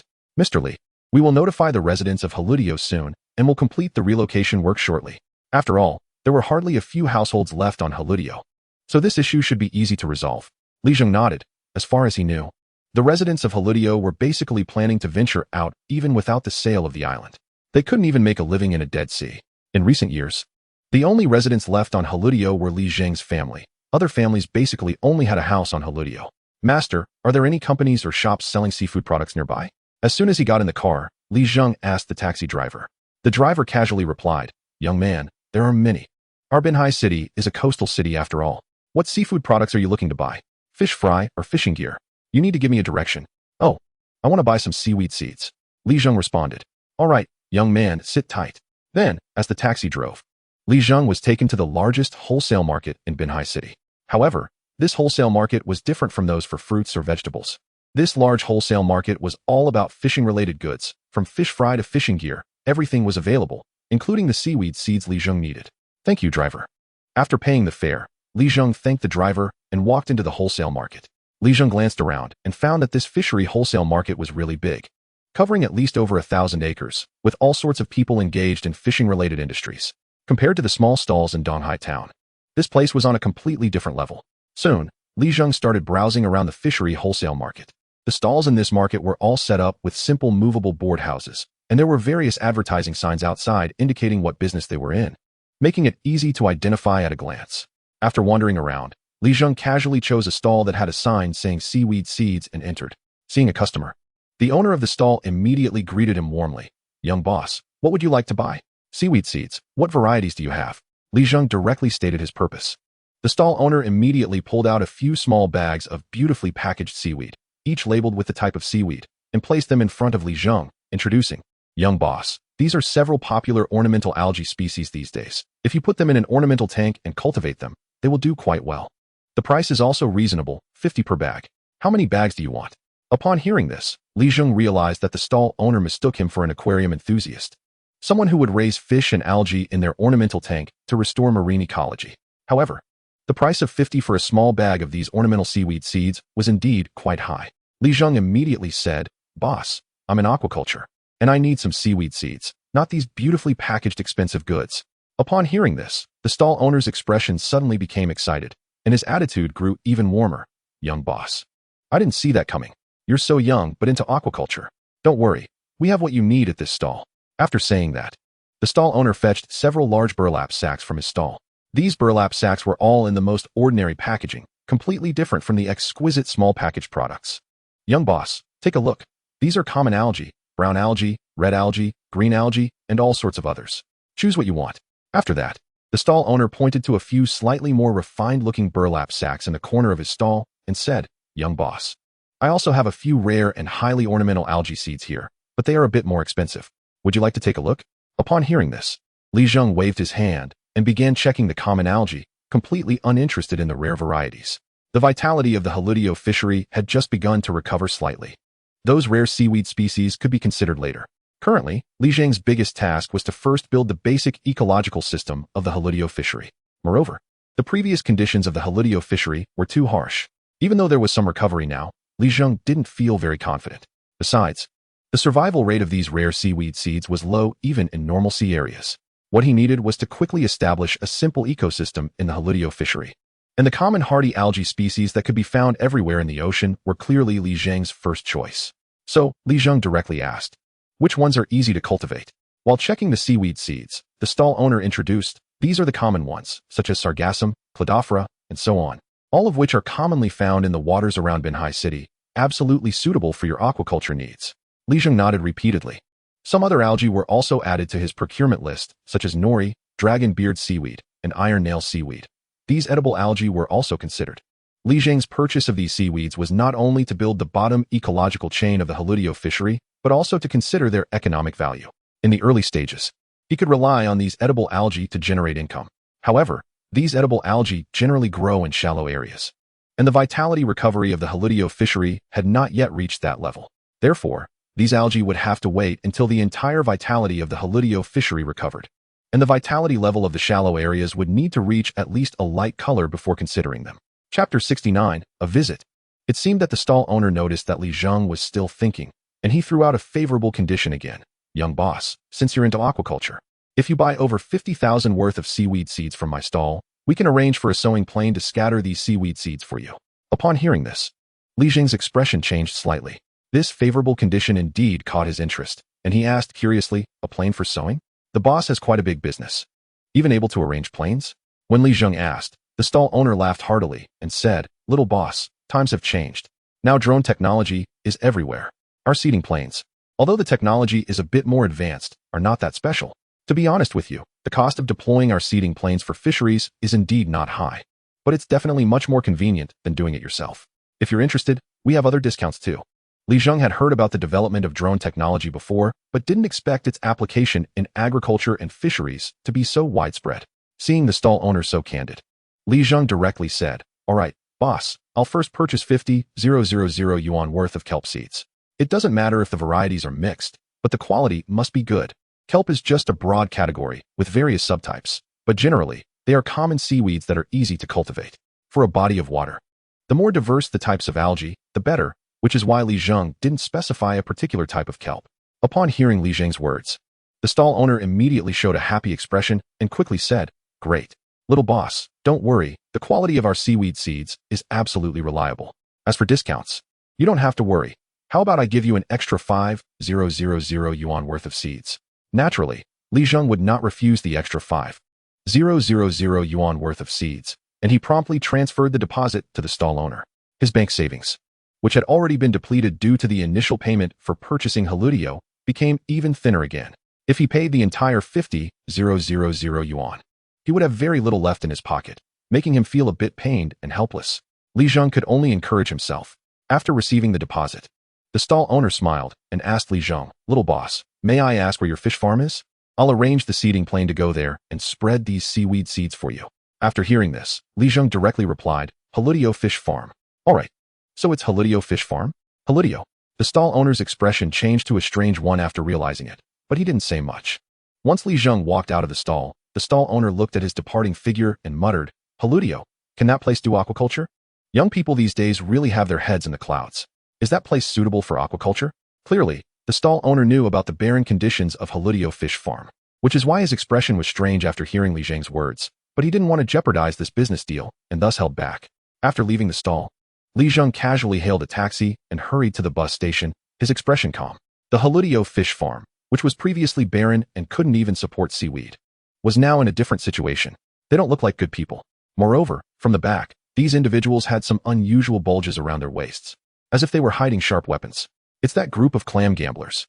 Li Zheng immediately recognized the leader as the clam dealer from the coast that day, his expression growing increasingly serious. This group of clam dealers coming to Halutio definitely wasn't tea for sightseeing. There was no scenery for them to enjoy in Halutio. Second, have you found out if that kid is living here? Why is there no one in this yard? Among the few people investigating at Li Zheng's yard entrance, one asked. And someone immediately responded, "I've asked quite a few people. There are only a few households on Halutio, and they're the only ones living here. Moreover, this family has a kid in his 20s. It must be him." Just as they were speaking, the group noticed a sound behind them that made their teeth ache. And turning around, they saw Li Zheng riding his old bicycle. Someone in the crowd immediately recognized Li Zheng and shouted, "That's the kid." Meanwhile, Li Zheng, feeling frustrated, looked at his dilapidated bicycle. He initially planned to assess the situation and lay low, but this damned old bike was making noise everywhere except for the bell. And when Li Zheng hit the brakes, it made quite a racket, alerting the group of clam dealers. At a critical moment, you mess up. It's only a matter of time before you get replaced. Li Zheng muttered irritably. As he saw the clam dealers closing in on him, he steeled himself, turned the bike around, and planned to retreat. This group of clam dealers coming after him was definitely not a good sign. It was obvious they were after that pearl. When he took out that pinkish-purple pearl, Li Zheng had guessed that these clam dealers wouldn't let it go easily. But he didn't expect them to come after him so quickly. His parents were still at home resting, and to avoid worrying them, Li Zheng decided to lead this group away first. The clam dealers, noticing Li Zheng's movements, revealed a sinister expression. "Humph, chase him. He can't ride fast on this island." Saying this, the clam dealers sprinted toward Li Zheng. In the past few days, they had not only been gathering information about Li Zheng, but also inquired about the value of that pinkish-purple pearl. After learning that the pearl Li Zheng took was worth at least 100,000 yuan, the clam dealers became even more crazed. Soon, Li Zheng realized the problem. Halutio was mostly sandy ground, and even the dirt roads had plenty of sand blown in by the sea breeze, making it hard to ride quickly on his old bike. Normally, that would be fine, but now, it was a matter of life and death. So Li Zheng decisively abandoned the bike and ran on foot. Seeing the fierce looks of the clam dealers behind him, he could only shout in desperation, "Da Huang." Da Huang had impressed Li Zheng with his fighting ability when he fought a wild wolf, so he planned to call him out for help. Just as Li Zheng shouted, a bark came from his yard not far behind. Immediately, a yellow figure dashed out from the yard, followed closely by a flapping figure, which was the bird, Wen Zhuangyuan. Chapter 70. Is it a bluff? Kid, our pearl is not easy to take. If you hand it over now, we'll let you go. If you don't know how to appreciate kindness, don't blame us. It's quite common for someone to die by the sea. Every year, there are unexpected accidents by the sea. Boats capsize or people get washed away by waves. In some cases go missing without a trace because of the vast ocean. However, just as the words fell, the clam dealers heard a rush of wind behind them, followed by a scream from one of the clam dealers. A yellow dog was biting fiercely at the calf of the last clam dealer, its sharp teeth glistening with the blood flowing out. And the bitten clam dealer had already collapsed to the ground from the sudden pain. "Da Huang, well done." Seeing this scene, Li Zheng couldn't help but shout. After being bathed in spiritual rain and drinking plenty of water infused with dragon horn, Da Huang's physical qualities had greatly improved, far surpassing an ordinary dog. Both its strength and agility had significantly increased. Otherwise, with its timid nature, how could it have dared to challenge that wild wolf? After Da Huang bit the first gambling clam dealer, he did not stop and immediately bared his teeth, charging at another gambling clam dealer. These gambling clam dealers were made up of street thugs and were not easily intimidated by a dog. The dealer targeted by Da Huang revealed a fierce expression and snarled, "You mutt, get out of here." As he spoke, he pulled out a shiny fish filleting knife from his waistband, the blade sharp and gleaming, and aimed it directly at the flying Da Huang. "Da Huang, be careful," Li Zheng warned from the front, but soon realized he had underestimated Da Huang's reflexes. Da Huang dodged the shiny fish knife at an incredible angle in midair, landing directly on the gambling clam dealer's body, and bit down hard on his shoulder. The dealer immediately cried out in pain, dropping the fish knife to the ground. The remaining gambling clam dealers, seeing how fierce this dog was, showed varying degrees of fear in their eyes. At that moment, the lead dealer revealed a ruthless look, glancing at the not-so-brawny Li Zheng ahead of him, and said to the two remaining accomplices, "You two hold this mud off while I take care of this kid and get the pearl." After saying that, the lead dealer quickened his pace and charged at Li Zheng. The two accomplices behind him could only brace themselves and rush toward De Huang. "Damn it! Can't we handle a dog? Just a knife to its neck, and we can take care of it." Meanwhile, Li Zheng noticed the dealer charging at him and hesitated for a moment before making up his mind not to turn back and flee, instead choosing to confront him. He was not the kind of person to abandon his comrades. He couldn't be worse than a dog. De Huang was fighting fiercely against those gambling clam dealers, and he couldn't just leave this guy to run away. Over there, De Huang was already entangled with the two gambling clam dealers charging at him. Since there were two of them, and the two dealers previously bitten by De Huang were now struggling to get up, planning to kill this mutt, De Huang couldn't act recklessly like before and had to rely on his agility to maneuver. "Go for it, dumb dog." Wen Zhuangyuan cheered for De Huang in the air, slightly distracting the attention of the gambling clam dealers. After all, it was hard not to be curious about a parrot that could speak human language. On Li Zheng's side, facing the lead gambling clam dealer, he could tell just from the bulging muscles on the dealer's arms that he was quite strong. And Li Zheng felt like a weak chicken in front of him. Li Zheng felt uncertain. "Kid, I'll give you one more chance. If you're sensible, hand over that pearl, and we'll call it a day." The gambling clam dealer issued one last ultimatum. Li Zheng naturally wouldn't believe the dealer's words. These guys coming after him for a pearl showed they had no credit at all. Besides, where would Li Zheng get a pearl for them? That pearl had already been sold to Su Qingxi. Li Zheng stopped speaking, his gaze fixed on the gambling clam dealer in front of him, feeling a bit nervous. Seeing Li Zheng's expression, the lead dealer sneered. "Humph, kid, it seems you're asking for trouble." He then swung a fist at Li Zheng. The dealer was strong, and that punch carried significant force. Anyone who took it would definitely suffer. He didn't think much of Li Zheng, believing that if he couldn't handle such a young kid, he wouldn't be able to survive on the streets. Li Zheng observed the incoming punch, his pupils narrowing. However, he soon noticed something odd. For some reason, the dealer's movements seemed slow, and he could clearly see the trajectory of the incoming punch. Li Zheng was aware of his own capabilities and knew he couldn't trade blows with the dealer, so he aimed to block the punch with all his strength. He wrapped his hands around the dealer's incoming fist, but was surprised by how little force he felt. In fact, Li Zheng thought he could have caught it with just one hand. Could it be that this guy was all show with no substance? Li Zheng instinctively thought. But the gambling clam dealer was taken aback. He originally thought his punch would knock the kid out. However, not only did the kid easily catch his punch, but he also felt a great force that firmly pinned his fist down, making it impossible to break free. "Good kid, didn't he see that coming? You're a trained fighter." Li Zheng was slightly stunned by this remark. A trained fighter? He barely passed physical education in school. The dealer eyed Li Zheng suspiciously, then pulled a fish filleting knife from his waist. Having been in the streets for years, he had encountered tough characters before. But he believed in one truth. No matter how strong a fist is, it fears a kitchen knife. Seeing Li Zheng appear somewhat trained didn't faze him. He immediately brandished the fish knife, saying, "Kid, let us see if your fist is harder or my knife is faster." After saying that, he swung the knife towards Li Zheng. Seeing this, Li Zheng felt a bit anxious, but soon, he noticed that the dealer's knife movement seemed slow to him. When he caught that punch earlier, Li Zheng had already noticed this. Once could be a coincidence, but with this happening again, he didn't think it was just luck. Moreover, this gambling clam dealer wouldn't be playing in slow motion with him. Something was off. Suddenly, a realization flashed through Li Zheng's mind. Could it be the benefits from practicing the Dragon Thunder Rain ritual? Yes, even De Huang, who had bathed in the spirit rain produced by the Dragon Thunder Rain ritual, had become so powerful, it made sense that he wouldn't be weaker than De Huang. His physical condition had improved, his reflexes had sharpened, so the dealer's actions naturally appeared slower to him. A spark of confidence gleamed in Li Zheng's eyes as he focused on the dealer's incoming knife, waiting for the right moment to evade it.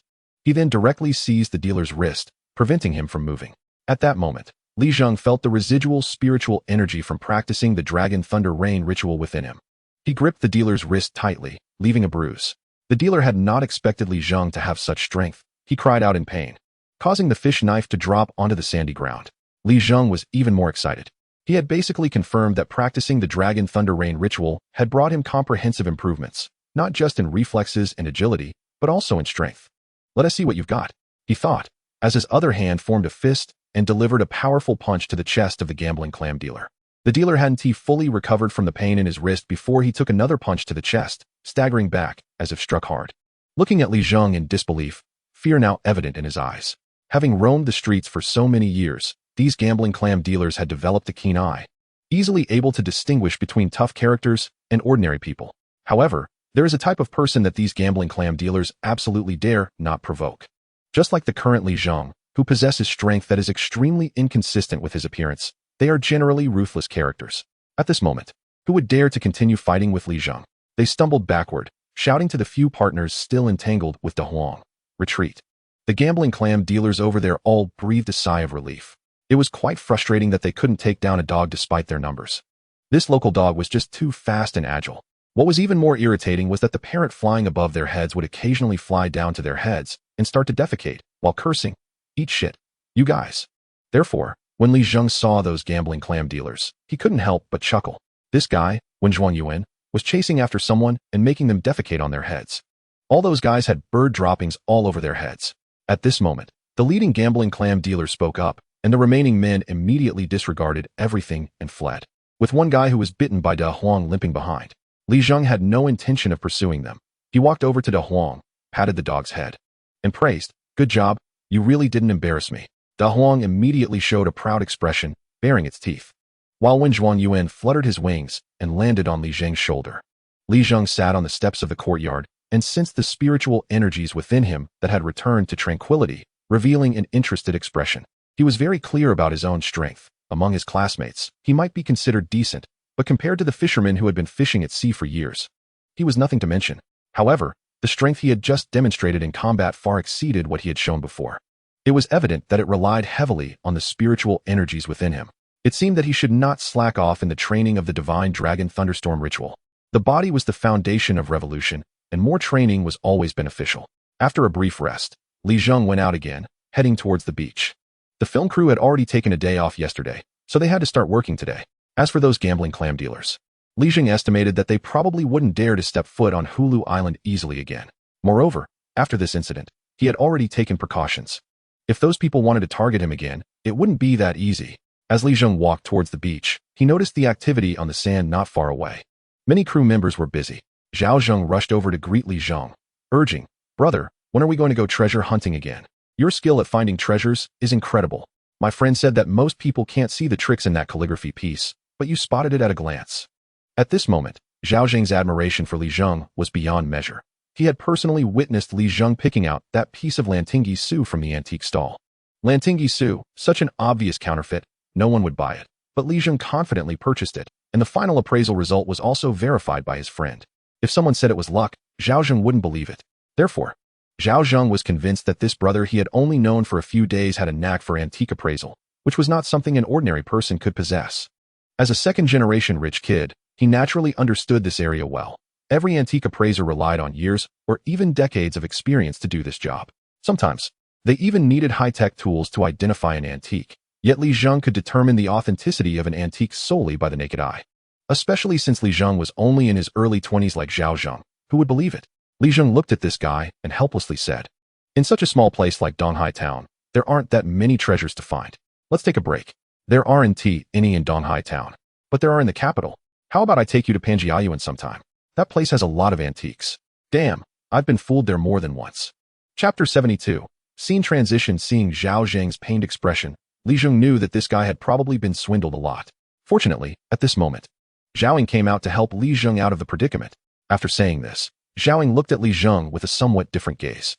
Obviously, Zhao Zheng's big mouth had already spread the news about Li Zheng's treasure-finding skills.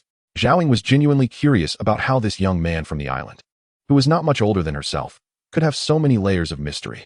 He could cultivate flowers and grapes that had never appeared before, had insights into animal taming, and now seemed to have knowledge of antique appraisal. How could such a person be hiding on a barren island? This was Zhao Ying's biggest doubt. Li Zheng, however, was unaware of this and was only focused on doing his job well. At this moment, Zhaoying spoke to him, "Mr. Li, today is probably the last day our crew will be filming on Hulu Island." Hearing this, Li Zheng was somewhat surprised. Wasn't it said that the filming progress still had a little over half to go? Zhao Zheng then stepped up to clarify for Li Zheng. Li Zheng nodded upon hearing this. He had noticed that Xiao Bai was acting strangely that day and realized that someone had drugged him. That person was truly despicable. Since that was the case, Li Zheng voluntarily said, "Although I'm short on money and don't have much left in my account, I can't feel at ease taking advantage of others." Zhaoying showed admiration in her beautiful eyes upon hearing Li Zheng's words, and then said, "That's great." Zhao Zheng chimed in, "Yeah, that's right. After hearing this, Li Zheng decided not to bring it up again. Although he had nothing to do in the afternoon, he still helped the crew with some work. As for the pretentious Lu Zhu and the crew, perhaps because they were about to leave Hulu Island, he didn't cause any more trouble. Young Master Lu is generous. Young Master Lu is amazing. Staying in this godforsaken place for another day is torture. There isn't a single fish in the sea, making it completely boring for us. Yeah, this place is really a poor backwater, otherwise.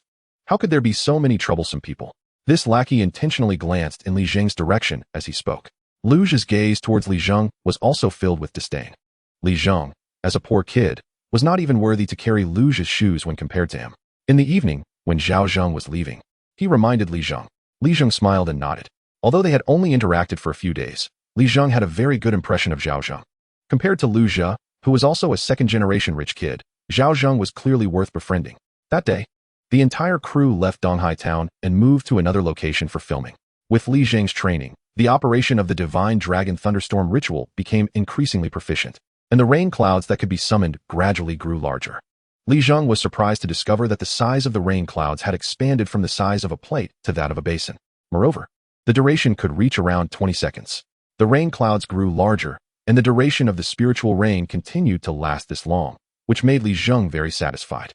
As for De Huang and Wenjuan Yuan, they naturally wouldn't miss out on the benefits, eagerly vying to bathe in the spiritual rain. And Li Zheng didn't stop them since both of them had contributed today. Once the rain technique reached a satisfactory level for irrigation, it would be time to practice the thunder technique. Li Zheng thought to himself. If those gambling clam dealers had come knocking today and he hadn't practiced the Divine Dragon Thunderstorm ritual, he would have truly been in trouble. Just by opening a clam and finding a pearl, he was already besieged by those clam gambling dealers. Now, he had bought the Haludio fishery, turning it into his private territory. It was foreseeable that as the Haludio fishery gradually recovered, it might return to the prosperous state it had decades ago. By then, he would probably attract even more envious people. Today was just a small matter that he could handle, but if he encountered tougher characters, he might not be able to cope. Wealth is indeed very alluring. Li Zheng sighed, fully aware of the principle that one should be wary of others while not harboring malice. To prevent similar incidents from happening in the future, the Dragon Thunder Rain Festival provided the conditions he needed. That thunder technique was his greatest trump card, so he naturally had to practice it diligently. In comparison, the rain technique's cultivation would have to be delayed for a bit. After coming to this conclusion, Li Zheng walked towards the yard at the foot of his mountain. Early the next morning, Li Zheng was busy selling the crayfish and crucian carp he had caught during the live broadcast the other day at the market. He had forgotten about it while rushing to the Maritime Bureau to buy the fishery. Fortunately, with the clean water from the dragon horn bubble, these creatures were still lively and would definitely fetch a good price. Looking at the fresh appearance of the freshwater fish in the basin, Li Zheng murmured with satisfaction. After paying the down payment for the Haludio fishery, he didn't have much money left on hand, so he naturally had to find a way to make money. Taking these freshwater catches, Li Zheng skillfully arrived at the market in Donghai town across the river, found an empty stall, and started to set up. At the same time, he warmly greeted the familiar vendors around him. Good morning, Uncle Wang. You still look so healthy. Fourth uncle, what good stuff do you have to sell today? Not much. I got lucky last night and caught a few grouper online. Let us see if I can sell them at a good price. Oh, you've brought quite a few freshwater catches. Good for you. Lucky indeed. After a brief exchange of pleasantries, Li Zheng began to shout, fresh freshwater fish and shrimp. Come and take a look. As Li Zheng had anticipated, freshwater catches were still rare at the market in Donghai town, so his calls quickly attracted a crowd of market-goers. Wow, they really are freshwater fish. They look pretty good, and these crayfish are quite big, really good stuff. I'll take all these crayfish. I'll take those small fish. Soon, the freshwater catches were snatched up in a frenzy by the onlookers, leaving Li Zheng with only an empty bucket in front of him. Li Zheng quickly calculated that the total from the freshwater catches he had pulled from the creek had sold for nearly 300 yuan. This was much more than he could earn from exhausting himself at sea. Unfortunately, the number of fish in the creek was limited, and he could only catch them occasionally. Otherwise, relying on this creek alone would easily support his family's livelihood. Although there were fish in the creek, the quantity was not large, especially since it was close to the ocean, and the ecosystem in such a barren area like the Haludio fishery was not too good. If he caught everything at once, it would be like killing the goose that laid the golden eggs. After that, he would see no fish in the creek again. Just as Li Zheng was putting today's earnings into his pocket, his makeshift smartphone beeped. He took it out and saw an unfamiliar number. With some suspicion, he answered, and the voice of the stall owner from the fishery wholesale market came through. Little boss, we are almost at Haludio now. Do you want us to start sowing those seaweed seeds now, or what? Li Zheng raised his eyebrows in surprise, not expecting the stall owner's efficiency to be so quick. His face lit up with excitement as he replied, "Sure." Next to the pickup truck, Li Zheng saw the stall owner's figure, who had stopped beside the truck on his bicycle. "Little boss, you really are quite low-key," the stall owner remarked with a strange expression as he saw Li Zheng riding the old bicycle. Li Zheng paid no mind, his attention completely drawn to the items on the flatbed truck beside him. On the flatbed truck was a 3-meter-long quadcopter drone with a large bulge in its abdomen, and its forearms were secured with ropes to prevent collision. "Little boss, this is our country's own brand, the Feiyu 003 model. It has strong power and good endurance. Most importantly, the specially modified compartment in the abdomen can hold enough seaweed seeds for easy sowing operations," the stall owner introduced as he noticed Li Zheng's interest in the drone. Usually, this Feiyu 003 can not only sow seaweed seeds, but also spray medicine or monitor sea conditions, and it does all of these perfectly. The price is also reasonable. Truly a domestic gem. Li Zheng then understood that the strange bulge in the drone's abdomen was meant to hold seaweed seeds. At the same time, he noticed that there were sacks of seaweed seeds stacked in the pickup truck's cargo bed. "Let us go. Let us sow these seaweed seeds first," Li Zheng said. Leading the way, the stall owner immediately followed, driving the pickup behind him, along with the flatbed truck carrying the fishery drone. Soon, Li Zheng led the two vehicles to the spot where his wooden boat was docked and signaled to the stall owner that they could begin the operation. The stall owner hesitated for a moment and said to Li Zheng, "Little boss, don't mind me asking, are you sure you want to put these seaweed seeds in the Halidio fishery?" In the stall owner's eyes, putting these seaweed seeds in the Halidio fishery was clearly a waste. Li Zheng understood the stall owner's concern and replied firmly, "Just sow them. Once it's done, I'll pay you the remaining amount." With Li Zheng saying so, the stall owner had no more objections. He called the driver of the flatbed truck, and together they unloaded the Feiyu 003 fishery drone from the cargo bed, then opened a sack of seaweed seeds and poured them all into the drone's abdomen. To Li Zheng's surprise, the Feiyu 003 could actually hold 2 sacks of seaweed seeds at once. After that, Li Zheng watched as the rather large Feiyu 003 began to spin its rotor arms rapidly and gradually ascended, creating a strong wind that hit Li Zheng's face. "Wow, this power is really strong. Of course, this is our domestic product," the stall owner said proudly. Then, under control, the Feiyu 003 flew towards the surface of the Halidio fishery. The efficiency of the fishery drone was remarkable. Soon, under Li Zheng's gaze, the seaweed seeds in the drone's abdomen were all sown, landing on the beach. After refilling with seaweed seeds, it was ready to take off again, showcasing its impressive efficiency. In less than an hour, it completed what would have taken Li Zheng most of the day, or even a whole day, to do. "Little boss, these seaweed seeds have all been sown. If you need anything in the future, make sure to find me, and I'll definitely give you a discount." After Li Zheng paid the remaining amount for the seaweed seeds, the stall owner said enthusiastically. Right now, he had already taken Li Zheng as an easy target. Putting seaweed into the Halidio fishery was a bottomless pit. No matter how much he put in, there would be no results. You never know. In the future, I might need to come back to buy seaweed seeds for myself. Isn't this a long-term business? After the stall owner drove away in his pickup truck and flatbed truck, Li Zheng couldn't wait to walk to the seaside. Reaching his hand into the seawater to check on the seaweed seeds that had just been sown in the Hulu's island fishing ground, his consciousness descended down to the seabed of the nearshore area of the Hulu's island fishing ground. Although Li Zheng spent 50,000 yuan on seaweed seeds, it was only enough to sow in the nearshore area, and there were still large areas of the Hulu's island fishing ground that had not been covered. However, at the moment, the spiritual energy of the Hulu's island fishing ground had not fully recovered, so there was no need to rush.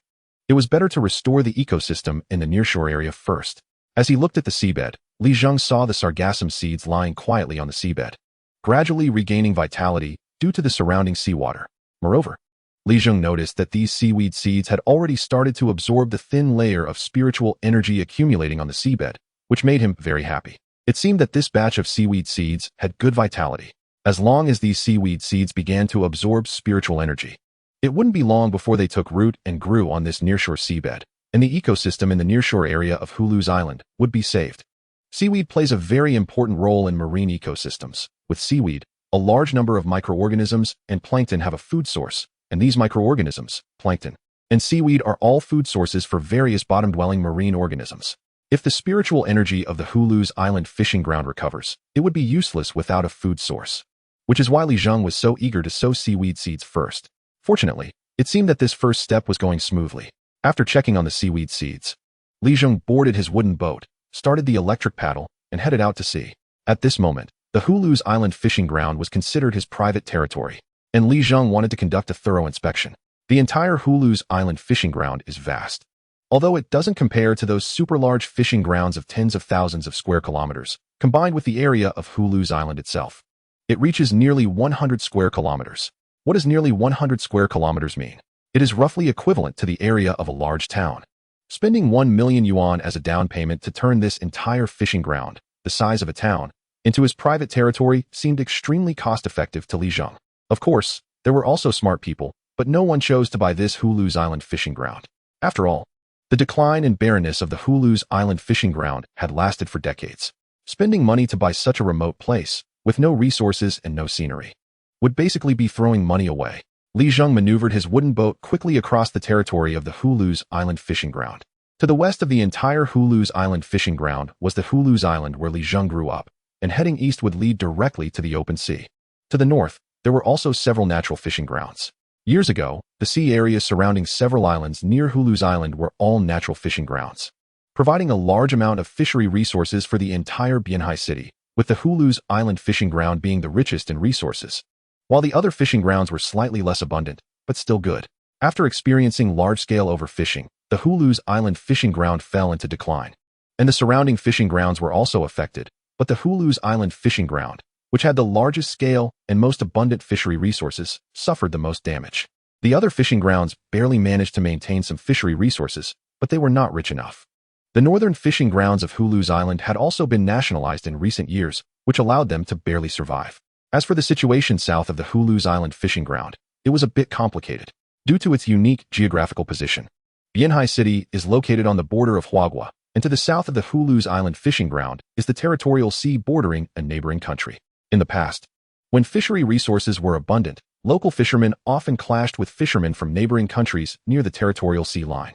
During chaotic times, there were even large-scale armed conflicts at sea, resulting in many casualties. However, in recent years, as the fishery resources around the Hulu's island fishing ground became extremely scarce, fewer and fewer people went there to fish. So the area near the territorial sea line has been relatively calm in recent years. After sailing around the entire Hulu's island fishing ground, Li Zheng was in a very good mood. This will be my territory from now on. Just as he reached the shore, Li Zheng noticed that his makeshift smartphone vibrated in his pocket. Taking it out, he was surprised by the incoming call notification on the screen. He quickly answered, and a cheerful yet somewhat mischievous voice came from the other end. Zhengzi, what are you doing? I've called you 4 or 5 times. And it was either no signal or nobody picked up. What's going on? The person on the other end was Wang Hao, Li Zheng's best buddy from university, who shared the bunk bed with him. The female live streamers in Li Zheng's phone were all followed by this guy. Hearing Wang Hao's words, Li Zheng exited the call interface and saw that he indeed had 4 or 5 missed calls. It should be because he was in the central area of the Hulu's island fishing ground and had no signal. Li Zheng was puzzled. Wang Hao was in such a hurry to find him, so he directly asked over the phone, I just came out of the sea and didn't get your calls. What do you want, you little rascal? Don't tell me you want me to like some female live streamers again. That's a firm no. I'm already terrified of clicking. You follow over 1,000 female live streamers. How can I keep up? On the other end, Wang Hao showed a bit of embarrassment at Li Zheng's words, but still said into the phone, Oh, come on. Do you think your brother Hao is that kind of guy? Hurry up and check the group chat. Our class's Big Stallion is stirring things up against you again. Be prepared. Hearing the phrase Big Stallion, Li Zheng frowned and quickly exited the call interface, opening WeChat. Sure enough, he saw dozens of unread messages in the university class group. This class group was usually just used to notify things. After all, everyone saw each other at school, and there was no need to chat in the group. However, during the summer vacation, the group became much more active. Although Li Zheng focused most of his energy on studying in university, he wasn't the kind of bookworm who only read books. He could still handle general social interactions. So when everyone was chatting enthusiastically, he would occasionally chime in. He clicked in, scrolled to the top, and started reading from the beginning. Soon, Li Zheng revealed a knowing expression. How's everyone doing this summer vacation? What else can we do? Just staying at home in this hot weather? It's so boring. Yeah. The only thing we've been doing is playing games online or lying around. We're almost going moldy. Looking at others traveling and having fun, it's really nice. But unfortunately, we're just poor college students and can't go anywhere. Up to this point, the chat records were still normal, but the messages below took a turn. Speaking of which, we've been classmates for 3 years, and next year we'll be graduating. Our class hasn't gone out to play together yet. Now that it's the summer vacation of our junior year, if we don't do something, we won't have the chance once everyone goes their separate ways. Yeah, we should seize this opportunity. Since that's the case, let's organize something. That's right. Right, what was that saying? If we don't go crazy now, we'll be old soon. This is our only chance in college. We have to go wild once. Traveling costs money, and as poor college students, where do we get so much money to go on trips? But we have our Chun Deshao, right? In our 3 years of college. How much has Chun Deshao helped us? At this moment, a profile named Chen Chen also spoke up. Since everyone is willing, I will cover the round-trip expenses. By the way, my company has a few idle cars that we can take out. As soon as this was said, the WeChat group erupted. Those who were worried about the cost of traveling suddenly became enthusiastic. Chapter 75, mentioned. Li Zheng looked at the messages in the group with a calm expression. Chen Chun was the most flamboyant guy in the class, with considerable assets in the provincial capital and several companies that were reportedly not small. Therefore, he usually acted quite ostentatiously. If it were just this, it wouldn't matter to Li Zheng, but Li Zheng continued to scroll through the chat records and saw someone say, "All right, since Chen Deshao has offered to reimburse the travel expenses, we should discuss where to go. How about we go to Mount Tai? I've heard it's thrilling. Or maybe not. Do you want to exhaust everyone's legs? Let's go somewhere more relaxing, like the beach." At this time, Chen Chun, who had just volunteered to cover everyone's travel expenses, casually said in the group, "Isn't Li Zheng's house by the beach? How about we go to Li Zheng's place? I've already covered everyone's travel expenses. So Li Zheng can take care of our food and accommodations, right, Li Zheng?" After saying this, he specifically tagged Li Zheng in the group. Seeing this, Li Zheng sneered, revealing a look of disdain, understanding what Wang Hao had just hinted at. Meanwhile, on the other end of the phone, Wang Hao continued, "Zhengzi, this guy is really insidious. Isn't this moral coercion? Don't listen to this jerk." Chen Chen's message in the group undoubtedly put Li Zheng in a difficult position. If Li Zheng didn't agree, he would kill everyone's enthusiasm and also appear stingy, which is what people commonly refer to as moral coercion. Immediately after Chen Chen finished speaking, several people who usually got along with him chimed in to fan the flames. "Chen Xiao's suggestion is great. Let's go to the beach. What do you all think? I'll sign up first." Li Zheng won't refuse everyone, right? It's hard to get everyone together for a trip. We can't miss this chance. Right, Li Zheng? This was clearly a shift in the narrative. If Li Zheng refused, it would seem as if he didn't welcome anyone. If he agreed, it would mean accepting Chen Chen's earlier proposition of having Li Zheng cover the accommodations. Li Zheng's class has almost 30 people, and the cost for their food and lodging is not a small amount. For a rich kid like Chen Chen, it might not be a big deal, but for Li Zheng, it was quite a burden. During school, Chen Chen often targeted Li Zheng, relying on his wealth and gathering a few sycophants around him, consistently finding ways to embarrass Li Zheng. To put it bluntly, Li Zheng and Chen Chen's feud started in their freshman year. Originally, Li Zheng, a poor kid from an island, was precisely the type that rich second-generation students like Chen Chen enjoyed being around, as only poor people could highlight how superior Chen Deshao was. Therefore, the people he surrounded himself with were all of that sort, usually trying to gain some benefit by flattering Chen Chen. But Li Zheng clearly looked down on such behavior and became a thorn in Chen Chen's side. Of course, there were deeper reasons for Chen Chen's targeting of Li Zheng. In short, during their 3 years of college, Li Zheng faced a lot of exclusion, targeting, and ridicule from Chen Chen. However, Li Zheng focused on his studies and had no time to deal with this guy. When facing Chen Chen's provocations, he generally avoided them and didn't engage. Plus, with the support of his best friend Wang Hao, Li Zheng didn't suffer much during college, just felt disgusted. But Li Zheng's attitude only encouraged Chen Chen to provoke him even more. Whenever there was an opportunity, he would target Li Zheng. Now that there was such an opportunity, Chen Chen naturally wouldn't let it go. Being classmates for 3 years, he had long figured out Li Zheng's family situation. A guy who used the same counterfeit smartphone for 3 years, what kind of good family background could he have? Therefore, Chen Chen deliberately suggested that everyone go to Li Zheng's house and incited Li Zheng to cover everyone's food and lodging, just to make Li Zheng swallow this bitter pill. I don't agree. Why should Li Zheng cover food and lodging? Chen Deshao, since you're so rich, why don't you cover it all? You usually seem generous. Why are you being so stingy now, like a woman? After 3 years together, you wouldn't mind spending a little money, would you? Don't you consider everyone your classmates? As Li Zheng's best friend, Wang Hao naturally stood up in the group to speak for him, also taking a jab at Chen Chen. Several classmates who were close to Li Zheng and knew about his family situation also chimed in. We're all college students. Where do we get so much money? We can handle the food and lodging ourselves. We can't go out and not spend a penny. Some who remained neutral but were put off by Chen Chen's usual behavior even said directly, "Forget it. I want to participate in this trip. Have fun, everyone." Just as it seemed this matter was about to end, Chen Chen wouldn't let it go and immediately instructed his followers, causing the group to become lively again. Oh, how disappointing. A perfectly good outing is just cancelled like this? What a waste of Chen Deshao's good intentions. Yeah, isn't this just letting everyone down? After all, not everyone can compare to our Chen Deshao, rich and generous. Seeing these new messages, Li Zheng slightly smirked, while Wang Hao on the phone was more directly amused. These guys have lost their minds from flattery, addicted to moral coercion. Zhengzi, you can't let these guys provoke you. But soon, Wang Hao's voice stopped abruptly, because Li Zheng had already spoken up in the class group. No problem. Everyone is welcome. I'll arrange the food and lodging. But I should clarify first, my house is quite remote on the island, and the standards aren't high. Zhengzi, have you lost your mind? I just told you not to get provoked. Why did you just go for it? 30 people's food and lodging. Even 10,000 yuan won't cover it. Where are you going to get that much money? Wang Hao exclaimed. As Li Zheng's best friend, Wang Hao knew Li Zheng's family situation the best, not to mention Li Zheng. Even his entire family would find it difficult to come up with the expenses for 30 people's food and lodging. However, no matter how anxious Wang Hao was, it was of no use. Chen Chen immediately jumped in. All right, it's settled then. I'll cover the travel expenses, and Li Zheng will cover the food and lodging. I believe everyone has no objections, right? Chen Xiao is generous. It's settled then. See you all later. Following Chen Xiao, it's all good. His followers seized the opportunity to praise Chen Xiao again, and as for Li Zheng, he wasn't even mentioned. The remaining people in the class group saw that Li Zheng, the person involved, had stepped up to agree to this. So they didn't say much more and eagerly began discussing the trip to the island. Zhengzi, what is your situation? I have some savings. I'll lend you some first, not sure if it's enough. Chapter 76, Offshore. On the phone, Wang Hao said somewhat perplexedly. While Li Zheng listened to Wang Hao's words with a sense of concern in his heart. Don't worry, Haozi, I can handle it. Besides, it's a rare opportunity to suppress Chen Chen's arrogance and prevent him from nagging all day long. Just tell me if you're coming or not. And that's it. Upon hearing Li Zheng's words, Wang Hao immediately replied, of course I'm going. We're brothers, what's our relationship?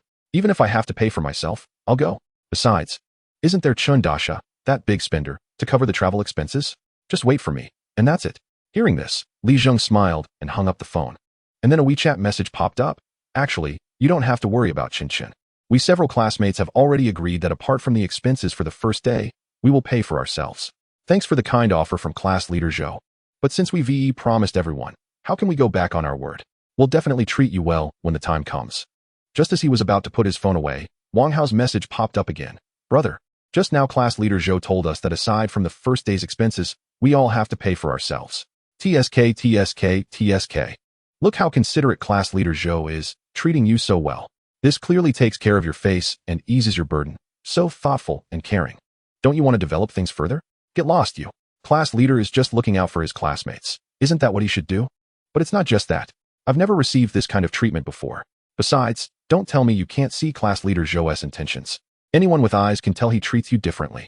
I say, don't be a coward, just go for it. Get lost, don't spread rumors. Forget it. I want to think about it. My main goal right now is still to make money. There's a vast world out there with great potential. Why is my phone buzzing nonstop today? Li Zheng muttered as he answered the phone, and Zhao Zheng's cheerful voice rang out. Brother, I forgot to tell you yesterday. At the Donghai Hotel in Donghai Town, our crew originally booked a room for a month, but since this incident happened, we still have a lot of days left on the booking, and we can't get a refund. Since it's going to waste, the island's environment is tough. So you might as well stay there and not let it go to waste. Hearing this, a look of joy immediately appeared on Li Zheng's face. Wasn't this just what he needed? The crew had nearly 50 people, and they had booked quite a few rooms, just right for his classmates to stay in, saving him a huge expense. Originally, Li Zheng planned to grit his teeth and pay this amount from his own account. As long as he was careful with the remaining 20,000 or so, it should be enough. But now Zhao Zheng had solved a big problem for him. 30 people's accommodation was no small sum.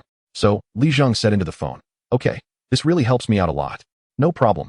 After hanging up the phone, Li Zheng called the Donghai Hotel, using the contact information Zhao Zheng provided to confirm the room arrangement, which made him feel much more at ease.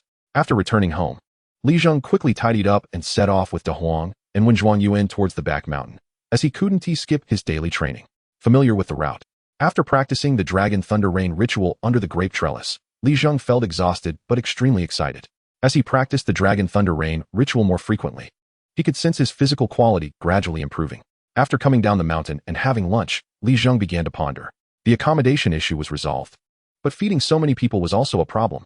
Seeing Li Zheng's expression, his parents, Li Weiman and his wife, who had already woken up, asked, "What are you daydreaming about in the middle of the day?"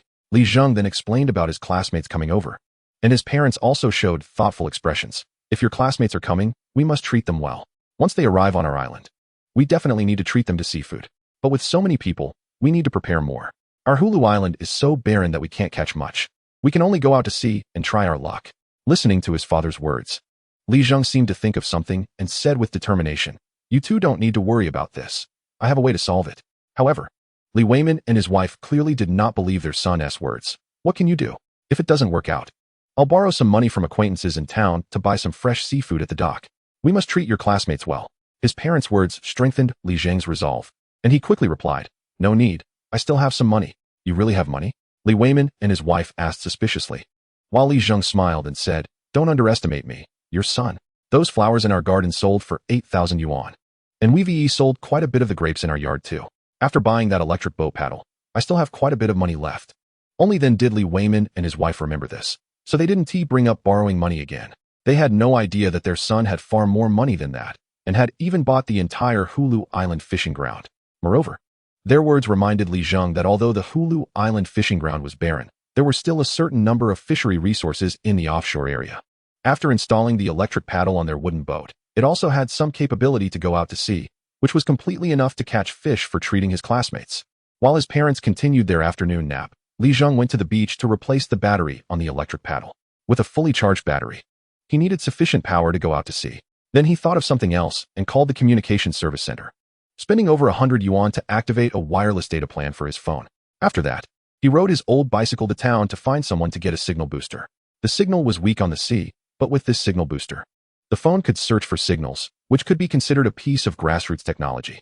Many fishing boats around Hulu Island had installed this device, which was said to connect directly to satellites. Chapter 77, Going to Sea.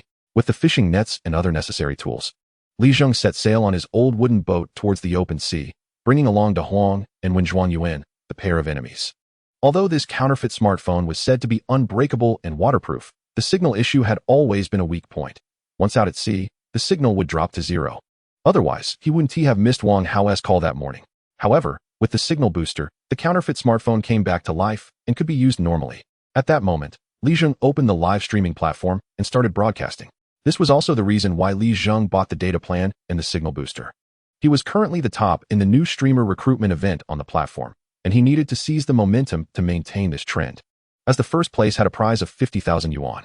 After the previous live broadcast, Li Zheng had already accumulated a certain number of followers, and when he started broadcasting, the platform would automatically push notifications to all his followers. So this time, the live room was not as desolate as before, with followers gradually entering the room.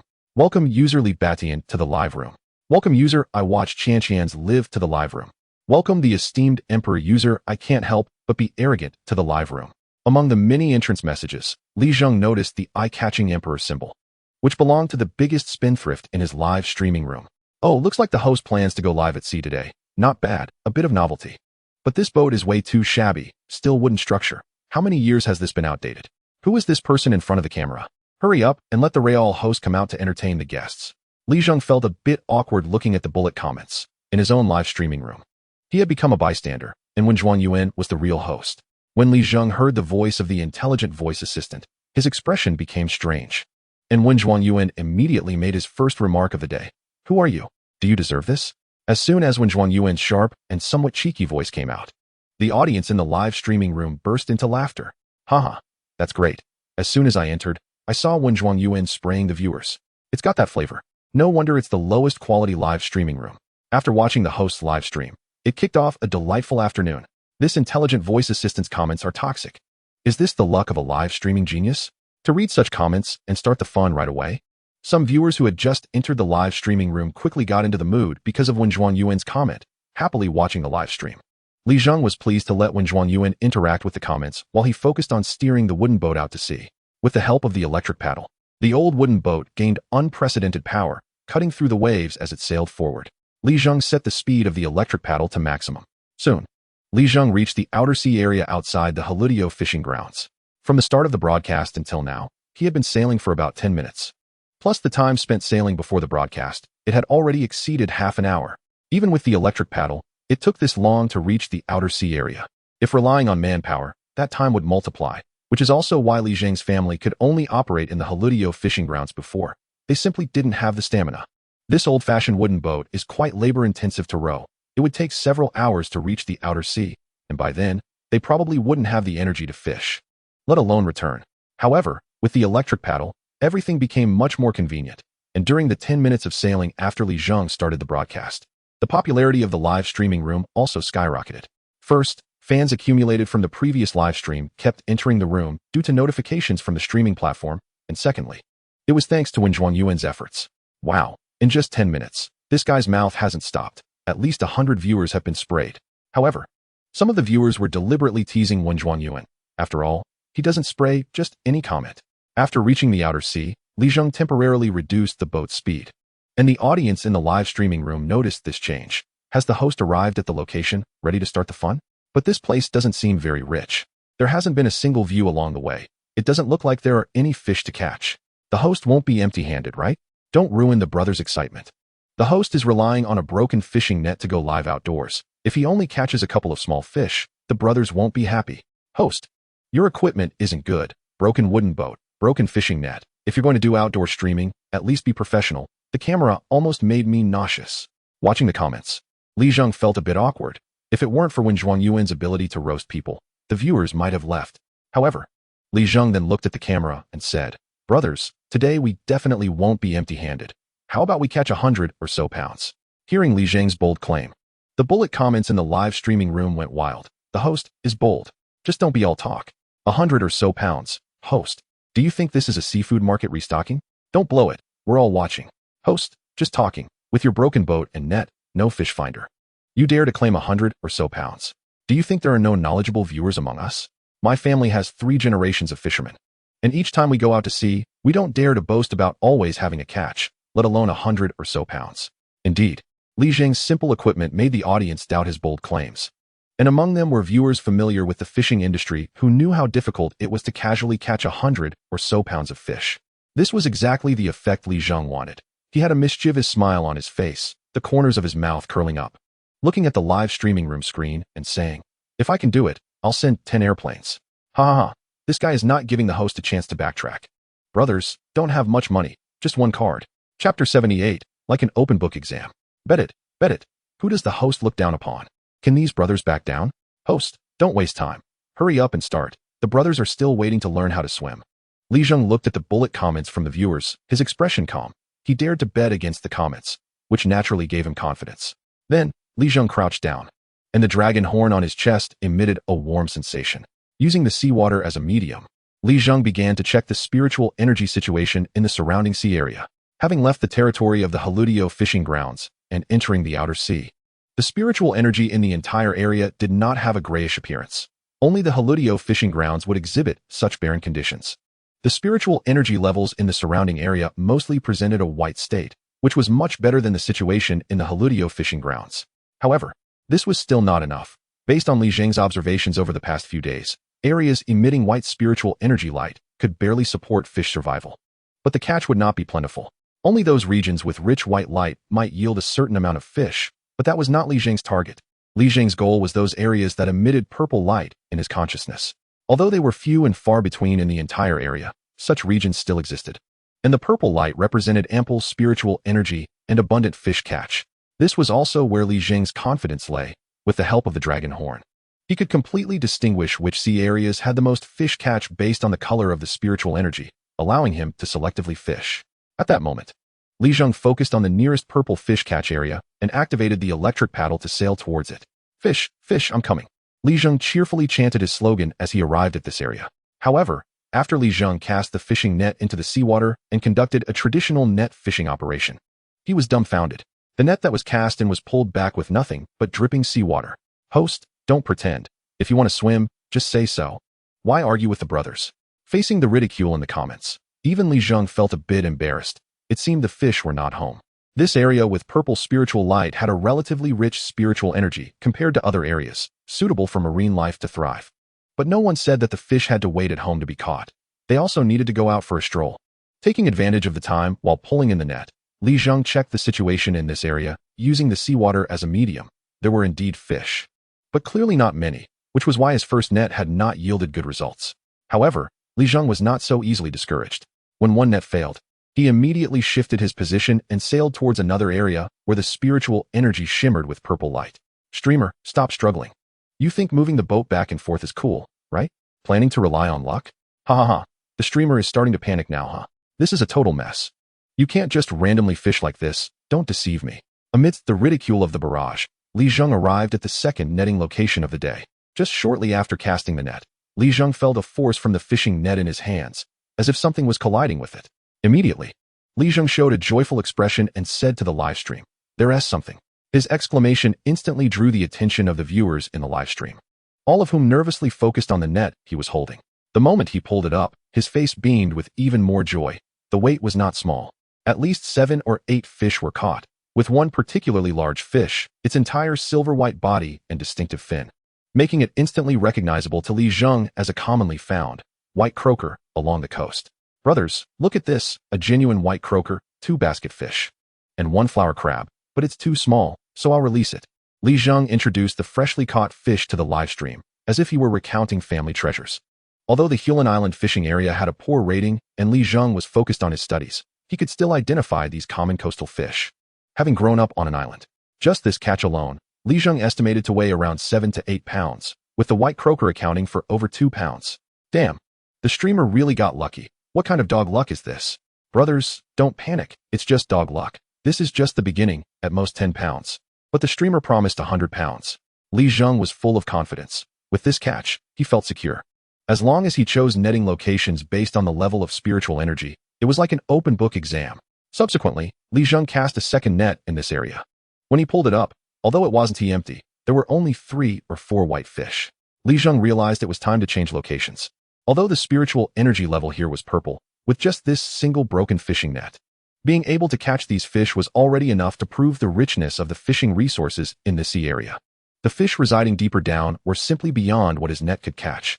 Moreover, the fish swimming near the surface had significantly increased their vigilance and were likely hiding. Therefore, Li Zheng decided to change places.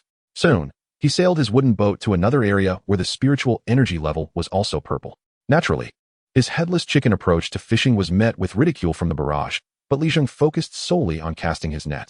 Soon after arriving in the new area, Li Zheng felt the favor of Lady Luck once again. The moment he cast the net, it felt heavier than the first. He quickly reeled it in and saw the net was filled with fish. Wow, compared to the Hewlin Island fishing area, this catch was simply on another level. Looking at these fish, Li Zheng sighed inwardly. In the Hewlin Island fishing area, he estimated that it would take an entire month to catch as many fish as he had today. Of course, it was also because Li Zheng specifically chose areas with purple spiritual energy for fishing. In most other sea areas, it was not easy to catch this many fish. Chapter 79, Bumping into a Fish Nest. Li Zheng checked and found that this catch was mainly mackerel, a very common coastal fish found in almost all sea areas. He had stumbled upon a school of swimming mackerel.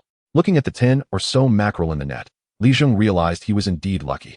These mackerel were quite common in the market, selling for around 8 to 12 yuan each, with a wholesale price of about 10 yuan per pound. In terms of price, they were far less valuable than the white croaker caught in the first net, which could sell for 35 yuan per pound. However, the sheer number of mackerel made up for it. Each fish weighed close to a pound, so with 10 or so, he had at least 10 pounds. When Li Zheng poured all the mackerel into the cabin of his wooden boat, he caught a glimpse of a silver flash, revealing an unexpected surprise. A sea bass had somehow gotten mixed in with the mackerel. Earlier, it had been obscured by the mackerel, and Li Zheng hadn't noticed it. Just this one sea bass was worth as much as 3 or 4 mackerel. Moreover, the taste of sea bass was much more delicious than that of freshwater bass, especially when freshly steamed. Previously, Li Zheng had tried to catch bass using shrimp on a row of wooden frames, but had no luck. Unexpectedly, he had managed to catch one today. Seeing the good haul in this area, Li Zheng decided to seize the opportunity and move the wooden boat slightly forward to cast another net. Soon, Li Zheng excitedly discovered that the area he had chosen seemed to be overflowing with fish. As coastal fishermen often say, he had bumped into a fish nest. Just after casting a net and catching so many mackerel and a sea bass, he felt another immediate tug. Li Zheng proudly told the barrage, while the viewers watched in amazement as he pulled up another net full of fish. However, since it wasn't yet August, the white-scaled fish could still sell for 7 or 8 yuan. For Li Zheng, that was better than nothing. And the biggest advantage of white-scaled fish was that they didn't even need to be scaled. They could be cooked directly, making for a delicious home-cooked dish along the coast. There were also a few horsehead fish, named for their distinctive head shape, which were entirely red. Back when the Hewlin Island fishing area was prosperous, there had been quite a few horsehead fish, which was why their price had once been only 2 to 3 yuan per pound. Nowadays, however, the price of horsehead fish had risen significantly, reaching over 10 yuan, close to 20 per pound, which was quite decent. There were also some small mixed fish, and this net alone weighed at least 40 pounds. Li Zheng found it somewhat difficult to lift the net, and he was getting closer to his goal of 100 pounds. Since the fishing resources in this area were so abundant, Li Zheng naturally wouldn't let the opportunity slip by. He quickly and continuously cast his nets again. And sure enough, he had more catches. Moreover, in this net, Li Zheng discovered another unexpected surprise. Among the mackerel, there were some small shrimp and crabs, which weren't particularly valuable, and a few smaller mackerel, one of which was even severed in half, clearly bitten off by a predator. Li Zheng soon identified the culprit behind this gruesome incident. A spotted sea fish was quietly lying among the mackerel, still holding the half of the small mackerel in its mouth. Green grouper. Li Zheng immediately called out the name of the culprit, his face lighting up with delight. This area actually had grouper living in it. Grouper is one of the more valuable coastal economic fish, and the price of the green grouper Li Zheng saw in front of him was around 80 to 90 yuan per pound, far exceeding that of the white croaker. Li Zheng excitedly thought. The barrage in the live stream was stunned when they saw Li Zheng fishing with a net, especially after spotting that grouper. They were even more bewildered. Dude, what kind of luck does the streamer have? One net, one catch? Baby, I'm fishing to support you. One net, one fish. But I still can't help wanting to be the fish in your pond. Dude, there's a little too much of a simp vibe going on up there. Just don't mess around at this critical moment. The streamer needs to keep it together. I have to admit, I'm starting to panic. Meanwhile, Li Zheng in front of the screen had no time to pay attention to these comments. After putting the mackerel and that grouper into the cabin, he directly put away the fishing net and then pulled out a fishing rod from the cabin. This fishing rod was made by his father, Li Weiman, using bamboo from the mountain. Naturally, they couldn't afford the professional fishing rods on the market. But for now, they had to make do. The viewers in the live stream were a bit confused by Li Zheng's actions. Come on, keep fishing. Watching you catch fish is so satisfying. Streamer, don't mess around. It's a critical moment. Seeing these comments, Li Zheng smiled and said, Don't worry, brothers, there are groupers in this sea area. Groupers are timid and hide at the bottom. You can't catch them with a net. You need a fishing rod to get one. Catching a grouper is worth more than 7 or 8 regular fish. Upon hearing this, the viewers got excited. They had all heard of the reputation of groupers. If that was the case, catching groupers would indeed be much more interesting than catching those mackerels. After saying that, Li Zheng picked out the small fish and shrimp from the recent catch. Fishermen by the sea all knew that to catch groupers, it was impossible to rely on nets. Not to mention Li Zheng's small net, which was purely manual. Groupers generally inhabit the seabed at about 10 meters deep. These guys are timid and usually just hide in their habitat, much like homebuddies, only coming out when foraging. Just now, Li Zheng happened to be lucky and caught a grouper that was hunting mackerel. Otherwise, it would indeed be hard to encounter them.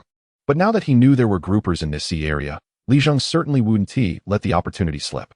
He hooked a still wriggling shrimp onto his homemade fishing rod and threw it directly into the sea. However, after putting the bait in, there was no movement for a while, which made Li Zheng a bit anxious. Groupers really weren't so easy to catch. After all, they are naturally timid. It wouldn't be that embarrassing, would it? Chapter 80. The Rod Like a Full Moon.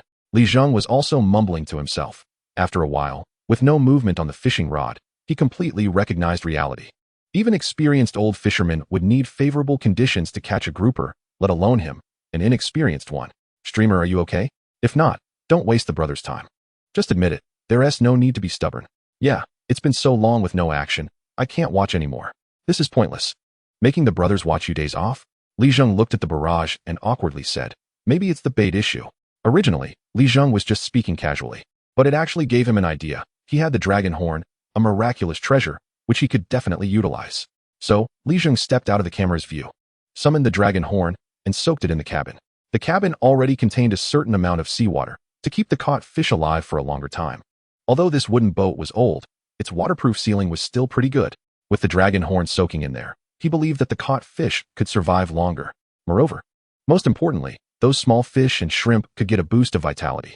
After waiting for a while, Li Zheng noticed that the previously sluggish mackerel and other fish in the cabin suddenly became more active, with a few even managing to jump around, almost escaping. Below the surface of the sea, where Li Zheng couldn't see, the new bait had sunk to the seabed. The groupers hiding around, like flies smelling something fishy, all poked their heads out, focusing their gaze on the shrimp hanging on the hook. Right now, that shrimp appeared to the groupers as an endlessly tempting delicacy, luring them to cautiously move closer. Eventually, some just couldn't help themselves and quicken their pace, several groupers simultaneously darting towards the aromatic shrimp. The fastest one quickly gulped down the shrimp, while the others watched enviously. But then, the lucky one's body uncontrollably floated upwards. Li Zheng on the wooden boat excitedly lifted the fishing rod. Just after casting it, he felt a tug that delighted him. The effect of the dragon horn was remarkable. What he caught was another grouper, but this one was even bigger than the last, worth about 150 to 60 bucks, which greatly improved Li Zheng's mood. Meanwhile, the viewers in the live stream were also puzzled. How come the streamer's luck fluctuated so much? Just a moment ago, there was no action for ages, and now, in one cast, he caught a fish? But what left them even more dumbfounded was what happened next. All the viewers saw Li Zheng continuously baiting and casting. And within less than a minute, he was able to pull up another grouper. In just a few minutes, the number of groupers on Li Zheng's wooden boat had increased by 5 or 6. Dude, this is getting boring. I suspect there's a prop team underwater attaching groupers to the hook. The streamer is learning well, even picking up tricks from the prop team? Dude, is this guy a live streaming genius, or what? Just a moment ago he was netting fish, and now it's one rod, one grouper? Damn, this is like magic. When did groupers become so easy to catch? Wow, the streamer is amazing. With such a shabby rod, he dares to catch groupers? Outdoor streamers must be embarrassed. The viewers in the live stream were joking, but they knew the likelihood of Li Zheng hiring a prop team was slim. This wasn't a small fish pond, but the ocean. Finding someone to act as a prop team underwater would require a special kind of person. A Navy SEAL diver would be more suitable. Clearly, if Li Zheng could recruit a SEAL, he wouldn't be live streaming here. Even Li Zheng himself was taken aback by the sudden increase in catches. The value of the groupers he had caught had already exceeded $1,000. With this financial incentive, Li Zheng's speed only increased. He baited again and cast, using a small whitebait fish. Could it be that the groupers are tired of this bait? Li Zheng muttered, but before he could say much more, the fishing rod suddenly exerted a tremendous force. Feeling this force, Li Zheng instantly knew, oh man, the force was immense. If he hadn't trained with the dragon's thunderstorm ritual and greatly improved his physical abilities, that last tug would have made him lose the rod. The bamboo fishing rod he made immediately emitted a sound that made one's teeth ache. The creaking noise was due to the bamboo's fiber structure being compressed by the immense force. The entire fishing rod was bent into a crescent shape, enough to show just how big the creature biting the line was. The viewers in the live stream also noticed this situation and became increasingly excited. Turtle, it's definitely a big catch. Come on, streamer. With the rod bent like that, it must weigh at least 20 to 30 pounds, right? What kind of big fish can bend a rod like this? I'm already looking forward to it. The streamer is doing great. The excitement is building up. If we can get this guy up, the streamer's task for today will be complete. At this moment, Li Zheng had no time to pay attention to the bullet screen. He was fully focused on the fishing rod in his hands, feeling the force transmitted from it. If he wasn't careful with such a big creature, it could easily slip away. Li Zheng wisely eased up, allowing the creature that bit the hook to swim freely in the sea, exhausting its strength. Once it stopped moving, Li Zheng began to lift the rod, not giving the creature a chance to rest, and started to engage in a tug-of-war with it. Having grown up by the sea, Li Zheng had some fishing skills. Right now, what he worried about most was whether his makeshift fishing rod could withstand this back-and-forth struggle. After all, it was just a bamboo rod, and now bent into a crescent shape. Li Zheng had no doubt that if the creature at the bottom exerted a little more strength, his rod would break without mercy. Fortunately, Li Zheng had held his ground for a full 10 minutes, and his homemade fishing rod was still holding up. Plus, he felt that the creature below was almost out of energy. It was time to end this. Time to see its true colors. Li Zheng could already see a shadow through the seawater, much larger than the previous grouper, definitely a big one. Soon, he got a clear look at the creature's shape. It looked similar to a regular grouper, covered in dark greenish-black spots, but it was at least 60 to 70 centimeters long. Regular groupers didn't grow to such a size. Chapter 81. What a catch! Dragon grouper! Li Zheng exclaimed, recognizing the name of the fish, which was much larger than an ordinary grouper, his voice filled with excitement. No wonder there had been no movement when the bait was just dropped. It turned out such a big guy was nearby. The common groupers must have feared this dragon grouper's presence and didn't dare to rush for the bait, which ended up benefiting Li Zheng by hooking this massive creature. Brothers, this dragon grouper is worth much more than a regular grouper. After saying that, Li Zheng focused on the fishing rod in his hands. This was a dragon grouper. Although it was still a type of grouper, it was significantly larger. Its scientific name was mid-sized grouper. But the market price for dragon groupers was much higher than that of regular groupers. Generally, fish catches followed a principle. The bigger the fish, the more valuable it is. This dragon grouper was several times larger than an ordinary grouper, so its price wouldn't be low. According to Li Zheng's knowledge, dragon groupers were selling for 300 yuan per kilogram in the market. Turtle, this guy must weigh at least 30 to 40 kilograms, worth over 10,000 yuan. Li Zheng quickly calculated in his mind and immediately felt thrilled. his blood boiling. Wasn't this money falling from the sky? At that moment, Li Zheng tightened his grip on the homemade fishing rod and exerted even more strength, muttering, "Come on, little buddy, come up obediently." The viewers in the live stream all saw the massive figure emerging from the water's surface, each one holding their breath, completely focused on the live stream, even forgetting to comment. But soon, Li Zheng realized that the more he didn't want something to happen, the more likely it was to happen. Just when the dragon grouper seemed to have given up struggling, just 5 or 6 meters away from Li Zheng and the boat, it suddenly went berserk, exerting even more powerful strength than before.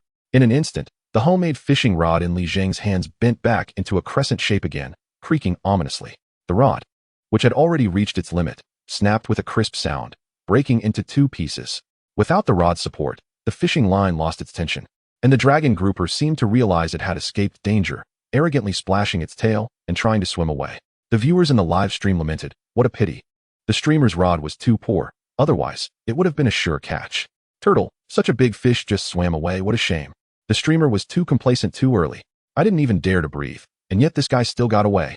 Li Zheng felt a surge of anger at this scene. That was over 10,000 yuan slipping away. He had been locked in a struggle with this dragon grouper for almost half an hour, and just like that, it got away, which made him very unwilling to accept. He cursed under his breath, "You think you can just run away? I'll let you have your way. De Huang, go." Li Zheng issued a direct command, and De Huang, who had been lazily splashing water at the back of the boat, immediately shot out like a cannonball, diving straight into the water. Having grown up by the sea, this local dog naturally had swimming skills, and after being bathed in the clear water and enhanced by the spirit rain, De Huang's swimming speed had significantly increased. In Li Zheng's view, he saw De Huang completely submerged in the sea, with only its head sticking out, paddling vigorously with its 4 paws in a standard dog paddle, quickly advancing toward the dragon grouper that had just escaped. The viewers in the live stream cheered at this scene. "Turtle, De Huang, forever the god. Can this work? Dragon grouper, does the streamer think he can't handle it? What's with sending a dog to fight? Haha, the streamer is panicking. If I lost a dragon grouper like this, I would have broken down too. De Huang, go for it." As for Li Zheng, he kept a close watch on the water's movements, and it seemed that the big dragon grouper had sensed the threat from behind. It not only accelerated its swimming speed, but also plunged its head into the water, intending to dive down. Seeing this, De Huang didn't hesitate and dived into the water. Soon, Li Zheng could no longer see De Huang's figure, and even after a full minute, there were no signs of it resurfacing. At this moment, Li Zheng couldn't help but feel anxious. Although De Huang's physique had improved, enhancing its strength and speed, Li Zheng wasn't sure about its diving ability. That silly dog. Don't drown yourself. Meanwhile, the viewers in the live stream were also getting worried as they saw De Huang not surfacing for a long time. Is De Huang too reckless? What if it can't come up?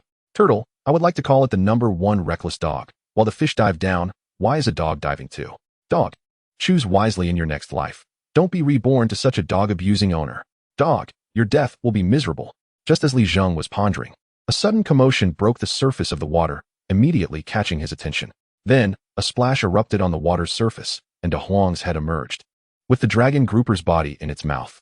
Surprisingly, the grouper was still struggling in the water, creating a huge splash, but De Huang was holding on tightly, refusing to let go. Li Zheng saw this scene and immediately joyfully pulled up the big yellow guy, while also putting the dragon flatfish into his boat cabin. After being brought on board, the dragon flatfish completely gave up, looking somewhat confused. How could a sea fish be caught by a dog in the sea?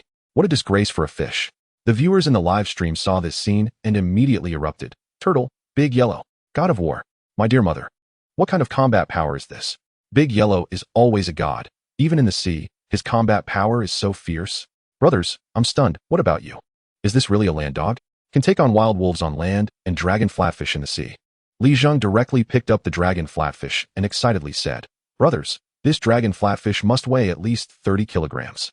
At this moment, a smart voice broadcast sounded in the live stream. Thanks to the Emperor user arrogant and unyielding for the 10 airplanes. The viewers in the live stream finally realized that the bet Li Zheng made with them about catching over 100 pounds of fish when he started streaming had already come true. Just this dragon flatfish alone weighed over 60 pounds. Adding in the fish caught earlier, it was definitely enough.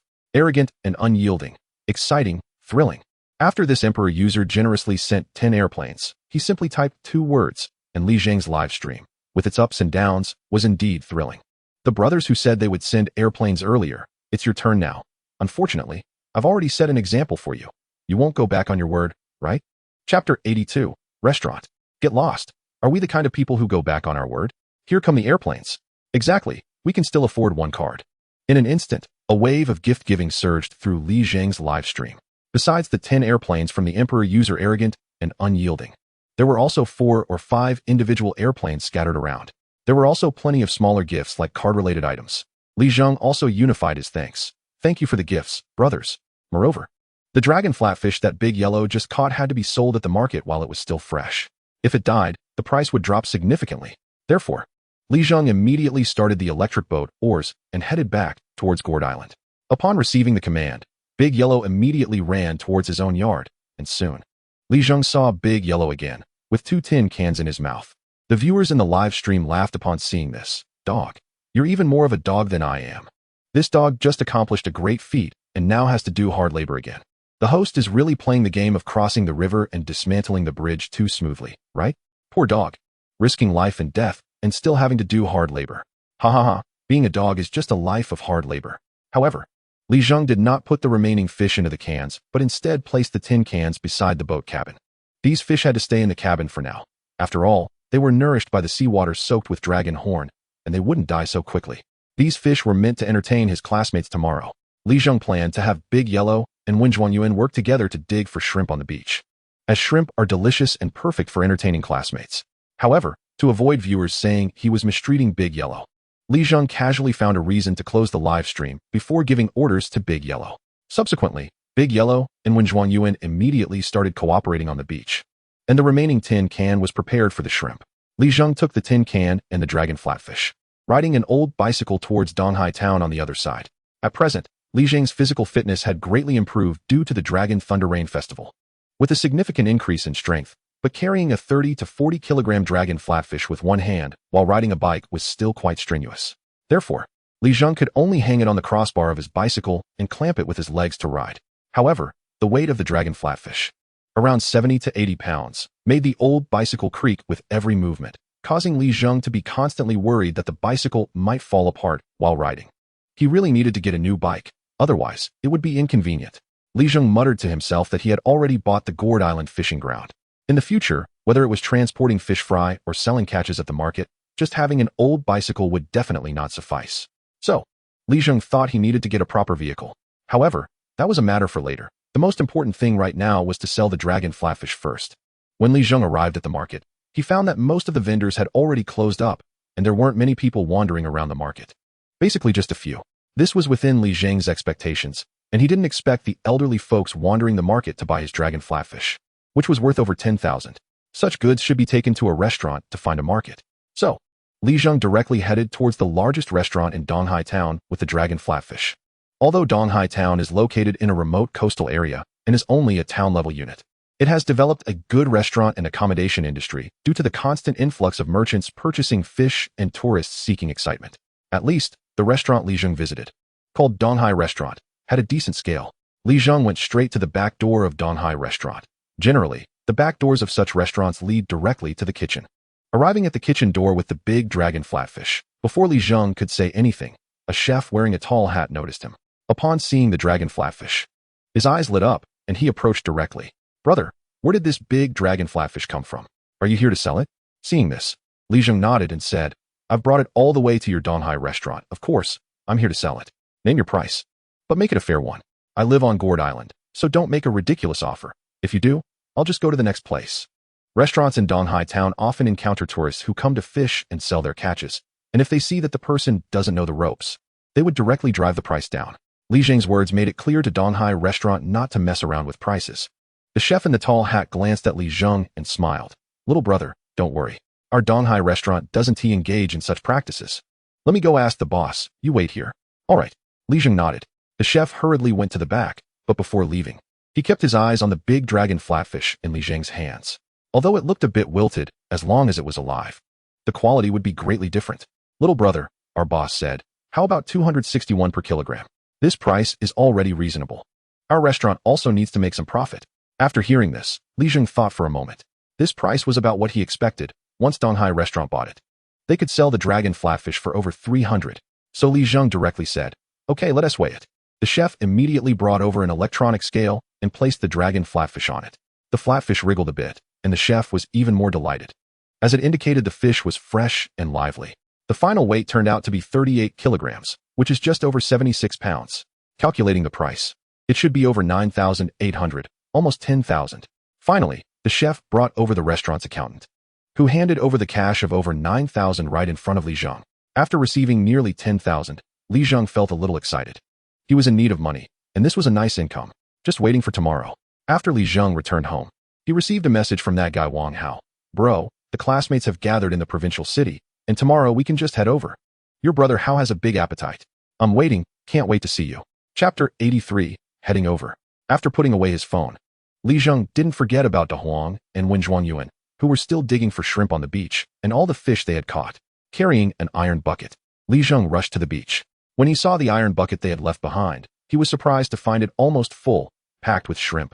Thanks to De Huang and Wen Zhuangyuan's efforts, these two guys were really something. If they kept this up, the shrimp in Haluku Island might go extinct.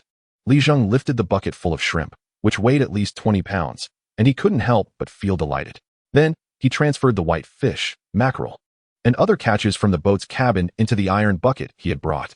After returning home, Li Zheng quickly divided the shrimp and fish into his family's basin.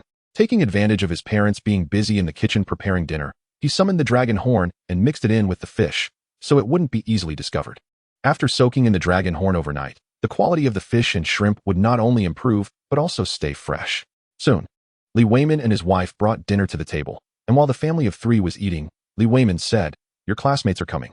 And your mom and I have already asked for leave from the processing plant. Tomorrow morning, get up early and buy some fresh seafood. We can't let them come for nothing. We need to treat them well." After finishing, Li Zheng's mom pulled out a small stack of red bills from her pocket to hand to him, saying, "Take this money. It's what your dad and I earned at the processing plant these days."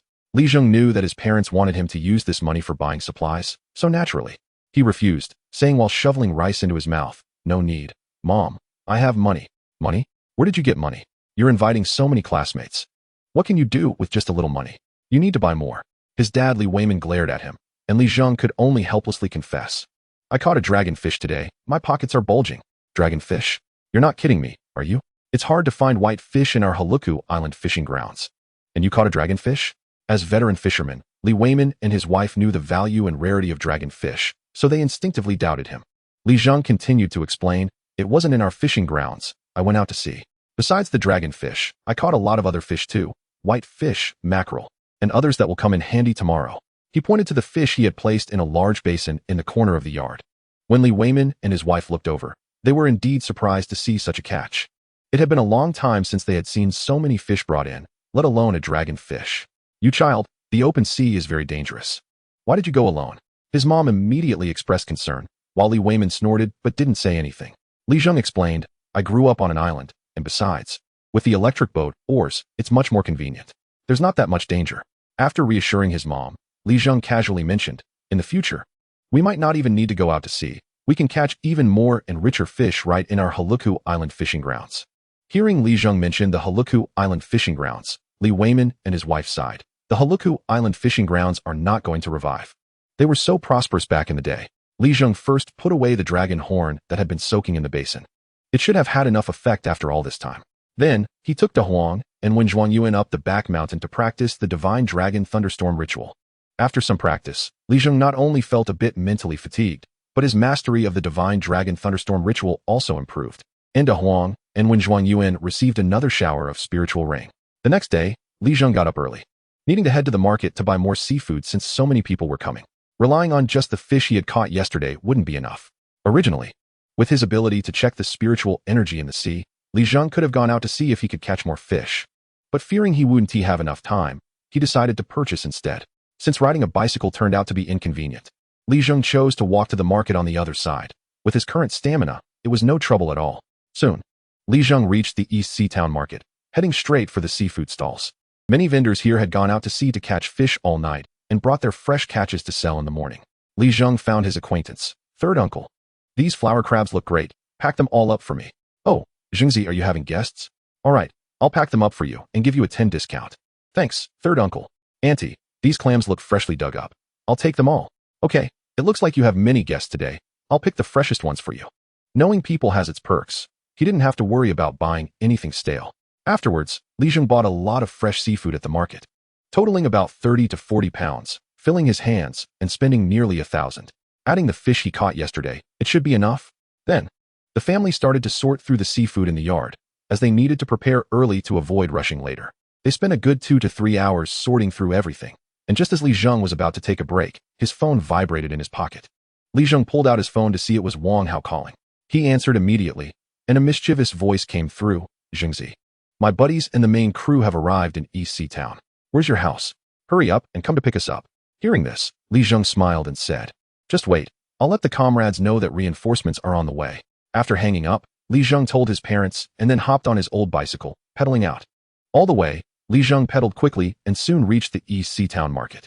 However, Wang Hao and his crew were probably still at the entrance of East Sea Town, near the bus station. So Li Zheng hurriedly rode through the bustling market toward the bus station. Chapter 84, Arrival. Li Zheng skillfully rode his bicycle to the bus station. In his view, a row of cars appeared next to the station, including luxury brands like BMW and Mercedes, with many people standing by these cars looking around. Among them, a plump figure immediately caught Li Zheng's eye, and he smiled.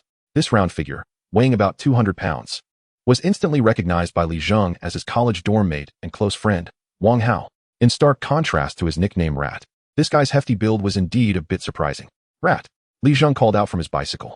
Upon hearing this, many people near the cars turned their attention, and Wang Hao quickly turned around, spotting Li Zheng and immediately walked over. As Wang Hao walked, he extended his round fist and threw a couple of punches at Li Zheng, who had just gotten off his bicycle, laughing. Zhengzi, you little brat finally made it. I've been driving all morning to get here. I'm almost dead tired. Before Li Zheng could respond, Wang Hao whispered, listen to me. Li Zheng was somewhat confused by Wang Hao's words, and then Wang Hao proudly pointed to the luxury Mercedes-Benz not far behind him, saying, see that? It's a Benz. And Chin, that jerk from the Wang family, got me to drive it into a ditch. It's going to cost a small fortune to fix. What is wrong with you?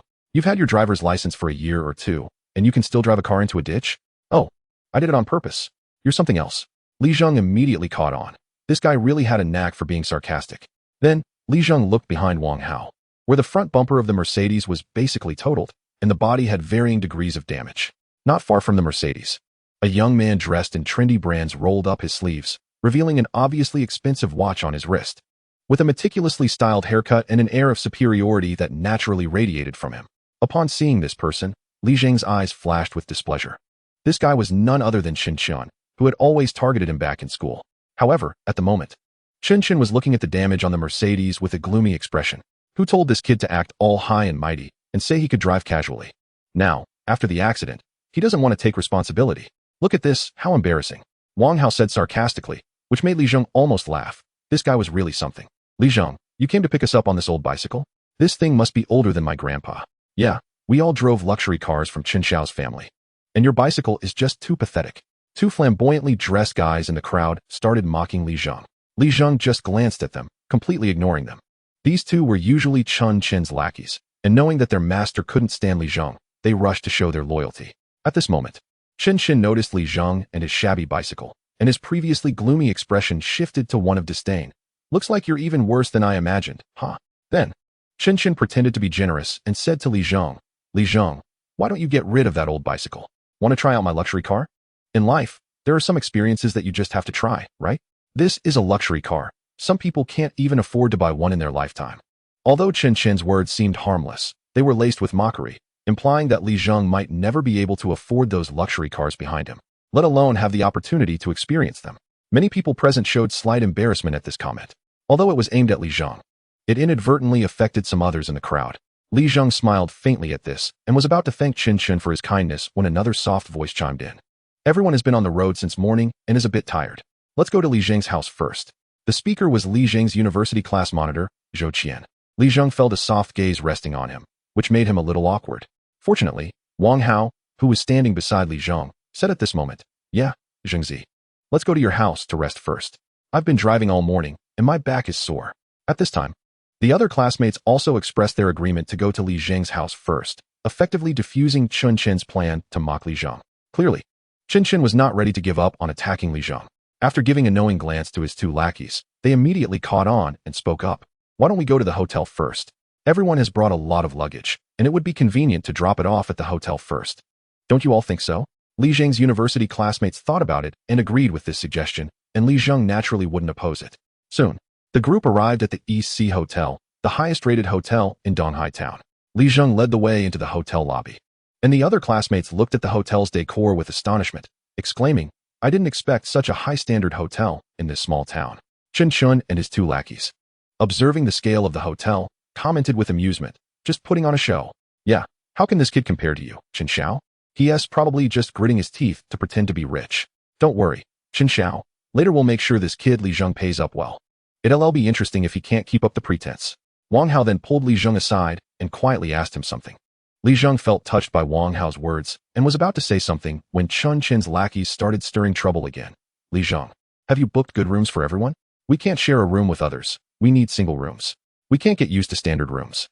Now that we're on break and came such a long way, we can't stay in the same room like in school, can we?" Upon hearing this, Wang Hao could no longer hold back and snapped back. "What is wrong with being on break? We usually share a room of 4 in school. And I never saw you guys being this picky. 2 people in a standard room isn't enough? You want single rooms, then you pay for the extra. You don't pay a dime and still have demands? Stay if you want, or don't." These 2 guys clearly wanted to embarrass Li Zheng, and Wang Hao definitely wouldn't let his buddy be the scapegoat, so he jumped in to defend him. At this point, other classmates also stepped in to mediate, saying, "Yeah, standard rooms will do. We're just here to have fun, no need for such high standards." However, the 2 lackeys clearly wouldn't let Li Zheng off that easily and continued their sarcastic remarks. "Aren't we all here to have a good time? Look at Chun Xiao's luxury cars. The standards are high, right? The accommodation standard can't be too low, can it? If you can't afford it, just don't take on such a big responsibility." Hearing these 2 talking nonsense, Wang Hao was about to retort, but Li Zheng stopped him. Just as Li Zheng was about to speak, the hotel lobby manager approached and said directly to Li Zheng, "Mr. Li, as soon as I heard your voice, I knew it was you. Your rooms are all arranged. Would you like to check in now? Rest assured, the minimum standard is a luxury single room." Originally, the rooms Zhao Zheng had reserved for Li Zheng were all luxury single rooms since he was the heir of the Emperor Hotel, and the filming crew's accommodation standard couldn't be low. The surrounding crowd, hearing the manager's words, showed a mix of surprise and admiration. They hadn't expected Li Zheng to book luxury single rooms for everyone, which must have cost a lot of money. Although they didn't have high requirements, no one would refuse to stay in a luxury single room. Someone immediately said, "Li Zheng, wow, I didn't expect you to be so generous. This must cost a lot, right? You're usually so low-key at school." "Yeah, this is really extravagant, a big spender." In reality, they would have been fine with standard rooms, but seeing that Li Zheng had arranged luxury single rooms made them feel a bit embarrassed. The flower palanquin is carried by everyone. At this moment, the classmates all expressed their gratitude. Moreover, if one were to say that Li Zheng was provoked by Chun Chen's 2 lackeys to book luxury single rooms for everyone, some might think Li Zheng was just putting on a brave face.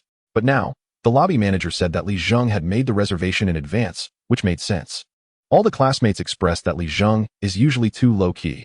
At this time, Chen Chen in the crowd looked at Li Zheng showing off, and his expression was not good. This trip was initiated by him, intending to embarrass Li Zheng, but now Li Zheng was the center of attention, which made him feel displeased. The 2 lackeys did not expect this situation either, but quickly said to Chen Chun, "Chen Xiao, it's just booking a room. This kid is just putting on a show. Yeah, in terms of financial power, he can't compare to you, Chen Xiao." Li Zheng smiled and waved his hand, saying, "I didn't spend any money. This hotel was booked by a friend of mine, but he had to leave due to an emergency, so we all benefit." Once Li Zheng said this, the classmates around him showed understanding expressions, but no one said anything. After all, they had a hotel to stay in without having to spend money themselves. "I told you, Li Zheng usually won't even go to the slightly more expensive stalls in the cafeteria at school, so how could he afford to book such a high-end hotel for us? Hey, isn't it good enough that someone else is paying for you?" The 2 lackeys seemed to be afraid that others would forget their existence, and at this moment, they sneered. Chen Chun, the main character, also stepped forward and said with a smile. Chen Chen's words were full of sarcasm towards Li Zheng, and the surrounding classmates felt a bit awkward seeing this situation. Only Wang Hao would not let him off easily, directly stepping forward and saying, "Since that's the case, let's have Chen Xiao reimburse us for the hotel expenses this time. Zhengzi, we'll pay your friend back later, so we won't owe anyone a favor." Wang Hao always liked to play tricks on others, planning to take advantage of Chen Chen again. However, before Chen Chen could retaliate, the hotel lobby manager excitedly said to Li Zheng, "Li Zheng." Li Zheng exchanged pleasantries with the lobby manager, but Wang Hao and the other classmates were somewhat dumbfounded. "What young Master Zhao? What Dihao Hotel?" Soon, someone reacted and said to Li Zheng, "Guai Dihao Hotel is a family business. I heard the chairman's surname is Zhao?" "Li Zheng, you really are a hidden gem. You have such connections. If he can help you with this, he must have a good relationship with you. After all, this is Dihao Hotel, a listed company.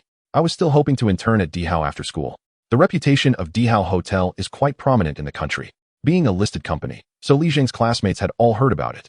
Listening to the lobby manager, it was clear that Li Zheng had connections with the heir of Dihao Hotel, and such connections were not ordinary. For a moment, the way these classmates looked at Li Zheng changed. On the other hand, Chen Chen's expression was ugly. Dihao Hotel is a leader among listed companies, and his usually proud family background meant nothing in front of such a giant. Bro, you actually have such resources? Even Wang Hao was somewhat astonished.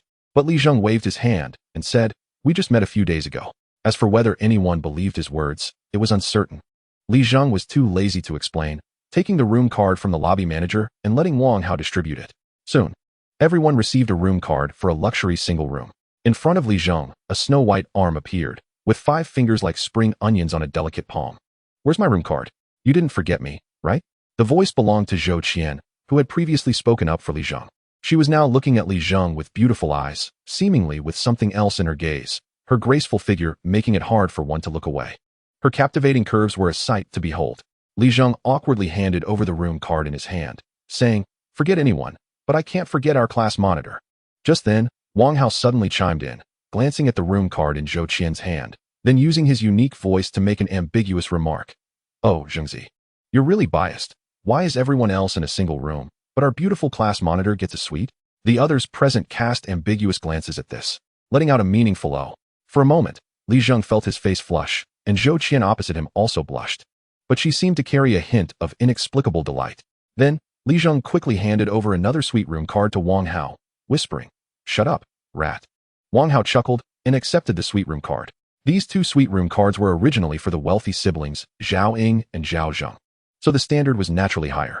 In the crowd, Chen Chen saw this scene and his face darkened, his disdainful gaze sweeping over Li Zheng before landing on Zhou Qian across from him, his expression turning lewd as he brazenly scanned her graceful curves. Humph, a lowly guy like you dares to compete with me. The reason for Chen Chen's targeting of Li Zheng over the 3 years of university was known to almost all classmates. Apart from Li Zheng's unwillingness to cater to Chen Chen, the bigger reason was Zhou Qian, the beautiful class monitor. Chapter 86, A Big Gift? After receiving the room cards, everyone first placed their luggage in their respective rooms, then regrouped in the hotel lobby, planning to go to Li Zheng's house for lunch. Li Zheng was waiting in the hotel lobby, and Wang Hao, the quickest to act, walked over to Li Zheng and gave him a knowing look, saying, Zhengzi is really loyal. This suite is great. I'll give you a big gift. This left Li Zheng somewhat puzzled. After waiting for about 10 minutes, everyone was settled. All right, let's go. It's time for lunch. I'm starving. Wang Hao called out, and the others responded, each getting into the car they came in. At this moment, Wang Hao smirked and said to the beautiful class monitor Zhou Qian, who had just come out of her room, class monitor, Lu Fatty has been car sick after sitting in the car all morning. I guess he needs to lie down for a bit. The back seat of this car is full, so you can go with Zhengzi. I saw his bicycle can carry passengers. After saying this, Wang Hao poked Lu Fatty, who was standing next to him and was also Li Zheng's classmate, earning him the nickname due to being heavier than Wang Hao. At first, Lu Fatty, who was still in a daze, didn't react. He never gets car sick. However, under Wang Hao's persistent hints, he saw the beautiful class monitor's face turning red, and he immediately pretended to be weak, saying, Class monitor, I really can't hold on anymore. I hope you don't mind. After saying this, Wang Hao directly pulled Lu Fatty out, and soon the sound of a car engine starting was heard. Li Zheng was stunned by Wang Hao's actions, leaving him and Zhou Qian looking at each other. Zhengzi, hurry up and lead the way, stop dawdling. Wang Hao urged from outside, his voice filled with pride. Let's go. We can't keep our classmates waiting. Zhou Qian also said softly. Li Zheng could only secretly curse Wang Hao in his heart, then walk towards the hotel exit. Soon, Li Zheng hopped onto his old bicycle and immediately felt a slight tremor beneath him. A fragrant breeze wafted from behind, carrying the unmistakable scent of a youthful girl, causing Li Zheng to feel a momentary flutter. Hurry up, the classmates are all watching, came Zhou Qian's soft voice from the back seat. Li Zheng jolted and quickly pedaled hard, propelling the bicycle forward. Not bad. This bike was holding up well, carrying 2 people without falling apart. However, it wasn't long before Li Zheng stiffened again as a pair of delicate hands reached out from the back seat and firmly wrapped around his waist. Zhou Qian naturally sensed Li Zheng's sudden stiffness and couldn't help but smile. To cover his embarrassment, Li Zheng pedaled even faster, hoping to get home quickly. Just then, he almost collided with someone who hurriedly dashed out from a side alley, but thankfully, Li Zheng reacted quickly and managed to break in time. Yet soon, he was dumbfounded by the sensation coming from behind. It was summer, and both he and Zhou Qian were wearing only simple t-shirts, so the feeling was quite vivid. I didn't mean to, Li Zheng quickly explained, while Zhou Qian, blushing, made a sound like a mosquito. Hurry up. Li Zheng had no choice but to pedal hard again, silently continuing his ride. Behind them, Wang Hao, in the other vehicle, watched the scene with satisfaction, mentally giving his brother a thumbs up. Not bad, bro. In front, Li Zheng, feeling overly embarrassed, failed to notice the harsh glare directed toward him from the vehicle behind. Seeing Zhou Qian's graceful curves as she hugged Li Zheng's waist, Chen Chen clenched his fists. I, Chen Chen, have never missed out on something I set my eyes on. Li Zheng had trained in the Divine Dragon Thunderstorm ritual, significantly enhancing his physical abilities, so even with Zhou Qian on the back seat, he pedaled effortlessly. The vehicle behind, with its 4 wheels, was obviously faster than a bicycle, so they quickly reached Haludio. However, upon entering the bumpy sandy terrain of Haludio, the bicycle jolted, causing Zhou Qian to hug him tighter. Due to inertia, she occasionally pressed against Li Zheng's back, making him increasingly stiff. Finally, they arrived at Li Zheng's yard. He stopped the bicycle and saw Zhou Qian adjusting her collar, revealing a glimpse of her fair skin, leaving Li Zheng feeling extremely awkward. At that moment, the sound of a car braking came from behind, and the following vehicle arrived. Everyone got out and curiously looked around at the scenery of Haludio. Wang Hao walked over and said, "Bro, your place has a nice view, with mountains, water, and the sea. This is paradise." Haludio, backed by mountains and facing the sea, also had streams running through it. If it weren't so desolate, the scenery would indeed be quite nice. Consequently, the classmates all praised it, but at such times, there are always discordant voices. This island is too desolate. There's not even a person around. It's a place where birds don't even shit. Li Zheng, do you live in such a shabby courtyard? Oh, I thought it would be a nice place, but this? What a disappointment. If I had known, we might as well have stayed in the provincial capital. Our Chen family has quite a few properties there. Without needing to look, it was obvious it was those 2 lackeys. At this moment, Chen Chen also stepped forward, acting as a peacemaker. Instantly, everyone present showed awkward expressions. Li Zheng's yard did seem shabby compared to the upscale residences in the city. Wang Hao couldn't stand it and was ready to defend Li Zheng. Just then, a delicious aroma wafted from the kitchen, capturing the attention of most people present. Wow, it smells so good.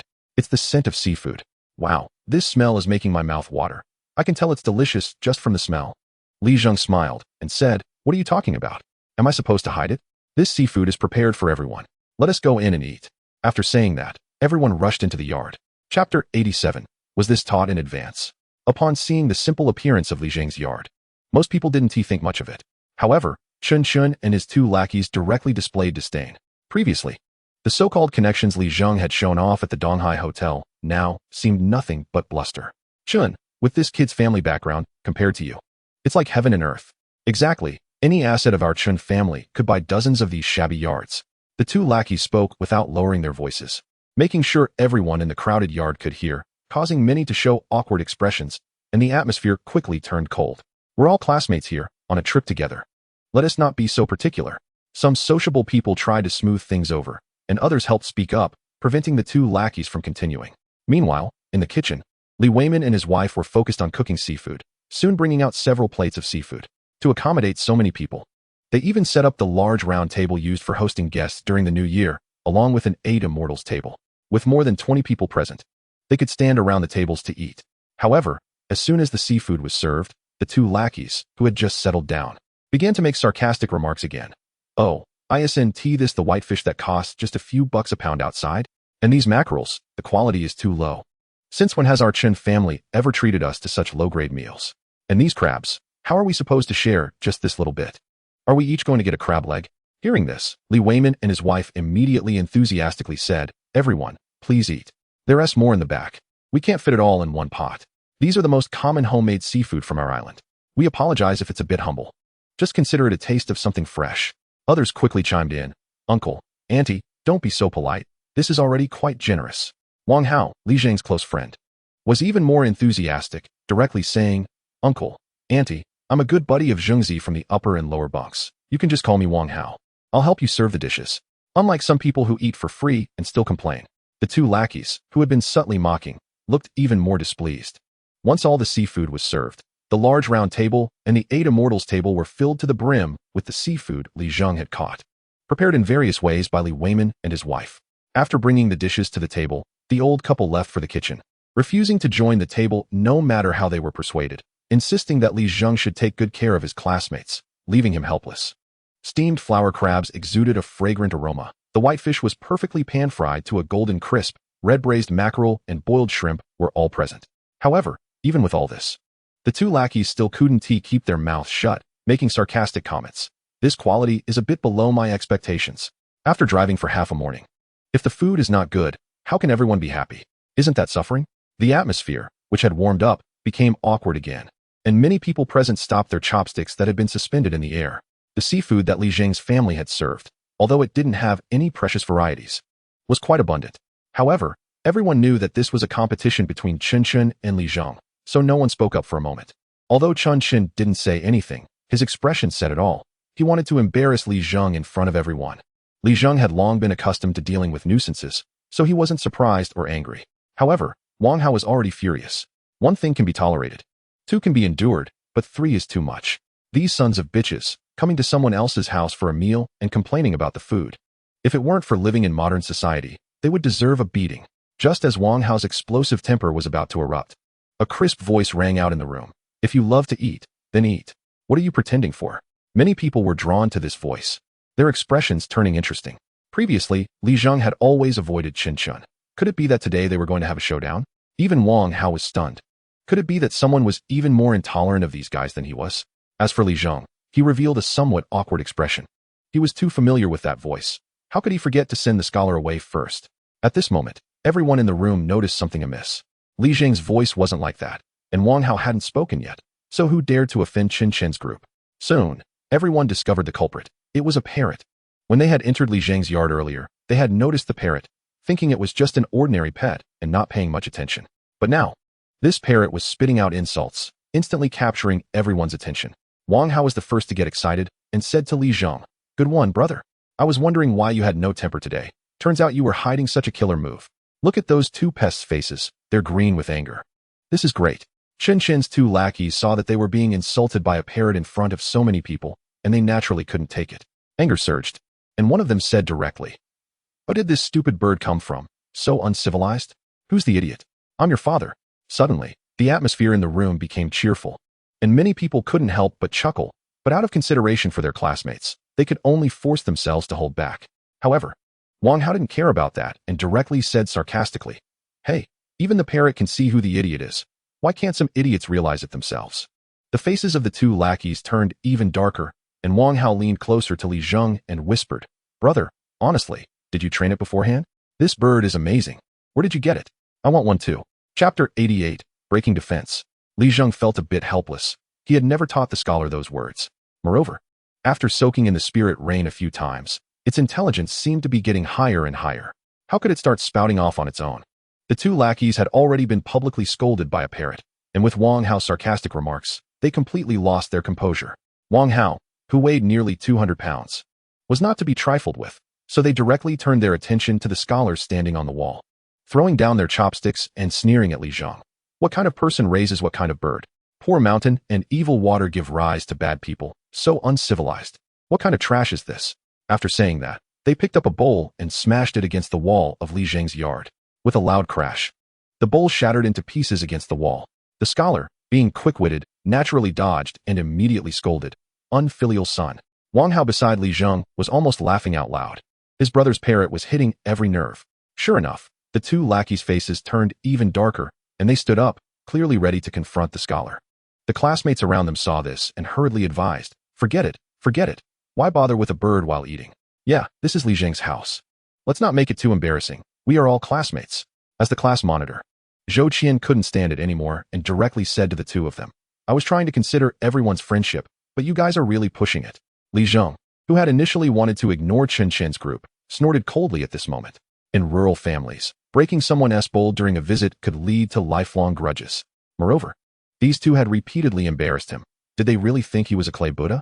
Wang Hao also sensed Li Zheng's change in mood and immediately whispered, "What now, brother? Should we beat them up? We've been too lenient with these two. They think that with Chen backing them up, we brothers really don't dare to touch them." Seeing Wang Hao, who was even more excited than himself, Li Zheng showed a funny expression, stopping Wang Hao, who had already rolled up his sleeves. He coughed heavily. The two lackeys who had already left their seats heard Li Zheng's cough and showed an indifferent expression.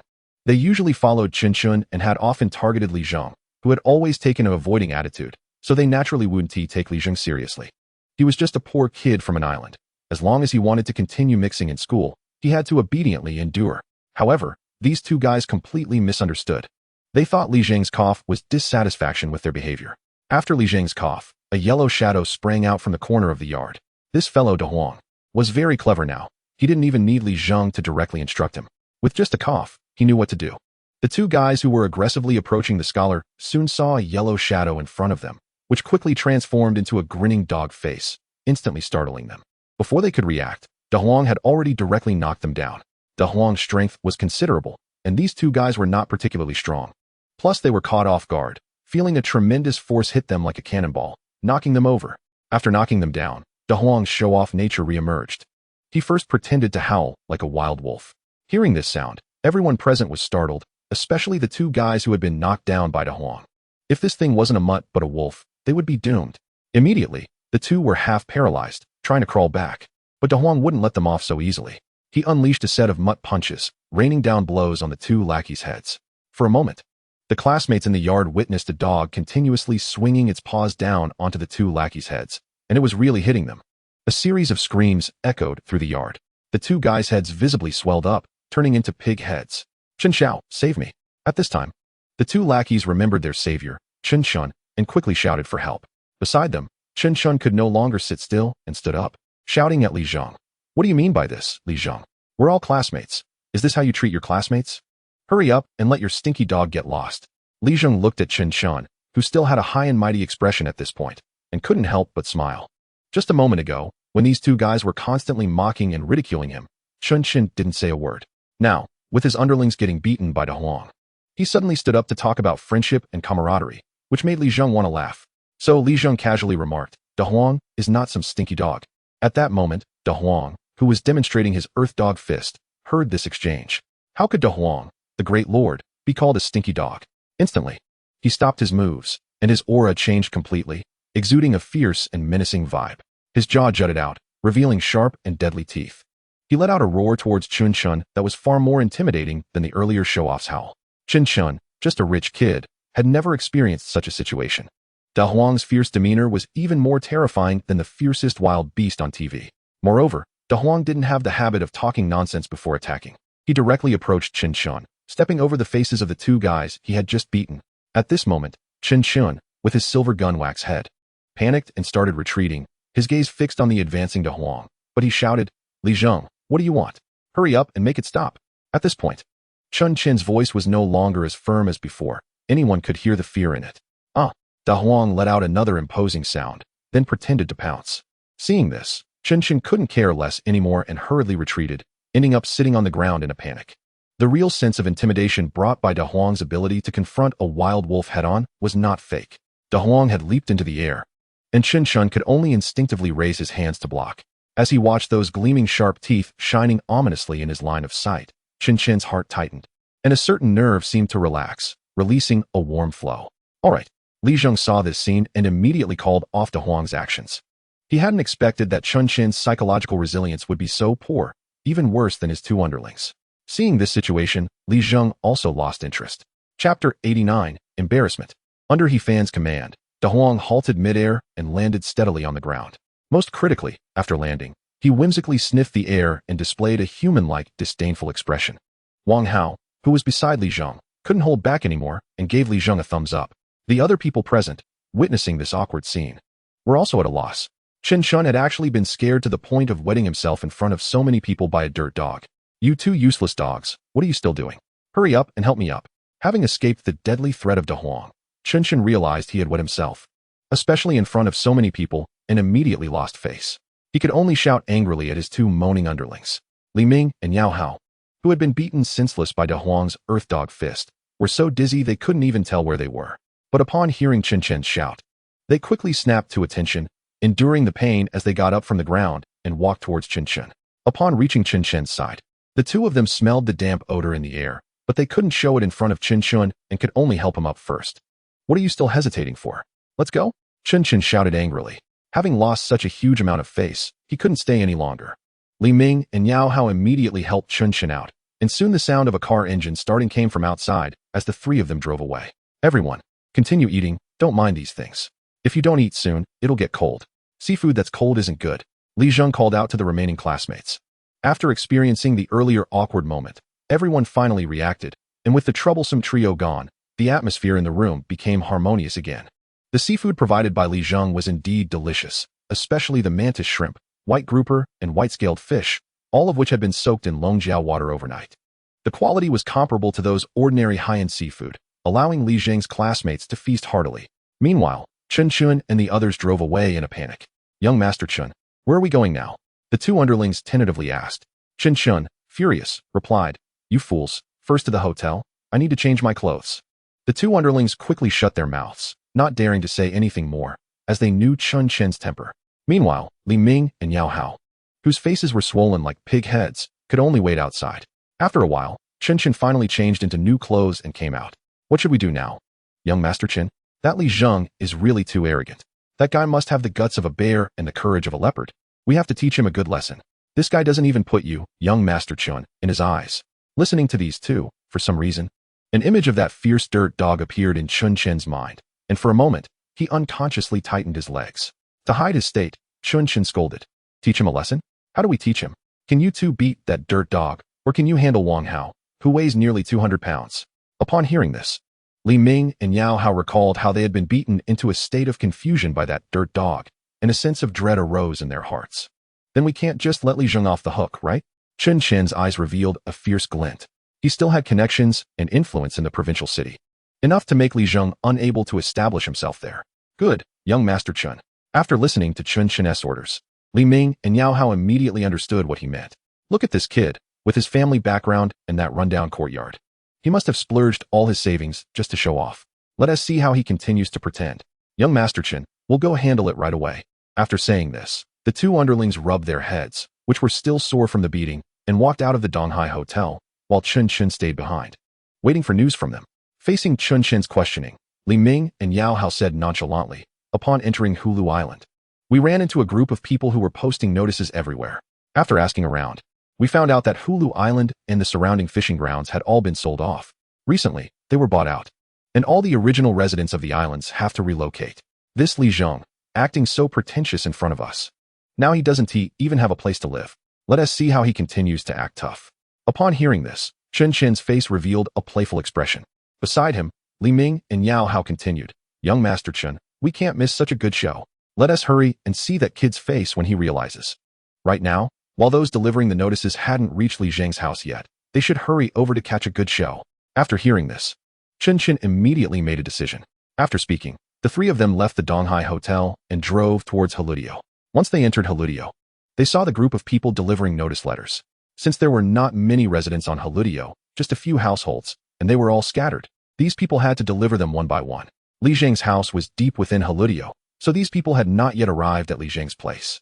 Seeing this situation, Chun Chun and the others became even more excited. We arrived just in time for the good show. Hurry up and drive faster. I want to see how ugly that kid's face looks. In a luxurious car, the three of them stepped on the gas again, heading towards Li Zheng's small courtyard. Meanwhile, Li Zheng, who was sitting in the courtyard enjoying a feast with classmates, also heard the sound of a car engine coming from the entrance again. Wang Hao, sitting near the door, noticed the noise and immediately spotted Chun Chun and the others getting out of the car. He showed an interesting expression and said to Li Zheng, Bro, the king of urine leakage has arrived. Li Zheng was initially stunned, but he quickly reacted. This guy is quite vicious. In such a short time, he gave Chun a new nickname. The worst part was that when Zhuan Yuan, who had sharp ears, heard this and immediately repeated, King of urine leakage. King of urine leakage. Outside, Chun Chun was standing with his two henchmen, originally looking smug, but hesitated to enter the courtyard due to the big dog inside. Hearing Wen Zhuan Yuan's sharp voice, their expressions changed. We're all classmates. There's no need to make a fuss like this. Let's just sit down and have a meal together. And this matter will pass. Yeah, exactly. What's the big deal? We've been classmates for 3 years in college. Many of these classmates were well-meaning, as they knew about Chun Chen's family background in the provincial capital. Clearly, if Chun Chen was offended badly, it wouldn't be good for Li Zheng. However, Li Zheng had no intention of paying attention to Chun Chen anymore. Wang Hao, who knew his best friend's temperament best, couldn't help but sarcastically say, Oh, Did you change your pants? Wang Hao's face immediately turned dark and ugly. Wang Hao, don't be so sarcastic. Your buddy is about to be homeless. Why don't you take him in to live with you? After Chen finished speaking, his followers Li Ming and Yao Hao also chimed in. Yeah, Li Zheng. You're supposed to be a college student. Why are you still so concerned about face? You're about to lose your home, and you're wasting money on this big meal. With that money, you could rent a bigger place outside. Hearing this, everyone in the courtyard felt a bit bewildered. Wang Hao directly said, what nonsense. I think you guys must have had your brains beaten out by my brother's dog. Upon hearing this, Li Ming and Yao Hao, who had just been beaten by a dog, turned red in the face but shouted back. You guys don't know yet. The entire Haludio has already been sold off. The whole island and the surrounding waters are private property now. Some people might be kicked out at any time. When this was said, everyone in the courtyard showed different expressions. Many were stunned by this news. The whole island and its surrounding waters had been bought. Many looked at Li Zheng, their chopsticks stopping midair. If Li Zheng really became homeless and was just pretending to treat them, they couldn't eat anymore. Someone then said, Li Zheng, why didn't you tell everyone? If you're in trouble, we can help. Look at this situation. How can everyone still enjoy the meal? Meanwhile, some others showed disdain. If that were true, Li Zheng would indeed have the appearance of a pretentious person. Someone murmured, I knew we shouldn't have come out. What a downer.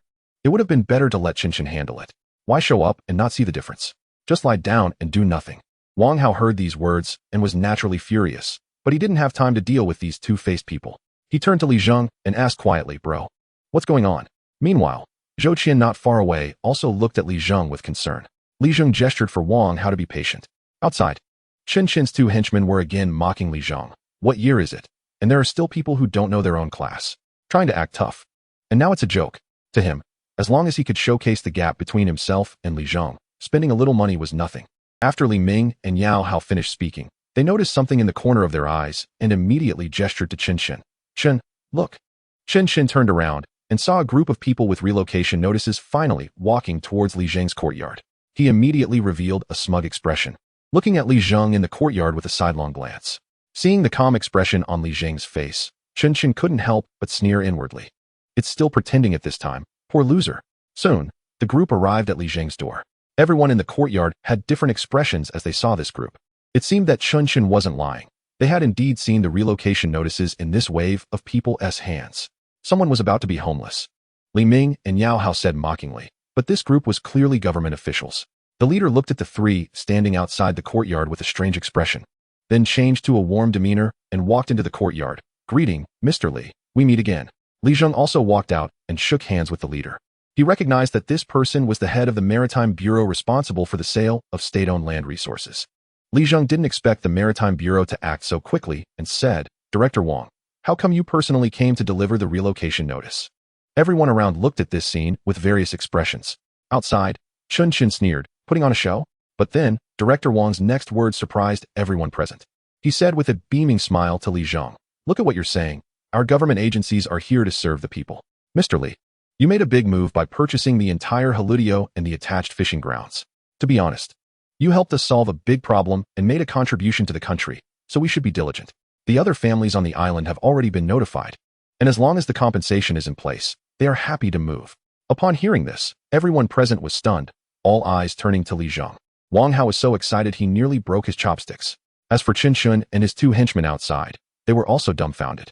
Weren't these people here to deliver relocation notices to make Li Zheng, the poor boy, leave Haludio? Many people's expressions in the courtyard changed as they looked at Li Zheng. Buying an entire island and its attached marine territory must have cost a fortune. The area of Haludio was not small, and buying it directly to become personal property. In their minds, it must have cost at least $1 billion. These students couldn't believe it. This meant that Li Zheng was quite wealthy, after all. He was someone who could buy an entire island. Those who had just been complaining and muttering now involuntarily lowered their heads.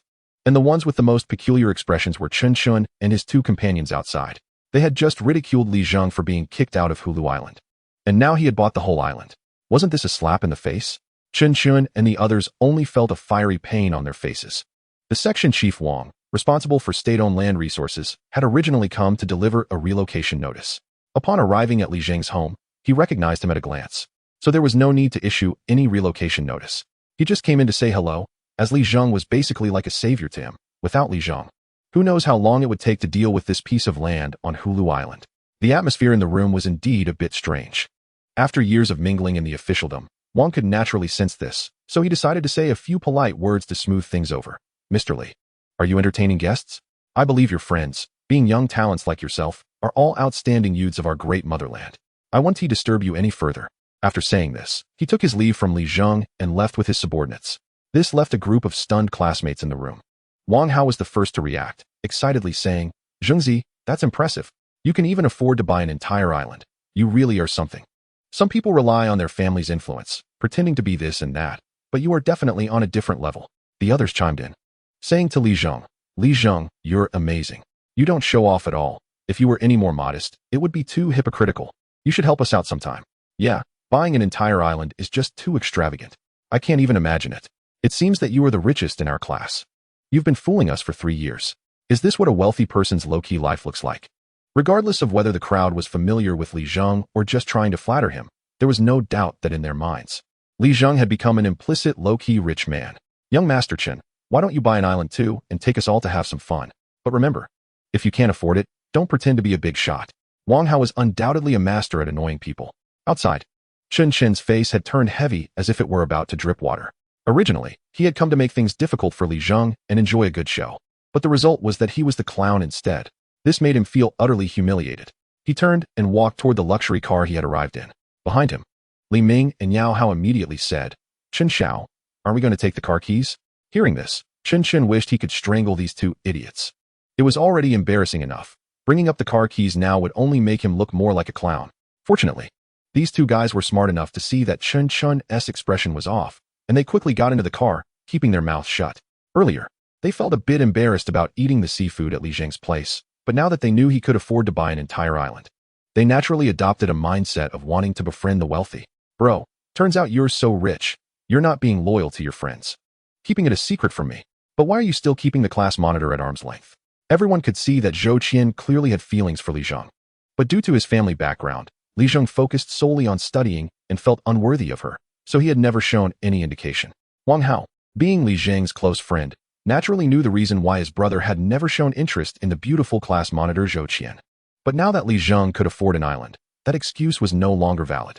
Could it be that you have some kind of disease in that area? Damn. You wouldn't be harboring any improper thoughts about me, would you? I admit, your brother Hao is somewhat good-looking, fair-skinned and tender, but I'm a straight man. You should give up on that thought. We can only be good brothers. Listening to this guy's nonsense, Li Zheng was also a bit speechless. He pulled him aside and whispered, Shut up. With your body, do you think I would have any thoughts? The matter of buying the island is a long story. Do you know how I've been living these past 3 years? If I really had money, even if I wanted to be low-key, I wouldn't have to be this low-key, right? Hearing this, a thoughtful expression appeared on Wang Hao's face, and then he became puzzled. He had been inseparable from Li Zheng for the past 3 years, and he knew that his brother had indeed lived a poor life during this time. Wang Hao knew that during Li Zheng's hardest times, he had to take summer jobs to earn his tuition, and his living expenses were always at the lowest standard. Sometimes, he even had to help him out. Right, if it were me, I wouldn't need to act so poor to play the role of a wealthy person among the common folks. Now, Wang Hao was completely confused. Just as Li Zheng was about to explain, he suddenly felt a resentful gaze on him. Looking up, he saw Zhou Qian staring at him with her beautiful eyes, clearly showing her discontent, which made Li Zheng feel overwhelmed. How could he have forgotten about this? Li Zheng felt a bit overwhelmed. He had always hinted to Zhou Qian that his family conditions were not good, so he needed to focus on studying, but after what just happened, his excuse clearly no longer held water. Li Zheng could only awkwardly scratch his head and realized he might have to explain to this beautiful class monitor as well. After everyone was full and satisfied, a group of them suggested going for a walk by the sea, and as the host, Li Zheng naturally wouldn't refuse.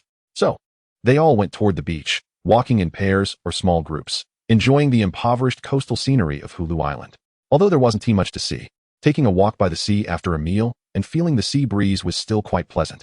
Chapter 92. No wonder. Wang Hao moved closer to Li Zheng and asked, Li Zheng, how did you manage to buy the island? Li Zheng briefly explained about his lucky find and the island purchase, and Wang Hao finally understood. However, he then said, Brother, if what you say about the fishing grounds on Hulu Island is true, then buying the island for 5 million is just taking on a hot potato.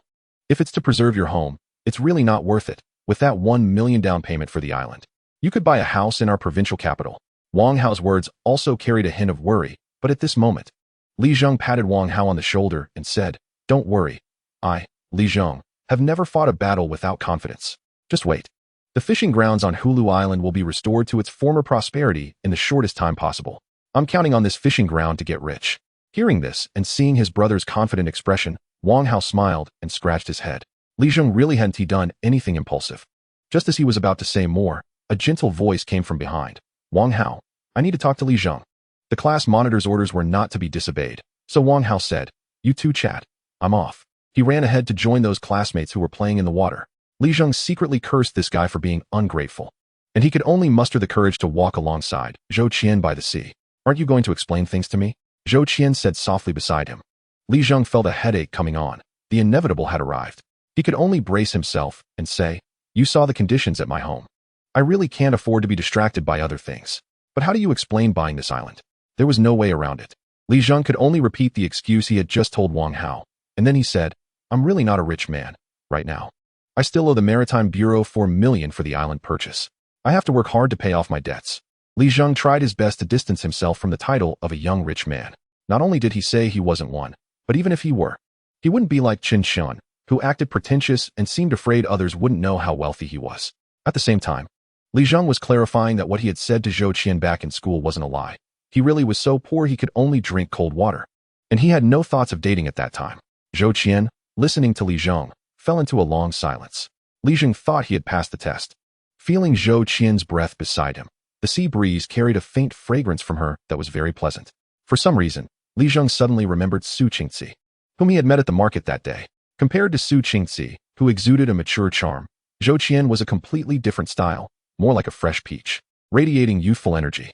However, even a fresh peach still had substance. Zhou Qian was originally wearing a loose shirt, which didn't reveal much, but now, walking by the sea, the wind exposed a few things. The sea breeze was no joke. Sometimes it was strong enough to knock someone over. Today was relatively mild, but it still pressed Zhou Qian's loose shirt tightly against her body, revealing her impressive curves. Originally, Li Zheng just wanted to glance at Zhou Qian's expression, but he was suddenly captivated by the view. Moreover, the seaside wind was unpredictable. One moment it pressed your clothes against you.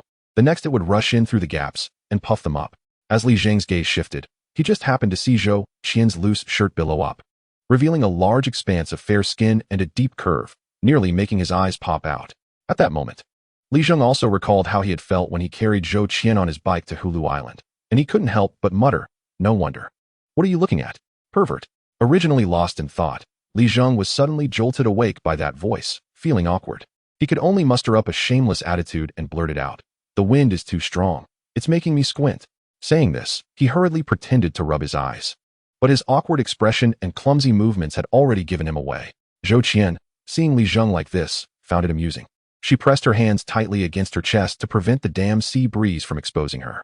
Zhou Qian understood the meaning behind Li Zheng's earlier muttering. But for some reason, she didn't feel angry at all. Instead, she felt a bit pleased. Humph, I thought you had no thoughts about me at all. After this bold idea popped up in her mind, Zhou Qian's face turned red, but she quickly adjusted her mood and said to Li Zheng, anyway, I don't care. You're not allowed to avoid me like before, Li Zheng. Hearing Zhou Qian's words, Li Zheng, who had just stolen a glance at her, dared not defy the class leader any longer and could only nod, definitely. Then teach me how to dig for seafood. I've seen many videos online showing that you can find plenty of seafood on beaches like this. For these city college students, digging for seafood on the beach was a completely new experience. Under Zhou Qian's eager gaze, Li Zheng naturally couldn't refuse and led her to search the beach, joining the ranks of seafood diggers. However, the fishing grounds at Hulu Island were barren, which meant there weren't many marine creatures along the coastal beach. Especially after Li Zheng had dug up quite a few mud shrimp, there was basically nothing valuable left. Nevertheless, Li Zheng still managed to lead Zhou Qian to find some common seafood, like oysters. The group of over 20 classmates nearly turned the entire beach upside down and found quite a few small seafood. Although the quantity wasn't too much, divided among them. It might not even be enough for a snack. These city students were still very excited, shouting and cheering, making Li Zheng shake his head repeatedly. Just as Li Zheng was watching those classmates, a sudden scream came from beside him. He then felt a weight on himself and turned to see Zhou Qian, who had been excitedly digging for seafood, now hanging on to him. For a moment, Li Zheng felt both awkward and inexplicably pleased. The main issue was that Zhou Qian, for some reason, kept rubbing against him, as if trying to escape something. Chapter 93. How could there be mice by the sea? This was tough for Li Zheng. Great. Class leader, aren't you messing with my mind? You're going to make me look foolish in front of everyone. Li Zheng was crying out in his heart. while the classmates not far away had all heard Zhou Qian scream and turned to look. When they saw Zhou Qian hanging onto Li Zheng like a koala, they all showed ambiguous expressions. Someone even started whistling. Without needing to look, it was clear that it was Wang Hao. Li Zheng, you're quite something. Don't bully our class leader. Look how scared she is. Zhou Qian, hanging on Li Zheng, naturally heard Wang Hao's words and immediately realized her loss of composure. Feeling the parts of her body touching Li Zheng, a blush rose on her face, quickly spreading over her entire face, but she showed no intention of letting go. It was Li Zheng who then said, "Class leader Zhou, if you don't get down soon, our relationship might become complicated. Besides, what else with this sudden act? I didn't do anything inappropriate." Li Zheng's words only deepened the blush on Zhou Qian's face, and after a while, Li Zheng finally heard Zhou Qian's somewhat flustered voice. "There's a mouse." A mouse? Where would a mouse come from on this beach? Under Zhou Qian's feet. In a small hole, a smooth, stout, somewhat pink creature was slowly wriggling. It did somewhat resemble a newborn mouse. However, having grown up by the sea, Li Zheng knew very well that this was not a mouse at all. It was a creature called a sea squirt. This thing is thick at one end and thin at the other, with the thick part shaped like a spindle and the thin part resembling a mouse's tail, which is why it is also called a sea mouse. No wonder Zhou Qian panicked and mistook it for a mouse. "Class leader Zhou, you're mistaken.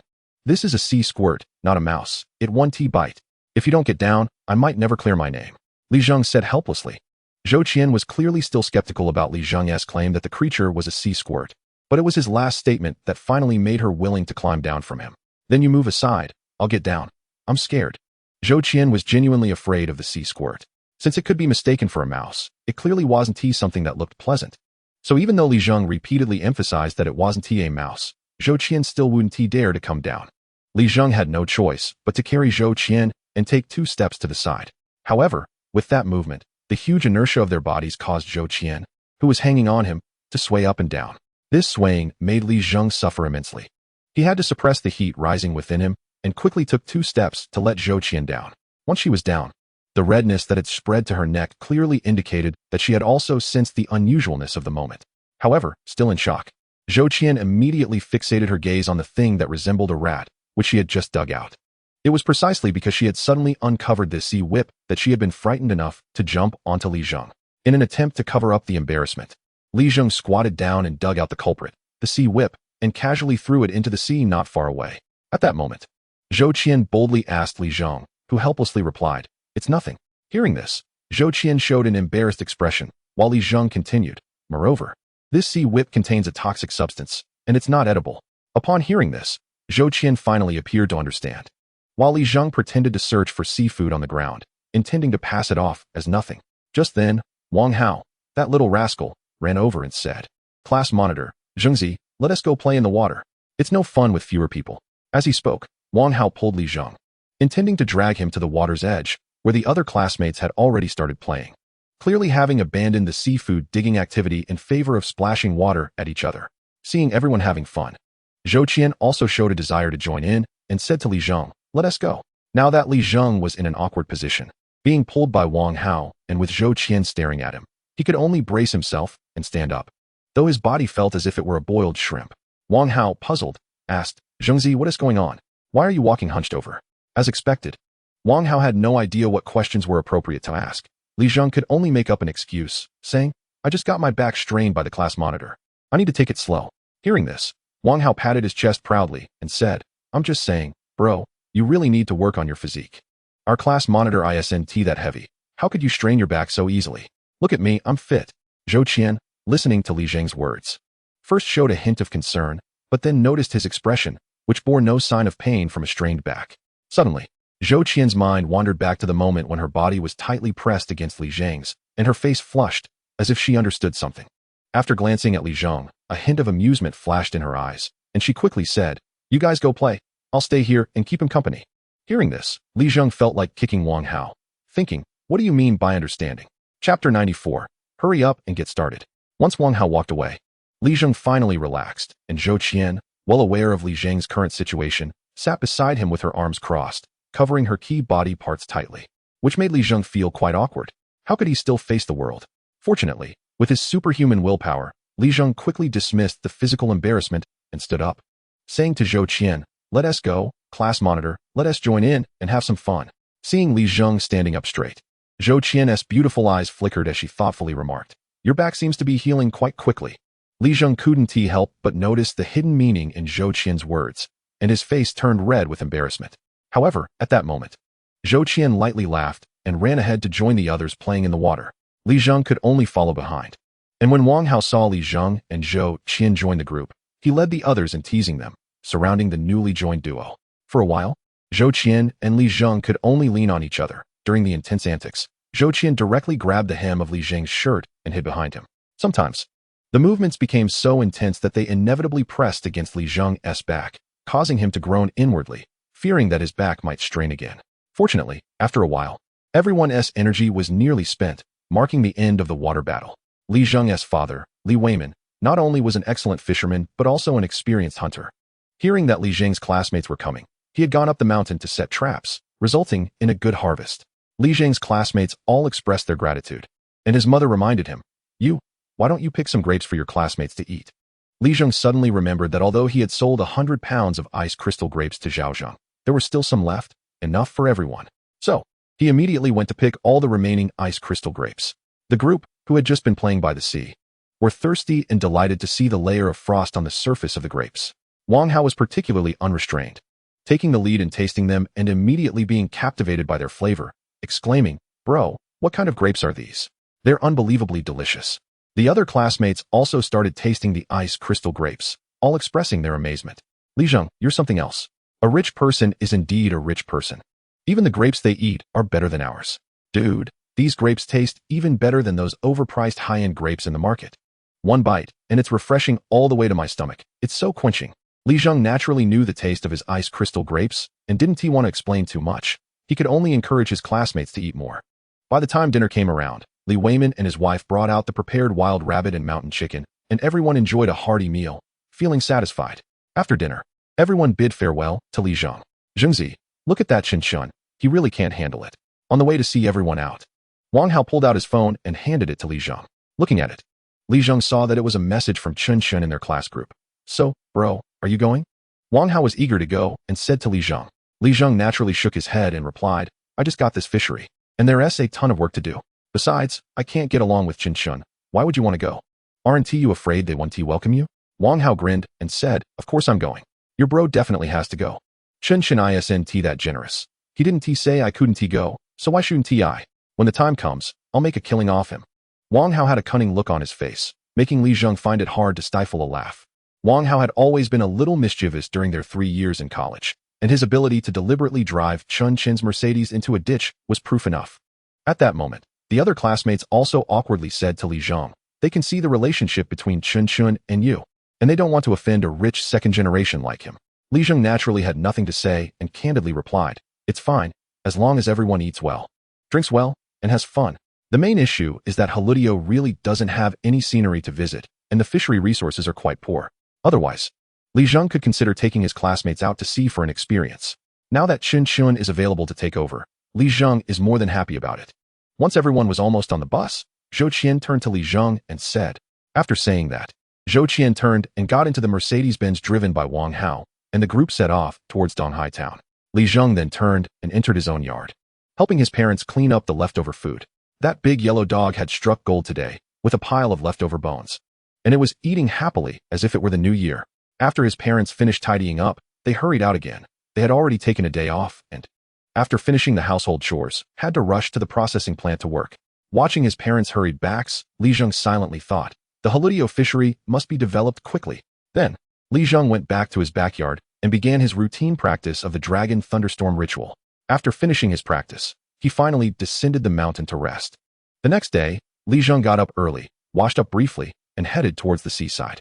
He needed to check on the growth of the seaweed seeds he had planted, as this was crucial for laying a good foundation for the Haludio fishery. Therefore, Li Zheng was particularly attentive. When he arrived at the seaside, Li Zheng directly extended his hand into the ocean, and his consciousness quickly spread, diving down to the near-sea seabed to start checking. Soon, he saw the seaweed seeds he had planted and was delighted to find that they had successfully taken root in this near-sea area.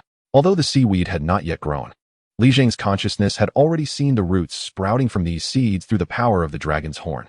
As long as they had taken root, everything else would be easy to manage. With sufficient nutrients and spiritual energy, along with time, This near-sea area of the Haludeo fishery would soon be filled with lush sargassum. Moreover, as the spiritual energy from the underground spiritual veins continued to leak into the Haludeo fishery, the richness of the spiritual energy at the seabed had already turned completely pure white in Li Zheng's observations. This had reached the level of typical marine spiritual energy conditions. According to Li Zheng's observations, when the spiritual energy in the marine area reached this pure white state, even some normal small benthic fish could absorb enough spiritual energy and nutrients, and some plankton and microorganisms would gain enough energy to reproduce. Not to mention the sargassum seeds he had planted. Furthermore, once the sargassum he had initially invested in began to grow, it would provide shelter and food sources for those microorganisms and plankton. By then, it would not just be a simple 112. The ecosystem of this near-sea area of the Haludeo fishery would undergo a qualitative improvement. Even the water area above the seabed, which had previously been gray and lifeless, showed signs of improvement. The color of the spiritual energy was no longer the pure gray it had been before, with no trace of spiritual energy to be found. It seemed that this spiritual energy nurturing was indeed quite effective. Li Zheng thought excitedly. After checking the growth of the seaweed seeds, Li Zheng suddenly felt a stirring in his heart and extended his consciousness deeper into the territory of the Haludeo fishery, planning to take a good look at what had become his private domain. Previously, when he had just acquired the ability from the dragon's horn, due to the weakness of his spirit, he could not sustain a long observation of the seabed situation and could only scan roughly. However, after practicing the dragon thunderstorm ritual for these past few days, not only had his rain technique improved significantly, but Li Zheng also discovered that his consciousness power was steadily growing. He realized that practicing the dragon thunderstorm ritual mainly relied on his consciousness power, which was why he felt exhausted after each practice session. However, this mental consumption was also a form of training for his spirit, representing a state of becoming more resilient the more it was used. So at this moment, feeling that his spirit still had some energy left, Li Zheng continued to extend his consciousness deeper into the territory of the Haludeo fishery. As his consciousness spread, the water depth gradually increased, especially after passing the near-sea area. Within the Haludeo fishery, there were several cliff-like terrain changes, with the depth of the fishing ground dropping over 100 meters at times, and sometimes suddenly revealing a flat seabed. The unique terrain allowed the Haludeo fishery to form several regions of different depths, which was one of the reasons why the Haludeo fishery had thrived decades ago, with a rich variety of catches. Different water depths could accommodate various marine species to inhabit. The Haludeo fishery was entirely in a macro perspective of the near-sea area, and the near-sea area Li Zheng had just checked was merely relative to the deeper regions within the Haludeo fishery. However, even the deep-sea areas within the Haludeo fishery were rare deep-water zones in the entire macro perspective of the near-sea area, giving it a unique geographical advantage. Just like Victoria Harbor in Hong Kong, which is a natural deep-water harbor, it can accommodate large tonnage vessels, and thus the economy is so developed, far surpassing other near-sea ports. Also due to its geographical advantage. Because of these geographical conditions, the Haludeo fishery had enjoyed many benefits in the past, with a wide variety of catches. However, at present, there were obviously not so many catches in the Haludeo fishery, as the seabed was silent, with only an occasional whitefish drifting by, making it seem empty and desolate. However, Li Zheng was a staunch materialist and was not afraid of any vengeful spirits in the sea. Moreover, given the resource scarcity of the Haludeo fishery, it was impossible for any terrifying sea monsters to breed there. Unsurprisingly, the territories in these deep-sea areas were equally empty and desolate, with no catches. Only a small number of microorganisms and plankton surviving. After searching a vast area of the deep sea, Li Zheng even saw only a single sea eel swimming around. Alas, it was truly a decline. By some twist of fate, Li Zheng's consciousness followed this sea eel into a trench. Originally, Li Zheng wanted to see if this fellow had any companions. If he could find other sea eels, it would still be a decent catch, as having only one eel in such a vast seabed was indeed quite tragic. However, the result left Li Zheng somewhat disappointed. There were no other eels in the trench this sea eel had entered. But then, the actions of this sea eel piqued Li Zheng's curiosity. After entering the trench, the sea eel stopped on flat ground, seemingly searching for something. Then, under Li Zheng's gaze, this fellow began to frantically burrow into the mud and sand of the trench, moving quickly and leaving Li Zheng bewildered. After all that effort, finding a single sea eel in his own fishery, and it was a silly one? Was it trying to seek death? Li Zheng muttered to himself, and then the sea eel made a new move, suddenly pulling its body out of the mud, which made Li Zheng realize the sea eel was a fierce predator in the ocean. It had just been hunting, not seeking death at all. However, the fact that this sea eel could find food in the mud was quite impressive. Shipworms. Li Zheng suddenly called out the name of this creature. For someone like him, who lived by the sea and had a wooden boat at home. Shipworms were not unfamiliar at all. These creatures, known as shipworms, survive by boring into wood. So they are primarily found at port docks, along wooden piles by the sea, and inside wooden boats. Chapter 96. Is it a sunken ship? Although these creatures live in the sea, once they encounter wood, they will burrow in and make their homes inside, gnawing away at all the wood as quickly as possible. Therefore, these creatures are the natural enemies of all wooden docks and boats. In the past, when ships were primarily made of wood, shipworms were quite common and could be easily seen in coastal areas. There have been many instances of shipworms consuming entire ships. Back in those days, if a ship was targeted by shipworms, it wouldn't last a year before needing to be scrapped. Therefore, almost everyone with a wooden boat took precautions against shipworms. For example, Li Zheng's wooden boat, despite its shabby appearance, had its bottom, which came into contact with seawater, covered with a layer of iron plating to prevent these shipworms from burrowing in and consuming the entire boat. Logically, Li Zheng shouldn't have been surprised to see shipworms. But the key point was that this was in the deep-sea area of Hulu Island fishing grounds. Not to mention this area. Even in the nearshore region of Hulu Island fishing grounds, the only wooden boat floating on the sea was his own shabby wooden boat. The other fishermen, who were better off, or the fishing companies, all had iron boats, leaving no space for shipworms to survive. Therefore, it was highly unlikely for shipworms to be distributed here. The appearance of these shipworms was quite strange. However, at that moment, Li Zheng noticed that the eel had clearly captured a shipworm, and a flash of inspiration crossed his mind. Could it be that there is wood in that mud? Li Zheng quickly made a judgment. Then a wave of confusion arose. Where would there be wood in the deep-sea trench? A sunken ship? Suddenly, a bold idea popped into his head. It was impossible for wood to grow naturally in the deep sea. It could only be from something that sank from the surface. And there had been many shipwrecks throughout history. The more he thought about it, the more plausible the idea of a sunken ship seemed. Immediately, Li Zheng's mind began to race. If it was a sunken ship, and it was wooden, it must have been there for quite some time. And maybe he could find something good. The thought excited Li Zheng instantly. He headed toward the trench he sensed. He cranked the power of the electric boat paddle to the maximum, and his wooden boat sped forward. After about 20 minutes, he finally reached the surface above that trench. Li Zheng used his divine sense to check around before stopping his wooden boat. The eel was still leisurely hunting. It seemed this creature often found plenty of shipworms here as food, skillfully searching for shipworm locations. Li Zheng jumped into the water, leaving his wooden boat floating on the surface. As soon as he entered the water, he immediately felt the warmth of the surrounding seawater and began swimming easily. He dove down headfirst, effortlessly sinking down several meters. Before long, Li Zheng had descended nearly 30 meters without any diving gear or protective equipment, which was quite an achievement. If it had been the old Li Zheng, he wouldn't have been able to do this at all. Moreover, Li Zheng still didn't feel too much pressure. The surrounding seawater wrapped around him comfortably. However, as the depth increased, the pressure around him gradually intensified. This was normal. The deeper one went, the greater the water pressure. And in even deeper places, the pressure would increase exponentially until it was impossible for humans to dive down. Although the initial descent went smoothly, Li Zheng soon faced a problem. As he descended to depths of 50 or 60 meters, he could clearly sense the pressure he was under was nearing its limit. The surrounding seawater, while still very friendly, was now accompanied by powerful pressure, which even Li Zheng, whose physical fitness had greatly improved, found hard to bear. Now, Li Zheng was in a bit of a bind. The trench was in a deep-sea area, and it must be several hundred meters deep. Yet he hadn't even reached 100 meters, and was already struggling. The thought of reaching the bottom of that trench seemed like a dream. If only he could practice the Dragon Thunder Rain ritual longer to enhance his physical fitness further, perhaps then he could dive deeper. For now, Li Zheng decisively chose to give up. He didn't want to force himself down and risk being crushed from the inside out by the immense pressure. However, he was still somewhat unwilling to give up without confirming whether there was indeed a sunken ship at the bottom of the trench. He didn't have the patience to wait until he reached a sufficient level in his practice of the Dragon Thunder Rain ritual to come back and check.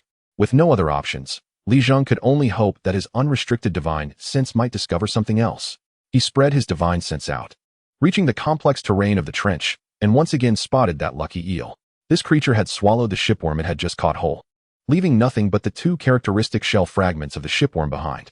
Moreover, this eel seemed to still be hungry and began searching the surrounding area again. Soon, Li Zheng saw it swiftly pinpoint a location and started to scour the surrounding mud with its body. As the eel eagerly hunted, some of the mud around it was quickly cleared away, revealing a dark object beneath the thin layer of mud. Sure enough, it was wood. Li Zheng immediately recognized it as a piece of wood. Ordinary wood, when submerged in seawater for a long time, would turn dark like this after being buried for some time. Upon seeing this piece of wood, The eel seemed quite excited and began to swim around it. And Li Zheng knew it was looking for a hiding place for shipworms. For shipworms to burrow into the wood, they must first drill a hole in it. Then enter and slowly gnaw at the wood from the inside, moving forward step by step until their entire body is hidden within the wood, gnawing it away completely. Soon, the eel finished searching, and it was clear it hadn't found a hiding spot for shipworms. However, it didn't get discouraged. Instead, it continued to sweep the area with its body, like a broom, cleaning away the layer of mud and sand on the surface. As a result, more pieces of wood were exposed to Li Zheng's view. Now, Li Zheng began to piece together some clues. As more and more wood became visible, he noticed that although most of it was somewhat corroded by seawater, on one of the pieces, he could still see the traditional dragon totem of Huagua. It was carved in such a way that an entire piece of wood had been sculpted into the shape of a dragon, and he could vaguely make out the dragon's form.